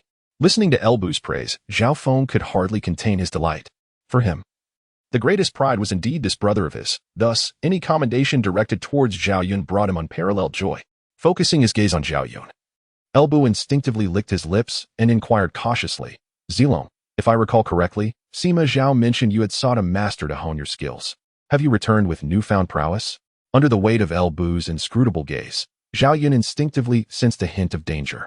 He carefully considered his words before replying, "Indeed, I did seek a master to refine my skills, but over the years, I have only learned some rudimentary martial arts from my teacher. I cannot claim to have achieved true mastery." Rudimentary martial arts? Observing Zhao Yun's modest demeanor, El Bu could not help but wonder whom he thought he was deceiving. Truth be told, if even Zhao Zilong was to be considered merely possessing rudimentary skills, how many truly formidable warriors could there be throughout the realm? However, as El Bu's personally chosen sparring partner, it was clear that such an understatement would not suffice. Thus, El Bu candidly dismantled Zhao Yun's excessive humility, stating, "Sima Zhao, your brother is truly too modest. If this is what you deem rudimentary skills, then I fear there are few exceptional martial artists left in the world today." Upon hearing El Bu bestow such high praise upon Zhao Yun, Zhao Feng's eyes glimmered with surprise. "Ah Yun, are you truly that formidable now?" Caught off guard by El Bu's direct acknowledgement of his talents, Zhao Yun felt a tinge of embarrassment at being exposed in his attempt at modesty. Yet, with his brother inquiring, he could not deny it, and thus he nodded slightly, tacitly affirming El Bu's assertion. To speak candidly, while Zhao Yun was of a gentle disposition and not overly competitive, he was still youthful and bore a hint of the pride characteristic of his age. Furthermore, having studied under Tong Yuan, he quickly grasped the essence of martial arts, earning the commendation of being a rare prodigy in a millennium. Consequently, as he descended from the mountains, despite his naturally mild temperament, he could not entirely suppress a sense of spirited confidence. However, all of this dissipated upon his encounter with El Bu. As a disciple of Tong Yuan, Zhao Yun may not have reached the zenith of his martial prowess, yet his discernment undoubtedly placed him among the elite of his era. Thus, he was acutely aware of the formidable presence that sat before him in the form of Lord L. Even as El Bu remained quietly seated, Zhao Yun perceived him as a volcano poised to erupt at any moment. He had never encountered such a weight of pressure even from his master, Tong Yuan.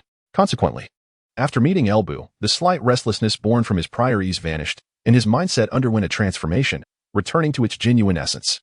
The immense pressure exerted by El Bu may have rendered him excessively humble. Upon receiving Zhao Yun's acknowledgement, Zhao Feng excitedly patted his shoulder, exclaiming, "Excellent. It seems that sending you to learn from that venerable Master Tong was indeed the right decision." Observing this display of brotherly affection, El Bu timely interjected, "Young Zilong, a remarkable talent indeed. Now that you have completed your training, what are your plans?" After a moment's contemplation, Zhao Yun responded, in reply to Lord L. "I have not yet made a decision. However, having acquired these martial skills, I certainly intend to enlist and serve my country by vanquishing its foes." Hearing Zhao Yun's words, El Bu nodded slightly in approval, affirming, "As individuals of our kind, it is our duty to defend our nation." He then shifted the conversation, continuing, however, "As the saying goes, jade must be carved to become a gem. While you possess commendable martial abilities, you lack military experience. Should you rashly enlist, you may find it challenging to adapt. As your brother currently serves under my command, why not accompany him to gain some practical experience in my army?" Before Zhao Yun could respond, Zhao Feng interjected, "Yuan, why do you hesitate? Thank the Lord. You may not be aware, but Lord L is a man of unwavering loyalty and righteousness. During the recent Yellow Turban Rebellion, although it did not encroach upon his jurisdiction, upon the imperial decree, he willingly led his troops to aid in the defense of Bingzhou. Throughout this time, Lord El not only decisively defeated the Yellow Turbans attempting to advance north, sparing the people of Yuzhou from their devastation, but also, at a moment when the imperial forces were in disarray, he managed to turn the tide by repelling the rebel leader Zhang Jiao, thus preventing further losses to the imperial army. With Lord El offering you the opportunity to follow him, what are you waiting for? Zhao Yuan, initially hesitant, felt reassured by his brother's words. As the saying goes, an elder brother is akin to a father.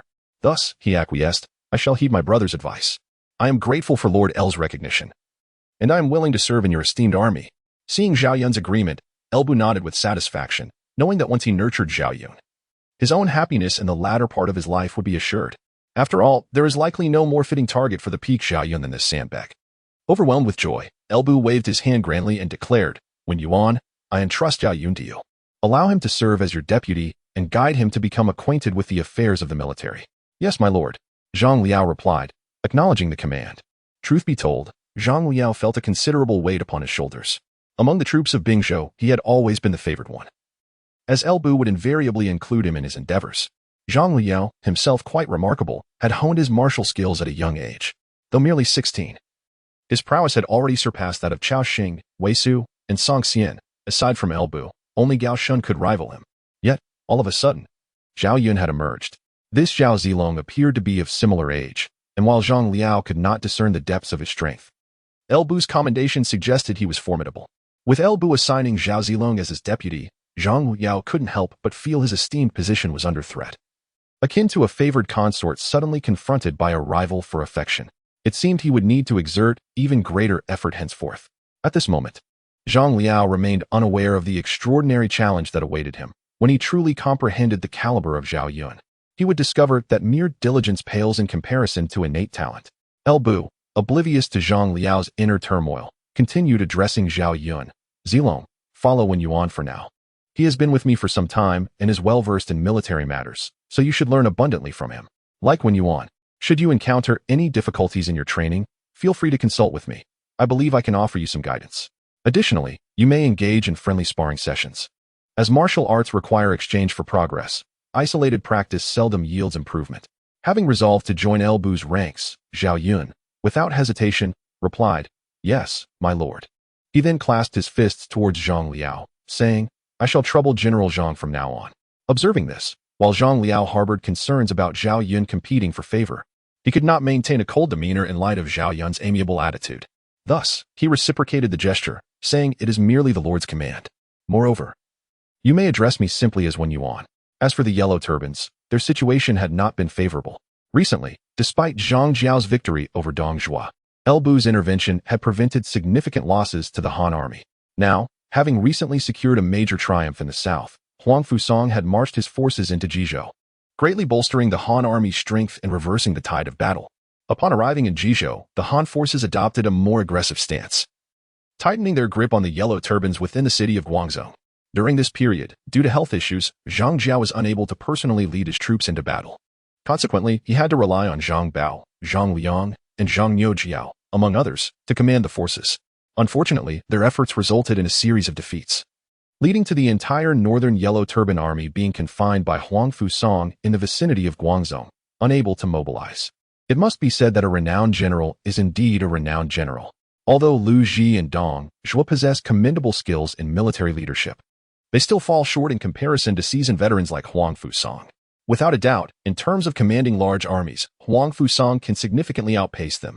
Moreover, just as the peak of individual combat prowess, represented by Elbu, has reached astonishing heights following the resurgence of spiritual energy, Huang Fusong, as the last eminent general of the Han dynasty, has also explored strategies applicable to the battlefield in this new era.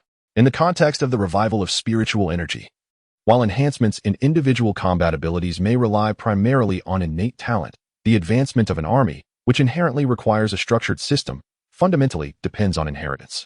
After all, it is quite unrealistic for an individual to create an effective system within a short span of time.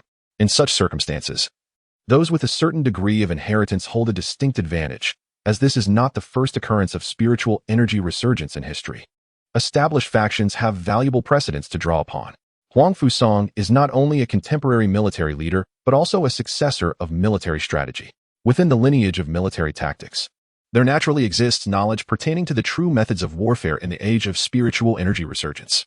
Therefore, in the present day, apart from Zhang Jiao, who possesses the secrets of peace, Huang Fusang may very well be the sole individual mastering the authentic military strategies of this era. It can be said without hesitation that when Huang Fusang faces a typical army, it is akin to a dimensional strike, even with equally matched forces in number and quality. Once under Huang Fusang's command, the army's formation solidifies and its morale coalesces, resulting in an overwhelming advance. In summary, since Huang Fusang's arrival, the situation in Guangzhou has significantly improved for the Han forces. Conversely, the Yellow Turban Army has found its circumstances increasingly dire. In Guangzhou City, in the conference hall, General Zhang Bao of the Earth, General Zhang Liang of the Human, and high-ranking members of the Yellow Turban Army, including Zhang Jiao and Zhang Baiqi, were present. Yet General Zhang Jiao of the Heavens was notably absent. In the hall, upon seeing that everyone had gathered, Zhang Jiao was the first to speak, inquiring, "General Zhang Bao, General Zhang Liang, why has our wise teacher not yet made an appearance? These days, Huang Fusang has been pressing hard, and our brothers have suffered numerous defeats. If our wise teacher does not step forward soon, it may lead to discontent among the ranks." Upon hearing Zhang Jiao's words, the other leaders of the Yellow Turban Army responded in agreement. There is no denying that the quality of the Yellow Turban Army is quite varied. In the past, under the leadership of Zhang Jiao, their spiritual leader, and bolstered by more victories than defeats, the morale of the Yellow Turbans remained relatively high. However, with Zhang Jiao's prolonged absence and the recent setbacks suffered at the hands of Huang Fusang, their spirits have inevitably waned. When confronted by Zhang Jiao's inquiry, Zhang Bao's expression darkened, and he replied sternly, "I have already stated that my elder brother is preoccupied and cannot make an appearance. For the time being, all military matters will be decided by me and my third brother. Did you not hear me clearly?" Nonetheless, the Taiping Dao has always been a realm of Zhang Jiao's singular authority. Although Zhang Bao and Zhang Liang are his brothers, they command little respect, especially after returning from a defeat in the south. Consequently, few are inclined to heed their words. Thus, before Zhang Bao could finish speaking, Yuan, standing beside Zhang Jiao, countered, "General of the Earth, I fail to comprehend what could possibly be more pressing than the peril faced by our army. The absence of our esteemed leader has given rise to rumors within the ranks, questioning whether he has encountered some misfortune. It is not that we distrust the two generals, but without the presence of our esteemed leader, we cannot adequately address our brothers. Indeed, we must see our esteemed leader. We cannot be without him." Yuan's remarks struck a chord with the assembly of Yellow Turban leaders. As soon as he finished speaking, a chorus of agreement erupted from the crowd. For all within the Taiping Dao, Zhang Jiao embodies their unwavering faith. As long as he exists, no setback instills fear in them. However, should Zhang Jiao be absent, it would be no exaggeration to say that the entire Taiping Dao would be akin to a scattered mess. Seeing the crowd's fervor escalating beyond control, Zhang Bao and Zhang Liang exchanged glances, resigned to the situation. Finally, Zhang Bao spoke, "Everyone, please calm down. I assure you, my elder brother is well. How about this? Since you all wish for him to appear, my third brother and I will seek an audience with him to ascertain his thoughts. Does that sound agreeable?" Upon hearing Zhang Bao's words, the hall gradually quieted, aware that further deliberation would yield no fruitful outcome. Zhang Bao and Zhang Liang swiftly concluded the discussion and set out to find Zhang Jiao. In Guangzhou City, within a modest courtyard that appeared no different from that of an ordinary household, lay Zhang Jiao's residence. Despite being the revered sage of the Taiping Dao and the spiritual leader of the Yellow Turban Army, Zhang Jiao lived a life of simplicity, his attire and lifestyle indistinguishable from those of the common folk. Upon entering the courtyard and making their way to Zhang Jiao's study, Zhang Bao and Zhang Liang found him seated behind a writing desk, absorbed in his writing. Beside him, a young girl diligently ground ink for him. Without lifting his gaze, Zhang Jiao acknowledged their presence with a calm voice. "What brings you here?" Gazing at Zhang Jiao from behind the desk, Zhang Bao managed a wry smile, saying, "Elder brother, you know well that although we are called the generals of earth and man, how many truly respect us? Now they have begun to cause a commotion. Brother, if you do not intervene, we will be unable to contain them any longer." "Indeed, brother." After Zhang Bao spoke, Zhang Liang echoed, "How is your recovery, brother? Both second brother and I are truly at our wits' end. Their uproar is a minor issue. The real trouble lies with Huang Fusang, who is relentlessly pressing us. We are no match for him." Cough, cough. Listening to the lamentations of Zhang Bao and Zhang Liang, Zhang Jiao, seated behind the writing desk, coughed a couple of times, his complexion growing increasingly pale. Enough. He interjected to halt the complaints of Zhang Bao and Zhang Liang, then spoke slowly, You both should return for now. I will find a way to resolve this matter." Upon hearing Zhang Jiao's words, although Zhang Bao and Zhang Liang wished to say more, they ultimately swallowed their words, observing Zhang Jiao's frail appearance, and obediently withdrew. As he watched Zhang Bao and Zhang Liang depart, Zhang Jiao sighed helplessly. Uncertainties, uncertainties. Although his time was drawing near. Had it not been for the earlier confrontation with Elbu, he might have managed to endure for a little longer. Now, having sustained injuries from Elbu that further weakened his already fragile body, he could hardly hold on much longer. While he was indifferent to his own life and death, he pondered the fate of the Taiping Dao should he perish now, and what would become of his young daughter. Cough, cough, cough. As these thoughts crossed his mind, Zhang Jiao was unable to suppress another fit of coughing, a trace of blood trickling from the corner of his mouth, his complexion growing even more sallow. Seeing this, the young girl beside him, who was grinding ink, became flustered. "Father, why are you spitting blood?" Observing the girl frantically attempting to wipe the blood with a handkerchief, Zhang Jiao grasped her hand gently and shook his head, forcing a smile. "Father is fine. Ninger, please summon Yuan Fu. I have matters to discuss with him." Hearing Zhang Jiao's request, though concerned about his condition, the girl nodded understandingly. "I will find brother Yuan Fu right away." With that, she hurriedly dashed out. As Zhang Jiao gazed at the girl's retreating figure, he sighed again. Perhaps he was regarded as a wise and virtuous teacher in the hearts of countless followers of Taiping Dao, yet he was certainly not a good father. As a parent, he should have been there to witness his daughter grow, to help her find a suitable partner, and ensure her happiness throughout life. Instead, he had exhausted his own fortune and lifespan for the sake of the grand cause of Taiping Dao. He could not even leave the last vestiges of his existence to his daughter. "Father, brother Yuan Fu has arrived." Just as Zhang Jiao was engulfed in guilt, the girl returned with a young man in tow. Seeing the young man enter behind her, Zhang Jiao managed to muster a strained smile. "Yuan Fu has come. Please, take a seat." "Ninger, I have some matters to discuss with Yuan Fu. You may step outside for now." Upon hearing this, the young maiden, though slightly apprehensive about Zhang Jiao, obediently replied, "Very well, then. Father, you may converse. I shall prepare some refreshments." With that, she turned and gracefully exited the room, gently closing the door behind her. Thus, only Zhang Jiao and the young man remained in the chamber. "Esteemed master." Observing the young man's solemn expression, Zhang Jiao waved his hand dismissively and said, "There is no need for excessive formality. Yuan Fu, I have summoned you today for a matter of utmost urgency that requires your assistance." Upon hearing Zhang Jiao's words, the young man, with a serious demeanor, clasped his fists and responded, "Esteemed master, please command me. This life I owe to you. For your sake, I would brave fire and water without hesitation." "Zhoutsong," styled Yuan Fu. In light of Zhoutsong's declaration, Zhang Jiao nodded in acknowledgement. "Yuan Fu, I have long recognized your loyalty and righteousness. Otherwise, I would not have sought you today. I need you to discreetly gather some men without alarming anyone, and then escort me out of the city. I must meet someone and attend to an important matter. After that, I need you to take Ning away from Guangzhou and lead a life of anonymity. Can you agree to this?" Zhoutsong was taken aback. Zhang Jiao's words were akin to a farewell. He opened his mouth, yet found himself at a loss for words. "Esteemed master, you." Observing Zhoutsong's shock, Zhang Jiao sighed. "My time is drawing near. I am close to my end. Throughout my life, I believe I have wronged no one, save for Ning and her mother. Now that her mother is gone, I must find a way to ensure her safety for the rest of her days. Yuan Fu, you are innately loyal and devoid of ambition. You are the only one I can trust with this task." With Zhang Jiao having conveyed his thoughts so candidly, Zhoutsong could only respond, "Esteemed master, rest assured. As long as I draw breath, I shall protect the young lady with my life." Seeing Zhoutsong's agreement, Zhang Jiao finally breathed a sigh of relief. "Yuan Fu, I indeed did not misjudge you. Return and make the necessary preparations to escort me out of the city. Though my time is limited, I must strive to secure a glimmer of hope for the Taiping Dao. Remember, this matter must remain a secret, known to no one." "Absolutely no one." "Understood," Zhoutsong replied, and withdrew. That very night, unbeknownst to all, Zhang Jiao, under Zhoutsong's protection, quietly departed from Guangzhou, journeying northward in a carriage. In Changshan County, within the grand camp of the Bingzhou army, a group of soldiers had formed a large circle in an open space.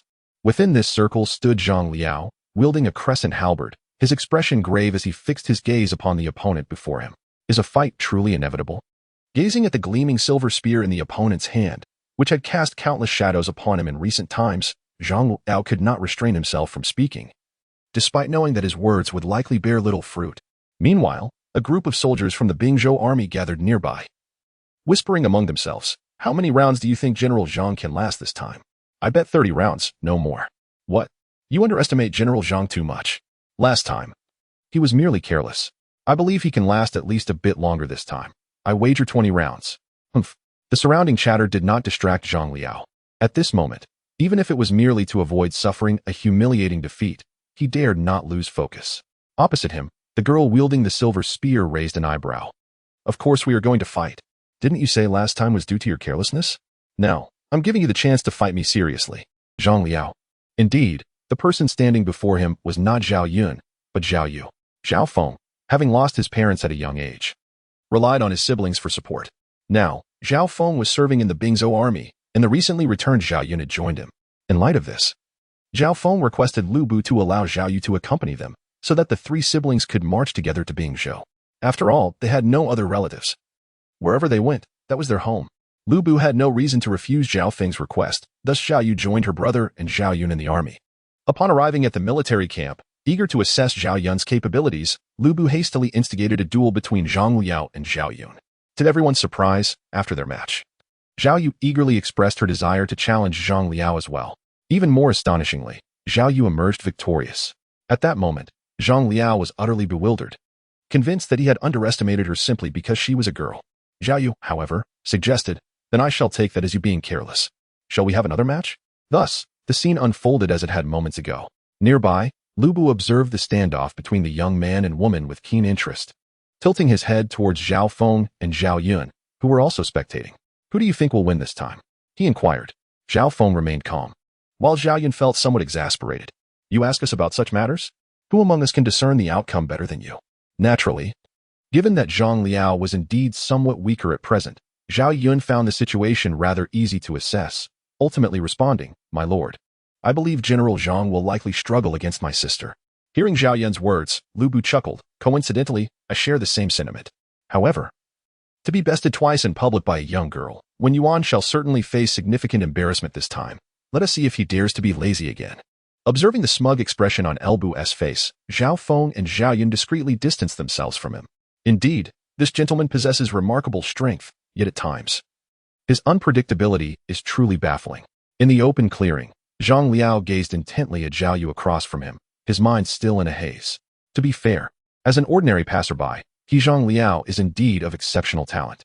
Though still young, he has already established himself as a formidable warrior within the Bingzhou army. To elaborate, he is certainly stronger than renowned generals like Cao Xing, Wei Su, and Song Xian. So why, all of a sudden, does he find himself unable to defeat anyone? It is one thing to be outmatched by Zhao Yun, a figure so esteemed that even Lu Bu admires him. After all, Zhao Yun is a year his senior, and thus, it is understandable. However, why is it that he cannot best Zhao Yu? In fact, he feels that he is even more decisively defeated when facing Zhao Yu. In that moment, Zhang Liao found himself questioning the very essence of life. Of course, Zhao Yun remained oblivious to Zhang Liao's current thoughts. Otherwise, he might have been able to clarify the turmoil within Zhang Liao's heart. In the past, when Tong Yuan accepted Zhao Yun as his disciple, he did not take Zhao Yu under his wing due to her being a girl. Nevertheless, out of appreciation for her talent, he imparted to Zhao Yu a set of techniques known as the Storm Pear Blossom Spear when he took Zhao Yun away. Although Zhao Yu might lack the guidance that Zhao Yun received, and thus may be slightly inferior in true strength, the Storm Pear Blossom Spear, she learned, is more suited for overwhelming opponents than the 100 birds facing the Phoenix Spear Zhao Yun mastered. Therefore, even though Zhao Yun is somewhat stronger than Zhao Yu, Zhang Liao finds facing Zhao Yu to be more challenging than confronting Zhao Yun, for he is the one who is outmatched. It can be said that while Zhang Liao is not weak, he is a late bloomer, leaning more towards leadership and strategy. Thus, when pitted against the martial prowess of the Zhao siblings, he truly struggles. Taking a deep breath, Zhang Liao concluded that he must have been careless moments ago, failing to evade. After all, he is Zhang Liao. It is one thing to be unable to defeat Zhao Yun, but how could he possibly falter against a mere girl? Surely, something must be amiss. With this thought in mind, he looked at Zhao Yu, inhaled deeply, and tightened his grip on the crescent halberd. "Very well.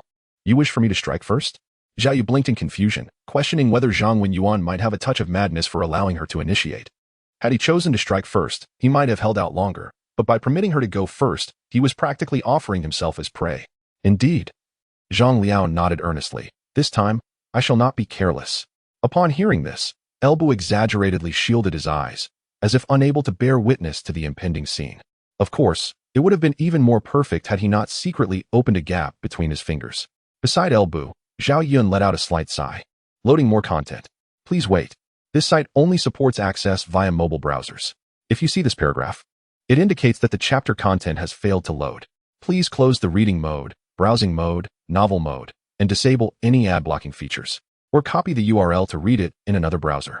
Zhao Yu's torrential rain pear blossom spear was already formidable against weaker opponents, and now, facing this unresisting foe, the outcome was hardly in doubt. In the open space, Zhao Yu pouted slightly, feeling a tad disrespected. She twisted her neck and flexed her wrists. And in the next moment, the gleaming silver spear in her hand, a slightly smaller version of Zhao Yun's, surged forward like a tempest towards Zhang Liao. With a cacophony of clashing weapons echoing in the air, disappointment soon rippled through the ranks of the Bingzhou army, who had been watching the scene unfold. TSK. None of them had correctly predicted this outcome despite their numerous guesses. Some had wagered 30 rounds, others 20. Who would have thought that Zhang Liao would not even last 10? The spear halted before Zhang Liao's throat, and Zhao Yu raised an eyebrow, smiling as she teased. Have you let your guard down again this time? Observing Zhang Liao's despondent expression, Elbu feared that he might truly dishearten the young man.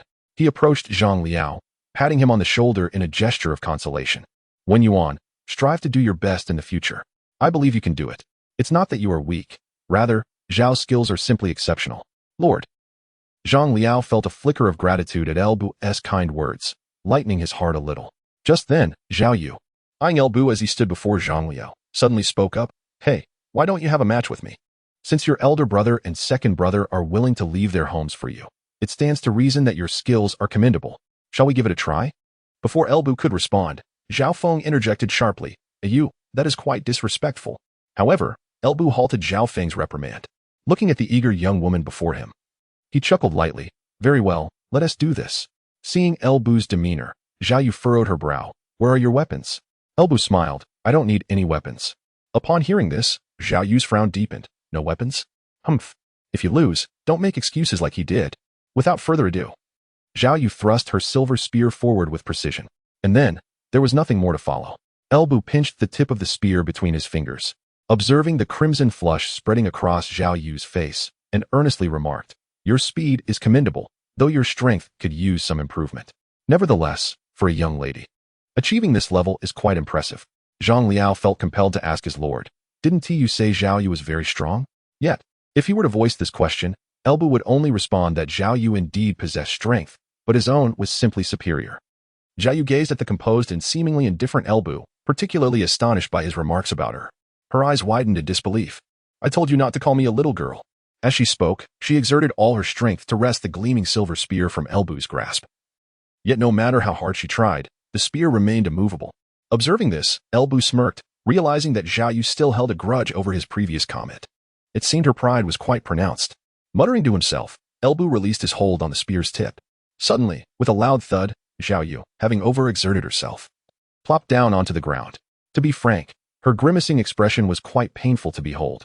Nearby, Zhao Yun witnessed Zhao Yu's unfortunate predicament and felt a twinge of concern. This was his first encounter with Elbu's prowess. Although he was aware of Elbu's formidable strength, this was utterly astounding. Zhao Yu, despite being a year younger, was not significantly weaker. Her rainstorm pear blossom spear was on par with the pinnacle of spear techniques, the 100 birds facing the phoenix. It was merely that Zhao Yu lacked proper guidance, resulting in a deficit of experience. From Zhao Yun's perspective, he might not even be able to defeat Zhao Yu. After all, his style dictated that he could contend with those stronger than him, and also hold his own against those slightly weaker. Yet, to his astonishment, Zhao Yu was swiftly bested by Elbu. Even his master, the renowned spear god Tong Yuan, had never exhibited such outrageous skill. To be more precise, Tong Yuan seemed to pale in comparison to Elbu. At least, Zhao Yun believed that with a few more years of training, he could potentially surpass Tong Yuan. However, the strength Elbu displayed at that moment felt insurmountable, like a chasm too vast to cross. How could such a monster exist in this world? On the open ground, Zhao Yu grimaced as she rubbed her sore backside and stood up. Looking at Elbu, who loomed like a mountain, she huffed and declared, Right now, I may be small, but when I grow up, I will surely defeat you. Elbu, taken aback, recalled someone advising him not to call her a little girl. Nevertheless, Zhao Yu, clearly uninterested in his response, dragged the silver spear away. As she walked away, her tall and spirited figure caught Elbu's eye, prompting him to smile. For reasons unknown, he felt a resemblance to a grown-up Elingqi, though she was still young. He imagined that his daughter would also embody such striking grace in her maturity. After Zhao Yu departed, Zhao Feng approached with Zhao Yuan. He remarked, "My lord, Yu's temperament is simply like this. She does not intend to offend you. I hope you will not take it to heart." Upon hearing this, Elbu waved his hand and remarked with a smile, "It is of no consequence. Your sister possesses a candid and unpretentious character, which I greatly admire. How could I possibly hold her accountable?" Hearing Elbu's words, Zhao Feng's internal speculation solidified further. After speaking, Elbu noticed Zhang Liao, who appeared somewhat disheartened beside him. He approached and gently patted Zhang Liao's shoulder, saying, "Yuan, there is no need for you to be discouraged. The martial talents of sibling Zilong and his sister are indeed rare in this era. You are merely a year younger than Zilong, and to compete with them so well is commendable. Moreover, for a general, while martial prowess is significant, it is not the sole criterion. Strategy and leadership abilities are equally vital. Do not become overly fixated on this." Seeing Elbu personally come to console him, Zhang Liao was visibly moved. He replied, "Thank you for your concern, my lord. I shall continue to strive for improvement." Pleased with Zhang Liao's response, Elbu nodded in approval and continued, "In the future, you shall partner with Zilong. He can learn military matters from you, while you may seek his guidance on martial skills. You are welcome to consult me if there is anything you do not understand." After imparting this advice, Elbu turned to leave. The soldiers of the Bingzhou army, having witnessed the lack of excitement, began to disperse. A few days later, in Changshan County, a humble cart was traversing the official road, accompanied by several men dressed as servants. At the driver's seat, a young man surveyed his surroundings with vigilance and lowered his voice to address the interior of the cart. "Great and virtuous teacher, where exactly are we headed?" Since entering Changshan County, the patrols of the Han army have become increasingly frequent. Should they discover our identities, it would be perilous. The individual being addressed, without a doubt, was Zhang Jiao, who had quietly departed from Guangzhou City, while the young man escorting him was Zhou. The men surrounding the cart were Huangjin warriors disguised as servants. Inside the cart, listening to Zhou's somewhat anxious tone, Zhang Jiao smiled weakly. "Yuan Fu, there is no need for concern. My journey is solely to meet with someone. There is no danger involved. You need only follow the route I have provided." With Zhang Jiao's reassurance, Zhou refrained from further inquiries and continued to drive the cart forward. However, as he adhered to Zhang Jiao's instructed path, his unease grew. He could distinctly perceive that the frequency of the Han army's patrols increased with their progress. Had it not been for the concealment techniques imparted by Zhang Jiao, they would likely have been discovered long ago. Although they had disguised their identities, the elite Huangjin warriors, even when masquerading as servants, could easily be recognized by those who were knowledgeable. It can be stated without reservation that if they were discovered by the Han army sentinels, Zhou did not believe that their meager disguise would truly allow them to deceive the heavens. However, the dilemma lay in the fact that with Zhang Jiao remaining silent, he had no choice but to press on with determination. On this day, they finally diverged from the official road and arrived at the entrance of a valley. Observing the valley in the distance, where sentinels intermittently moved in and out, Zhou felt a chill run down his spine. He finally realized where they had arrived. It was evident that within this valley lay a substantial encampment of the Han army. Yet, the pressing question remained, why had Zhang Jiao brought them here?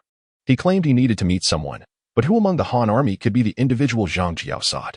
Inside the carriage, Zhang Jiao lifted the curtain and gazed at the valley ahead, a smile gracing his face. "We have finally arrived. Yuan Fu, proceed." Although the location of this encampment was relatively concealed, in Zhang Jiao's eyes, the presence emanating from the valley was more radiant than the sun, leaving no room for misdirection.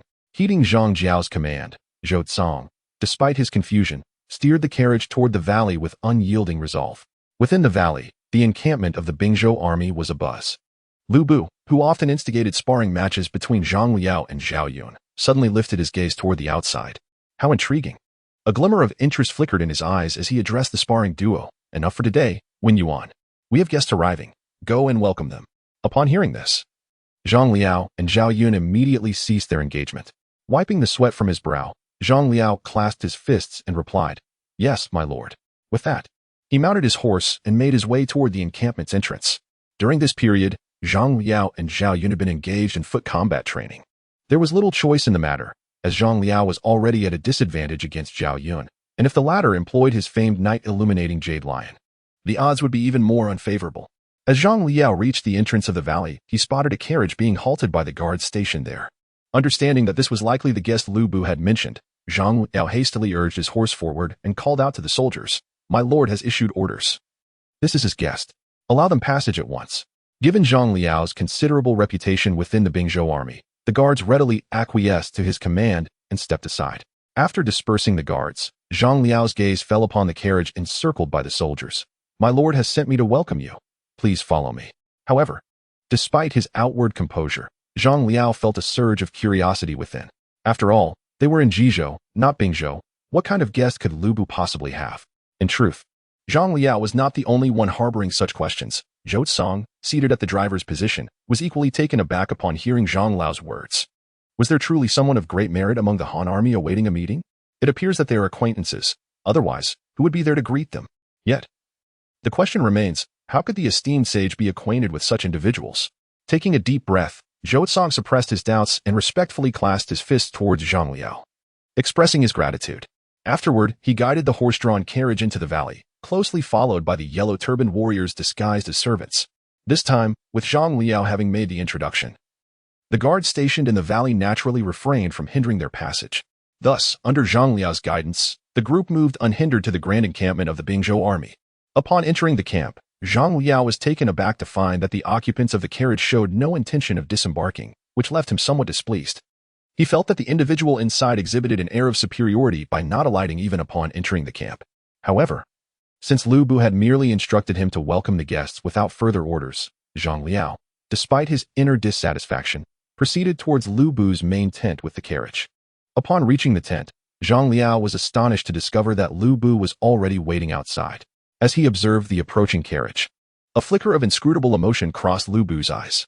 He commanded, Yuan, you may disembark first, and ensure that no one approaches the tent without my command. Upon hearing Lu Bu's words, Zhang Liao became increasingly aware of the extraordinary status of the individual within the carriage. Thus, he refrained from further inquiries and replied, Yes, my lord. Once Zhang Liao departed, leaving only the carriage and Zhou Song, who was acting as the coachman, Lu Bu addressed the carriage. What is this? Since the esteemed sage has arrived, are you planning to remain inside the carriage and forego a proper greeting? Inside the carriage, Zhou Song regarded Lu Bu with apprehension. As a follower of Zhang Jiao, he had recognized Lu Bu as the formidable warrior who had once confronted Zhang Jiao on the battlefield, delivering a devastating blow to him. Although he was acutely aware of his own inadequacy to contend with Lu Bu, he resolved to protect Zhang Jiao at all costs should any danger arise. In contrast, Zhang Jiao remained remarkably composed. Having chosen to come here, he had contemplated various possibilities. Therefore, he merely stated, Yuan Fu, assist me in disembarking. Hearing this, Zhou Song, though still vigilant, complied, Yes, esteemed sage.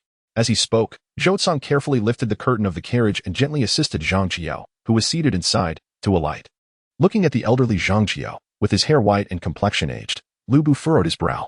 The current Zhang Jiao appeared to have aged decades since the last time he had seen him from afar. The Zhang Jiao he had previously observed exuded an aura of celestial grace and vitality, whereas the individual before him now seemed entirely frail and decrepit.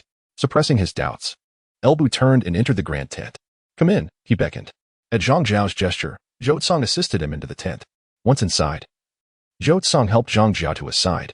Observing the seemingly fragile Zhang Jiao before him, Elbu remarked, I am quite curious as to why you have come here. In your current state, are you merely here to present your head to me? You must be well aware that even in your previous condition, I could have slain you, let alone now. Upon hearing Elbu's words, Zhou Song tensed up once more, but Zhang Jiao pressed him down. Looking at Elbu on the main seat, Zhang Jiao smiled and said, I merely wish to witness the nature of the variable under heaven's mandate. A variable?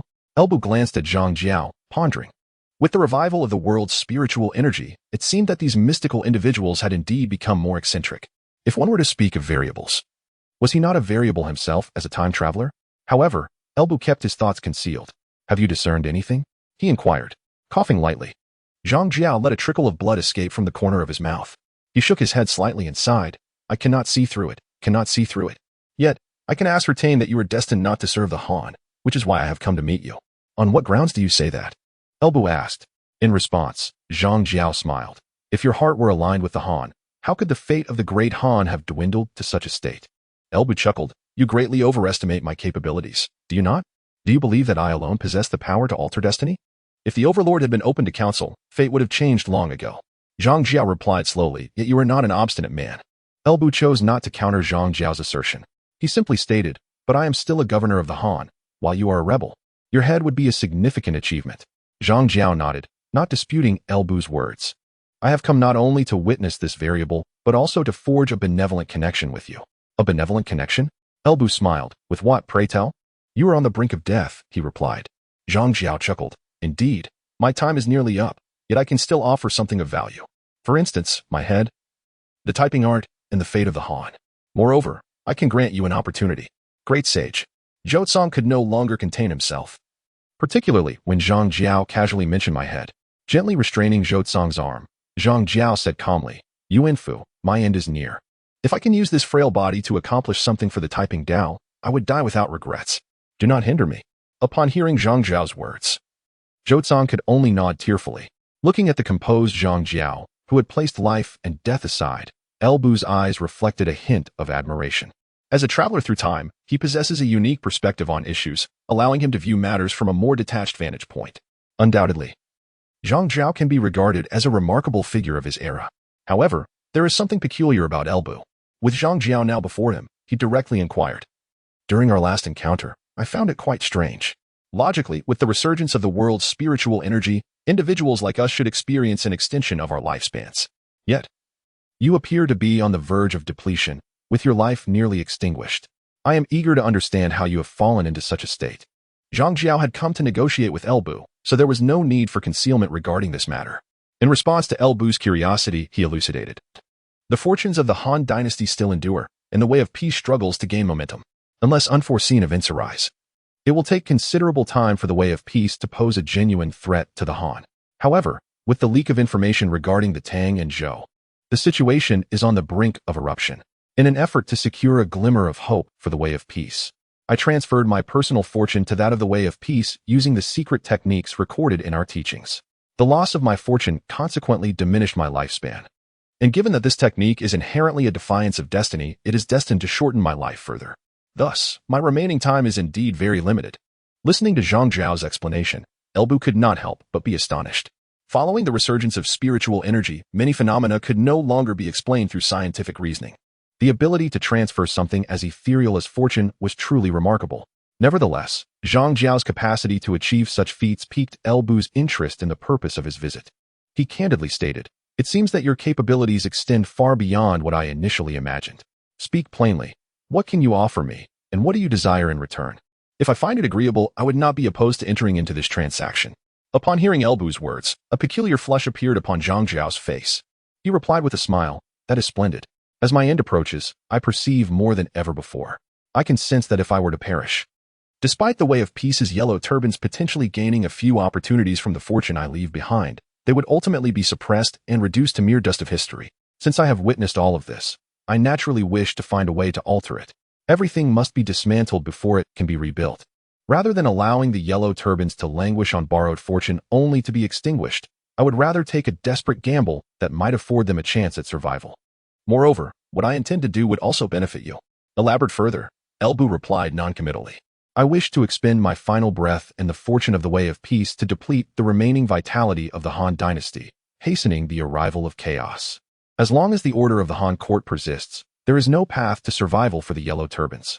However, should the realm descend into turmoil, the yellow turbans would be granted a sliver of opportunity. The Han dynasty is already gravely ill. Its continued existence brings greater suffering to the common people with each passing day. I wish to usher it into its final journey. A notion I believe you would find agreeable." As Zhang Jiao once again spoke of such mystical fortunes, Elbu felt a slight headache beginning to form. However, Zhang Jiao's mention of the Taiping Dao and the yellow turbans still harbors several opportunities for resurgence, yet ultimately they have all been suppressed. This fact has afforded him a modicum of trust from Elbu. In Elbu's recollection, following the Yellow Turban Rebellion, there indeed were sporadic uprisings by remnants of the yellow turbans, some of which generated considerable upheaval, though they were ultimately quelled or pacified. From this perspective, it seems Zhang Jiao is not merely deceiving him. Should Zhang Jiao truly possess the capability to hasten the demise of the waning Han dynasty, Elbu would indeed welcome such an outcome. As more content loads, please wait. This site only supports mobile browsers. If you see this paragraph, it indicates a failure to load the chapter content. Please disable reading mode, browsing mode, and ad blocking features, or copy the URL to another browser to read. After all, in times of chaos, where would they find the space to unleash their ambitions? Of course, while this is said, Elbu would not believe that Zhang Jiao's actions are for his benefit. He remarked, "You are fighting desperately to secure a glimmer of hope for the Taiping Dao. And if it inadvertently benefits me, that is merely incidental. If this is all that you can offer, then I see no necessity to continue this discussion." In response, Zhang Jiao smiled. "That is certainly not the case. Exhausting the last vestiges of the Han's power is something I must do regardless. Beyond that, my head, and the essential techniques of the Taiping, should still hold some value. Wouldn't you agree? The essential techniques are celestial scriptures. Their origins are unknown. When they first emerged, I expended considerable effort to acquire them from Nanhua and Yuqi. Now that my time draws near, keeping them serves little purpose, and I am willing to bestow them upon you. As for my head, in the event of great turmoil, the court will undoubtedly seek to placate the realm, and my head would symbolize a monumental achievement. Should you procure it, the court would certainly reward you handsomely, if only to gain the trust of the populace. This is my sincerity. If you can accept it, I can also offer you an additional opportunity. Such a temptation is indeed difficult to resist." Elbu replied, "Yet, if I were to present your head to claim credit, how would the Taiping Dao ever be at my service?" With a deep sigh, a flicker of struggle crossed Zhang Jiao's eyes. Finally, he spoke slowly, "Yuan can assist you. Great sage and virtuous teacher." Upon hearing Zhang Jiao's words, Zhou instinctively felt the urge to dissuade him, but was halted by Zhang Jiao. He sighed, stating, "I have a daughter whom I intended to have Yuan take into obscurity, allowing her to escape all this. After all, I have dedicated everything to the way of peace, and I do not wish for her to be ensnared in it. If you can promise me her safety for a lifetime, then at the appropriate time, let Yuan present her to you, aiding in your acquisition of the way of peace. She is my daughter, and her presence will lend credence to your cause." Upon finishing this declaration, Zhang Jiao appeared considerably aged. Ultimately, he could not extricate his daughter entirely from this fate. "Very well, I shall agree," Elbu replied decisively. Setting aside the merits of the way of peace, the mere honor of slaying Zhang Jiao was enough to sway him. Moreover, he contemplated the potential opportunity to appropriate the way of peace for himself in the future. With Elbu's agreement, Zhang Jiao finally exhaled in relief. Indicating for Zhou to assist him in rising, Zhang Jiao slowly remarked, 7 days hence, I shall await you in Guangzhou City to claim my head. Since I owe you a favor, I might as well fulfill it thoroughly. The credit for this broken city shall be yours as well."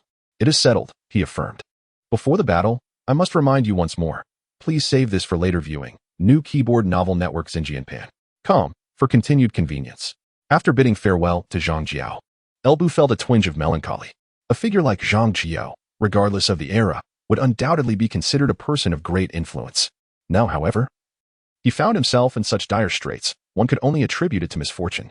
Yet, recalling the so-called opportunity Zhang Jiao had mentioned before his departure, Elbu's expression grew slightly peculiar. Initially, Zhang Jiao had promised him an opportunity, and he had anticipated it to pertain to weapons or mounts. Having already acquired the Fangtian Huaji, he believed Zhang Jiao might procure a steed for him. After all, during their last encounter, his majestic steed had been frightened by the heavenly thunder summoned by Zhang Jiao, prompting Elbu to exclaim that Zhang Jiao owed him a fine horse.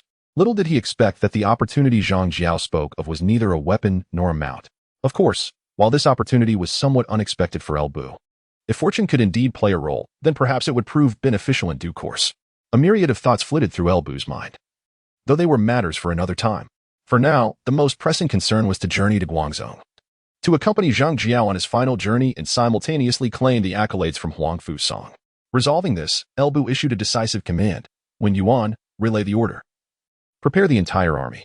We shall set forth tomorrow to Guangzhou." Upon hearing this, Zhang Liao, who had just returned from escorting Zhang Jiao, promptly responded, "Yes, my lord." In Guangzhou, the long-absent sage Zhang Jiao re-emerged, reclaiming command. Following Zhang Jiao's appearance, the Yellow Turban Army, which had suffered repeated defeats at the hands of Huangfu Song and whose operational territory had been confined to the vicinity of Guangzhou, suddenly found their spirits uplifted. For them, Zhang Jiao was a beacon of faith. As long as Zhang Jiao remains, no matter how many times they face defeat, they firmly believe that he can lead them to ultimate victory. Meanwhile, with power restored to him, Zhang Jiao abandoned the previous strategy of avoidance employed by Zhang Bao and Zhang Liang, instead beginning to mobilize troops and actively seek battle with the Han army. In light of this development, Huangfu Song, who was prepared to achieve a decisive victory in Guangzhou, had no reason to retreat.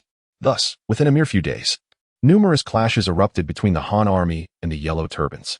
Perhaps due to Zhang Jiao's resurgence, the previously retreating Yellow Turbans now found their morale revitalized. fiercely battling the Han troops with remarkable vigor. Moreover, as the conflicts persisted, both sides continuously repositioned their forces, clearly indicating an impending decisive confrontation. At that moment, while the Han army and the Yellow Turbans engaged in probing skirmishes, Elbu quietly arrived with the Bingzhou army, patiently awaiting his opportunity just north of Guangzhou. In the council chamber of Guangzhou, Zhang Jiao occupied the main seat, surrounded by Zhang Bao, Zhang Liang, Zhang Jiao, Zhang Baiqi, and numerous other Yellow Turban leaders. At this moment, Zhang Jiao radiated vitality, entirely devoid of any semblance of weakness. As if the man who once appeared to be on the brink of exhaustion was not the same person. With a sweeping gaze across the hall, Zhang Jiao spoke slowly. Tomorrow, we shall engage the Han army in battle outside the city. Second brother, you will command the Yellow Turban warriors. Upon hearing this, Zhang Bao was momentarily taken aback. What about you, elder brother? It was not surprising that Zhang Bao was puzzled. The Yellow Turban warriors had always been Zhang Jiao's personal guard. No one else had the authority to command them. The fact that Zhang Jiao was entrusting their leadership to him was rather unusual. However, in response to Zhang Bao's inquiry, Zhang Jiao merely replied, "For tomorrow's battle, the Yellow Turban warriors will suffice. I shall remain in the city." Without waiting for further comments from Zhang Bao, Zhang Jiao addressed the others. For tomorrow's battle, led by the Yellow Turban warriors, you must all heed the commands of the second brother and not jeopardize our crucial endeavor. Hearing this, Zhang Liang, Zhang Jiao, Zhang Baiqi, and the others responded in unison. Yes, great teacher. Having arranged everything, Zhang Jiao rose, approached Zhang Bao, and gently patted his shoulder, saying, "Do not disappoint me." Meanwhile, within Guangzhou, preparations for the decisive battle were intensifying. In the Han army's camp to the south, Huang Fusang had likewise summoned the various commanders of the Han army. Among them, aside from the deputy commander Zhong Yuan, most were aristocratic youths leading the righteous army to provide support, including figures such as Yuan Shao, Yuan Shu, and Cao Cao. In the beginning, both Yuan Shu and Cao Cao ventured towards the southern battlefield, where Huang Fusang and Zhu Jun successfully vanquished the Yellow Turban army, allowing them to share in the accolades. Notably, Cao Cao reaped significant rewards during Huang Fusang's burning of Chashi. In contrast, Yuan Shao faced a more unfortunate fate, with his rivalry against Yuan Shu. As the latter headed south, he was compelled to move northward. Consequently, he initially fell victim to Lu Ji's schemes, followed by another deception from Dong Zhuo, leaving him with little to boast about in terms of merit, just as he managed to endure until Huang Fusang's arrival. Yuan Shu and Cao Cao unexpectedly appeared to claim their share of glory, further fueling Yuan Shao's ire. However, regardless of the intricate intrigues among Yuan Shao, Yuan Shu, and Cao Cao, they remained mere supporting characters in this grand conflict, with the true protagonists being Huang Fusang and Zhang Jiao. Huang Fusang summoned them not to solicit their opinions, but merely to assign the battle tasks for the following day. Within the main tent, Huang Fusang worked swiftly, soon arranging the operational plans for the next day, after which the attendees departed in small groups. Upon exiting the main tent, a young man clad in ornate armor openly expressed his grievances. As anticipated, Huang Fu really assigned us these inconsequential tasks. Even if we quell the Yellow Turbans, we shall gain no credit. Hearing this, a dark-skinned youth beside him chuckled. Gonglu, is it really so difficult to achieve merit? Tomorrow, why not disregard Yijin's arrangements and lead a force of your own? If you accomplish great feats, I believe Yijin would not object. That is precisely what I did at Changxi. Yuan Shu styled Gonglu. In response, Yuan Shu shot a disgruntled glare at the dark-skinned youth. Mingda, you speak as if it were all mere luck. Your favorable circumstances at Changxi do not guarantee my fortune. It is wiser to adhere to Huang Fu Yijin's directives. I have no desire to face military discipline. Cao Cao styled Mingda. With that, Yuan Shu turned and departed. Observing Yuan Shu's retreating figure, another young man in ornate armor beside Cao Cao shook his head. Gonglu has always been like this, forever making excuses. Mingda, what are your plans for tomorrow? Cao Cao replied with a smile. Bingzhou, I have already secured ample merit at Chashi. Following Yijin's lead to accumulate further accolades suffices for me. It is you who should strive harder. Yuan Shao styled Bingzhou. With that, Cao Cao laughed heartily as he left. Yuan Shao, witnessing this, could only manage a wry smile. After all, he had been the first to arrive in Guangzhou. The following day, at dawn, both the Yellow Turban forces within Guangzhou and the Han army outside the city began their preparations for a meal. Once both sides had sufficiently dined, the Yellow Turbans exited the city, while the Han army emerged from their camp. The battlefield remains the same as that where Lu Ji and Zhang Jiao once clashed. For there are but a few locations outside Guangzhou City suitable for large-scale military engagements. However, unlike the previous confrontation, the troops involved in this battle Both the Yellow Turbans and the Han army have vastly increased in number. On the Han side, upon the arrival of Huang Fusang, the main force alone has swelled to nearly 100,000, and with the inclusion of various volunteer armies, the total strength of the Han forces approaches 300,000. Meanwhile, the Yellow Turbans, having expanded over this period, boast a staggering total of 500,000 soldiers. Undoubtedly, this is a battle of unprecedented scale. In the center of the Han army, beneath an enormous banner emblazoned with the character for Han, the flag bearing Huang Fu's name flutters proudly in the wind. Huang Fusang stands atop a cloud chariot, surveying the entire battlefield from a commanding height of over 20 zhang, granting him a comprehensive view of the unfolding scene. Gazing at the Yellow Turbans arrayed in the distance, a glint of determination flashes in Huang Fusang's eyes. Today, he shall bring an end to the Yellow Turban rebellion. It is somewhat regrettable that the weather today is less than favorable, as visibility on the battlefield is somewhat compromised. However, this is of little consequence. With a wave of his hand, Huang Fusang initiates the proceedings, and the flag bearers begin their tasks, following a series of signals. The nearly 300,000 troops of the Han army, under Huang Fusang's guidance, methodically spread across the plains outside Guangzhou city. It is evident that Huang Fusang is indeed a renowned general of the Han, with a force of 20 to 30,000 men stretching across several miles of battlefield. Huang Fusang must not only dictate the movements of each contingent, but also ensure that their maneuvers do not conflict with one another. Achieving this requires a keen sense of the larger picture, for it is impossible to command in real time across such an extensive field, even with the aid of flags. Therefore, to attain an effect akin to real-time command, one must issue preemptive orders, conveying commands before events transpire, so that they reach the troops just in time. Clearly, this is a formidable challenge. However, if one aspires to be a true commander rather than merely a fierce warrior, this is an essential skill to master. This is why throughout history, while many valiant warriors have emerged, few have attained the stature of a distinguished leader. Under Huang Fusang's strategic direction, the formation of the Han army gradually takes shape. The fish-scale formation, one of the most classic offensive formations, serves as an advanced version of the arrowhead formation, with its core principle centered on a breakthrough at the center. In the fish-scale formation, the main forces are concentrated in the middle, organized into several staggered square units resembling fish scales, enabling a continuous wave of attacks. Simultaneously, the central forces advance outward to effect a breakthrough, while the flanks are slightly retracted to protect the sides of the center, with command positions slightly behind. The strength of the fish-scale formation lies in its formidable central thrust capability, yet its weaknesses are equally pronounced. The formation known as the fish and dragon array, which concentrates the main forces in the central and front sections, is particularly vulnerable to attacks from behind. This vulnerability arises not only from the lack of defenses at the rear, but also because the command post is situated there. However, the Han army now faces the immobile Yellow Turban forces, who are incapable of deploying cavalry to launch a rear assault, rendering the fish and dragon array devised by Huang Fusang seemingly flawless under these circumstances. With fewer than 300,000 troops, the Han army boldly advanced against the 500,000 Yellow Turbans, demonstrating Huang Fusang's confidence in this battle. Outside the city of Guangzhou, the formation of the Yellow Turbans appeared rather rudimentary in comparison to the Han army, squares upon squares. A reflection not only of the disparity in troop quality, but also of the absence of a commander of Huang Fusang's caliber among the Yellow Turbans. Given the capabilities of Zhang Bao and Zhang Liang, it was already commendable that they managed to coordinate these formations. It can be stated without reservation that, aside from other considerations, this battle is profoundly unequal on the command level. Nevertheless, the Yellow Turbans have no retreat left. Upon his cloud chariot, Huang Fusang gazed at the Yellow Turbans, who had formed simple square formations, and with a face of indifference, he waved his hand. In the next moment, the resounding drums of war echoed within the Han ranks, and the entire army began to advance. As the formation pressed forward, ethereal lights, reminiscent of drifting clouds, gradually materialized around the Han forces, enveloping them entirely. This spectacle had previously occurred among the Yellow Turbans during Zhang Jiao's victory over Lu Ji. However, the Yellow Turbans achieved this effect only due to the presence of the Yellow Turban warriors, who acted as a unifying force.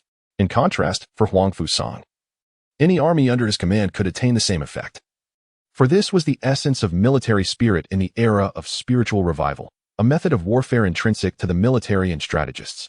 It is precisely because of this military spirit that ordinary armies can possess the potential to contend with elite warriors. Amidst the Yellow Turban ranks, under the banner of General Digong, Zhang Bao, one of the Yellow Turban warriors, observed the luminous glow emanating from the Han forces with astonishment. Understanding the implications of such a phenomenon due to the existence of the Yellow Turban warriors, he realized that the Yellow Turbans could only achieve this with their own champions. In contrast, Lu Ji had only been able to invoke this state with his elite 30,000 Northern Han troops. Yet now, Huang Fusang had managed to elevate all of the Han soldiers to this extraordinary state. With no time to ponder how Huang Fusang achieved such a feat, Zhang Bao shouted, "Yellow Turban warriors!" Without requiring further prompting, the Yellow Turban warriors, who had fought alongside Zhang Jiao in numerous battles, sprang into action. Over 4,000 Yellow Turban warriors surged forward simultaneously, their battle cry echoing from the depths of their souls. The heavens have perished. The yellow sky shall rise. The year is the Jiazi. All under heaven shall be auspicious. At the outset, it was merely the Yellow Turban warriors who raised their voices in a chant, but soon, the entirety of the Yellow Turban army joined in. A tawny radiance ascended from the Yellow Turban warriors and gradually spread, ultimately enveloping all the Yellow Turban soldiers. Without a commander, the Yellow Turban warriors, bound by their 16-character mantra, conjured a formidable spirit for their fellow troops. Within the ranks of the Han army, atop the cloud chariot, Huang Fusang beheld this spectacle. Although he had heard of it before, witnessing it firsthand undeniably left him somewhat astounded. It was truly astonishing how such a formidable army could arise from a band of rebels. With a touch of sentiment, Huang Fusang did not waver. Under his command, the Han forces continued their advance. The Yellow Turban army faced defeat. Zhang Bao grasped Zhang Jiao's intentions and led the Yellow Turban warriors in a valiant rearguard action, sacrificing themselves in the process. Recognizing the nature of the fish and leaf formation, Huang Fusang concentrated the Han army's main force in the center, deploying all his elite northern troops at the forefront. Although the 30,000 elite northern troops under Lu Ji had suffered significant losses during Lu Ji's and Dong Zhuo's defeats, Huang Fusang still possessed some elite northern soldiers and supplemented his forces with additional skilled fighters. Thus, the strength of his northern troops remained around 30,000. These 30,000 elite northern soldiers constituted the protruding segment of the fish and leaf formation, serving as the key to breaking through the Yellow Turban army's lines. Standing in their path were the Yellow Turban warriors. The Yellow Turban army's formation originally comprised countless squares, forming a colossal array. However, with the reunion of the Yellow Turban warriors, their segment naturally bulged forth, transforming the Yellow Turban formation into a massive spearhead with the Yellow Turban warriors at its apex. Consequently, the spearhead formation clashed with the fish and leaf formation, akin to the tip of a needle against the edge of a blade. After a volley of arrows, the first to engage in close combat were the most elite troops from both sides. In an instant, numerous soldiers from both ranks fell. Yet it was evident that the casualties among the northern troops far exceeded those of the Yellow Turban warriors. Nevertheless, despite the mere 4,000 Yellow Turban warriors, the northern forces enjoyed a decisive numerical advantage, and soon, additional northern soldiers surged forward to solidify the front line. As the spearhead of Yellow Turban warriors and the northern troops engaged in a fierce struggle, it was not long before the battle lines on both flanks converged. In this clash, the Han army clearly held a distinct advantage. Faced with the mixed forces of the Han army and the righteous army, the Yellow Turban soldiers, inferior in both troop quality and weaponry, were evidently under pressure. Yet, bolstered by the indomitable spirit conjured by the Yellow Turban warriors, these ordinary soldiers held their ground tenaciously against the assaults of the Han army on both flanks. In this context, an unusual phenomenon emerged on the battlefield: the central forces, which Huang Fusang had high hopes for, were firmly suppressed by the Yellow Turban warriors, while the flanks, originally intended to shield the center, gained the upper hand. Upon witnessing this scene from the cloud chariot, Huang Fusang made a swift decision, promptly transforming the fish beauty formation into the goose-shaped formation. Instantly, flags fluttered above the cloud chariot, as the 30,000 northern troops remained steadfast against the Yellow Turban warriors at the front, while the remaining Han army forces, following Huang Fusang's command, began to mobilize towards the flanks. Clearly, Huang Fusang intended to exploit the ordinary Yellow Turban troops on the wings as a breakthrough point. Although these ordinary Yellow Turban soldiers, bolstered by the military spirit emanating from the Yellow Turban warriors, exhibited commendable combat prowess, Huang Fusang believed that as long as the main forces of the Han army pressed forward, a breach could still be achieved. As the commanding leader of the Han army, Huang Fusang began to adapt to the evolving circumstances, yet Zhang Bao, the chief of the Yellow Turban forces, evidently lacked such capability. Consequently, the Yellow Turban troops on the battlefield could only respond passively to the Han army's shifting tactics. This unfortunate situation left the Yellow Turban forces on the flanks beleaguered, as they found themselves suppressed under the concentrated assault of the Han army. However, the battlefield dynamics did not unfold in the manner Huang Fusang had envisioned. Although the Yellow Turban forces on the flanks were restrained, They did not succumb to the anticipated rout, failing to expose a breakthrough point. Despite their continuous retreat under the Han army's onslaught, reinforcements from other Yellow Turban forces soon surged from behind. The steadfast Yellow Turban warriors at the forefront stood like a banner, rallying all Yellow Turban soldiers to charge forward. In a remarkable turn, the front line became stalemated. While the battlefield was caught in this deadlock, in the city of Guangzhou, Zhang Jiao had meticulously arranged everything. The northern city gate had been opened at some point, and simultaneously, a cavalry unit appeared at the north of Guangzhou. Observing the unguarded open gates ahead, Elbu decisively gestured, "Enter the city. Only the vile Zhang Jiao must be dealt with, and no innocents shall be harmed." Although, from the Han army's perspective, there were likely no innocents within Guangzhou, Elbu, appreciating the significant favor Zhang Jiao had extended to him, was inclined to allow Zhang Jiao a more secure departure. With Elbu's command, the elite cavalry from Bingzhou surged into Guangzhou. Before long, the city erupted into chaos. It was evident that few were aware of Zhang Jiao's intentions. Despite the remaining Yellow Turban leaders in Guangzhou attempting to rally forces to thwart Elbu's advance, the main Yellow Turban forces had already exited the city to confront the Han army. Thus, the meager defenders within the city were no match for Elbu's might. Along the way, Elbu scarcely needed to intervene personally as he approached the vicinity of Zhang Jiao's residence. Concurrently, amidst the turmoil, Zhou Cong was discreetly escorting a cart from the north gate of Guangzhou, accompanied by 500 disguised Yellow Turban warriors. Having dispersed the last remnants of the Yellow Turban army stationed near Zhang Jiao's residence, the forces under Elbu completely encircled the abode.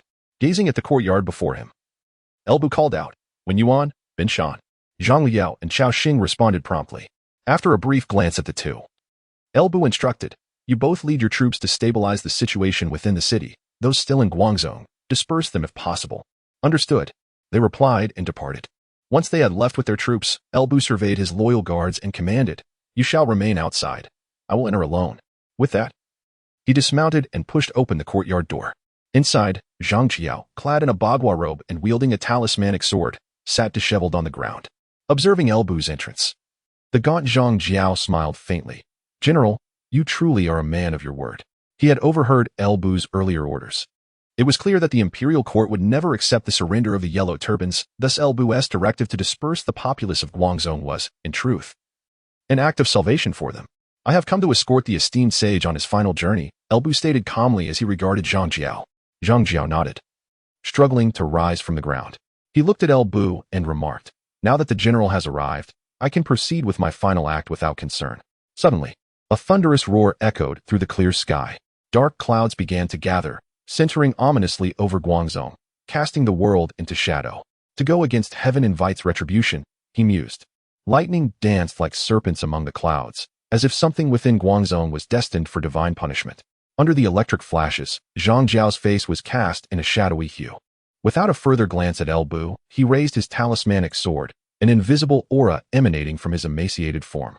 "I, Zhang Jiao, have devoted my life to the path of cultivation, tasting the myriad flavors of humanity and discerning the sufferings of the world. I once believed that the acquisition of the 3 volumes of heavenly scripture would enable me to rescue the people from calamity and restore order in a time of chaos. Yet who could have anticipated that despite my insights into the yin and yang, and my attempts to alter fate, I would still be unable to defy destiny. Since heaven does not assist me, I shall defy it.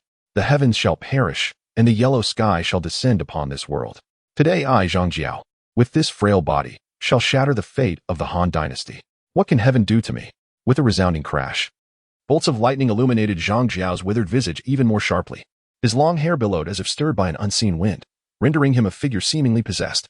Invisible, earthen-colored vapors coalesced above Guangzhou, and the lightning, resembling writhing dragons and snakes, met an intangible barrier as it reached the city, firmly held at bay. The aura of the Yellow Turbans surged. Zhang Jiao's ambition to disrupt the waning fortunes of the Han dynasty was undeniably an act against the heavens. Yet, he resisted divine retribution with the formidable might of the Yellow Turban's destiny. Clearly, today Zhang Jiao is determined not only to expend the last vestiges of his life but also to ignite the remaining fortunes of the Yellow Turbans. All for a desperate gamble to extinguish the fate of the Han dynasty and usher in an era of chaos. The sky is filled with tumultuous thunder. Yet it fails to harm Zhang Jiao in the slightest. From Elbu's perspective, the raging storm above appears to be a futile display of wrath. In the courtyard, Zhang Jiao slowly closes his eyes. The final remnants of the Yellow Turban's fortune merge with his last breath, transforming into a meteor that plummets to the earth. As the star falls, so does a life. However, the trajectory of that meteor is directed towards Wuyuan. A brilliant golden light ascends above the city, accompanied by a mournful dragon's roar that resonates through the heavens and the earth. As the meteor descends, the golden light scatters. The waning fortune of the Han dynasty hangs by a thread, seemingly on the brink of collapse. In Guangzhou, Elbu strides towards Zhang Jiao, seizing the 3 scrolls of the typing art from the ground, and then bellows, "The rebel leader Zhang Jiao has been vanquished." Boom. A bolt of heavenly thunder crashes down, as if intent on reducing Zhang Jiao's corpse to dust. There is no longer any yellow turban fortune to shield against the might of heaven and earth. Without lifting his gaze, Elbu swings his halberd, dispersing the thunderbolt with a single strike. "Begone!" he shouts, glancing at the roiling storm clouds above. Regardless of the circumstances, he has gained immensely from Zhang Jiao, and today he is determined to ensure that Zhang Jiao's body remains intact. It seems that the heavens sense Elbu's resolve, as the thunder gradually subsides, followed shortly by a torrential downpour.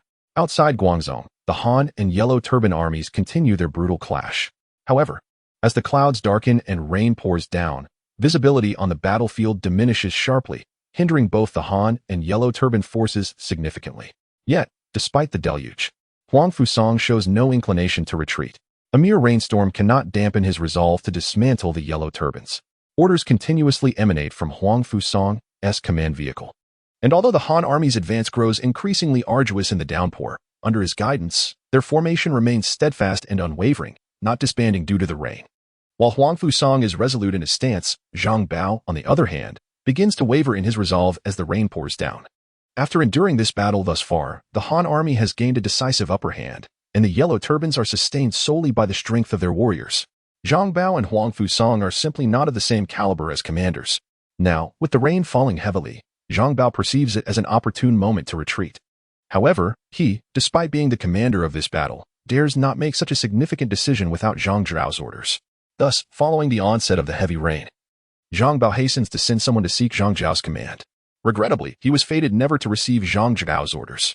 Shortly after, Zhang Bao dispatched a messenger to inquire of Zhang Jiao. The rider returned, galloping furiously and splattering mud in his wake, ultimately tumbling to the ground before Zhang Bao. "General of the earth, Guangzhou. Guangzhou has fallen." The simplicity of the statement thundered in Zhang Bao's ears like a clap of lightning. He had never anticipated such news. In the hearts of all adherents of the Taiping Dao, Zhang Jiao was akin to a deity. Even Zhang Bao and Zhang Liang held unwavering faith in their elder brother. Thus, to Zhang Bao, Zhang Jiao was invincible. With Zhang Bao stationed in Guangzhou, it seemed inconceivable that, even with the main force engaged in battle outside the city against the Han army, the stronghold could succumb. Yet now, Guangzhou had indeed fallen. In a moment of bewilderment, Zhang Bao was consumed with a singular thought: where is my elder brother? Suddenly, he recalled events from the day before the decisive battle. Zhang Jiao had entrusted him with the command of the Yellow Turban warriors, a responsibility he had never before delegated, and had patted Zhang Bao's shoulder, urging him not to let him down. Zhang Bao also remembered the preceding time when Zhang Jiao, due to health concerns, had refrained from directing affairs. However, on the eve of battle, Zhang Jiao re-emerged, radiant and showing no signs of weakness. The phrase "returning light" surfaced in Zhang Bao's mind. In that instant, clarity enveloped him. He understood at last why Guangzhou had fallen, and why Zhang Jiao had entrusted him with the Yellow Turban warriors on that fateful day, insisting he not disappoint him.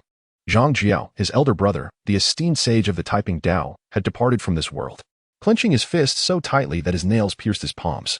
Zhang Bao remained oblivious to the pain. Then, he nearly roared his command: "Send word. The entire army shall retreat under the cover of the torrential rain, leaving Guangzhou. Yellow Turban warriors, hold the rear." As he issued this order, Zhang Bao momentarily envisioned Zhang Jiao smiling at him. "Elder brother, I shall not let you down," he silently vowed. Zhang Bao's command was swiftly disseminated, and simultaneously, the news of Guangzhou's fall spread like wildfire. Under the leadership of various captains, the Yellow Turban forces retreated in disarray, yet the contingent of Yellow Turban warriors led by Zhang Bao pressed forward, launching an unprecedented ferocious assault against the Han army before them. Huang Fusang quickly perceived the shift on the battlefield. Observing the hasty withdrawal of the majority of the Yellow Turban forces, his expression shifted. Previously, in an effort to swiftly vanquish the opposing Yellow Turban army, he had ordered the Han troops flanking the Yellow Turban forces to encircle the central Yellow Turban warriors after slightly pushing back their wings. In Huang Fusang's estimation, if the Yellow Turban warriors were defeated, the remaining forces would be a mere rabble, easily dispatched. He could never have anticipated that the enemy had used the yellow turban warriors as bait to facilitate the retreat of their remaining troops. Thus, the forces of the Han army on both flanks were converging towards the center, following Huang Fuzong's previous tactical intentions to encircle and annihilate the central yellow turban warriors. However, this left them with insufficient strength to pursue the retreating yellow turban army.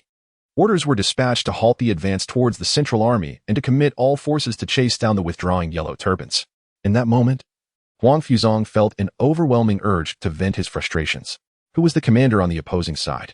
Could elite warriors like the yellow turbans be so easily abandoned? Most importantly, the opposing commander's banner remained amidst the yellow turban ranks. Was it truly possible to act so irrationally? Huang Fuzong's response was swift.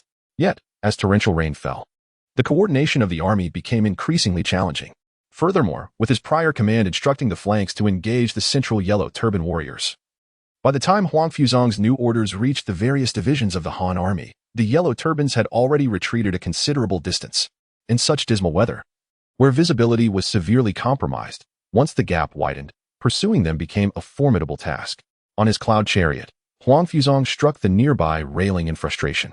This day had presented the perfect opportunity to annihilate the main force of the yellow turbans, yet it was squandered by the torrential downpour and the enemy's illogical maneuvers. Realizing that further pursuit was increasingly unrealistic and that he might even fall into an ambush, Huang Fuzong had no choice but to order a halt to the chase. Convey my command. Encircle the yellow turban warriors. Let not a single one escape. He decisively ordered, gazing upon the thousands of yellow turban warriors who fought valiantly without retreat. Though it was somewhat disheartening that the main force of the yellow turbans had retreated, the prospect of completely annihilating the yellow turban warriors was a consolation. As the battle drew to a close, news of the fall of Guangzhou had spread. Consequently, the retreating main force of the yellow turbans did not return to Guangzhou but dispersed under the leadership of various regional commanders. On the other side, Huang Fuzong also received word of Guangzhou's conquest. Truth be told, when Huang Fuzong learned that Elbu had seized Guangzhou while he was engaged in a decisive battle with the yellow turban main force and had also executed Zhang Jiao, he felt a twinge of anger. The reason was simple.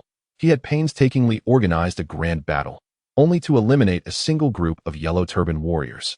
While the losses incurred by the Han army were substantial, even accounting for the death of General Zhang Bao, who perished alongside the yellow turban warriors, his achievements seemed minimal. In contrast, Elbu had effortlessly captured Guangzhou and slain the ringleader Zhang Jiao, which undoubtedly earned him far greater accolades. However, Huang Fuzong's frustration was fleeting. Unlike others who might harbor resentment over Elbu's claim to glory, Huang Fuzong remained a loyal servant to the Han dynasty. For him, the eradication of Zhang Jiao, the greatest threat to the Han, outweighed the question of who received the accolades. Embracing this notion, Huang Fuzong did not even demand to take over Guangzhou from Elbu. He returned with his troops to the Han army camp and dispatched a swift messenger to relay the good news back to Wuyuan. However, Huang Fuzong was oblivious to the fact that Wuyuan was currently engulfed in a minor turmoil. The reason was quite simple. Lu Hong had fallen gravely ill.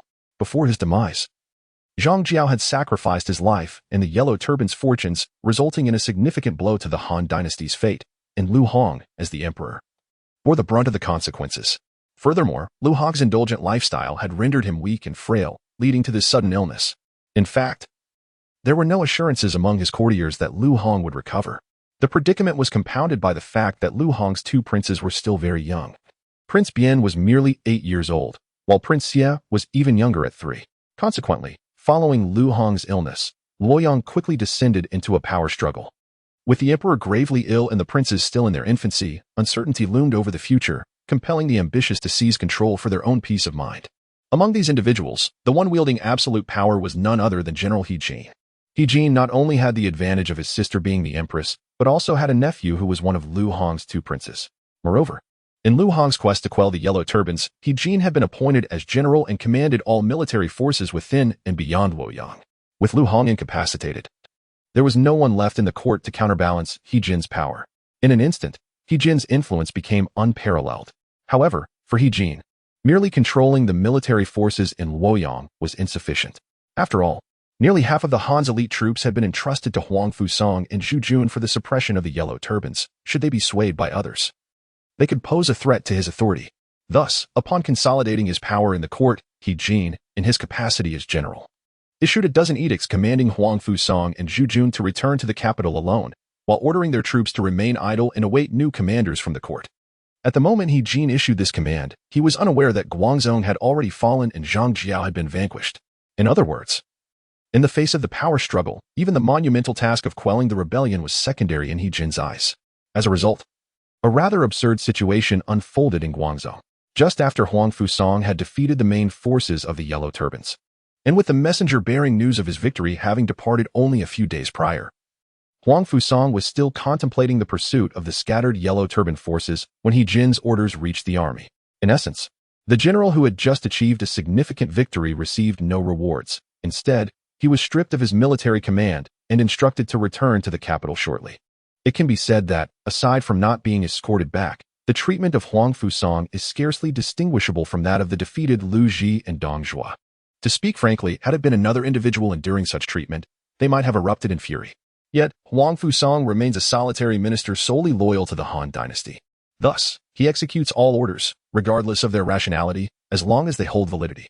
Legally speaking, He Jin, as the Grand General, possesses the authority to issue such commands to him. Consequently, Huang Fusang diligently adheres to He Jin's orders, commanding the army to remain still under the supervision of Deputy General Zhang Yuan, while he himself accompanies the envoy dispatched by He Jin back to Luoyang. On the other hand, Zhu Jun, responsible for the southern battlefield, reacts similarly to Huang Fusang. In essence, they belong to the same ilk. However, it must be noted that He Jin did not anticipate such compliance from either Huang Fusang or Zhu Jun, especially upon receiving a report of Huang Fusang's recent victory over the main forces of the Yellow Turbans. When He Jin learned that Huang Fusang had just triumphed over the Yellow Turban army and intended to pursue further victories, he felt a twinge of concern that the envoy he sent might meet a grim fate at Huang Fusang's hands. Yet, with no turning back once the bow is drawn. Only by subduing both Huang Fusang and Zhu Jun and replacing the commanders with his own trusted allies could He Jin feel truly at ease. As for how to handle Huang Fusang and Zhu Jun, He Jin had begun to formulate some ideas while perusing the battle reports sent by Huang Fusang. It is indeed perilous to act against a meritorious minister, but according to the reports, while Huang Fusang defeated the main forces of the Yellow Turbans, it was the governor of Wuyuan, Elbu, who breached Guangzhou and executed the rebel leader Zhang Jiao. Therefore, by magnifying Elbu's contributions in this battle while diminishing Huang Fusang's influence, He Jin would find it considerably easier to deal with Huang Fusang later on. Of course, this notion did not arise solely from the battle reports, as He Jin recalled that Elbu's subordinate, Jia Xu, was quite generous in his dealings. The saying goes, money can make the devil turn the mill. This adage rings especially true in the current court of the Han dynasty. As the saying goes, those at the top set the example for those below. Emperor Lu Hong himself leads the way in selling positions and titles. So how could the officials below him not covet wealth?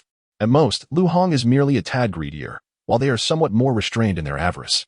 Among them, Grand General He Jin, naturally, is the most voracious after Lu Hong. When Jia Xu, following Elbu's instructions, arrived in Luoyang, he did not hesitate to spend lavishly to curry favor, not only greasing the palms of the 10 attendants but also ensuring that He Jin received a substantial sum. It is thus understandable why Elbu would leave a favorable impression on He Jin. One could assert that without Jia Xu's machinations, Elbu would merely be a local governor, and He Jin would not even recognize him. Now, as He Jin seeks ways to suppress Huang Fusang, Elbu, who has also achieved significant merit in Guangzhou and displays a generous disposition, naturally comes into his line of sight. However, unbeknownst to Elbu, who now resides in Guangzhou, he is currently preoccupied with amassing wealth. It is noteworthy that Elbu was once impoverished, relying on the court and Ding Yuan for provisions to sustain his troops. The financial means that Jia Xu possessed to travel to Luoyang stemmed not only from the generous sponsorship of 20 million coins by Dong Zhuo but also significantly from Elbu's plundering of numerous supply caravans belonging to the Yellow Turban army. This raises a question. Having previously accrued a fortune merely from raiding the Yellow Turban's convoys, Elbu has now outright seized Guangzhou. The main forces of the Yellow Turban army had ventured outside the city to engage in a decisive battle with the Han army, and, upon suffering defeat, scattered in disarray, leaving no opportunity to transport the riches stored within Guangzhou. Most crucially, Huang Fusang had been recalled to Luoyang by He Jin, resulting in a complete absence of any qualified individuals on the battlefield of Bingzhou to contest Elbu for the spoils of war. Thus, Elbu found himself in a position of unprecedented wealth. Preliminary and incomplete statistics suggest that the assets pillaged from the prominent families within Guangzhou by the Yellow Turban army could roughly equate to a year's tax revenue of the Eastern Han court, over 6 billion coins. This figure does not even account for the provisions hoarded by the Yellow Turbans within the city. It is reasonable to assert that no one could remain indifferent in the face of such a substantial fortune, not even Elbu himself. With the ability to transport this wealth back to Wuyuan County, Elbu could sustain an army of tens of thousands, even if the court and Ding Yuan ceased their supply of provisions. Consequently, during this period, Elbu devoted himself entirely to recruiting laborers for the transportation of grain and treasure. It must be said that Zhang Jiao was exceedingly generous. Elbu had initially believed he had been sufficiently compensated, and he was astonished to discover such a delightful surprise awaited him in Guangzhou. Comparatively, Elbu felt that the accolades for his accomplishments paled in significance against this influx of wealth. The transport of provisions continued for several days. During this time, Elbu received news relayed by Jia Xu from Wuyuan. Among the most significant tidings was the grave illness of Emperor Lu Hong, with the Grand General He Jin exerting control over state affairs. Additionally, Jia Xu informed Elbu that He Jin intended to undermine Huang Fusang, suggesting that with sufficient financial inducement, the credit for the victory at Guangzhou would be Elbu's. In response, the affluent Elbu promptly sent a reply, indicating that as long as he could reap the benefits, financial matters were of no concern. He encouraged Jia Xu to spend freely, assuring him that if necessary, he would dispatch additional billions. The thought of Jia Xu possibly enriching himself at his expense did not even cross Elbu's mind. Was not Jia Xu worth a few billion himself? However, Elbu ultimately could not transport all the wealth and provisions from Guangzhou, as He Jin's trusted subordinate, Wu Kuang, had arrived to take command of the army. There is no way around it. The wealth within Guangzhou city is one matter, as it is relatively easier to transport. However, the provisions hoarded by the yellow turbans in Guangzhou are exceedingly abundant, and unlike money, supplies are far more cumbersome to convey. After exhausting all his efforts to transport the wealth, Lu Bu toiled for many more days, yet managed to carry away but a meager amount of grain. Fortunately, in comparison to the substantial sum of money, the remaining provisions are of little consequence. Moreover, with Jia Xu indicating that He Jin seems inclined to elevate him to suppress Huang Fusang, Lu Bu decided to present the remaining unmovable funds and supplies to Wu Kuok as a gesture of goodwill. With Emperor Lu Hong gravely ill and He Jin wielding great power, it is undoubtedly prudent to cultivate a favorable relationship with He Jin at this juncture. Wu Quan, dispatched by He Jin to oversee the Guangzhou Han army, was blissfully unaware of the considerable wealth Lu Bu had previously transported from Guangzhou. Now, unexpectedly receiving such a generous sum of supplies, he held Lu Bu in high regard. After handing over Guangzhou to Wu Kuang, Lu Bu, citing the approaching winter and the potential threat of northern tribes invading the borders, requested to lead his troops back to Wuyuan County. Wu Kuang harbored no suspicions regarding Lu Bu's rationale. After all, in remote regions, information is scarce. Even if something were to transpire, it would be challenging for news to reach the central authority. Furthermore, Lu Bu was intent on keeping matters under wraps. Hence the news of his pacification of the Xianbei and southern Xiongnu on the steppes remained largely unknown. Thus, in October of the 6th year of Guanghe, 184 AD, after engaging in protracted battles for over half a year, Lu Bu officially withdrew from the Guangzhou battlefield and embarked on his journey home. In Chaoshan County, following his departure from Guangzhou, Lu Bu did not immediately leave Jizhou. He dispatched Cao Xing to lead the elite cavalry of Bingzhou ahead, escorting the wealth northward, while he himself returned to Changshan County accompanied by Zhang Liao and the elite Xuanzhen troops. Due to his prior 7-day agreement with Zhang Jiao, Lu Bu expedited his journey to Guangzhou, prioritizing both speed and secrecy, only bringing along Zhang Liao, Cao Xing, and their elite cavalry. After all, the Zhao siblings, although they had joined the Bingzhou army, had yet to acknowledge him as their lord, remaining as Han officials rather than becoming his personal retainers. In essence, with the yellow turbans just subdued and the chaos yet to descend, the realm still belonged to the Han dynasty. It was only when the Han's authority had eroded, leading to the fragmentation of power among warlords, that most of his subordinates would transition from Han officials to his private retainers. Therefore, to avoid any appearances of impropriety, Lu Bu had previously left the Zhao siblings and the 500 newly recruited foot soldiers from the Yellow Turbans stationed at the Bingzhou army camp in Changshan County. Now, as Lu Bu prepared to return to Wuyuan County, it was imperative that he did not abandon them. Given that they were all cavalry, particularly the elite Xuanzhen, Lu Bu's march was swift, and he soon returned to the Changshan camp.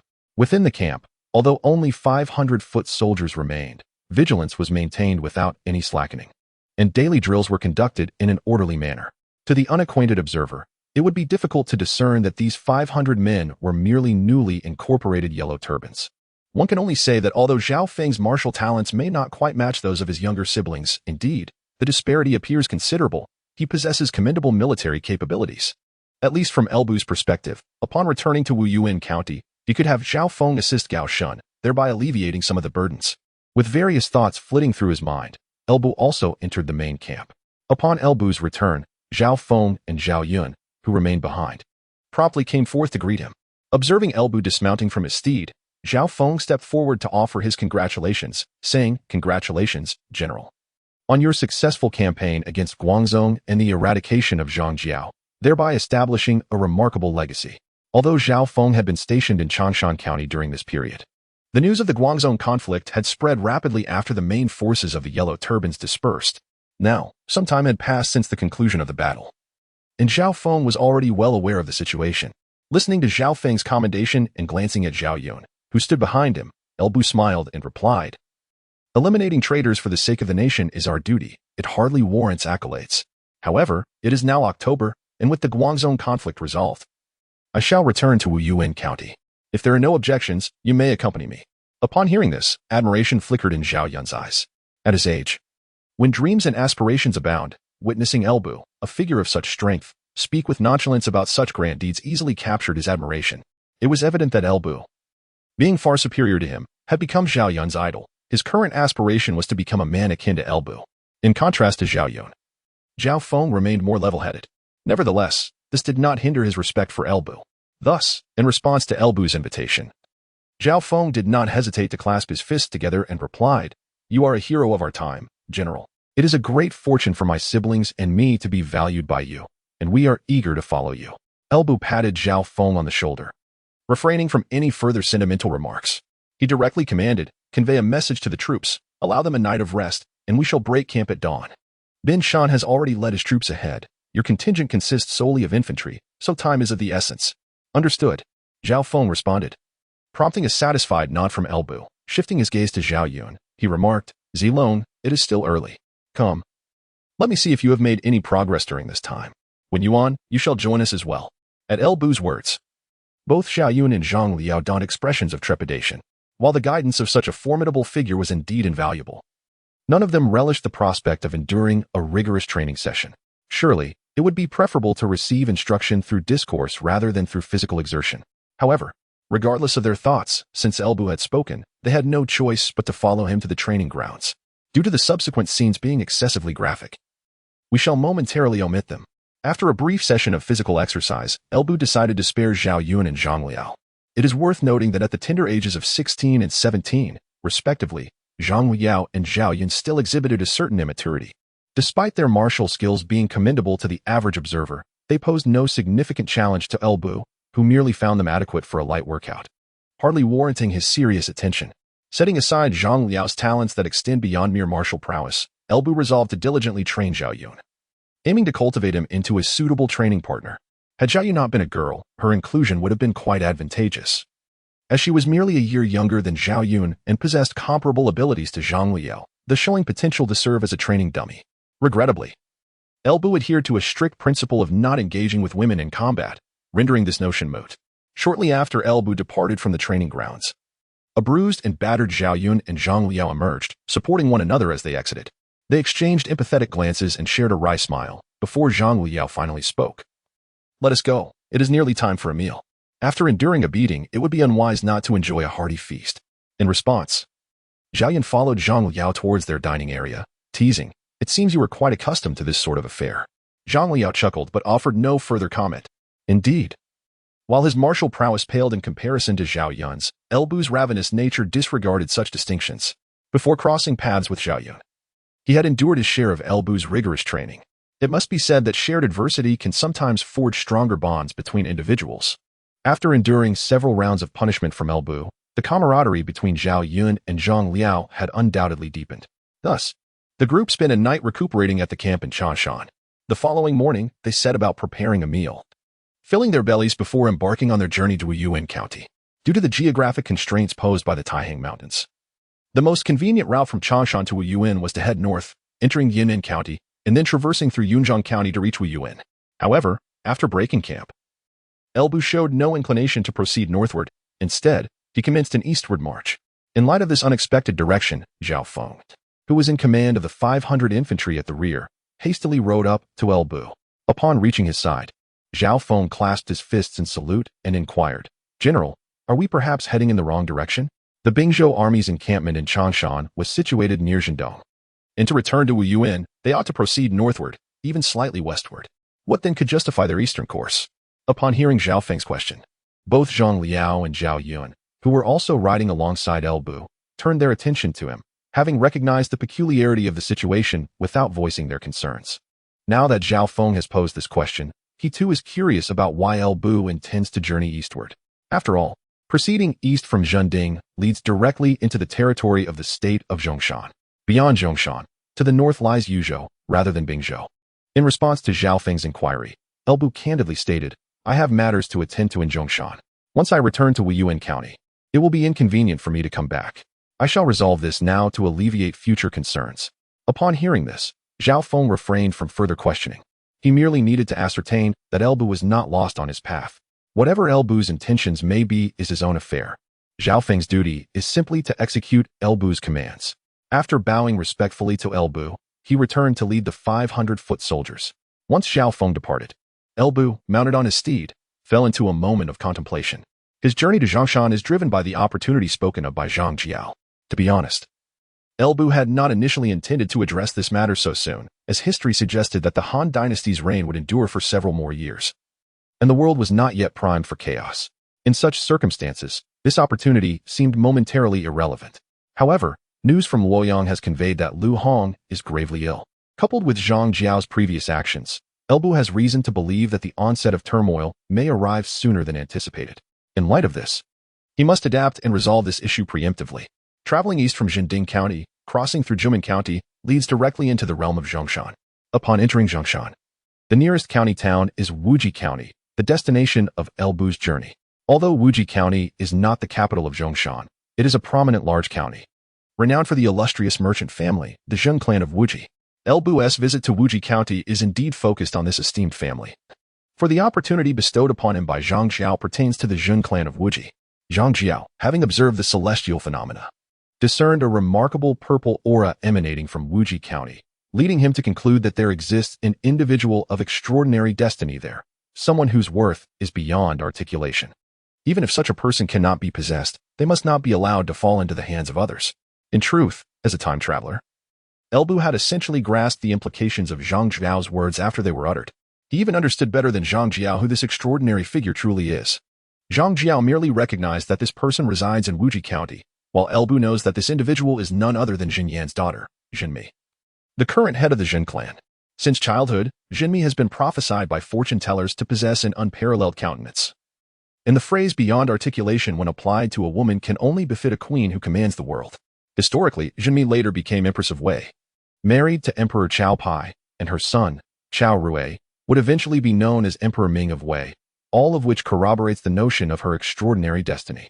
Certainly, under ordinary circumstances during the late Han dynasty, Lu Bu would likely dismiss such mystical notions, doubting that a mere young girl could contribute to his grand ambitions. However, this is the late Han era following the resurgence of spiritual energy. Zhang Jiao has managed to alter the fate of the Han dynasty through his own life and the power of the Yellow Turbans, leading Lu Bu to reconsider the significance of fate and fortune. Moreover, according to Zhang Jiao's assertions, those endowed with great fortune are often resistant to changes in their destiny by the average person, potentially facing repercussions. Yet, as a variable within the celestial order, Lu Bu can transcend such limitations. In fact, Zhang Jiao claims that many individuals of significant fortune have already seen their destinies altered by Lu Bu. Each time Lu Bu modifies the fate of a major fortune bearer, his own fortune is purportedly enhanced. Nonetheless, Lu Bu remains somewhat skeptical of Zhang Jiao's claims, as he has indeed altered the fates of numerous individuals. Take Lu Bao, for instance. Lu Bu's castration of Lu Bao prevented him from causing harm to Kai Zhaoji, thereby altering the fates of both Lu Bao and Kai Zhaoji. Furthermore, this chain of consequences extends to Lu Yuan, the Emperor Guangwen of Han, and Lu Yu, the Emperor Wu of Song, as Lu Yuan is Lu Bao's son, and Lu Yu is Lu Yuan's son. With Lu Bao's demise, their existences are likewise extinguished. Additionally, Liu Bei, Guan Yu, and Zhang Fei also face repercussions. The Huangjin army led by Cheng Yuanji was annihilated by Lu Bu, thereby erasing the initial achievements that would have belonged to Liu Bei and his brothers, inevitably affecting their development. Not to mention, with Zhang Jiao deceased, There have been no notable accomplishments reported from Liu Bei and his brothers. Furthermore, the fates of figures such as Zhao Yuan, Jia Xu, Zhang Liao, and Gao Shun have also been inevitably altered by Lu Bu. Thus, if Zhang Jiao's assertions hold true, Lu Bu should be experiencing a substantial increase in his own fortune given the multitude of fates he has supposedly changed. Yet, in reality, Lu Bu feels no discernible change in his own fortune. What is fortune, after all? Is the Fangtian Huaji in his possession of any real utility? Nevertheless, since Zhang Jiao has indicated that he would not face any backlash, it seems prudent to explore this harmless endeavor. Most importantly, the Wujizhen clan represents one of the foremost commercial families in the realm. Even disregarding Zhenmi, there remains immense value to be harnessed. Firstly, there is the matter of commerce. Lu Bu acquired a vast fortune through the Yellow Turban raids in Guangzhou. Yet the remote and frigid Wuyuan county offers little opportunity for expenditure. Therefore, if Lu Bu wishes to convert this wealth into the necessary supplies, collaborating with a prominent merchant is an inevitable course of action. Given that the Wujizhen clan ranks among the elite merchants and is relatively close to Bingzhou, they naturally emerge as his preferred choice. Furthermore, with the foundation of Bingzhou, if Elbu seeks to expand towards the heart of the Central Plains, then Jizhou must be his foremost priority. The Wujizhen clan is a prominent family in Jizhou. If he could establish a certain understanding with them, it would undoubtedly aid his future endeavors to conquer the region. Ultimately, although Elbu is rather skeptical about fate and destiny, and does not genuinely believe that Zhenmi could offer him substantial assistance, the very name Zhenmi possesses a significant allure for a man, particularly for a time traveler such as himself. Even if she holds no practical value, having her as a fortunate emblem would still be quite delightful. To put it plainly, traversing the three kingdoms, be it through renowned generals or exquisite beauties, who wouldn't wish to collect a complete set of cards? Naturally, Elbu intended to postpone these matters for several years. After all, the world has yet to descend into chaos, and this is not a time for reckless actions. Moreover, Zhenmi is still quite young, and even if he were to acquire her, he would need to cultivate her gradually. It would be wiser to allow the Zhan family to nurture her for a few more years. However, the news of Lu Hong's grave illness and He Jin's consolidation of power compelled him to alter his plans. The letter from Jia Xu subtly hinted that Lu Hong might not endure much longer. Should Lu Hong perish, with the young prince in his infancy, chaos would be almost inevitable. Since this tumultuous era may well arrive ahead of schedule, Elbu must also strategize accordingly. He only hopes that the Wujizhen clan does not underestimate his intentions. Given the current turmoil in Jizhou, rife with the Yellow Turban rebels, any mishap could lead to mourning for the Wujizhen clan. Outside of Wuji County, despite the Han army's resounding victory at the Guangzhou battlefield, the main force of the Yellow Turbans has not been completely annihilated. Thus, the various counties in Jizhou remain on high alert. Consequently, as Elbu's forces approached Wuji County, the garrison there heightened their vigilance. However, upon revealing his identity, this minor misunderstanding was swiftly resolved. And both County Magistrate Li Ran and County Captain Zhang Jiao personally came forth to welcome Elbu. It is undeniable that Elbu has become a notable figure in Jizhou, having traveled a great distance from Wuyuan County to quell the insurrection, rescuing the populace from peril, eradicating Qing Yuanji, breaching Guangzhou City, and executing the rebel leader Zhang Jiao. Each of these feats is worthy of song, now all consolidated under Elbu's illustrious name. It is evident how radiant his reputation has become. In such circumstances, how could Li Ran and Zhang would dare to show any negligence? Outside Wuji County, Li Ran, gazing upon the imminent Elbu who had approached, hastily bowed and said, "Wuji Magistrate Li Ran pays his respects to Governor L. I wonder if Governor L's visit to our county pertains to any urgent matters? Should there be anything I can assist with, please feel free to express your needs. I shall exert every effort." Setting aside Elbu's recent fame, simply considering his rank, he is a governor while Li Ran is merely a county magistrate. Hence Li Ran's demeanor is exceedingly humble. On horseback, Elbu cast a glance at Li Ran and said calmly, "You are the county magistrate, Li, correct? My visit to Wuji County is merely for personal matters, not for official business, so I shall not trouble you." However, despite Elbu's words, Li Ran, as a local magistrate, felt compelled to ascertain the situation given that Elbu had arrived with 1,000 troops. Thus, he cautiously inquired, "Might I ask what personal matters bring you here, esteemed Governor L? As the magistrate of Wuji, I may be able to assist you." In response, Elbu smiled and candidly replied, "It is nothing of great consequence. I have a business venture to pursue and have heard that the Zhan family is among the most esteemed merchants in the realm, hence my visit." His purpose in revealing this was not to solicit Li Ran's assistance, but rather to subtly communicate his intentions to the Zhen family. Knowing well the collusion between local officials and prominent families, Elbu was skeptical that Li Ran had no ties to the influential Jin family, being the leading clan in Wuji. Indeed, upon hearing Elbu's words, Li Ran's demeanor became notably more cordial. I see. To be frank, esteemed governor, I have some acquaintance with the head of the Jin family, Zhini, also known as Yuan. If you wish, I could facilitate an introduction. At that moment, a young servant behind Li Ran stealthily slipped into the city, likely to relay the news.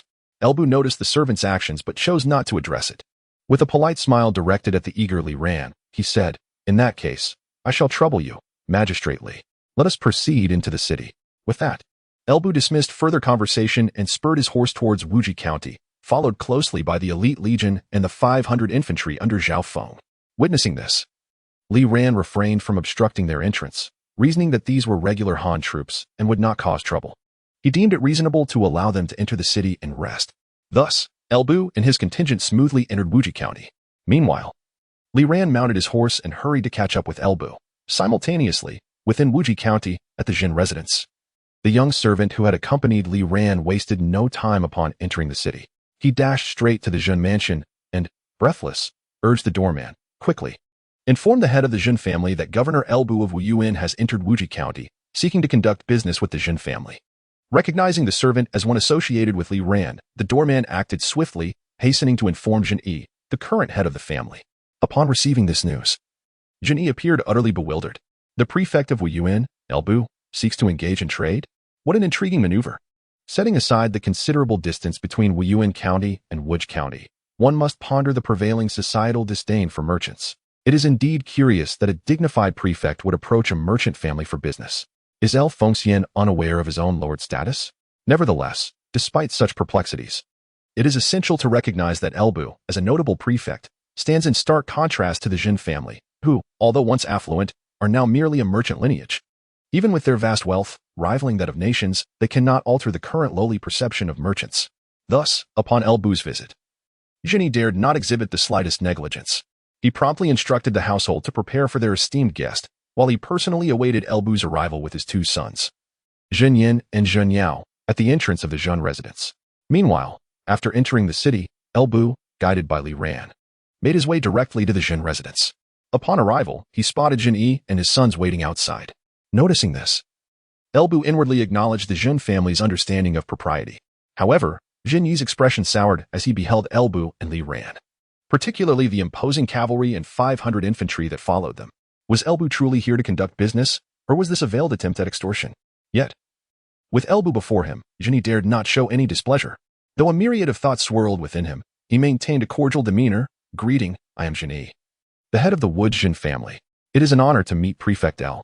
Your presence brings great distinction to our humble abode. We have prepared a modest banquet to welcome you, and I sincerely hope you will not find it lacking." Dismounting his steed, Elbu replied with a smile, "You are too kind, Jin family head. I hope my unannounced visit does not inconvenience you." As Elbu dismounted, his troops followed suit, forming a line outside the Jin residence alongside the 500 infantry under Zhao Feng's command, creating a scene that could easily be mistaken for a raid. Witnessing this spectacle, Jin Yi's countenance stiffened slightly. Nevertheless, he maintained his composure, saying, "What an absurd notion, Prefect El. Your visit brings me immense joy. How could I possibly feel inconvenienced? Servants, prepare food and drink to honor the soldiers under Prefect El." Following this, Jinyi invited Elbu inside, stating, "Please, Prefect El, come in.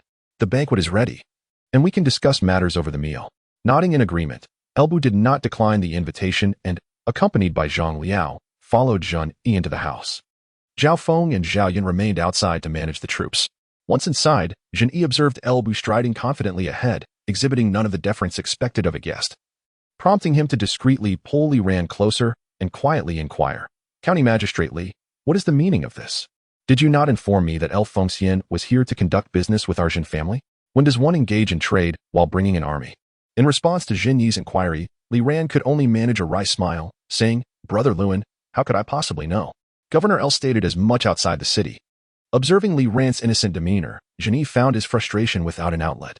He shook his head, ultimately releasing Li Ran, and hastened to follow the front-running Elbu.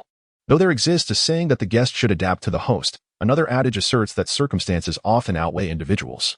As the group entered the banquet hall, it was Elbu who occupied the seat of honor, despite Zhen Yi being the actual host, with Zhen and his two sons, alongside Li Ran, seated on either side. Elbu had come with the intention of conducting business, or at least he believed so.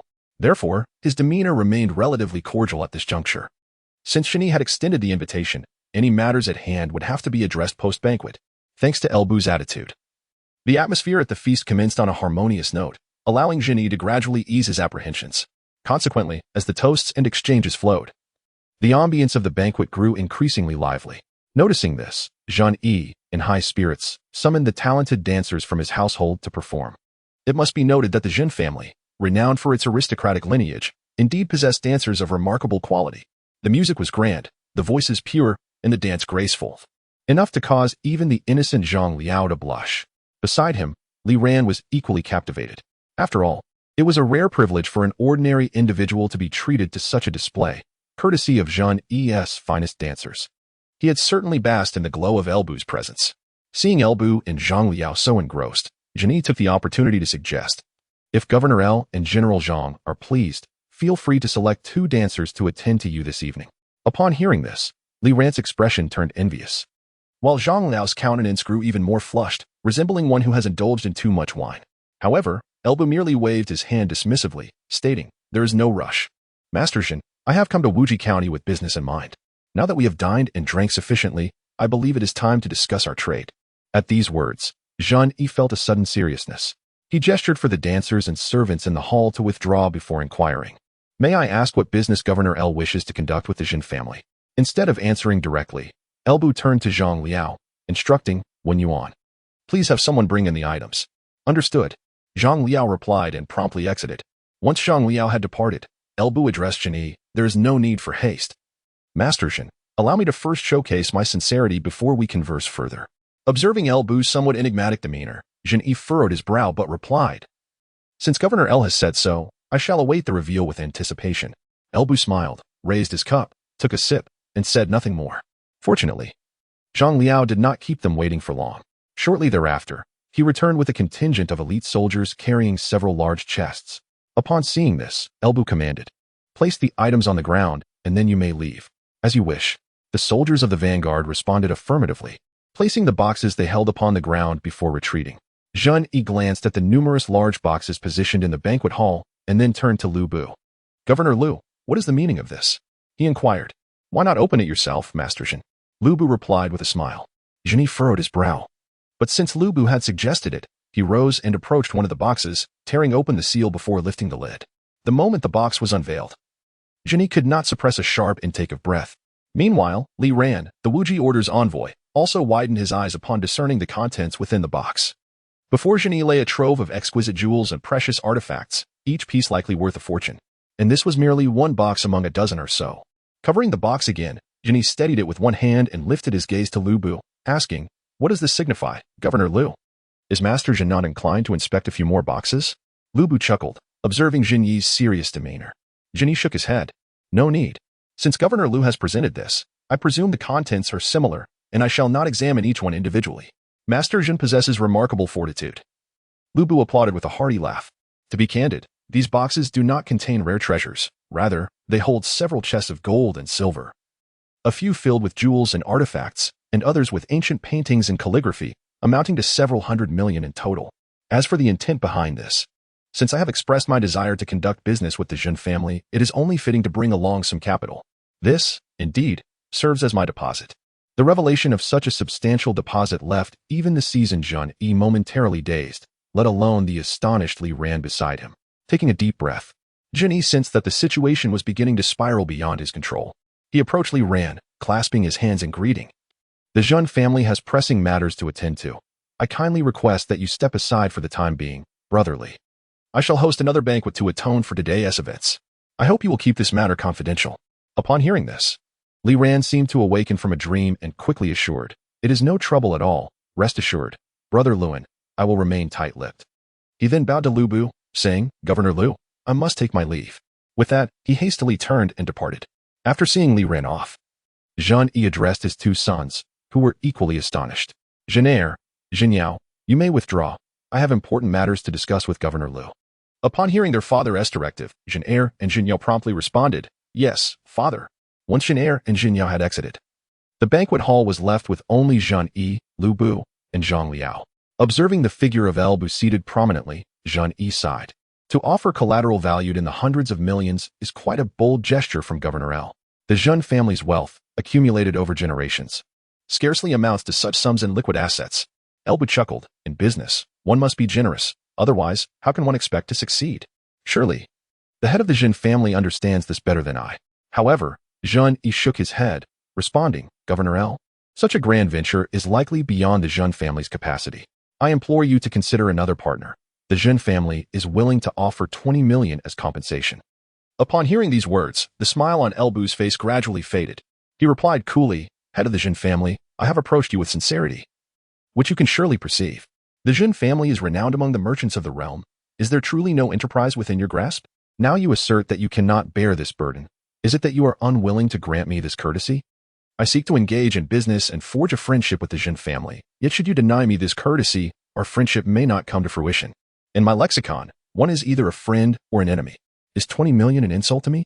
Feeling the oppressive weight of Elbu's presence, Zhang Yi broke into a sweat. Grinding his teeth, he ultimately asked, What sort of business does Governor L wish to discuss with the Zhang family? Zhang Yi resolved to hear Elbu's proposal first. If it were not too outrageous, he might acquiesce. If it proved untenable, he could refuse later. With Zhang Yi's change of tone, a smile returned to Elbu's face. Ah, Zhang family head, that is more like it.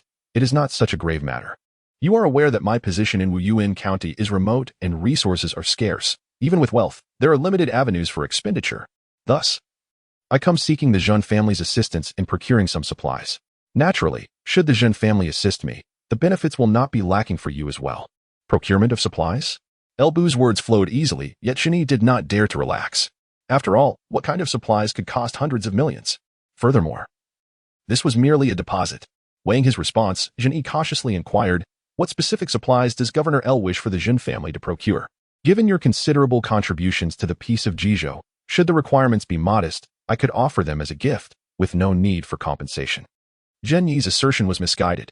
Elbu replied with a smile, In business, one must adhere to principles. I am not one to wield gratitude as a weapon.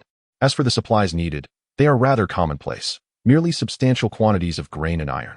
This is why I have approached the Zhang family with a deposit. Grain and iron. The simplicity of these two words struck Zhang Yi like thunder. While grain might be manageable, iron, like salt, was explicitly prohibited from trade. Although the renowned Zhang family, a wealthy merchant clan, undoubtedly possesses its own channels for trading salt and iron. After all, the more prohibited the commodity, the more lucrative the trade. This does not imply that they can engage in large-scale trafficking on behalf of others. Particularly concerning is the fact that Elbu has brought with him an astounding sum of several billion as a deposit, indicating that his demand for grain and iron is astronomical. Setting aside the potential dangers of the Zhang family's extensive iron trade being exposed, one must ponder Elbu's intentions for such an enormous quantity of grain and iron. Grain is essential for sustaining troops, while iron is required for crafting weapons. Merely contemplating this sends shivers down Zhang Yi's spine. After much hesitation, Zhang Yi still dared not outright refuse. He said, Governor L, while my Zhang family can certainly assist you in procuring some grain, as for the iron, the laws of Han explicitly state that private trading of salt and iron is a capital offense, a matter beyond the Zhang family's capabilities. Zhang Yi watched as Elbu poured himself a cup of wine and remarked calmly, The Zhang family is a prominent merchant in the realm. We are both aware of our capabilities. The deposit has been presented, and I shall be candid with you. Zhang family head, I will require as much grain and iron as your family can supply. Should you agree? I assure you that not a single coin will be withheld from your family, and the benefits due to the Zhang family will remain intact. I urge you to consider this carefully. Zhang Yi fell silent. Elbu's assertion that he would take as much as the Zhang family could provide left him feeling anxious. Currently, the price of grain stands at around 700 to 800 coins per stone. The deposit Elbu has offered, if calculated as half grain and half iron, could procure hundreds of thousands of stones of grain. And since this is merely a deposit, it follows that Elbu's future demands for grain and iron would likely exceed this amount, which could very well suggest aspirations of rebellion. Outside of insurrection, Zhang Yi could scarcely fathom any other reason for such a colossal need for grain and iron. Yet, the Zhang family had been thriving. How could they possibly entertain the notion of revolt? The dilemma lay in the fact that Elbu had already disclosed his intentions to stockpile grain and iron. If Zhang Yi were to refuse, would Elbu graciously let him off the hook? Moreover, even if he were to align himself with Elbu, who could guarantee Elbu's success? Should Elbu falter, Would the Zhen family not find themselves in dire straits? Observing Zhun Yi's prolonged silence, Elbu smiled and inquired, "Do you know how a mere border prefect like myself can amass such wealth for the procurement of grain and iron?" Upon hearing this, Zhun Yi's thoughts were stirred. This indeed raised suspicions. Logically, a border prefect like Elbu should not have access to such substantial funds. Could it be that someone was backing Elbu from behind the scenes? Then he heard Elbu continue. The answer is quite simple. The Yellow Turban rebels plundered numerous noble families, accumulating immense wealth. After my conquest of Guangzhou, that wealth naturally fell into my possession. The Zhun family is indeed fortunate, having escaped the ravages of the Yellow Turban rebels. However, Zhen's patriarch, it would be wise to exercise caution, for the tumultuous forces of the Yellow Turbans are rampant everywhere. Should an indiscreet faction of these rebels set their sights on the Zhen family, it would spell disaster. Zhen Yi, though aware that Elbu's tone seemed to express concern for their family, could not shake the feeling that this was, in fact, a veiled threat. The image of Elbu's elite soldiers flashed in his mind, causing him to instinctively swallow hard. Yet, the thought of having the Zhen family serve a man with an uncertain future like Elbu left him feeling deeply reluctant. After all, if even the formidable Yellow Turban army could be subdued, what future could a rebellion possibly hold? Observing Zhun Yi's continued indecision, Elbu realized he needed to escalate his approach. In dealing with a prominent family like the Zhens, mere intimidation would not suffice. They must perceive the value in aligning themselves with him. It is only through a combination of grace and authority that he could win their allegiance. With this in mind, Elbu spoke candidly. Patriarch Zhun, there is a piece of information you may not be aware of, and I feel it is my duty to inform you. The Emperor's health is in grave decline, and he may not endure much longer. With the two princes still in their youth and the Grand General wielding power, should the Emperor pass, chaos will undoubtedly ensue at court. Although the leader of the rebels, Zhang Jiao, is deceased, the main forces of the Yellow Turbans remain intact. General Huangfu has been summoned back to Wuyuan, and it is unlikely anyone will be able to eradicate the remaining rebels in the short term. In such a scenario, if the Emperor were to die, the court would descend into turmoil, and with the Yellow Turbans outside, the situation would indeed become dire. Upon hearing Elbu's words, Zhen Yi's eyes widened in shock. He had been unaware of Lu Hong's critical condition, and Elbu's reasoning appeared sound and devoid of deception. Most importantly, he was aware of General Huangfu's recall to Wuyuan. It now seemed plausible that this was indeed a maneuver by He Jin to consolidate power following Lu Hong's impending demise. However, amidst his astonishment, a flicker of inexplicable delight gleamed in Zhen Yi's eyes. If, as Elbu suggested, chaos were to engulf the realm, the Zhen family might find themselves in a position of power. Yet, before Zhen Yi could contemplate further, Elbu continued in a languid tone, Patriarch Zhen, do not say I have not offered you a choice. In times of great upheaval, opportunities will abound for all. However, should one lose their life, no matter how esteemed, it becomes a mere echo of words. Upon hearing this, Zhen Yi could no longer maintain his composure. He abruptly lifted his gaze to Elbu. Disbelief etched across his features. How could Elbu possibly know the Zhen family's greatest secret? I do not comprehend what Lord L is implying. He forced himself to respond. Striving for calm. My family has engaged in commerce for generations. If the world truly descends into chaos, it would be a stroke of fortune for the Zhen family to preserve our existence, let alone aspire to anything beyond that. At this point, Zhen Yi could only gamble on the unfolding events. The mention of Lu Bu was merely an idle remark, for that matter was the greatest secret of the Zhen family. Even within the Zhen household, only a select few were privy to it. He had even kept it from his own sons, Zhen Yin and Zhen Yao. How could an outsider like Lu Bu possibly be aware of such affairs? However, observing Zhen Yi's forced composure, Lu Bu gently shook his head. Why must the head of the Zhen family deceive himself? Since I am here, it is evident that I am informed about this matter. Nevertheless, rest assured, my purpose in approaching the Zhen family is solely for business. I have no interest in other matters. Should you agree to this transaction, we shall be friends. As friends, it is only natural to assist in keeping certain matters confidential. Therefore, I hope you will consider this carefully. Upon hearing Lu Bu's words, Zhen Yi felt a chill run through him. Although he was uncertain as to how Lu Bu had acquired this information, his demeanor suggested that Lu Bu was indeed aware of the truth. Consequently, the Zhen family's leverage had fallen into Lu Bu's hands. With such leverage, even if Lu Bu were to annihilate the Zhen family, he could easily justify his actions by claiming their disloyalty, likely facing no repercussions. In truth, the fate of his youngest daughter was inconsequential. The crucial point was that the Zhen family had concealed this matter. After all, in the eyes of the Emperor, failing to report such an omen could only imply treasonous intent. If the time came when their lives were forfeit, Lu Bu's ambitions and intentions to enlist the Jin family in the trade of grain and iron would remain unknown. Realizing this, Zhang Jiao understood why Lu Bu was so audacious in directly requesting their assistance in this venture. After all, their secret was now at the mercy of another. Noticing Zhang Yi's pained expression, Lu Bu pressed further. If you truly cannot comprehend, then I must take my leave.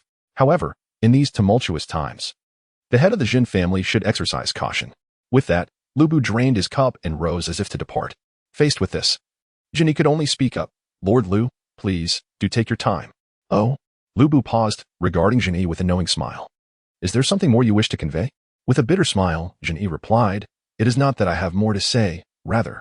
If you were to step out that door, I fear not a single soul in the Zhan residence would survive today. Taking a deep breath, Zhang Yi gradually resolved himself. He clasped his hands and said, Lord Lu, might I request that General Zhang temporarily withdraw? I have matters I wish to discuss with you. At this, a smile graced Lu Bu's face. When Yuan, you may step outside. Understood. Zhang Liao promptly exited. Thus, the banquet hall was left with only Lu Bu and Zhang Yi. With a deep sigh, Zhang Yi lamented, Governor L has truly seized the lifeblood of my Jin family.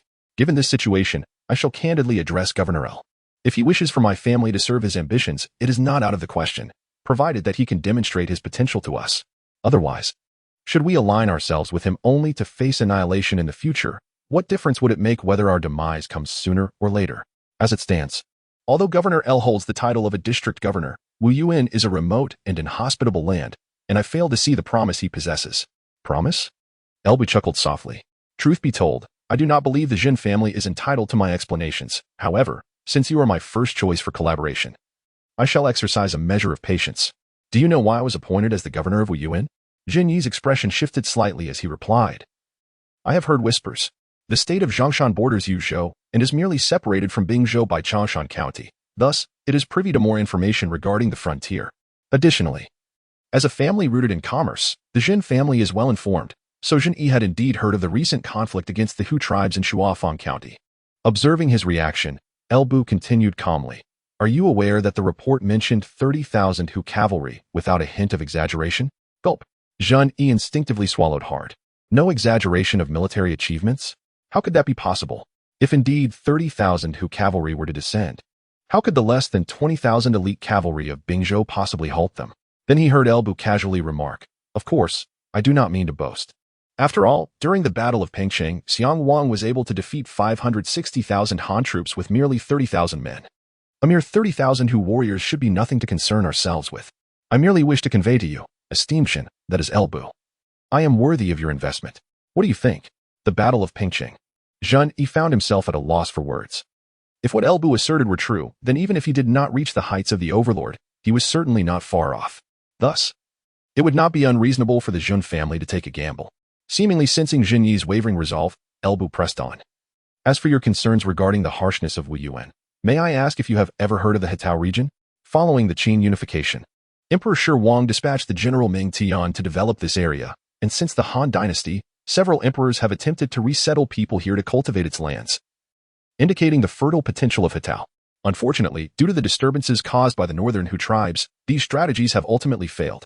Yet, this also suggests that if the Hetao region could be fully developed, it could serve as a foundation rivaling the richness of the inland territories. Esteemed Jin, to be candid, prior to leading my troops southward to quell the Yellow Turbans, I had already marched northward, subjugating the Xianbei and southern Xiongnu tribes. Now, all the tribes of the steppe look to me as their leader, and the millions of Hu tribesmen, along with the Han people they have abducted, are at my disposal. However, due to my efforts to seal off information from the steppe, it seems you remain unaware. I sought the assistance of the Zhen family in procuring provisions, not solely for stockpiling, but also to alleviate the impending shortage of supplies on the grasslands before the grain output in the Hetao plain could rise. Thus, does the head of the Zhen family still doubt my potential to merit their investment? A flicker of astonishment crossed Zhang Yi's eyes. He had not anticipated such significant maneuvers from Elbu in the north. With this development, Elbu not only gained a populous and arable land, but controlling the steppes also meant access to a plethora of superior warhorses. Should chaos reign across the land, his prospects would be immeasurable. Zhang Yi conceded that he was genuinely swayed by Elbu. Who would have imagined that this seemingly loyal and righteous governor, who journeyed a great distance southward to quell unrest for the court, was clandestinely orchestrating such extensive affairs? He cast a complex glance at El Bu and mused. Having heard so many of your secrets today, if I do not acquiesce to your requests, I fear I may not survive the day. El Bu smiled without a word. Wasn't this situation patently clear? Only the dead or those sharing the same vessel can keep secrets. If Zhang Yi chose not to ally with him, he would be left with no choice but to become one of the deceased. Zhang Yi chuckled, patting the chest overflowing with treasures beside him, and stated, "On behalf of the Jin family, I accept these deposits from you, Governor L. However, even the Jin family cannot acquire an abundance of iron in the short term. Thus, our primary focus will be on procuring provisions for the time being. I hope you are mentally prepared for this." "That is of no concern," El Bu replied, returning to his seat with a smile. "At present, my most pressing need is grain. The iron can be obtained gradually. There is no urgency." Zhang Yi nodded in agreement. He returned to his seat, poured himself a cup of wine, and raised it to El Bu, saying, "Although the Jin family is founded on commerce and cannot compare to the illustrious Qin and Sun clans, we do possess some foundation. I am thus somewhat knowledgeable about certain historical matters. Here, I wish to caution you. Governor L, while I believe in your remarkable martial prowess that enables you to sweep across the grasslands, in this era of revitalized spiritual energy and emerging heroes, it would be prudent for you to exercise caution. After all, our fates are now intertwined. I would not want any misstep on your part due to overconfidence." Surprised by Zhang Yi's words, El Bu chuckled, "Head of the Jin family, since you are aware of the resurgence of spiritual energy in history, some matters can indeed be openly discussed. Do you believe that during the transitional years between the Qin and Han dynasties, despite the multitude of heroes, anyone could threaten Xiongyu?" Zhang Yi was rendered speechless. He had not expected El Bu to liken himself to Xiongyu. He yearned to point out that Xiongyu possessed the extraordinary ability to vanquish those land deities, a feat beyond mere mortal capabilities. Even if El Bu's martial prowess was exceptional, how could he be compared to Xiongyu? Yet, gazing at El Bu's smiling countenance, he found himself unable to voice such thoughts. Ultimately, all he could express was, "Your confidence, Governor L, is indeed remarkable. It seems I have greatly underestimated you. Confidence must be accompanied by genuine ability. Otherwise, it is merely arrogance." El Bu remarked nonchalantly, "I certainly do not underestimate the heroes of the world. But if we are to discuss prowess in martial arts, I am El Fengxian. Even someone as formidable as Zhang Jiao, who is akin to a terrestrial deity, must bow before me, let alone others." Upon hearing El Bu mention Zhang Jiao, Zhang Yi suddenly grasped the gravity of the situation. So that was the case. How could El Bu possibly be aware of the Jin family's secrets? However, if it were Zhang Jiao, a mysterious alchemist of remarkable prowess, then the circumstances would indeed be different. Divining fate and observing omens would be mere trifles for such an extraordinary figure.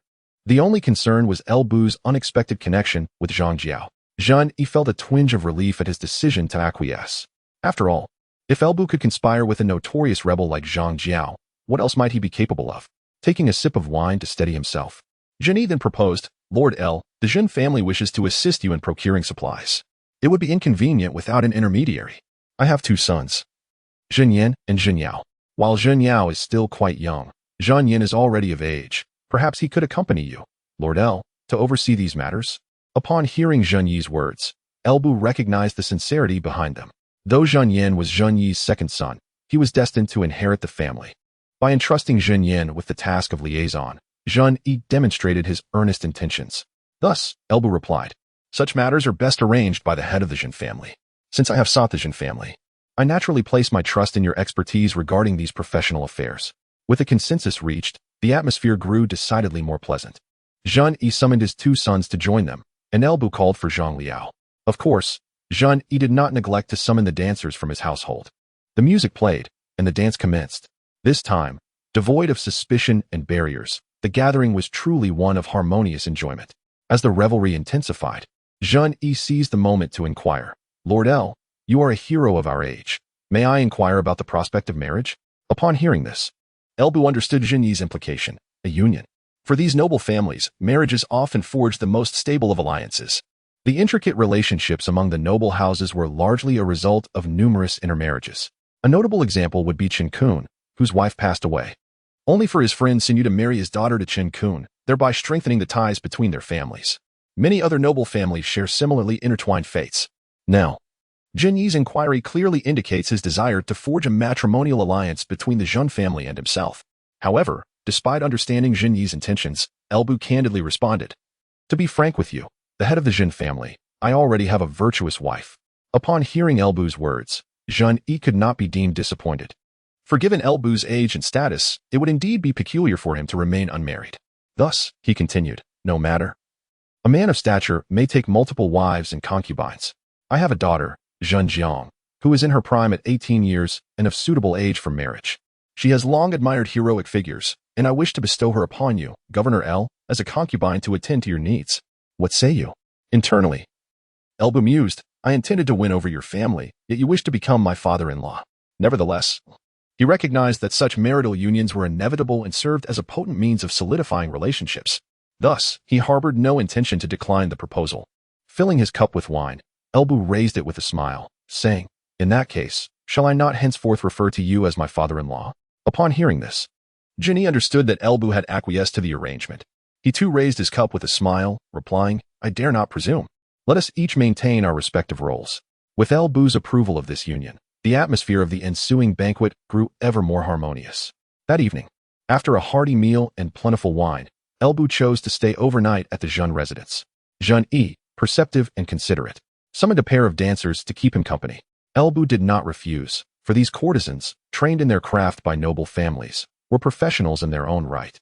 And being the kind-hearted man he was, he could not bear to see others deprived of their livelihood. As for Zhang Liao, Elbu advised him that the intricacies of such matters were too profound, and that he, being young, should return to the barracks and rest alongside Zilong. The following morning, feeling refreshed, Elbu partook of the breakfast prepared by the Zhun family before embarking on discussions with Zhen Yi regarding future affairs. For the moment, they set aside the topic of procuring supplies, as Elbu was not particularly versed in such matters. As the saying goes, one must entrust professional tasks to experts. Now that he had aligned himself with the Zhen family, he would leave such matters entirely in their capable hands. What Elbu wished to deliberate with Zhen Yi was the marriage to Zhen Jiang. Zhen Yi sought to strengthen the bond between Elbu and the Zhen family through this union, and despite being aware of Elbu's existing marriage, he still offered Zhen Jiang as a concubine. However, even as a concubine, there were nuances to consider. After all, there are many types of concubines. Apart from the primary wife, there are concubines of various ranks such as secondary wives, side chambers, and maidservants, each holding vastly different statuses. The highest ranking, like a favored concubine, may even be elevated to the status of a principal wife upon the latter's demise, while the lowest may be easily given away, illustrating the stark disparities among them. Certainly, while there exists a plethora of classifications for concubines, each distinctly tiered, in many instances, such distinctions are rendered unnecessary. The rationale is straightforward. Categories such as the secondary wife, side chamber, and subordinate concubine are predicated on a familial connection to the primary wife. In other words, should a concubine lack any relation to the primary wife, these classifications become irrelevant, and one must commence from the status of a side chamber. Xinjiang bears no kinship to Yanqing. Thus, logically, she could only be regarded as a side chamber. However, the conundrum lies in the fact that even among the side chambers, the highest-ranking noble concubine occupies a relatively lowly status.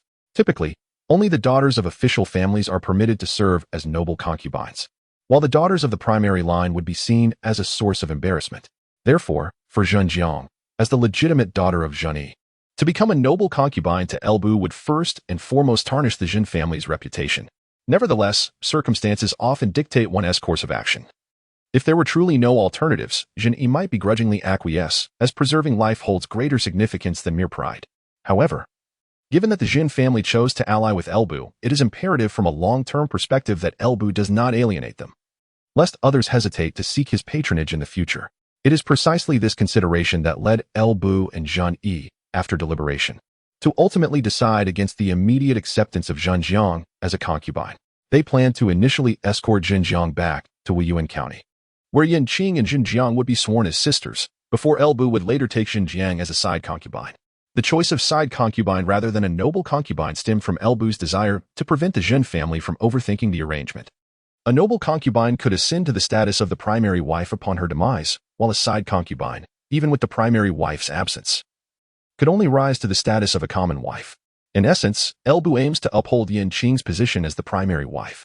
While playful banter may ensue, Yanqing has borne him a precious daughter, and any threat to her will be met with his wrath.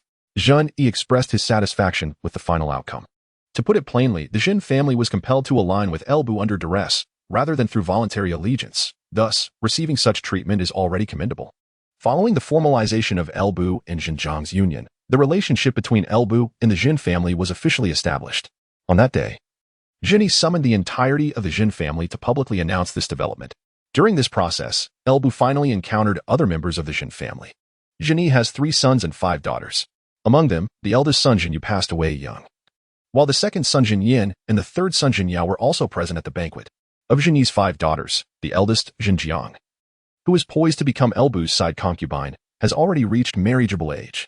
Out of respect for propriety, Elbu merely cast a distant glance. She indeed possesses a gentle and refined beauty, perfectly embodying the ideal image of a young lady held in high esteem by society.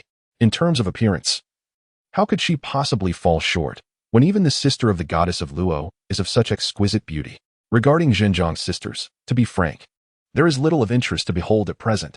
Aside from Jinjiang, the eldest, Jintua, is merely in her tender youth, which, although not considered young by the standards of this era, still appears juvenile in the eyes of Elbu, lacking in both allure and stature. Following Jintua is Zhang Jiao, who is at the blossoming age of maidenhood, while Zhun Rong is merely a naive girl on the cusp of adolescence, offering little of note. As for Jinmi, there is even less to discuss. With her sisters being of such tender ages, it would be prudent for Jinmi to remain sheltered under the care of the Jin family for the time being, as long as she does not become a burden. Naturally, Jinyi's intention to lead the Jin family in allegiance to Elbu will undoubtedly elicit varying opinions within the clan. However, these matters are of no concern to Elbu, who trusts that Zhun Yi will manage them adeptly. After spending another day at the Zhun residence, he prepared to embark on his journey back to Wuyuan County with Zhun Yin and Jinjiang. Following this day, the discordant voices within the Zhun family vanished entirely. It can only be said that Zhun Yi, as the head of the family, possesses the necessary decisiveness and is not hesitant to be ruthless when the occasion calls for it. Thus, Elbu left behind the earnest deposit with the Zhun family and set forth on his return journey with Zhun Yin and Jinjiang. Upon exiting Wuji County, Elbu glanced back at the town, pondering that the time was not yet ripe. When he returns, these lands shall bear the surname El. Yet, casting a glance at Zhun Yin, who rode alongside the troops, Elbu found himself unexpectedly missing Jia Xu. Although he could delegate the procurement of supplies entirely to the Jin family, the coordination of these resources was something they could not assist with. He wondered how Jia Xu was faring in Luoyang. If there were no pressing matters at hand, it would be wise for him to return promptly to manage affairs. In Luoyang, within a tavern, Jia Xu, engaged in revelry, suddenly sneezed. Who was it that spoke of him in hushed tones? Observing Jia Xu's momentary distraction, a middle-aged man opposite him, donned in scholarly attire and sporting a small goatee, inquired, Jia Ganqiao, what occupies your thoughts so? Recovering from his reverie, Jia Xu smiled and replied, nothing of consequence, nothing at all, Master Zhang, let us drink. Yet, despite his words, Jia Xu could not shake the feeling that someone might be covertly plotting against him. The middle-aged scholar opposite him was named Zhang Zhang, a strategist under the command of General He Jin. Ordinarily, Jia Xu, serving as a mere subordinate in Elbu's camp, would have no standing to associate with someone of Zhang's caliber. However, fortune favored Jia Xu, as he had arrived in Luoyang with over 200 million in liquid assets. It is noteworthy that, at that time, Elbu had not yet acquired the wealth of the Yellow Turban forces in Guangzhou. This substantial amount was not only derived from raiding the Yellow Turban supply caravans, but also included a generous contribution of 20 million from Dongjua. It was precisely this influx of capital that allowed Jia Xu to navigate Luoyang with such ease. After all, Chao Song spent merely 100 million to acquire the position of Grand Commandant, and he possesses over 200 million in his coffers. If he were to lavishly spend, what kind of individuals could he not befriend? However, Jia Xu is rather principled in his associations. Take, for instance, the individuals surrounding General He Jin. He does not extend his camaraderie to someone like Chen Lin, who is principled and talented, nor does he engage with someone like Wu Kuang, who has a significant background. Instead, he chooses to associate with Zhang Zhang, a grasping, avaricious individual lacking in competence yet trusted by He Jin. Such individuals are the easiest to manipulate and utilize. It is precisely for this reason that Jia Xu was able to acquire the discreet news of Lu Hong's grave illness. Filling a cup with wine, Jia Xu clinked it with Zhang Zhang's, and as he drank, he remarked, Lord Zhang, how have you fared with the inquiries I previously entrusted to you? The frontline battles have momentarily subsided, and even pursuing the defeated Yellow Turbans will be a task for next year. My governor has already led his troops back to Bingzhou. Yet I am left wondering when the court's rewards will be dispensed. Without these rewards, it would be challenging for me to report back to my governor. As he spoke, Jia Xu discreetly slipped a piece of exquisite jade into Zhang Zhang's hand. Concealing the jade within his sleeve, Zhang Zhang's face beamed with delight. He replied, why the haste? Master Jia? I have already informed you that the general intends to favor Governor L. With our relationship, could I deceive you? However, there are certain matters within the court that render it inconvenient to bestow military honors at this time. Rest assured, Master Jia, it shall come soon. But do prepare to furnish the funds for the official purchase. Of course. Upon hearing Zhang Jiang's words, Jia Xu smiled and replied, as long as the rewards are forthcoming, I shall ensure that not a single coin intended for payment is withheld. Nevertheless, in the shadows of Zhang Jiang's sight, a glimmer of mockery flickered in Jia Xu's eyes. This Zhang Jiang is unaware of the nature of the information he has unwittingly divulged. The Emperor Lu Hong's end is imminent. Presently, Lu Hong lies bedridden and incapable of executing these rewards, yet Zhang Jiang claims they are forthcoming, which merely underscores Lu Hong's dwindling time. Thus, Jia Xu finds favor in associating with individuals like Zhang Jiang. After all, certain pieces of information cannot be purchased, no matter the sum expended, and some inquiries cannot even be posed. However, the unguarded revelations of someone like Zhang Jiang are sufficient for him to infer the knowledge he seeks. The news of Lu Hong's severe illness was acquired in such a manner, and now the tidings of Lu Hong's limited days echo the same. With a smiling countenance, he raised another toast to Zhang Jiang and said, however, Lord Zhang, when that time arrives, I hope you may speak a few kind words for my governor before the general. To this, Zhang Jiang responded with a smile that is certainly assured. In the 11th month of the 7th year of Guangke, 184 AD, Emperor Lu Hong passed away. He had been in a deep, comatose state, unable to leave behind any edicts. With Lu Hong's death, the imperial throne became vacant. Theoretically, the sons of Empress He, Bian, and consort Wang, Xie, could both lay claim to the throne. However, this remains merely theoretical. Indeed, the most promising candidate for the throne is undoubtedly Prince Bian. His biological mother is the current Empress He. His uncle is the esteemed General He Jin. Both of these connections grant Prince Bian a significant advantage in the struggle for the imperial seat. However, Prince Xie is not without his own opportunities, as the Dowager Dong holds a fondness for him. This affection from the Dowager Dong implies that General Dong Zhong will also lend his support to Prince Xie. Furthermore, the powerful families led by the Yang and Yuan clans do not wish to see Prince Bian ascend to the throne. The rationale is quite straightforward. When they previously united against the Ten Attendants, the aristocracy and He Jin were allies.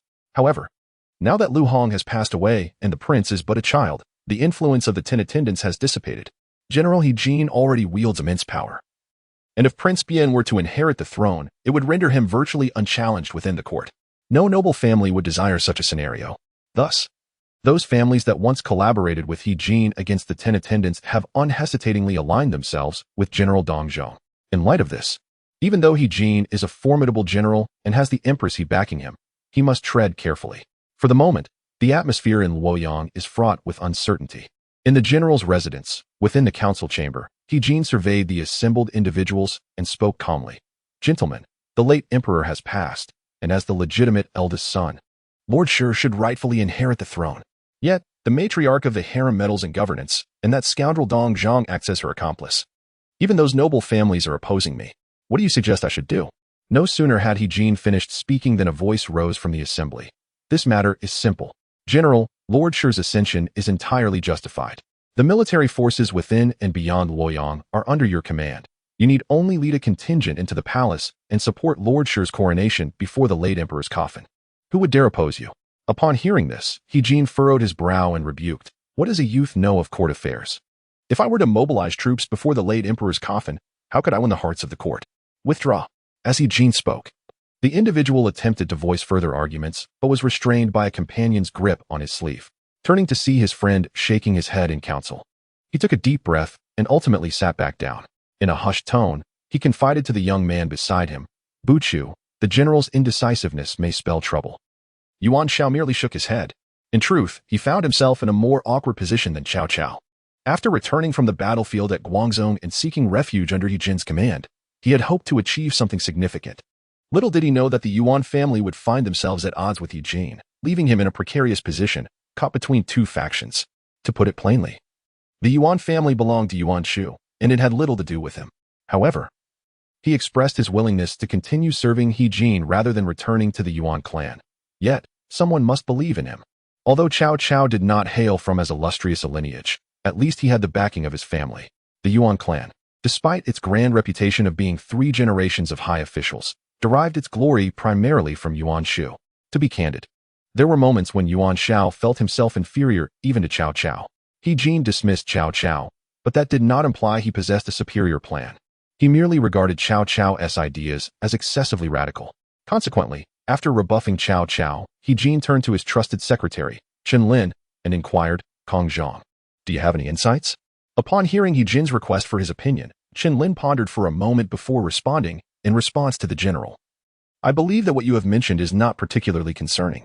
Although Dong Chong holds the title of General of Cavalry, he possesses no real power. The military forces within and outside Luoyang are entirely under your command, thus Dong Chong is not a threat. Though Empress Dowager Dong holds a prestigious position, she has long been confined within the palace, relying solely on the General of Cavalry, making her also negligible. As for the other prominent families, while they currently oppose you, if you were to decisively support the ascension of Shurho, their nature would lead them to quickly realign with you, rendering them not your adversaries. Chen Lin's analysis piqued He Jin's interest. Oh, then, Kong Zhang, if these matters are trivial, what should I truly be concerned about? In response to He Jin's inquiry, Chen Lin offered his thoughts without hesitation.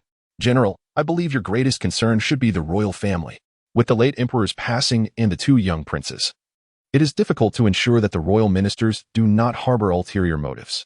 Now that Lu Junlang has returned to Luoyang, and Lu Gongshan is also stirring, should they ally with those prominent families, it would pose a significant challenge.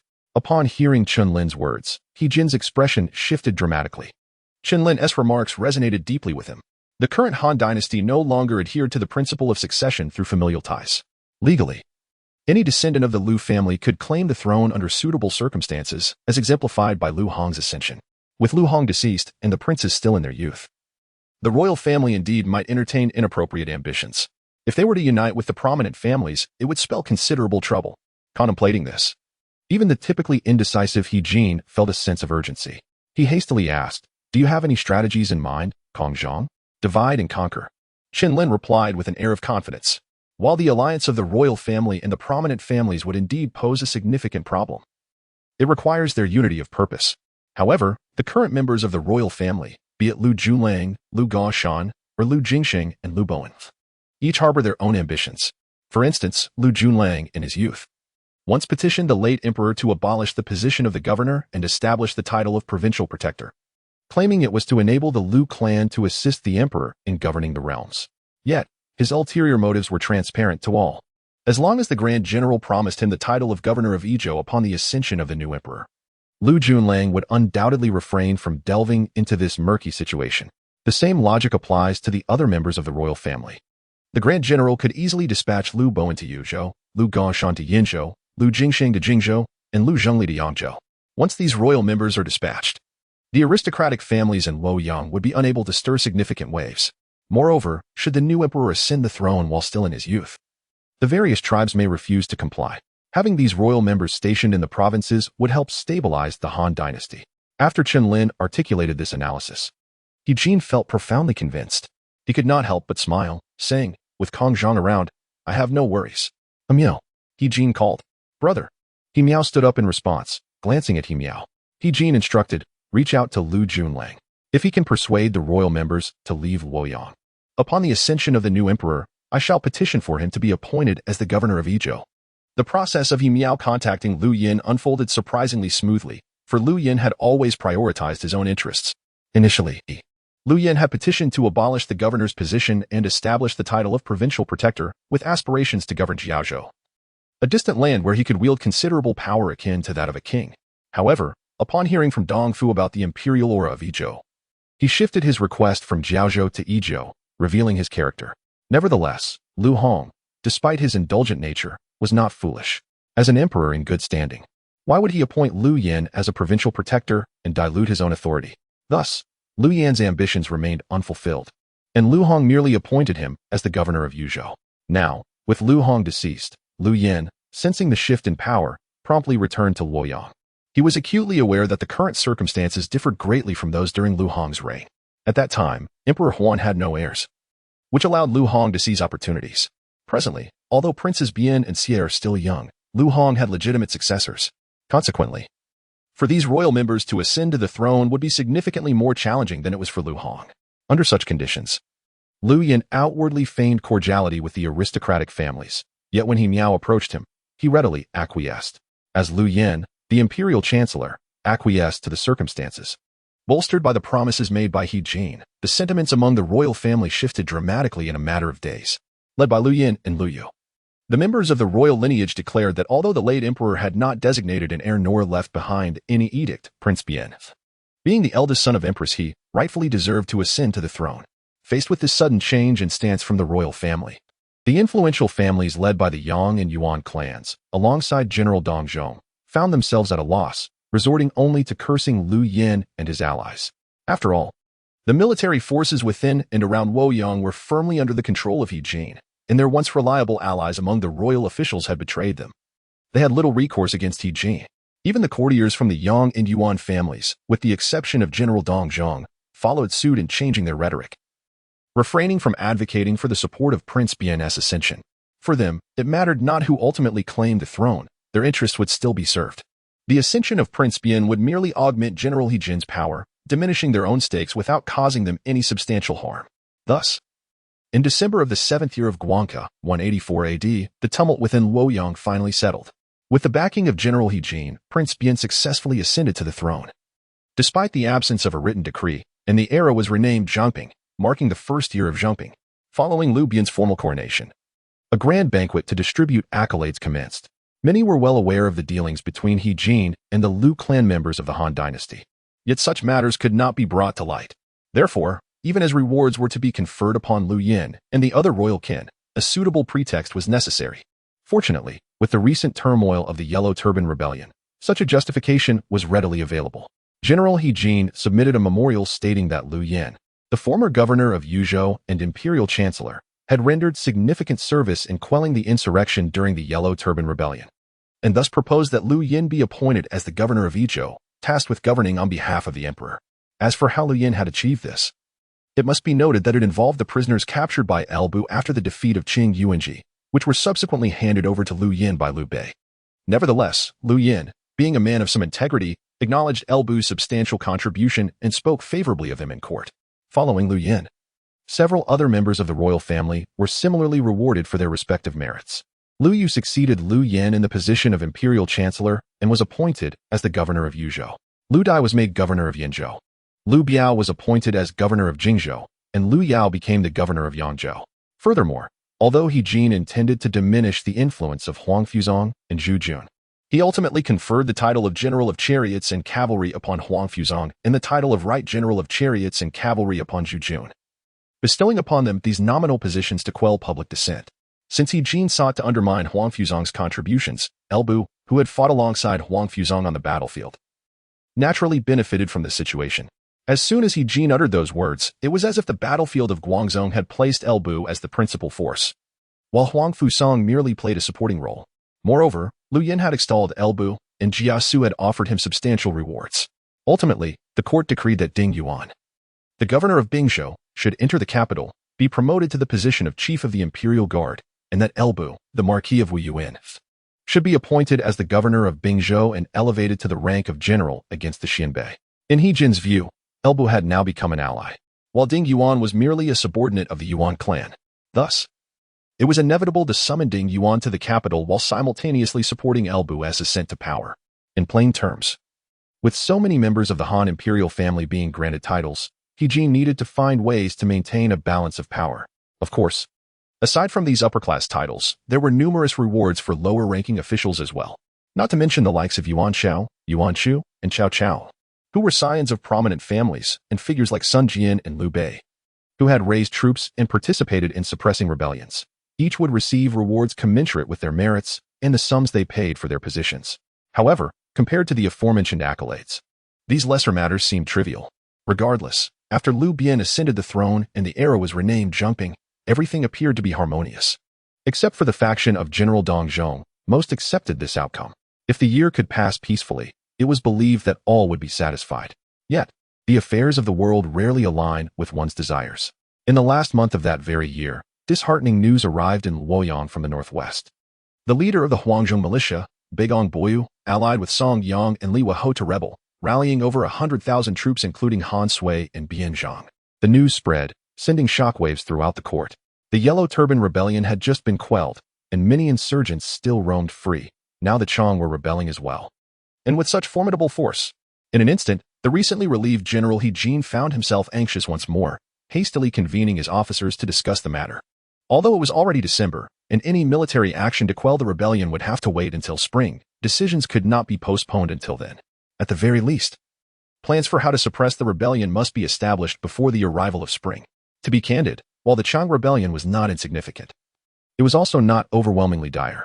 Although the Han dynasty was not as powerful as in days gone by, dealing with the Chang was still within their capabilities. The only issue at hand was which commander He Jin should deploy to quell the insurrection. While Huang Fusang and Zhu Jun were undoubtedly capable of subduing the Chang, He Jin would need to suppress their influence, ensuring they could not lead troops. As for Wu Quan and Zhong Yuan, they could temporarily command troops, but they were not quite fit for the role of supreme commander. At that moment, Zhang Jiao, who was at He Jin's side, spoke up with a suggestion. General, I have a proposal that I wish to present, if it may be permissible. Upon hearing this, He Jin cast a glance at Zhang Jiao, slightly taken aback. Wu Quan and Zhang Jiao, one skilled in martial pursuits and the other in scholarly endeavors, though trusted confidants of He Jin, possessed abilities that were, to be frank, rather mediocre. He Jin had previously dispatched Wu Quan to replace Huang Fusang solely due to his unwavering loyalty rather than his competence. Now, Zhang Jiao, who was on par with Wu Quan, had audaciously proposed a strategy. Could it be that he had received some form of benefit from another party? Such thoughts crossed He Jin's mind. It could be said that he was exceedingly familiar with these two subordinates. Nonetheless, he resolved to hear Zhang Jiao out. Noting He Jin's lack of objection, Zhang Jiao continued, Great General, the governor of Hudong, General Dong Zhuo, is currently awaiting an opportunity to atone for his past misdeeds. Although Dong Zhongying suffered a defeat in Guangzhou, he possesses considerable talent. Why not grant him a chance to redeem himself? Upon hearing this, He Jin's eyes lit up. While he was aware that Zhang Jiao had likely been influenced by Dong Zhuo, he acknowledged that Dong Zhuo was indeed a commendable candidate. Hailing from Xianyang, Dong Zhuo held significant prestige there, having established connections with numerous Chang chieftains. Furthermore, despite being recommended for an official position by the Yuan family, his ties with them were rather tenuous. Otherwise, he wouldn't have been suggested to succeed Lu Ji. With this line of thought, Dong Zhuo seemed quite suitable. Sensing He Jin's growing interest, Zhang Jiao seized the moment, saying, If the great general still harbors concerns, I have another proposal. Oh? He Jin exclaimed, taken aback. Was it possible that Zhang Jiao had finally gained some insight? Having already presented a commendable suggestion, he had an additional idea? Observing He Jin's astonishment, Zhang Jiao felt a surge of joy. Not only had he secured 2 bribes, but he could also showcase his strategic acumen before He Jin. Indeed, Jia Wenhe was quite resourceful. He continued, if the great general worries that Dong Zhongying may struggle against the Chang, perhaps in the spring of next year, we could have the newly appointed governor of Bingzhou, Elbu, join forces with Dong Zhongying to quell the bandits. Elbu has achieved remarkable feats during the Yellow Turban Rebellion, and his troops are elite, having kept the northern Hu at bay for years. If he were to collaborate with Dong Zhongying, pacifying the Chang insurrection should not prove difficult. With a resounding clap on Zhang Jiang's shoulder, He Jin laughed heartily. Zhang Jiao, you truly possess great insight. Let us proceed as you have advised. In the second year of Zhongping, 185 AD, in January, Jia Xu, having spent nearly half a year in Luoyang, finally returned to Wuyuan County, bringing with him the excellent news of Elbu's appointment as governor of Bingzhou and also as the general against the Xianbei. Concurrently, Elbu's subordinates were each rewarded in kind, with Gao Shun receiving the most significant promotion, being named the governor of Wuyuan, perfectly assuming Elbu's former role. After all, although Elbu had now ascended to the governorship of Bingzhou, Wuyuan County remained his stronghold. As the development of the Haitao Plain and the northern grasslands relied upon Wuyuan County, necessitating a capable and trusted confidant to take up the mantle of its governorship. Among the multitudes serving under Elbu, only Gao Shun stands capable of shouldering significant responsibilities. Meanwhile, Jia Xu has been promoted to the position of Longsher, yet remains an official subordinate to Elbu. It is worth noting that given Jia Xu's standing within Elbu's ranks, he ought to have assumed the role of a subordinate official in Bingzhou, especially since the previous governor, Ding Yuan, had been summoned to the capital. However, the existing bureaucratic framework in Bingzhou continues to be upheld, and another individual currently occupies the position of subordinate official, thus relegating Jia Xu to his temporary role as Longsher. Nevertheless, for Jia Xu, such titles hold little importance. Whether as a subordinate official or a Longsher, it does not diminish Elbu's esteem for him. Moreover, during Elbu's tenure as the governor of Wuyuan, it was Gao Shun who held the title of Longsher, while Jia Xu merely served as the governor's assistant. His elevation from assistant to Longsher is, in itself, a considerable advancement. In addition to Gao Shun and Jia Xu, Zhang Jiao and Cao Xing have also experienced their own promotions, as Elbu's rise surely benefits his subordinates. At the governor's office in Wuyuan County. Upon receiving Jia Xu's report, Elbu laughed heartily and remarked, sending you to Luoyang was indeed a wise decision. However, merely promoting you to Longsha seems insufficient. Rest assured, when the opportunity arises, I shall certainly arrange for you to assume the role of a subordinate official. To this, Jia Xu responded with a smile. The title I hold is of little consequence. My only desire is to alleviate my lord's burdens. Just as previously, even as a mere assistant, I was still able to serve you effectively. Elbu nodded in satisfaction at Jia Xu's words. Indeed, despite Jia Xu's official designation as merely an assistant in Wuyuan, he had been performing the duties of a county official. The distinction is straightforward. Formal positions such as Longsha and county officials require reporting to the court, whereas the role of an assistant allows for direct appointment by Elbu himself. In the realm of Wuyuan, Elbu's word was law. And since Jia Xu exhibited little concern for titles, Elbu did not feel the need to go through the formalities. As for the current situation, if the position of subordinate official in Bingzhou were to be filled by another individual, Elbu would undoubtedly find a way to replace them with Jia Xu. However, the current subordinate official is Yin Xiang, the head of the distinguished Yin family from Taiyuan, complicating matters for Elbu. It is not that Elbu fears the Yin family. Rather, Yin Xiang is not merely an outsider but Elbu's father-in-law. Yin Qing is the cherished daughter of Yin Xiang.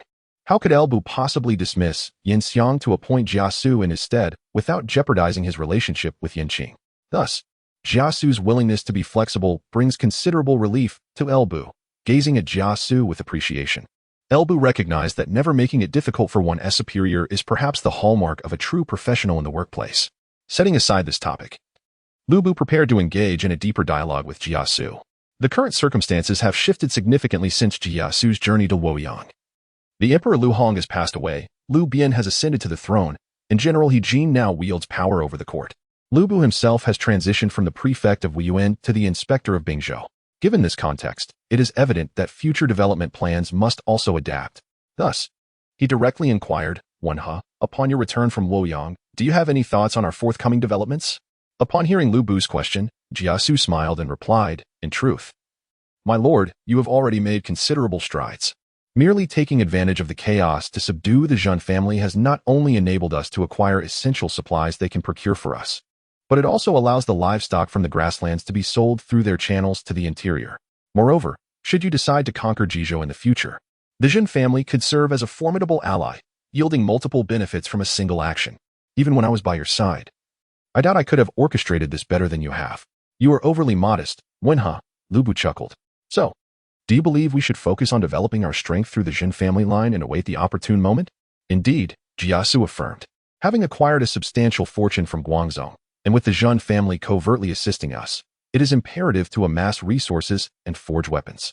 Furthermore, I have secured a favorable task for you from the general. Oh, pray tell, Lubu urged. During my time in Luoyang, I endeavored to cultivate goodwill with the general through various means, supplemented by the funds you provided. It appears he has come to regard you as one of his own. Jia Xu explained. Before leaving Luoyang, news of the unrest in the northwest reached us. Come spring, the court will undoubtedly dispatch individuals to quell the turmoil, and I have successfully procured this assignment for you. The general has decreed that you and the governor of Hedong, Dong Zhua, shall lead the forces to pacify the Northwest Chong Rebellion in the coming spring.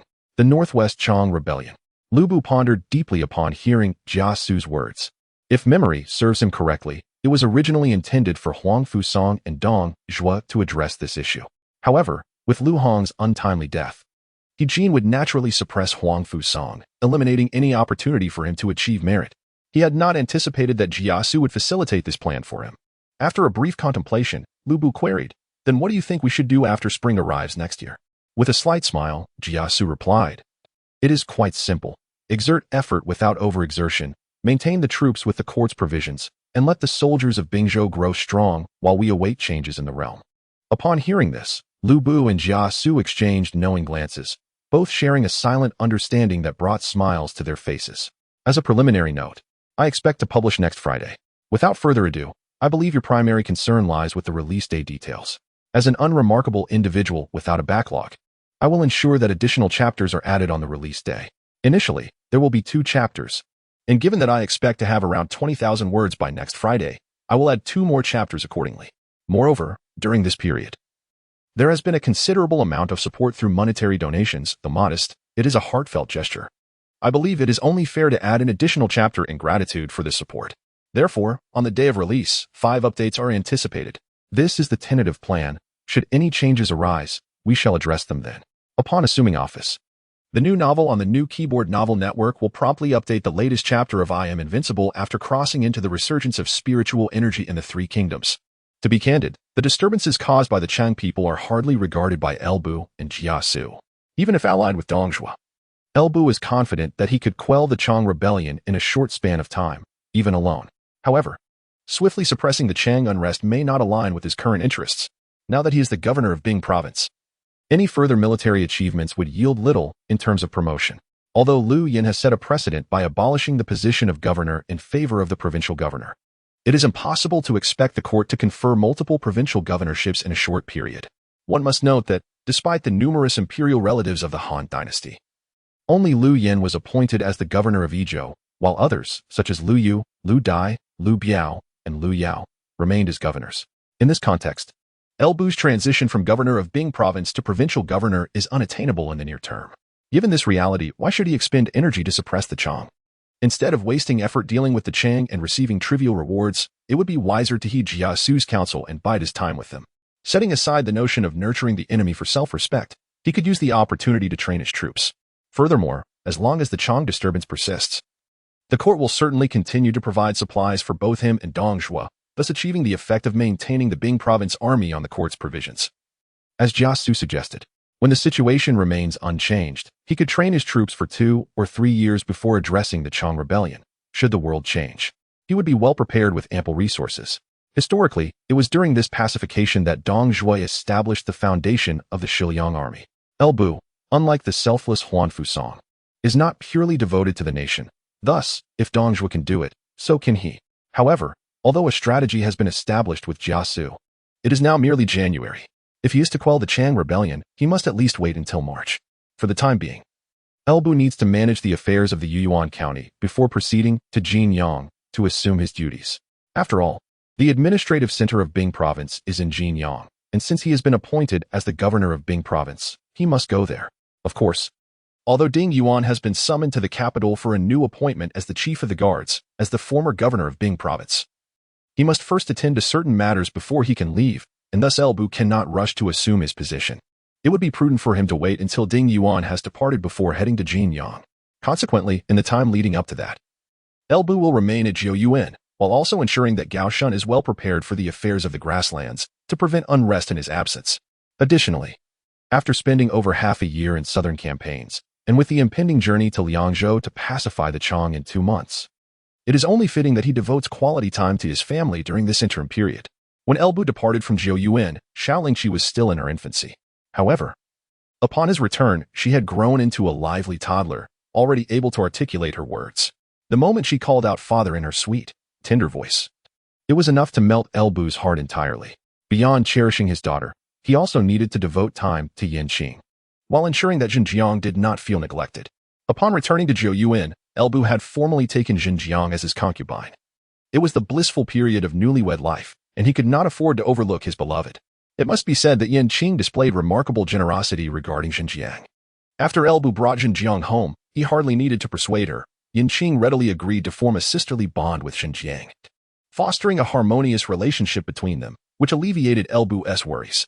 Moreover, aside from formally recognizing Xinjiang as a concubine, in order to gain the goodwill of the people of the grasslands, Elbu also accepted a young Xiongnu noble girl named Lan Suju, sent by Hechuan. Ultimately, if the acceptance of one woman could secure peace among the entire grassland populace, it was undoubtedly a shrewd transaction. Furthermore, this young girl was strikingly beautiful. Of course, while both were taken as concubines, Luan de Suju held a significantly lower status than Xinjiang. Xinjiang was recognized as a formal concubine, while Luan de Suju could only serve as a maid. Regarding Luan de Suju, Yanqing exhibited equal magnanimity. After all, prior to becoming Elbu's maid, Luan de Suju had served as Yanqing's attendant for a considerable time. Upon learning of Luan de Suju's background and the reasons for her being sent to Elbu, the inherently kind-hearted Yanqing felt a sense of compassion for the gentle girl, ensuring that Luan de Suju's new role brought her happiness. Thus, Elbu spent his days cherishing his precious daughter and his nights in the company of beautiful women, while also finding time to mentor Gao Shun. Before long, January came to a close. Ding Yuan finally set out for Wuyuan, and upon receiving the news, Elbu prepared to journey to Jinyang with his family and personal guards. For this trip, Elbu intended to bring only Jia Xu, Zhang Liao, and Zhao Yuan, while Zhao Feng was assigned to assist Gao Shun as the governor's chief clerk. In terms of military forces, aside from the elite Xianjing unit accompanying him as his personal guard, the rest of his troops remained in Wuyuan County to prevent any potential unrest from the grasslands, keeping generals like Cao Xing and Wei Su stationed there. Although he would soon need to head to Liangzhou to quell disturbances after assuming office, Elbu was determined not to mobilize his finest troops, having already strategized with Jia Xu to conserve their strength. After Ding Yuan was appointed as the inspector of the capital and proceeded to Luoyang, he, serving as the governor of Bingzhou, was commanded by the Grand General He Jin to quell disturbances in Liangzhou. He could quite legitimately mobilize troops from various counties within Bingzhou. Thus, he could directly lead these forces to Liangzhou to suppress the rebellion, while conveniently erasing Ding Yuan's influence left within the Bingzhou military, thereby entirely consolidating control over the Bingzhou army. Most importantly, the endeavor to quell the rebellion in Liangzhou was crucial for solidifying his own stronghold in Wuyuan County. Regarding Elbu's decision, his advisor Jia Xu expressed unequivocal support. Consequently, in the second month of the second year of Zhongping, 185 AD, Elbu, the governor of Bingzhou, officially set out with his family and personal guards, accompanied by Jia Xu, Zhang Liao, Zhao Yuan, and others, towards Jinyang to assume his new position. I have seen some claim that the transition from a prefect to an inspector is not an elevation in rank. I am certainly aware of this, as I have previously mentioned that during the late Han Dynasty, the actual rank of a prefect was superior to that of an inspector. However, when considering such matters, one must also take into account the practical circumstances. Due to the threats posed by the Hu, the border counties during the late Han faced a dwindling population, with some counties lacking even officials. Wuyuan County, with a population of merely 20 to 30,000, sounded appealing as a title, yet in the eyes of the court, it might not hold more weight than that of a mere county magistrate. This very situation allowed Gao Shun to ascend to the position of prefect of Wuyuan smoothly. Otherwise, the appointment of a typical prefect would not be so easily attained. In this context, Elbu's transition from prefect of Wuyuan to inspector of Bingzhou is undoubtedly an advancement. Moreover, many inspectors later, while nominally holding the title, effectively performed the duties of a provincial governor. To clarify for those who might find this perplexing, the situation in Taiyuan County, where Jinyang, the administrative seat of Bingzhou, is located, could not possibly mirror the desolation of Wuyuan County. In fact, Taiyuan County boasted a population exceeding 200,000, nearly 10 times that of the former Wuyuan County. As the administrative center of Bingzhou, Jinyang was home to a permanent population of over 100,000, making it one of the few large cities in Bingzhou. The renowned Wang family of Taiyuan hailed from Jinyang. Elbu's wife, Yin Qing, also came from a prominent family in Jinyang. As a former confidant of Ding Yuan, the previous inspector of Bingzhou, Elbu was not entirely unfamiliar with Jinyang. That said, he did not particularly favor the city. In Elbu's view, a region like Bingzhou, which had long suffered from Hu incursions, should have officials who were zealous and determined, and its soldiers ought to be valiant and skilled in battle. One may not be loyal to the emperor or love the country, but at the very least, one must protect their home and defend their people. However, perhaps due to Jinyang's proximity to the central government and its remoteness from the borders, the local officialdom exuded a nauseating, oily demeanor. The vast majority of officials were preoccupied with their petty interests, showing little regard for the border citizens suffering from Hu invasions. Even the elite troops, which were supposed to defend the frontier, had become mere instruments for the officials to maintain their own privileges. Take, for instance, the campaign against Lian. The border forces, which should have been stationed at the frontier to repel the enemy, had retreated their defenses to the lines of Shandyuan and Shiha. It can be said that without Elbu's emergence, the northern counties of Bingzhou would have faced unimaginable plunder. Initially, Elbu departed from Jinyang with a contingent of troops, discontented with the circumstances surrounding him and seeking to guard the borders of Wuyuan County. However, as fate would have it, he never anticipated that he would return to Jinyang in the capacity of the inspector of Bingzhou. Elbu set forth from Zhouyuan County in early February, deliberately moderating his pace to accommodate his accompanying family, especially considering the tender age of El Lingqi. By the time Elbu and his entourage arrived at Jinyang, it was already mid-February. Perched upon his steed, Elbu gazed at the distant city of Jinyang, a wave of nostalgia washing over him. In the past, he had been of humble station, unable to voice his grievances against the local bureaucracy, and thus chose to depart. Now, as the inspector of Bingzhou, With the new emperor ascending the throne and preoccupied with court affairs, he saw a splendid opportunity to make his mark. In the years to come, he vowed to transform the political landscape of Bingzhou. To the north of Jinyang, at a long pavilion 10 miles away, Elbu and his company halted. Upon seeing the carriage stationed outside the pavilion, accompanied by a distinguished elder, Elbu dismounted and respectfully saluted the old man. I am surprised, esteemed father-in-law, that upon my return to Jinyang, there are still those willing to welcome me. It seems not everyone harbors disdain for me.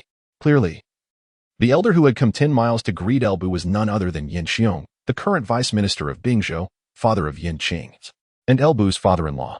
Upon hearing Elbu's self-deprecating remarks, Yin Xiong huffed, glared at Elbu, and retorted, "If I had disapproved of you, would I have allowed you to court Qing'er given your humble origins?" With a chuckle, Elbu replied, "That is difficult to ascertain. Qing'er and I share a mutual affection. Had you not consented, I would have whisked her away, and who in Jinjiang could have stopped me?" After speaking, Elbu turned to Zhang Liao and instructed, Wuyuan, "Go inform my wife that her father has arrived." Understood. Zhang Liao acknowledged, then turned to notify Yin Qing, who was sheltered within the carriage at the center of their procession. Observing Zhang Liao's retreating figure, Yin Xiong muttered to Elbu, "Because of you, I have not seen my precious daughter in years. And regarding the granddaughter you mentioned in your letter, she must be over a year old now. Nearly 2 by the lunar calendar, and I have yet to lay eyes upon her." Elbu smiled, choosing not to respond. For it was true that he had taken away the elder's cherished daughter, and a few grumblings were to be expected. However, after a brief moment of lamentation, Yin Xiong's demeanor turned serious. He gazed at the entourage accompanying Elbu and sighed, reflecting, "When you departed from Jinyang, although you had already made a name for yourself in Bingzhou, your official position was merely that of a clerk under Ding Jinyang. Later, even when you became the governor of Wuyuan, it was still rather inconsequential. After all, everyone is aware of the circumstances in Wuyuan, where being a governor is hardly different from being a county magistrate. However, I never anticipated that just a few years later, you would return to Jinyang as the inspector of Bingzhou. Fengxian, you have truly impressed me." Upon hearing Yin Xiong's words, Elbu chuckled and replied, "My ascension to the post of inspector of Bingzhou likely astonishes not only you, esteemed father-in-law, but many in Jinyang as well." He wished to add a saying about how fortunes can change, but thought it too undignified and refrained. Yin Xiong nodded slightly, sighing, "Indeed, many did not foresee this. Yet it proves that I did not misjudge you. However, Fengxian, heed my advice. Even with your new title, do not act recklessly upon your return to Jinyang. I understand your disdain for the local bureaucracy, but the waters run deep here. Merely changing the inspector will not alter the situation." In response to Yin Xiong's counsel, Elbu felt an urge to say, "Esteemed father-in-law, times have changed." Yet, he ultimately held his tongue and simply said, "Rest assured, esteemed father-in-law. The Grand General has commanded me to join forces with the governor of Hedong and General Dong Zhuo to quell the Chang disturbances. We shall march forth shortly.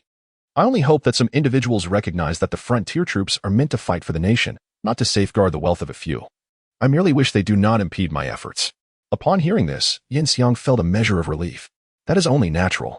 In matters of significant consequence, they should be able to discern right from wrong. Since this is the Grand General's command, they likely will not dare to obstruct. Let us hope so. Elbu replied with a slight snort, lapsing into silence. Within the ranks, the carriage bearing Yin Qing and her daughter had been driven closer. As the carriage approached, a gentle expression graced Yin Xiong's face. He was finally about to meet his daughter and granddaughter. At last, the carriage came to a halt. The curtain was slowly drawn back, revealing Yin Qing holding El Lingqi in her arms, appearing before the two men. Upon seeing Yin Xiong beside Elbu, a flicker of joy illuminated Yin Qing's eyes. "Father, you have come." Yin Xiong nodded, though his gaze lingered only for an instant on Yin Qing before swiftly shifting to the little El Lingqi. "Is this little Lingqi? Come, let Grandpa have a look." Once Yin Qing arrived, Elbu and Yin Xiong ceased discussing serious matters. Yet, it was evident that while Yin Xiong cherished his granddaughter El Lingqi, the little girl did not seem particularly fond of her grandfather. On the journey back to the city, the spirited Xiao Lingqi, having inherited the combative lineage of Elbu, exhibited no fear and audaciously plucked several hairs from Yin Xiong's beard, despite the discomfort that made Yin Xiong grimace along the way. He could not suppress his laughter until they finally entered the city, at which point he reluctantly returned Xiao Lingqi to Yin Qing, gently stroking his own beard.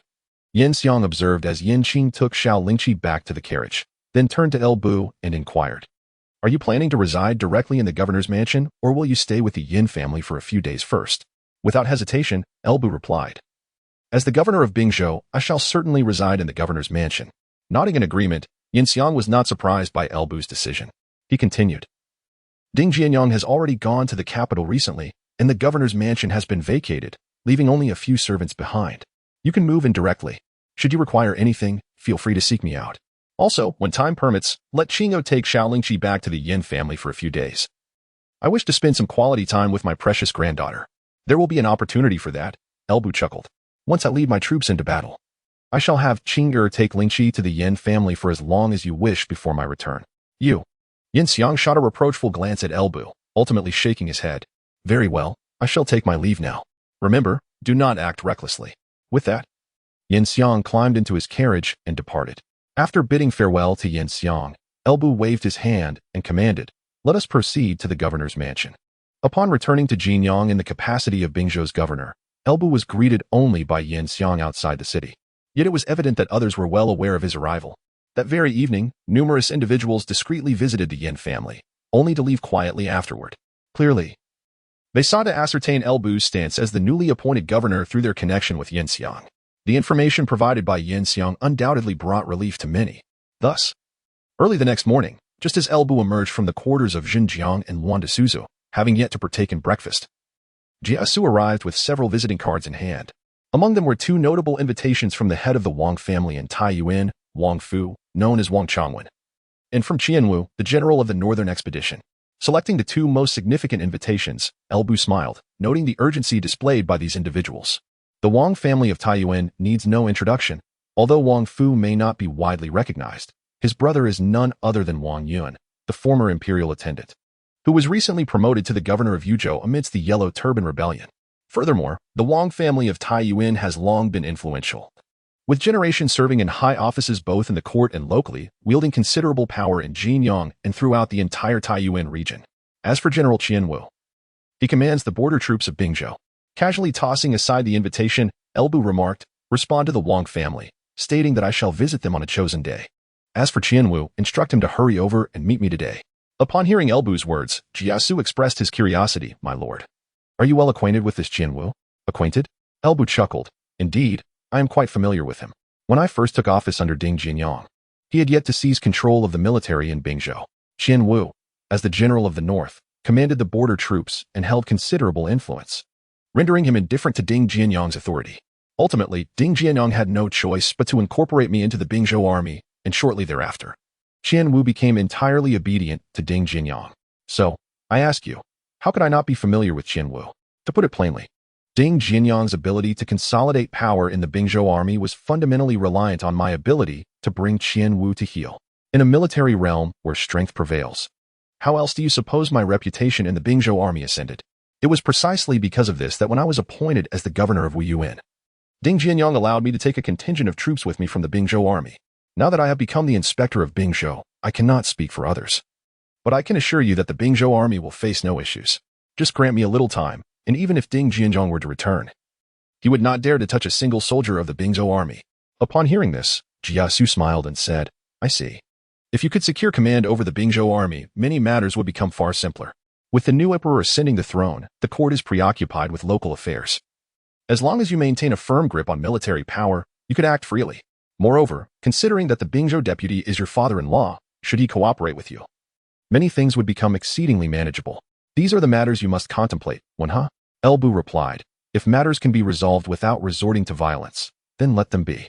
However, should force be necessary, I shall not hesitate. Soon, I will lead troops to Liangzhou.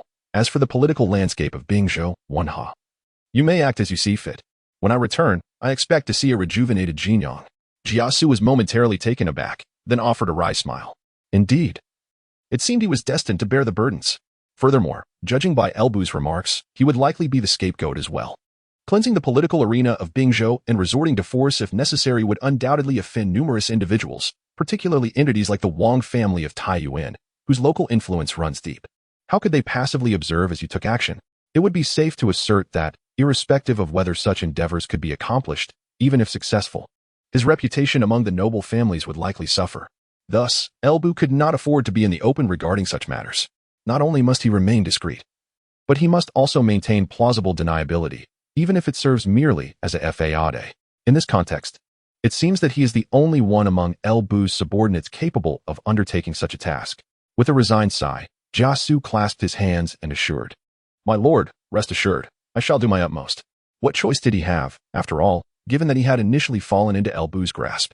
Had Elbu requested such actions from the outset, he might have found a way to flee. However, as Lu Bu's prospects appear exceedingly bright, he realizes that by aligning himself with Lu Bu, he could secure a life free from worry. Given this, he might as well shoulder some blame.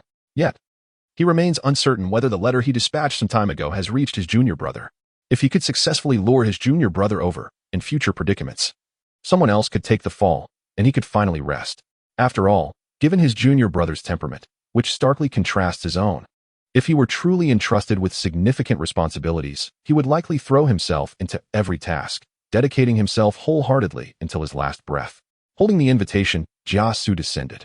At present, he was the only civil servant capable of managing such correspondence under Lu Bu's command. After bidding farewell to Jia Xu, Lu Bu reclined in his seat, narrowing his eyes as he contemplated his plans. Although he held a profound disdain for the political landscape of Bingzhou, he had no intention of getting his hands dirty. As the saying goes, it takes a villain to deal with a villain. Letting Jia Xu handle these scheming parasites was the wisest choice. With Jia Xu's cunning, as long as he exerted a modicum of effort, eliminating these pests would be a mere trifle. Lu Bu even suspected that if Jia Xu were to truly apply himself, these conniving insects might not even comprehend how they met their demise. As for himself, he merely needed to train troops and engage in battles, ensuring he could mobilize forces when necessary. This is the joy of having a top-notch strategist at one's disposal. While Lu Bu indulged in his reveries, a graceful maiden emerged from the rear hall, holding a tray of food. Approaching Lu Bu, she placed the tray before him and then moved behind him, gently kneading his shoulders, softly inquiring, "My lord, are you weary? I have prepared some porridge for you to enjoy." The maiden, draped in furs and adorned distinctively from typical Han maidens, bore an exotic charm, revealing her origins from the Xiongnu royal family. She was the enchanting Lian Desai. Upon hearing her words, Lu Bu opened his eyes, embraced the maiden, and chuckled, "My dear, I am far more capable than you imagine. Even if such events were to recur, I would not tire." It must be said that the revival of spiritual energy proves to be a tremendous boon for someone like Lu Bu, as it not only grants him unparalleled strength but also renders him indifferent to the minor drains of energy within his chambers. With just a shift of spiritual energy, he becomes revitalized once more. Upon hearing Lu Bu mention the previous night, even though the maiden from the grasslands was more open-minded than an ordinary Han maiden, a hint of blush crept onto Lian Desai's fair face. She quickly freed herself from Lu Bu's embrace and hurriedly offered him a bowl of porridge, chiding, "Since my lord is unoccupied, please consume the porridge swiftly. I must return soon to check on Sister Jin, who is still unable to rise from her bed." Upon hearing this, Elbu took a sip of the porridge handed to him by Yuan, and his expression bore a hint of embarrassment. It was evident that a refined lady like Xinjiang, hailing from a prestigious family, could not compare physically to a girl from the grasslands like Yuan. During the journey from Wuyuan County to Jinyang, Elbu had been somewhat restrained for nearly half a month, leading him to indulge a bit last night, which left Xinjiang in a rather pitiable state. Having quickly finished the pot of porridge brought by Yuan, Elbu felt disinclined to tease her further upon learning of Zhangjiang's predicament. He placed the bowl back on the tray and gestured to Yuan, saying, "I have finished eating. You should hurry back and check on Jianger." Seeing Elbu in this manner, Yuan picked up the tray and, with a slight smile, comforted him. "Rest assured, dear husband, such matters require only a little time for Sister Jin to recover. She will be fine." With that, she carried the tray and walked away, smiling. Observing her retreating figure, Elbu stretched and couldn't help but reflect that, at times, possessing great strength is not always advantageous. The reality was that Yan Qing still had to care for Xiao Lingqi, and considering her modesty, her status as the legitimate wife did not permit her to act frivolously. Otherwise, if Yan Qing could share some of the burdens, it might have been considerably easier. In essence, the identity of the legitimate wife is of paramount importance from any perspective. Although Xinjiang, like Yan Qing, was also a lady from a noble lineage, her status as a concubine allowed her to engage in more liberties alongside Elbu, unlike Yan Qing, who, despite her amiable nature, had to uphold the dignity of her position. While Elbu had instructed Jia Xu to summon Qian Wu to meet him immediately, it was evident that Qian Wu could not arrive that swiftly. Therefore, after finishing the porridge brought by Yuan, Elbu decided to head to the front courtyard for a look. The governor's residence left by Ding Yuan was indeed expansive, with designated areas for the personal guards, allowing Elbu and his family to reside in the rear courtyard, while Jia Xu, Zhao Yun, Zhang Liao, and the entire elite battalion were temporarily accommodated in the front courtyard. Upon reaching the front courtyard, Elbu did not need to search for them. He spotted Zhao Yun, Zhang Liao, and a crowd of soldiers from the elite battalion gathered in the vast training ground at the center.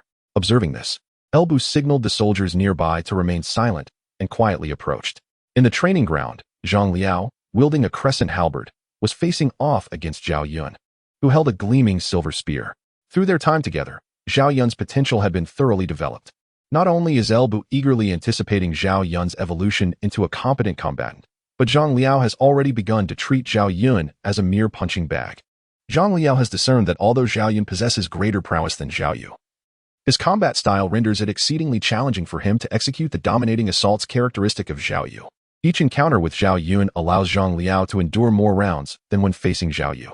In other words, as long as one's strength is not vastly inferior to Zhao Yun's, even those weaker than him can withstand a considerable duration in battle, potentially achieving a stalemate. Of course, Zhao Yun's approach to combat has its merits in this resilient style of fighting. Even those stronger than him find it difficult to secure a swift victory and may even find themselves ensnared in an equal struggle. A glaring example lies in the current encounters with Elbu, where Zhao Yu is swiftly bested, while Zhao Yun at least manages to put up a fight. Nonetheless, for Zhang Liao, this latter aspect is negligible, as he sees no imminent hope of surpassing Zhao Yun. However, he can leverage Zhao Yun's unique characteristics to refine his own martial skills through continuous sparring. Therefore, during this period, Zhao Yun not only periodically trains under Elbu's rigorous tutelage, but also faces an unrelenting series of challenges from Zhang Liao. Over time, Zhao Yun feels as though he is being thoroughly drained. What a misfortune.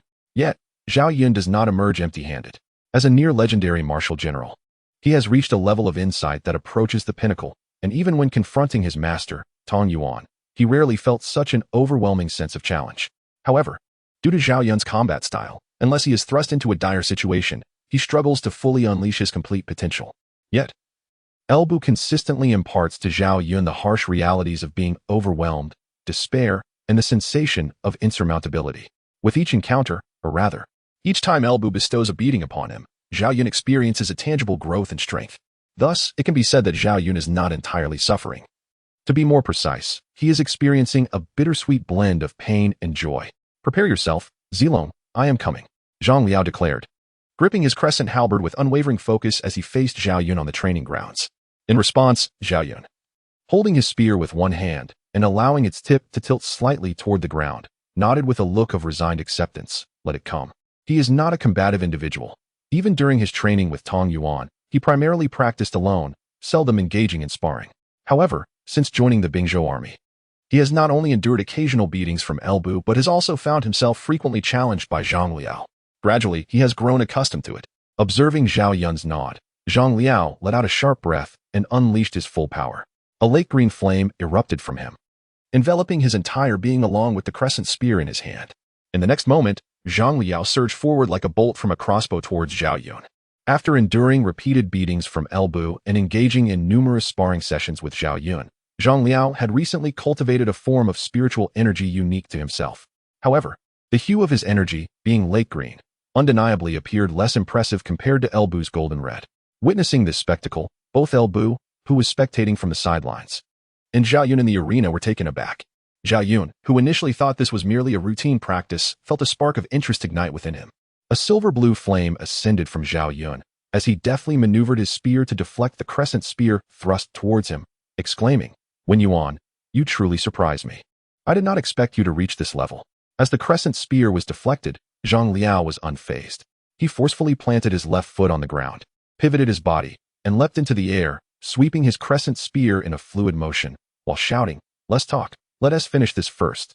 Based on his extensive experience from multiple encounters with Zhao Yun, he understood that to gain the upper hand, he must seize the initiative and control the rhythm of the battle. Otherwise, if the tempo fell into Zhao Yun's hands, it would inevitably lead to his defeat.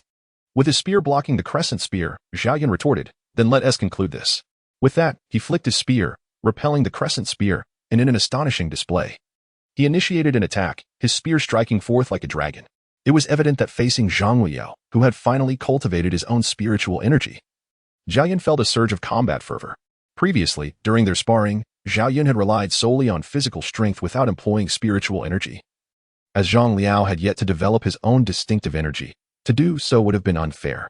Moreover, during their encounters with Elbu, There was no need to use spiritual energy, as they merely engaged in physical exchanges that could leave them with minor injuries. However, if they had unleashed their spiritual powers, the consequences could have been dire.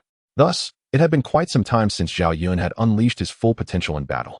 Now, facing the newly empowered Zhang Liao, he felt a thrill of excitement. Zhang Liao was startled by Zhao Yun's sudden counterattack, as their previous sparring sessions had typically seen Zhao Yun adopting a defensive stance, waiting for Zhang Liao to expose an opening for a decisive strike. The fact that Zhao Yun was now taking the initiative was a revelation. Yet, in the next moment, Zhang Liao recalled Zhao Yun's previous combat style, realizing that he had never truly anticipated defeat. The current Zhao Yun was genuinely considering him a worthy adversary. With this thought igniting his own excitement, Zhang Liao locked his spear against Zhao Yun's thrust and declared, "Zilong, I will surely defeat you."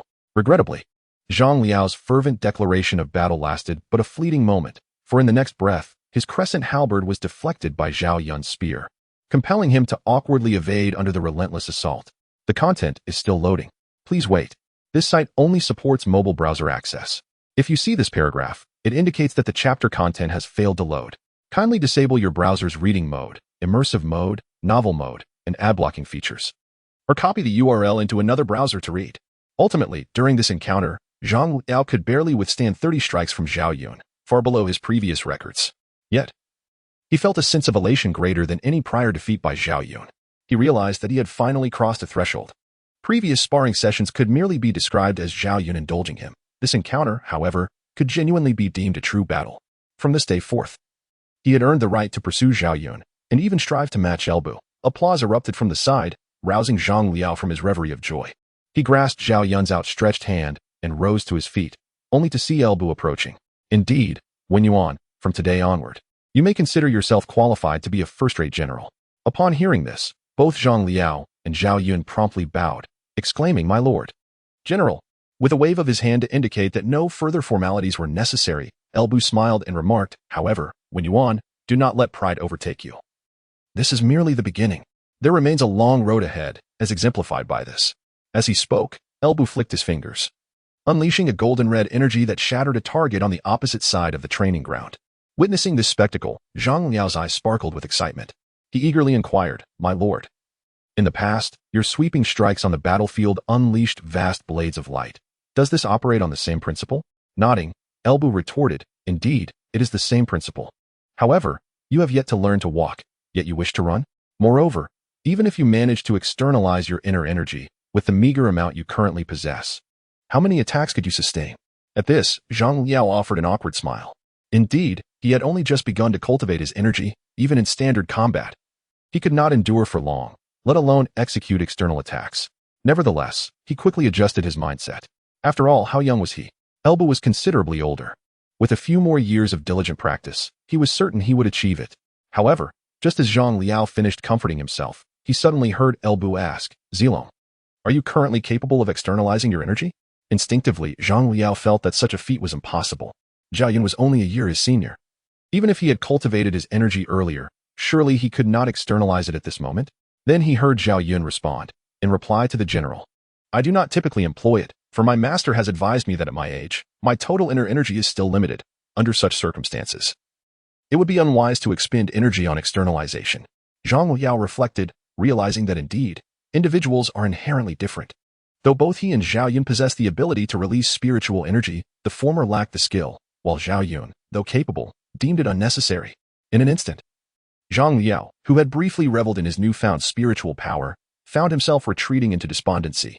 Upon hearing Zhao Yun's remarks, Lu Bu was not taken aback. While the innate talent of a warrior is undeniably significant, the factor of age cannot be overlooked. Being excessively young, their bodies had yet to reach their prime, resulting in a considerable disparity in combat prowess. The resurgence of spiritual energy merely extends one's peak potential, yet for individuals like Zhang Liao and Zhao Yun, who had not yet attained their zenith, it can only be said that the future holds promise. From Lu Bu's perspective, regardless of one's prodigious talent, true potential is typically realized only after reaching one's 20s. With Zhang Liao at the tender age of 17 and Zhao Yun merely 18, they remained far from the development of their full combat capabilities. It was no surprise that Lu Bu could easily overpower them. Even renowned warriors like Guan Yu and Zhang Fei, whom Lu Bu had previously encountered, would likely dominate them. However, Observing Zhang Liao's disheartened demeanor following Zhao Yun's commentary, Lu Bu placed a reassuring hand on his shoulder and said, Yuan, do not despair. A martial artist first senses the spiritual energy of the world, then draws it into their body for personal use, subsequently cultivating their own spiritual power and finally unleashing it to vanquish foes. Many at your age are unable to even draw spiritual energy into their bodies. You, at just 17, have already cultivated your own spiritual energy. I firmly believe that once you reach adulthood, you will undoubtedly achieve the ability to release it. Hearing Lu Bu's words, Zhao Yun nodded in quiet agreement. The stages Lu Bu described aligned closely with the martial cultivation levels mentioned by his master, Tong Yuan. The first level involves sensing the spiritual energy of the cosmos. Only through this awareness can further cultivation commence. The second level entails drawing spiritual energy into oneself, transforming it for personal application. Warriors at this stage can manipulate spiritual energy, granting them combat capabilities that far exceed those of ordinary individuals, making them valiant on the battlefield. The third level, exemplified by Zhang Liao, involves transforming the cosmic spiritual energy into a personal form of power, as seen in Lu Bu's golden red energy, his own silver blue energy, and Zhang Liao's lake green energy, each reflecting distinct characteristics. In formal cultivation, this unique energy is referred to as Gang Qi. This level is known as refining energy into Gang, because Gang Qi possesses a quality that surpasses ordinary spiritual energy. Reaching this level denotes one as a master, even on the battlefield, categorizing them as elite warriors. The fourth level is formally recognized as the external release of Gang Qi. The martial artist of this realm has reached the ability to project their essence outward to vanquish foes, exhibiting a destructive power that has escalated exponentially compared to those of the third realm. The notion of a single individual forming an army is no longer a jest. After some contemplation, Zhao Yun articulated these thoughts. Upon hearing them, Elbu was not taken aback. The previous occurrences of spiritual energy resurgence made the existence of a cultivation system quite plausible, particularly for individuals like Tong Yuan and Zhao Yun, who possess a lineage. It would be more peculiar if they were unaware of such phenomena. With the resurgence of spiritual energy, these elements were bound to manifest naturally. After expressing his thoughts, Zhao Yun hesitated for a considerable time before ultimately succumbing to curiosity and inquiring, General, are there any realms beyond the projection of essence? Zhao Yun himself had already attained this projection level, yet due to his age, he was unable to fully unleash its potential. However, this did not hinder his ability to estimate the strength associated with this realm. Nevertheless, the power Elbu displayed, albeit just a glimpse, appeared utterly incomprehensible to Zhao Yun. As the content continues to load, please wait. This site only supports access through mobile browsers. If you see this paragraph, it indicates that the chapter content failed to load. Please disable reading mode, immersive mode, novel mode, and ad blocking features, or copy the URL to another browser for reading. Such strength is certainly not indicative of the projection realm.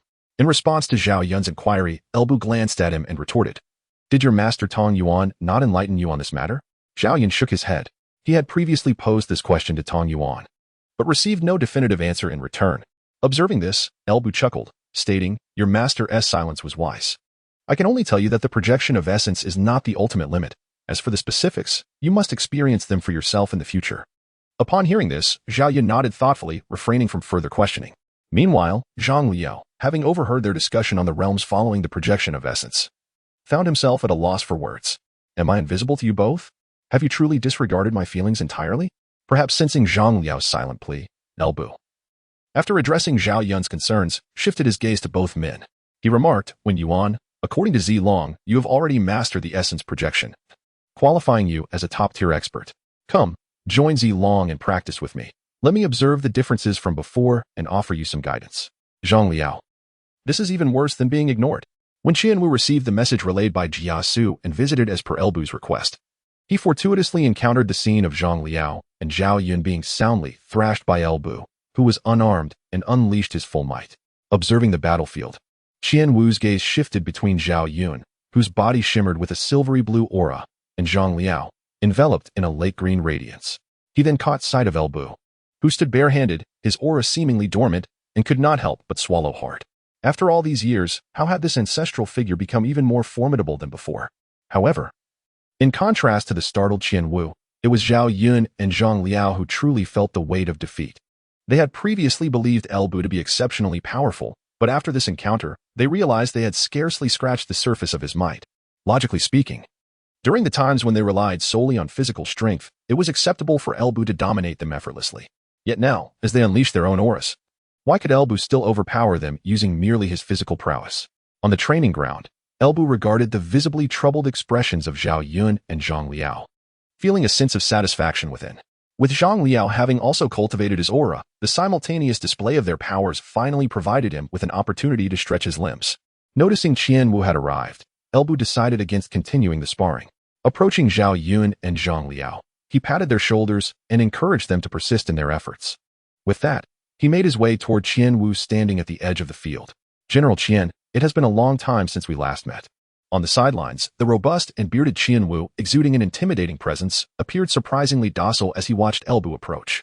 Striving to muster a smile, he clasped his fists and addressed Elbu. After many years apart, it is clear that your valor and martial prowess remain undiminished. Elbu responded, I am no god of war. Qian Wu commanded the border forces of Bingzhou. As the name suggests, these troops were tasked with safeguarding the nation's borders. Typically, border forces comprised elite units dispatched from various regions, engaging in perennial battles against external adversaries, serving as the most elite conventional field army of a dynasty. Of course, the once mighty 80,000 troops of Bingzhou included not only border forces, but also local militia and soldiers recruited by Ding Yuan and Elbu himself. For instance, the 20,000 Bingzhou cavalry were entirely composed of locals.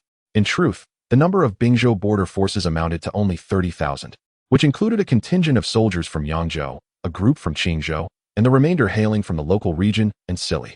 To put it plainly, during the Han Dynasty, the primary sources for recruiting elite soldiers were naturally the Qin troops and those from Qizhou. The renowned General Wei Qing once remarked on the military strengths throughout the realm, asserting that in terms of robust soldiers and endurance in battle, the Qin troops were the finest, followed closely by the Qingzhou forces. However, the Qin troops referred to by Wei Qing were evidently not the conventional understanding of them, but rather soldiers recruited from the ancient territories of the Qin state. Following this logic, soldiers recruited from Sili and parts of Bingzhou and Liangzhou could also be classified as Qin troops. Apart from the Qin forces, the Qingzhou troops represented another principal source of military strength for the Han Dynasty. In this context, the troops stationed at the borders during the Han Dynasty frequently included soldiers from the Qin and Qingzhou. The contingent from Bingzhou was largely composed of forces originating from the Sili region, which essentially comprised the Qin soldiers.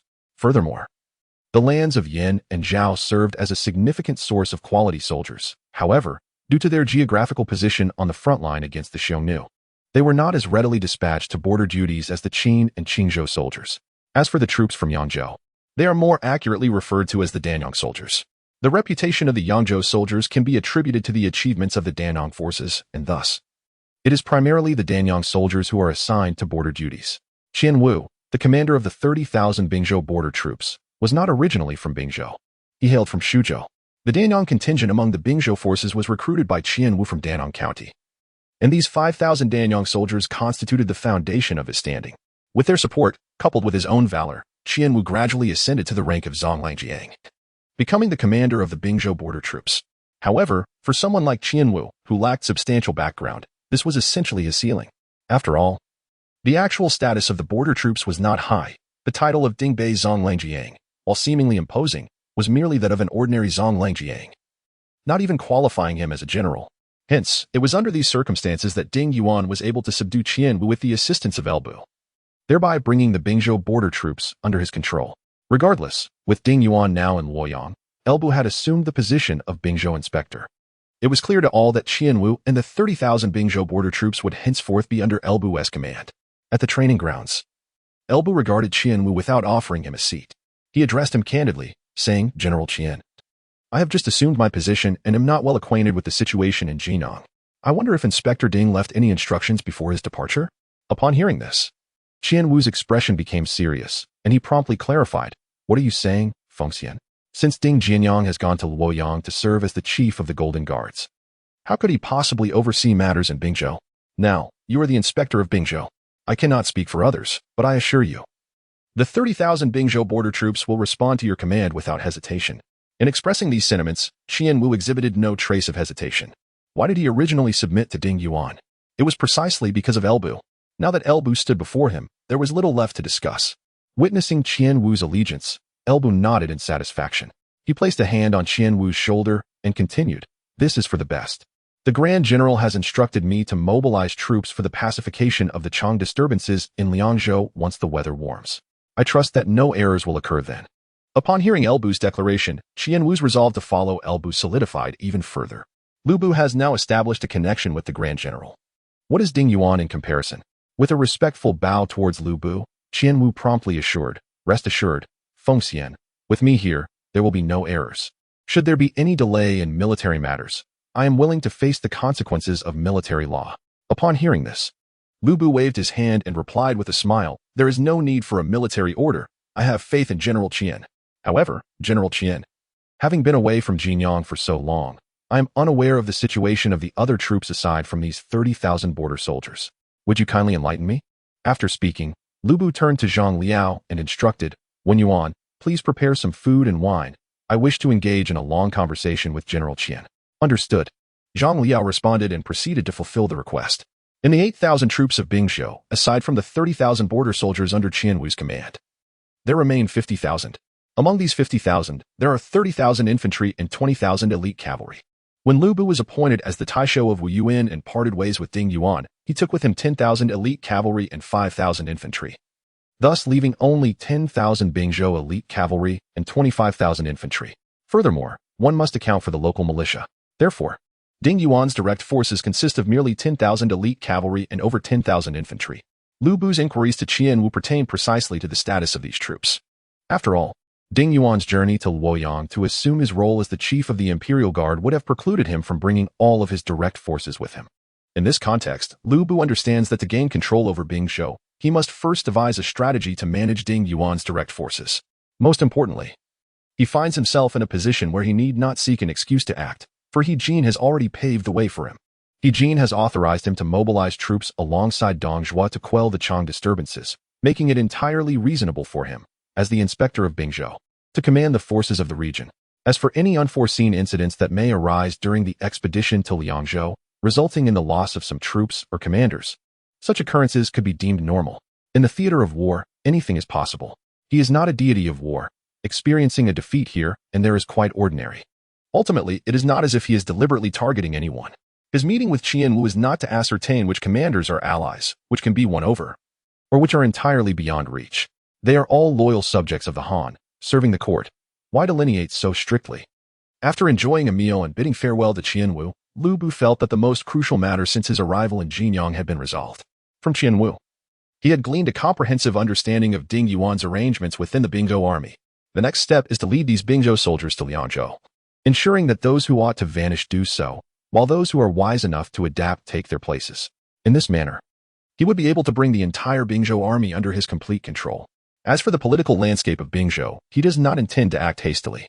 Primarily, it is still early. Since Lu Bian's ascension, no significant turmoil has emerged. Thus, he finds it prudent to refrain from making any substantial moves.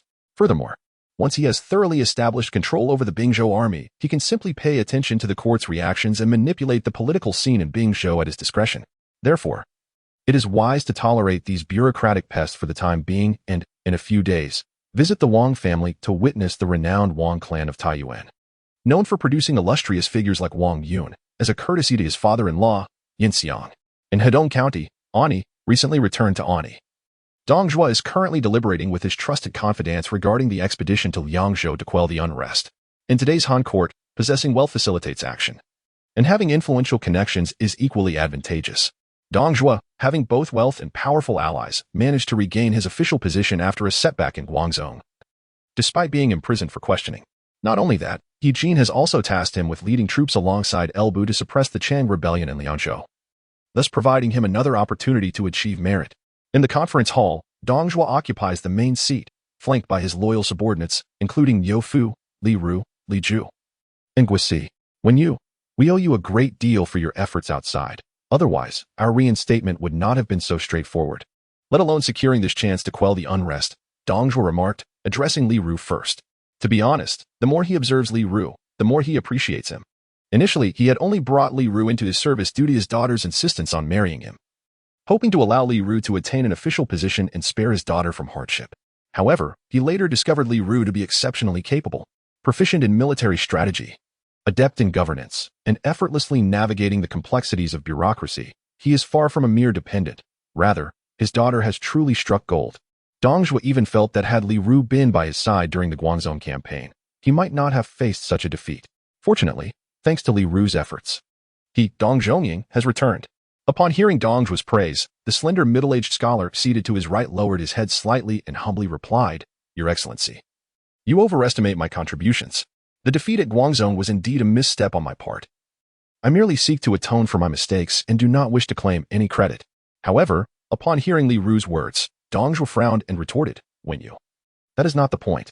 The loss at Guangzhou stemmed from our overzealous ambition, and you were not present at that time. You bear no fault in this matter. Do not speak of this again." Li Ru nodded slightly, refraining from further debate. Perhaps this is why he willingly chooses to support Dong Zhuo.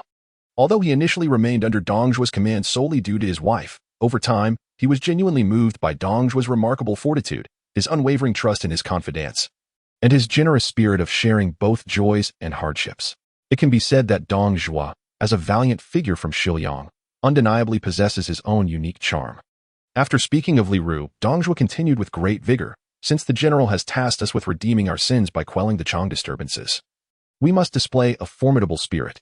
We are also acquainted with El Fengxian, who will join us in restoring order. He is a gallant man, and we cannot afford to lose face in his presence." Li Ru, upon hearing Dong Zhuo mention El Bu, narrowed his eyes. To be candid, he had been regretting his decision not to accompany Dong Zhuo to Guangzhou. This was not merely because his presence could have spared Dong Zhuo from defeat, but also because the person he had sought for many years had also gone to Guangzhou. "Brother, in the past, you evaded me, claiming you had no intention of disrupting the grand scheme, preferring to live in peace. Even when I held a sword to your throat, you did not spare me a glance. Yet now, why do you submit to another? Not long ago, you shamelessly penned a letter to me, seeking my assistance. Are you unaware of the rules of our sect? How could a disciple like you emerge from Gigu? You have brought shame upon our lineage." Contemplating this, even with Li Ru's temperament, he felt a surge of fury. Just as he pondered how to deal with a certain individual, Dong Zhuo's voice once again resonated in his ears. "By the way, Wenyu, I believe you mentioned that Jiao Wenhe, who stands beside El Fengxian, is your senior brother, correct?" "It makes sense, Wenyu. We should have realized this sooner. However, this time, as we march alongside El Fengxian to restore order, you shall have the opportunity to reunite with your brother." Hearing Dong Zhuo's words, Li Ru regained his composure and hastily adjusted his mindset. Despite his ability to remain unperturbed in the face of adversity, when it comes to his senior brother, maintaining a calm demeanor becomes exceedingly difficult. Taking a deep breath, Li Ru nodded at Dong Zhuo, acknowledging his query.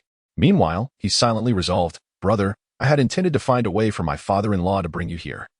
Yet you have pledged your loyalty to another. Nevertheless, let us treat the world as a chessboard and determine our fates through this contest. Ultimately, this era's rivalry must yield a resolution."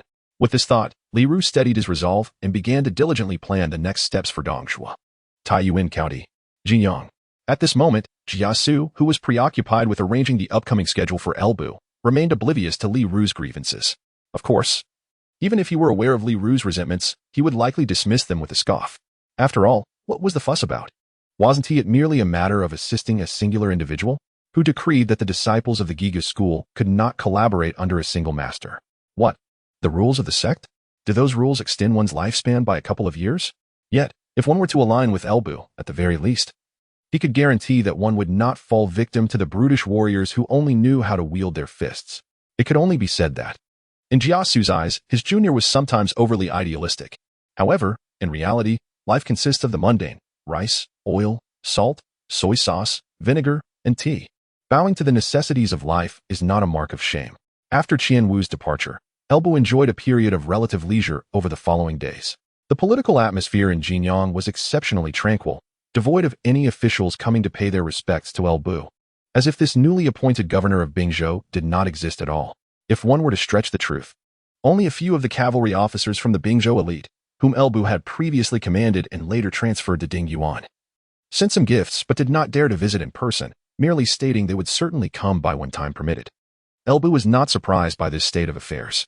Although Yin Xiang had previously conversed with him, and many likely learned of his stance through Yin Xiang, he had yet to pay a visit to the Wang family. It was only after he had visited the Wang family and reached a consensus with them that the officials of Jinyang would genuinely regard him as the governor of Bingzhou. After all, in Jinyang, and indeed in the entire Taiyuan region, the Wang family held true power, and even during Ding Yuan's tenure as governor, He had to yield to the Wang family on many occasions. In such circumstances, as long as the Wang family remained silent, no official would dare approach him. The handful of cavalry officers left behind by Ding Yuan, who discreetly delivered gifts to him, was entirely reliant on the reputation he had built during his time in the Bingzhou army. Of course, Elbu was quite content to enjoy a few days of tranquility, as he would soon be leading troops into battle again, and taking the opportunity to relax was quite agreeable. Thus, the time finally arrived for Elbu's scheduled visit to the Wang family. Early that morning, Elbu pulled Jia Xu from his slumber, and without bringing any attendants, he took Jia Xu on horseback to the Wang residence. The Wang estate was the grandest dwelling in all of Jinyang. Although Ding Yuan's governor's mansion was quite substantial, it paled in comparison to the opulence of the Wang family home. As Elbu stood before the imposing gates of the Wang residence, he suddenly turned to Jia Xu and remarked, "Wenhe, I just recalled that when I married Qing'er, I did not provide any betrothal gifts. Rather, my father-in-law generously offered a considerable dowry. What do you think of me acquiring this splendid estate as a gift for my father-in-law?" Upon hearing Elbu's words, Jia Xu, who was also mounted, trembled in fear. "My lord, did we not previously agree on our course of action? We should refrain from disturbing the political landscape of Bingzhou for now, and instead focus on resolving other matters before seeking an opportunity to settle accounts. So why have you suddenly turned your attention to the Wang family estate?" Although the Wang family's residence in Jinyang may not hold the same significance as their ancestral home in Qixian, it serves as a representation of their stature. Unless you utterly ruin the Wang family, how could they possibly relinquish their estate to you? As Jia Xu pondered how to dissuade Elbu from this notion, their two horses came to a halt before the main entrance of the Wang residence, drawing the attention of the Wang family servants. One of the servants approached and sternly addressed the two. "Who dares to linger here? Are you not aware that riding is prohibited before the gates of the Wang residence? Leave at once, or we shall be forced to escort you away." Upon hearing the servant's words, Elbu chuckled, finding the situation rather amusing. He had heard of certain places where riding was forbidden on city roads and military camps, but it was the first time he encountered a family that enforced such a rule at their doorstep.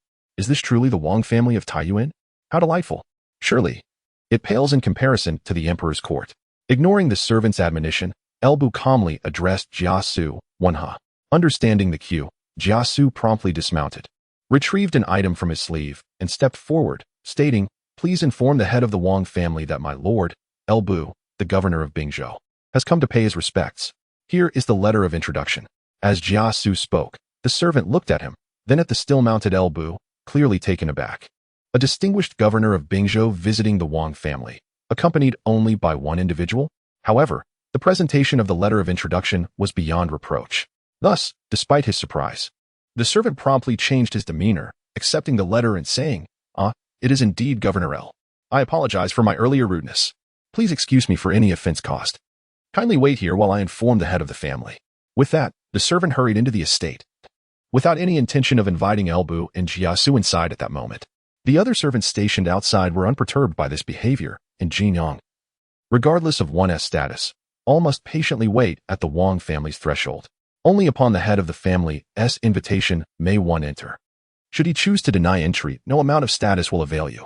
From his vantage point atop his horse, Elbu, having witnessed this exchange, turned to Jia Xu and remarked with a smile, "The Wang family truly lives up to their reputation as a prominent clan of Taiyuan."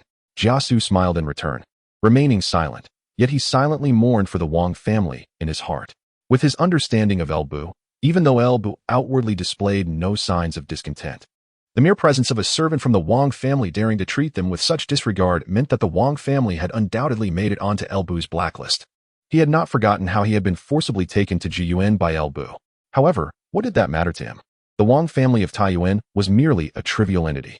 Neither Elbu nor he himself held the Wang family in high regard. Once the opportunity arose and they found the chance to act, the Wang family would be nothing more than meat on the chopping block. If the Wang family were to show prudence, perhaps they could be granted a chance at survival. If not, they could serve as an example to others. In this manner, Elbu and Jia Xu calmly waited outside for quite some time until a steward, dressed appropriately, emerged from the Wang residence, accompanied by the earlier servant. Elbu expressed his understanding of the situation, given the size of the Wang residence. It was only reasonable that the servant would take some time to locate the family head. However, understanding between individuals is mutual, and Elbu hoped that in the future, the Wang family would also come to comprehend his circumstances. After the Wang servant returned to his post, demonstrating commendable diligence, the steward approached Elbu and Jia Xu, stating, Might I have the honor of addressing the esteemed Governor? The family head has prepared a modest banquet within the residence and requests that you leave your mounts outside and accompany me inside. There will be someone to tend to your horses shortly. Upon hearing this, Elbu finally dismounted, smiling as he replied, I appreciate your guidance. With that, the two followed the steward into the Wang residence. Arriving at his side hall, Elbu finally encountered the head of the Taiyuan Wang family. The renowned Wang Yuan's elder brother, Wang Fu, also known as Wang Chongwen. Wang Fu, born in the 3rd year of Zhang Jiao, 134 AD, was 3 years older than his brother Wang Yuan and was now 52 years of age.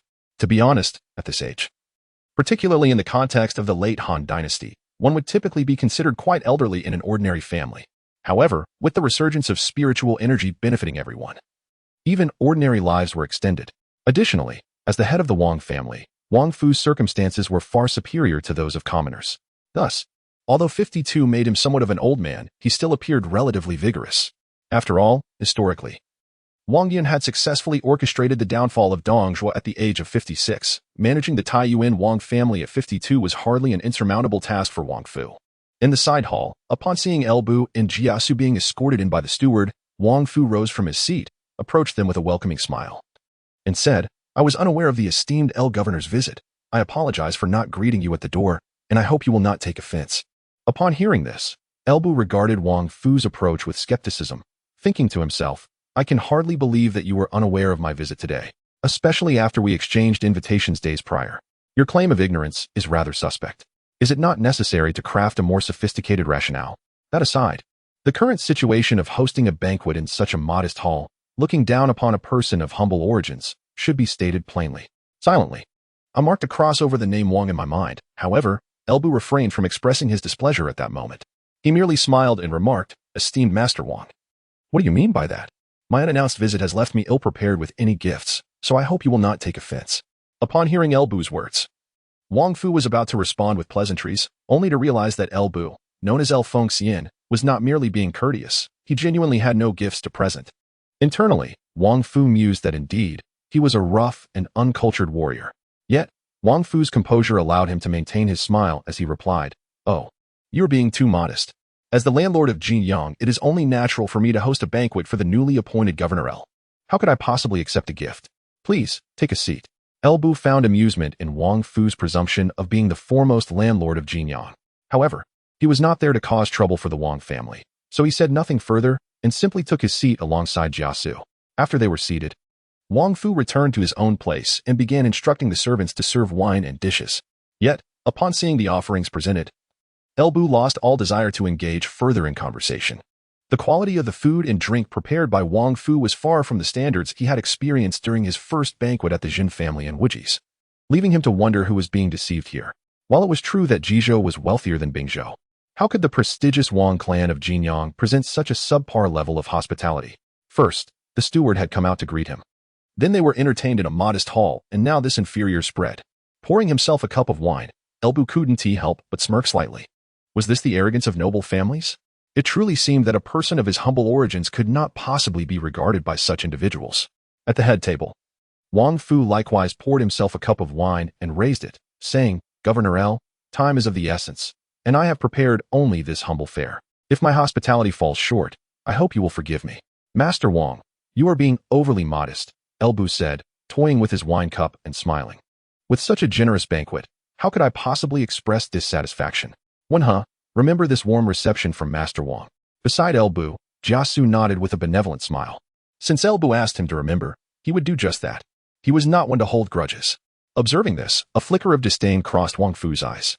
Indeed, a rough and unsophisticated warrior, as expected. Yet, he maintained his facade of politeness, saying, Governor L, you are far too courteous. This modest wine is of little consequence. Come, allow me to toast you with a cup. With a light chuckle, Elbu drained his cup of wine and casually remarked, Master Wang, a feast without a beautiful woman is rather dull, don't you think? Why not summon one of your dancers to perform a tune?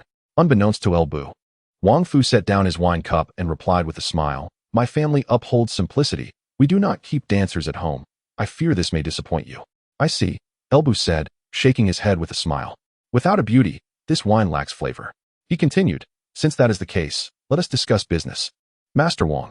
Upon hearing this, Wang Fu inwardly scoffed. Was he unable to contain himself? truly a brutish warrior. While it was customary for noble families to employ dancers to entertain esteemed guests, not everyone warranted such hospitality. Pouring himself another cup of wine, Wang Fu said, "Speak freely." "Elbu, I am all ears." Lightly tapping the table with his fingers, Elbu replied, "Since arriving in Jinyang, my esteemed father-in-law has spoken with me. So I shall be direct with you, Master Wang. I pride myself on my discretion. I will only take over what Magistrate Ding has left. Everything else will remain unchanged." "What do you think, Master Wang?" Wang Fu nodded in satisfaction upon hearing Elbu's words. It seemed this coarse warrior was not entirely devoid of merit. He understood the importance of respecting the noble families. Naturally, as the head of the Wang family, he needed to maintain his composure. Thus, he simply smiled and said, "What you say is true, Elbu. It is my duty to assist you in your work." Elbu chuckled. "In that case, let us agree on this. Soon, I must lead troops to Liangzhou under the command of the Grand General to quell the Chang disturbances, and I hope for your support, Master Wang. Thank you for your hospitality today. I must take my leave." "Of course," Wang Fu replied with a smile. "But when do you stay for another drink, Elbu? Your kindness is appreciated, but I must decline. In the future, please visit my residence, and I shall entertain you then," Elbu said.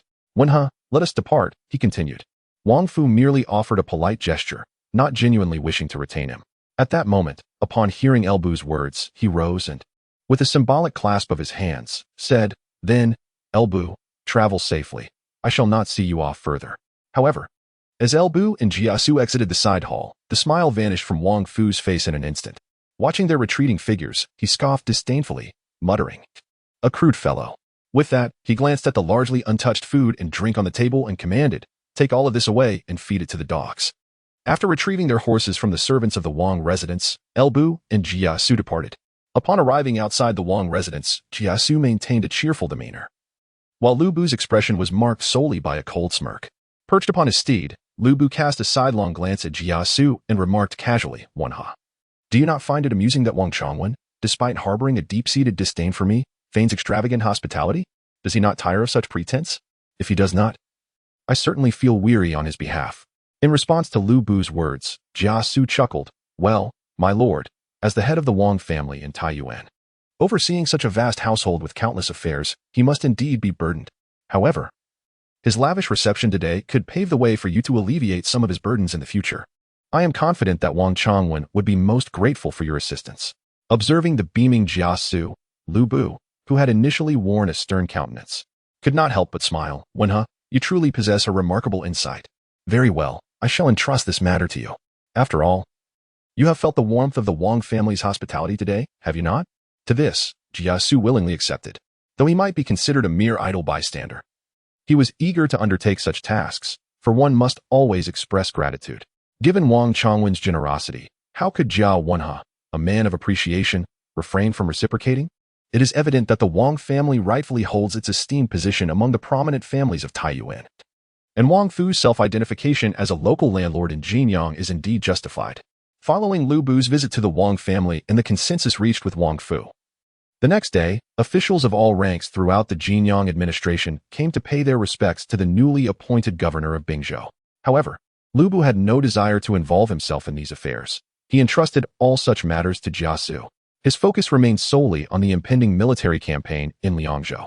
Currently, the Bingzhou army, aside from the elite troops under his direct command, had their forces stationed in Wuyuan County and would not be deployed to quell the unrest in Bingzhou.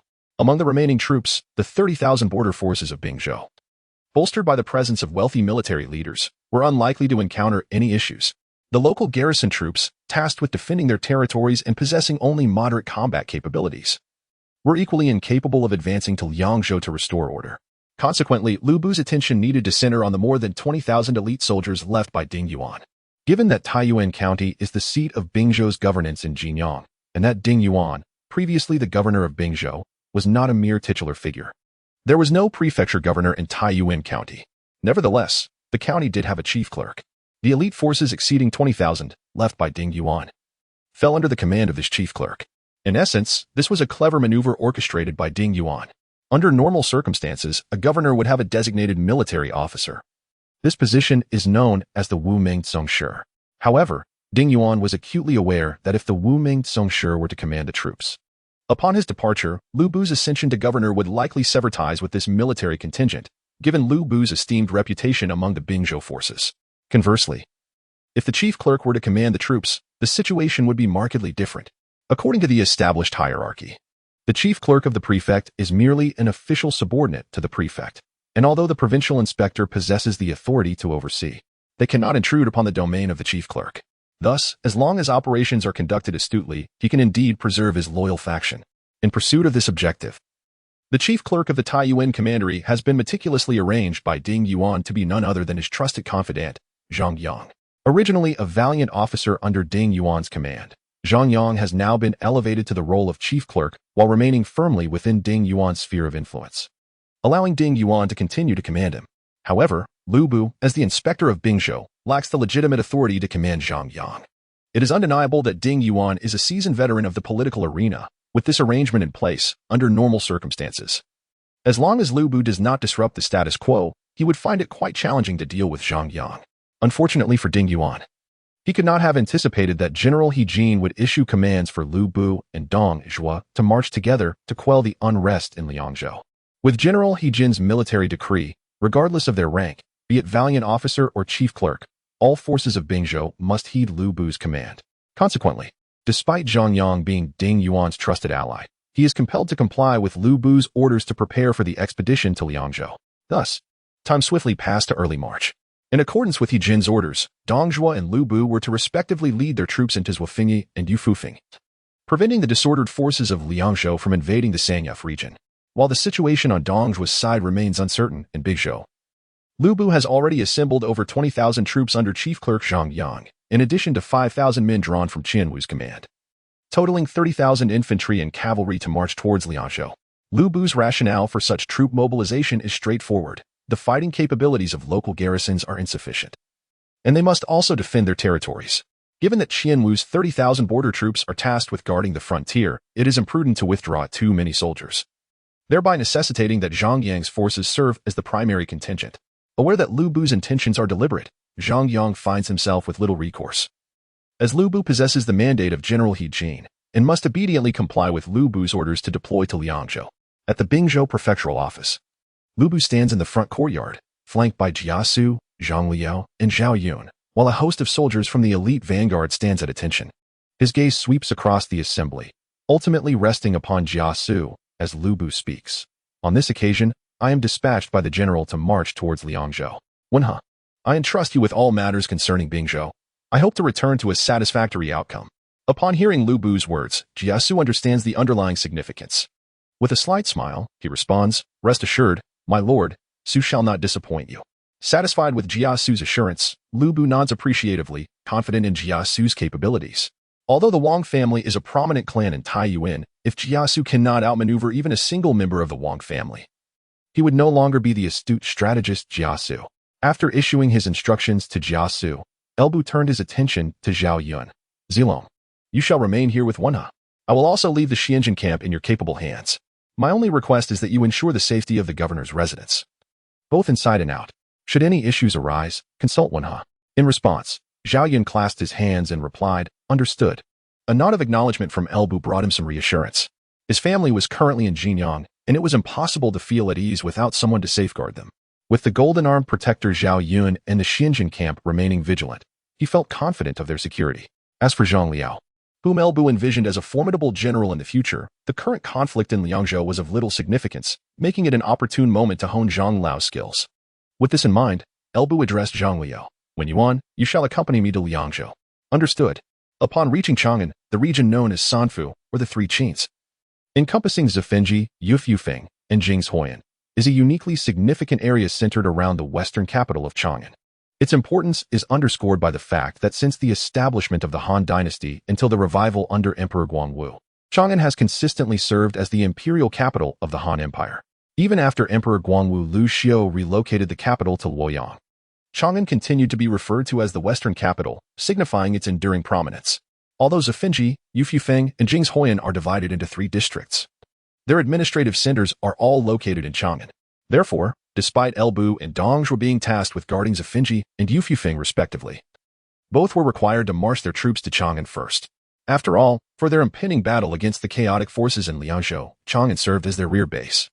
where the majority of military supplies and provisions allocated by the court were stored. Given that Dongzhua's Hedong commandery is in close proximity to Chang'an. When Elbu and his Bingzhou army arrived in Chang'an, Dongzhua's troops had already been waiting there for some time, in the northern part of Chang'an. Upon receiving reports from the scouts, Elbu learned that Dongzhua had arrived and set up camp on the eastern side of the city. He promptly issued orders, Zhang Jiao, Cheng Lian.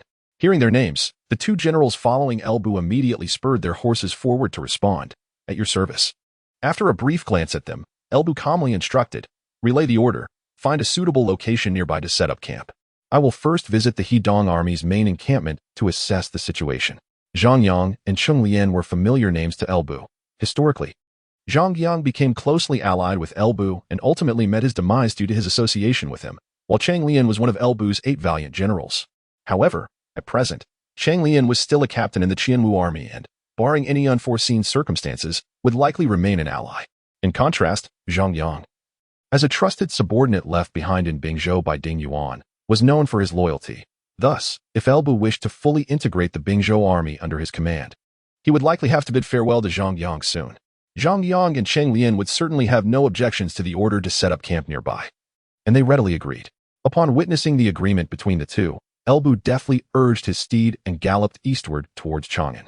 Despite not possessing the illustrious steed Red Hair, his mount, a fine to one horse, exhibited remarkable speed, and soon he beheld the encampment of the Hedong army. Arriving at the gates, Elbu paid no heed to the soldiers rushing towards him. Instead, he bellowed, Brother Zhongying, I, Fengxian, have come to pay my respects. Within the Hedong camp, Dongzhua had just received word from a scout that Elbu's forces were approaching the vicinity of Chang'an. As he summoned Li Ru to deliberate on their next course of action, Elbu's voice resonated from outside. Initially taken aback, Dongzhua soon chuckled. This Fengxian truly defies conventions. He turned to Wuyuan and instructed, come, let us step out to greet Fengxian, lest he think us lacking in etiquette. With that, Dongzhua rose and exited the main tent. Li Ru, noting the gravity of the situation, followed closely behind. Although he had yet to lay eyes on Elbu, the tone of his voice hinted at a formidable presence. Outside the camp, a throng of Hedong soldiers had encircled Elbu, who boldly stood alone with his horse. However, despite their numbers, they refrained from making a move. For Elbu had invoked Dongzhua's name, and they awaited orders from within the camp. Fortunately, Dongzhua emerged swiftly upon hearing Elbu's voice, and within moments reached the entrance. Spotting Elbu, who stood out amidst the throng, he erupted into laughter. Indeed, it is my esteemed brother Fengxian. Disperse at once. He is no stranger to us. At Dongzhua's command, the soldiers parted, allowing Elbu to dismount. He clasped his fists in greeting, saying, Brother Zhongying, I apologize for my uninvited arrival. As Dongzhua approached, he laughed heartily. What are you saying, my dear brother? The general has entrusted us with restoring order, and thus we must collaborate. Your immediate visit upon arriving in Chang'an demonstrates your earnest commitment to this campaign and your unwavering loyalty to the court. I hold you in high regard and would never fault you. Now, come, do not linger. Please, step inside. In response, Elbu smiled and replied, after you, Brother Zhongying. With that, the two of them proceeded into the camp together. Beside Dongzhua, Li Ru observed the solitary presence of Elbu, rendered momentarily speechless. How could Fengxian, a governor of a province and a prominent figure, arrive alone at another's camp? His meticulous and cautious mentor had chosen such a bold, if not reckless, lord. To be candid, even as he followed behind and returned to the main tent, Li Ru was still somewhat dazed. Upon entering, Dongzhua and Elbu took their respective seats.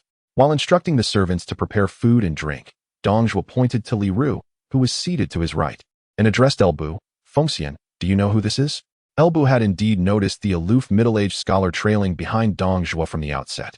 Though he had his suspicions, hearing Dongzhua's words prompted him to feign curiosity and inquire, oh, who might this be?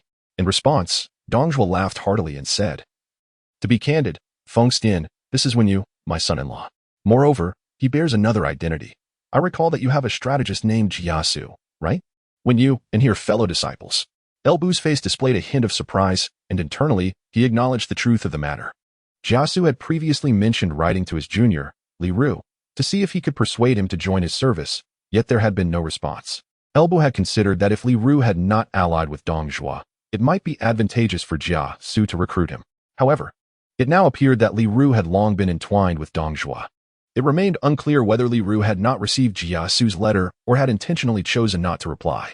Once Dongzhua had introduced him, Li Ru gracefully rose and clasped his hands in greeting, saying, "I am Li Ru, Wenyu, and I have the honor of meeting you, Governor L. Your esteemed name often graces the discussions of Wenhe. Meeting you today is indeed exceptional," Elbu replied with sincere admiration. Nevertheless, upon hearing Elbu's words, Li Ru felt an inexplicable discomfort. Was Jia Wenhe truly mentioning him to others? He found it hard to believe. Fortunately, Elbu did not linger on the topic. He merely offered a few compliments before steering the conversation back to pressing matters. "Brother Zhongying," Elbu said to Dongzhuo, "I have just arrived with my troops. Yet you arrived in Chang'an before me. I wonder what the current situation is?" In reply, Dongzhuo said, "To be candid, Feng Xian, I have not been here long either. However, we have heard that in recent years, many official positions in the three auxiliaries have remained vacant. Currently, the affairs in Chang'an are managed by the county magistrate, a certain Yang Gang, who commands the 5,000 troops stationed here. To secure military supplies and provisions from Chang'an, we must first deal with this Yang Gang." "Oh?" Elbu exclaimed with curiosity. "Brother Zhongying, what is the origin of this Yang Gang? Under the command of the great general, we are tasked with eradicating the bandits. Could it be that a mere magistrate of Chang'an dares to hinder us from behind? This is not so easily dismissed." Dongzhuo chuckled softly and said, "My dear Feng Xian, let me speak candidly. Although Yang Dang is merely a minor magistrate, his father is the esteemed eunuch Yang Xian. While these eunuchs may be incapable of procreation themselves, they hold great regard for their adopted sons, which allows Yang Dang to roam freely in Chang'an. Moreover, these eunuchs are currently at odds with the great general, making it inevitable that we will face clandestine obstacles as we serve him." "Eunuch faction?" Elbu furrowed his brow.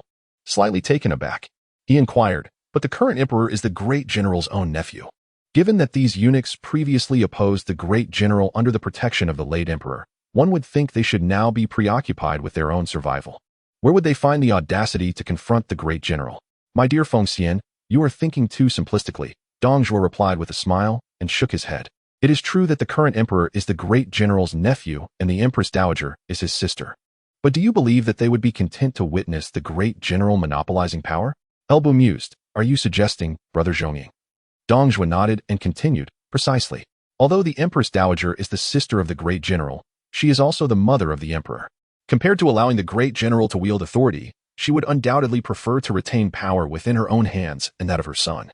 Initially, when the throne was vacant, they required the great general's support, but now that the situation is settled, the empress dowager and the emperor must consider their future. Not to mention, after the emperor ascended the throne, when the great general sought to eliminate the 10 eunuchs to prevent future troubles, he was thwarted by the empress dowager. Presently, the empress dowager and the emperor, much like the late emperor, not only favor the 10 eunuchs but have also allied with the aristocratic officials who do not wish to see the great general consolidate power, causing him considerable distress." As Dongzhuo reflected on this, Elbu also began to recall certain events. After Emperor Lu Bian's ascension, it seemed that Empress Dowager he had indeed conspired with the 10 eunuchs, leading to the eventual assassination of He Jin with their machinations. This illustrates how familial ties can be rendered utterly powerless in the face of authority. Perhaps, subjectively, Empress Dowager he did not genuinely desire He Jin's demise. Yet it was undeniably her actions that led to it. After a moment of contemplation, Elbu asked, "So, Brother Zhongying, are you suggesting that Yang Dang will deliberately create obstacles for us in logistics?" Shaking his head, Dongzhuo replied, "Not to that extent. While these eunuchs continually oppose the great general, they would not dare to overstep their bounds in matters of national importance. To be candid, my esteemed brother, prior to your arrival, we had already sought out the Yang faction. Their stance is that, provided we offer sufficient incentives, we may have access to the armaments within the Chang'an arsenal, as well as the provisions from Huatsong. After all, Huatsong, once the granary supplying the entire capital region, can easily furnish our modest forces with sustenance. Thus, it is unnecessary for the Yang faction to personally gather supplies for us. Otherwise, their willingness to cooperate might wane. So, Brother Zhongying, have you acquiesced to the Yang faction?" Upon hearing Dongzhuo's words, Elbu inquired in response. "Not at all," Dongzhuo chuckled, "for my dear brother, you had not yet arrived. Such matters require our united front. How could I have committed to anything in your absence?" At this, Elbu smiled. "It is well that you have not agreed. Brother Zhongying, as you have stated, military affairs cannot be trifled with by this eunuch faction. If we grant the Yang faction any benefits, would we not be fostering their arrogance? In my view, we should firmly inform the Yang faction that no benefits will be given, compelling them to provide us with provisions and armaments. Otherwise, should our military endeavors be delayed, we shall hold them accountable." This. I did not anticipate Elbu's resolute stance, and Dongzhuo hesitated for a moment. To be frank, although he was currently aligned with General He Jin, his loyalty to He Jin was tenuous. In the past, he had generously filled the coffers of the 10 eunuchs. Now, witnessing the resurgence of their influence, he was reluctant to offend them. However, with Elbu expressing his position so unequivocally, it would be inappropriate for him to oppose further. As Zhang Jiao pondered, Li Ru, seated beside him, suddenly interjected, "Your insight, Governor L, is commendable. In fact, my lord had previously shared similar sentiments with me, and it appears that great minds think alike." Upon hearing Li Ru's words, Zhang Jiao immediately grasped the implication and began to laugh heartily. "Indeed, great minds think alike. My dear brother, I believe you are absolutely correct. We shall proceed in this manner." Although he was uncertain of why Li Ru supported Elbu's perspective, he decided to concur for the moment, intending to inquire further with Li Ru in private later. Meanwhile, as Elbu and Zhang Jiao conversed, the feast that Zhang Jiao had previously ordered was prepared. Recognizing this, Elbu thought that since there was little of worth waiting for back at the camp, and with a sumptuous banquet now laid out, it would be remiss not to indulge. After all, a warm meal here was far superior to gnawing on dry rations elsewhere. Thus, he who had initially intended to take his leave settled back down at the table, with both parties having reached a consensus regarding the Yang faction. The atmosphere during the banquet became exceedingly harmonious, and Elbu did not depart until he had dined to his satisfaction.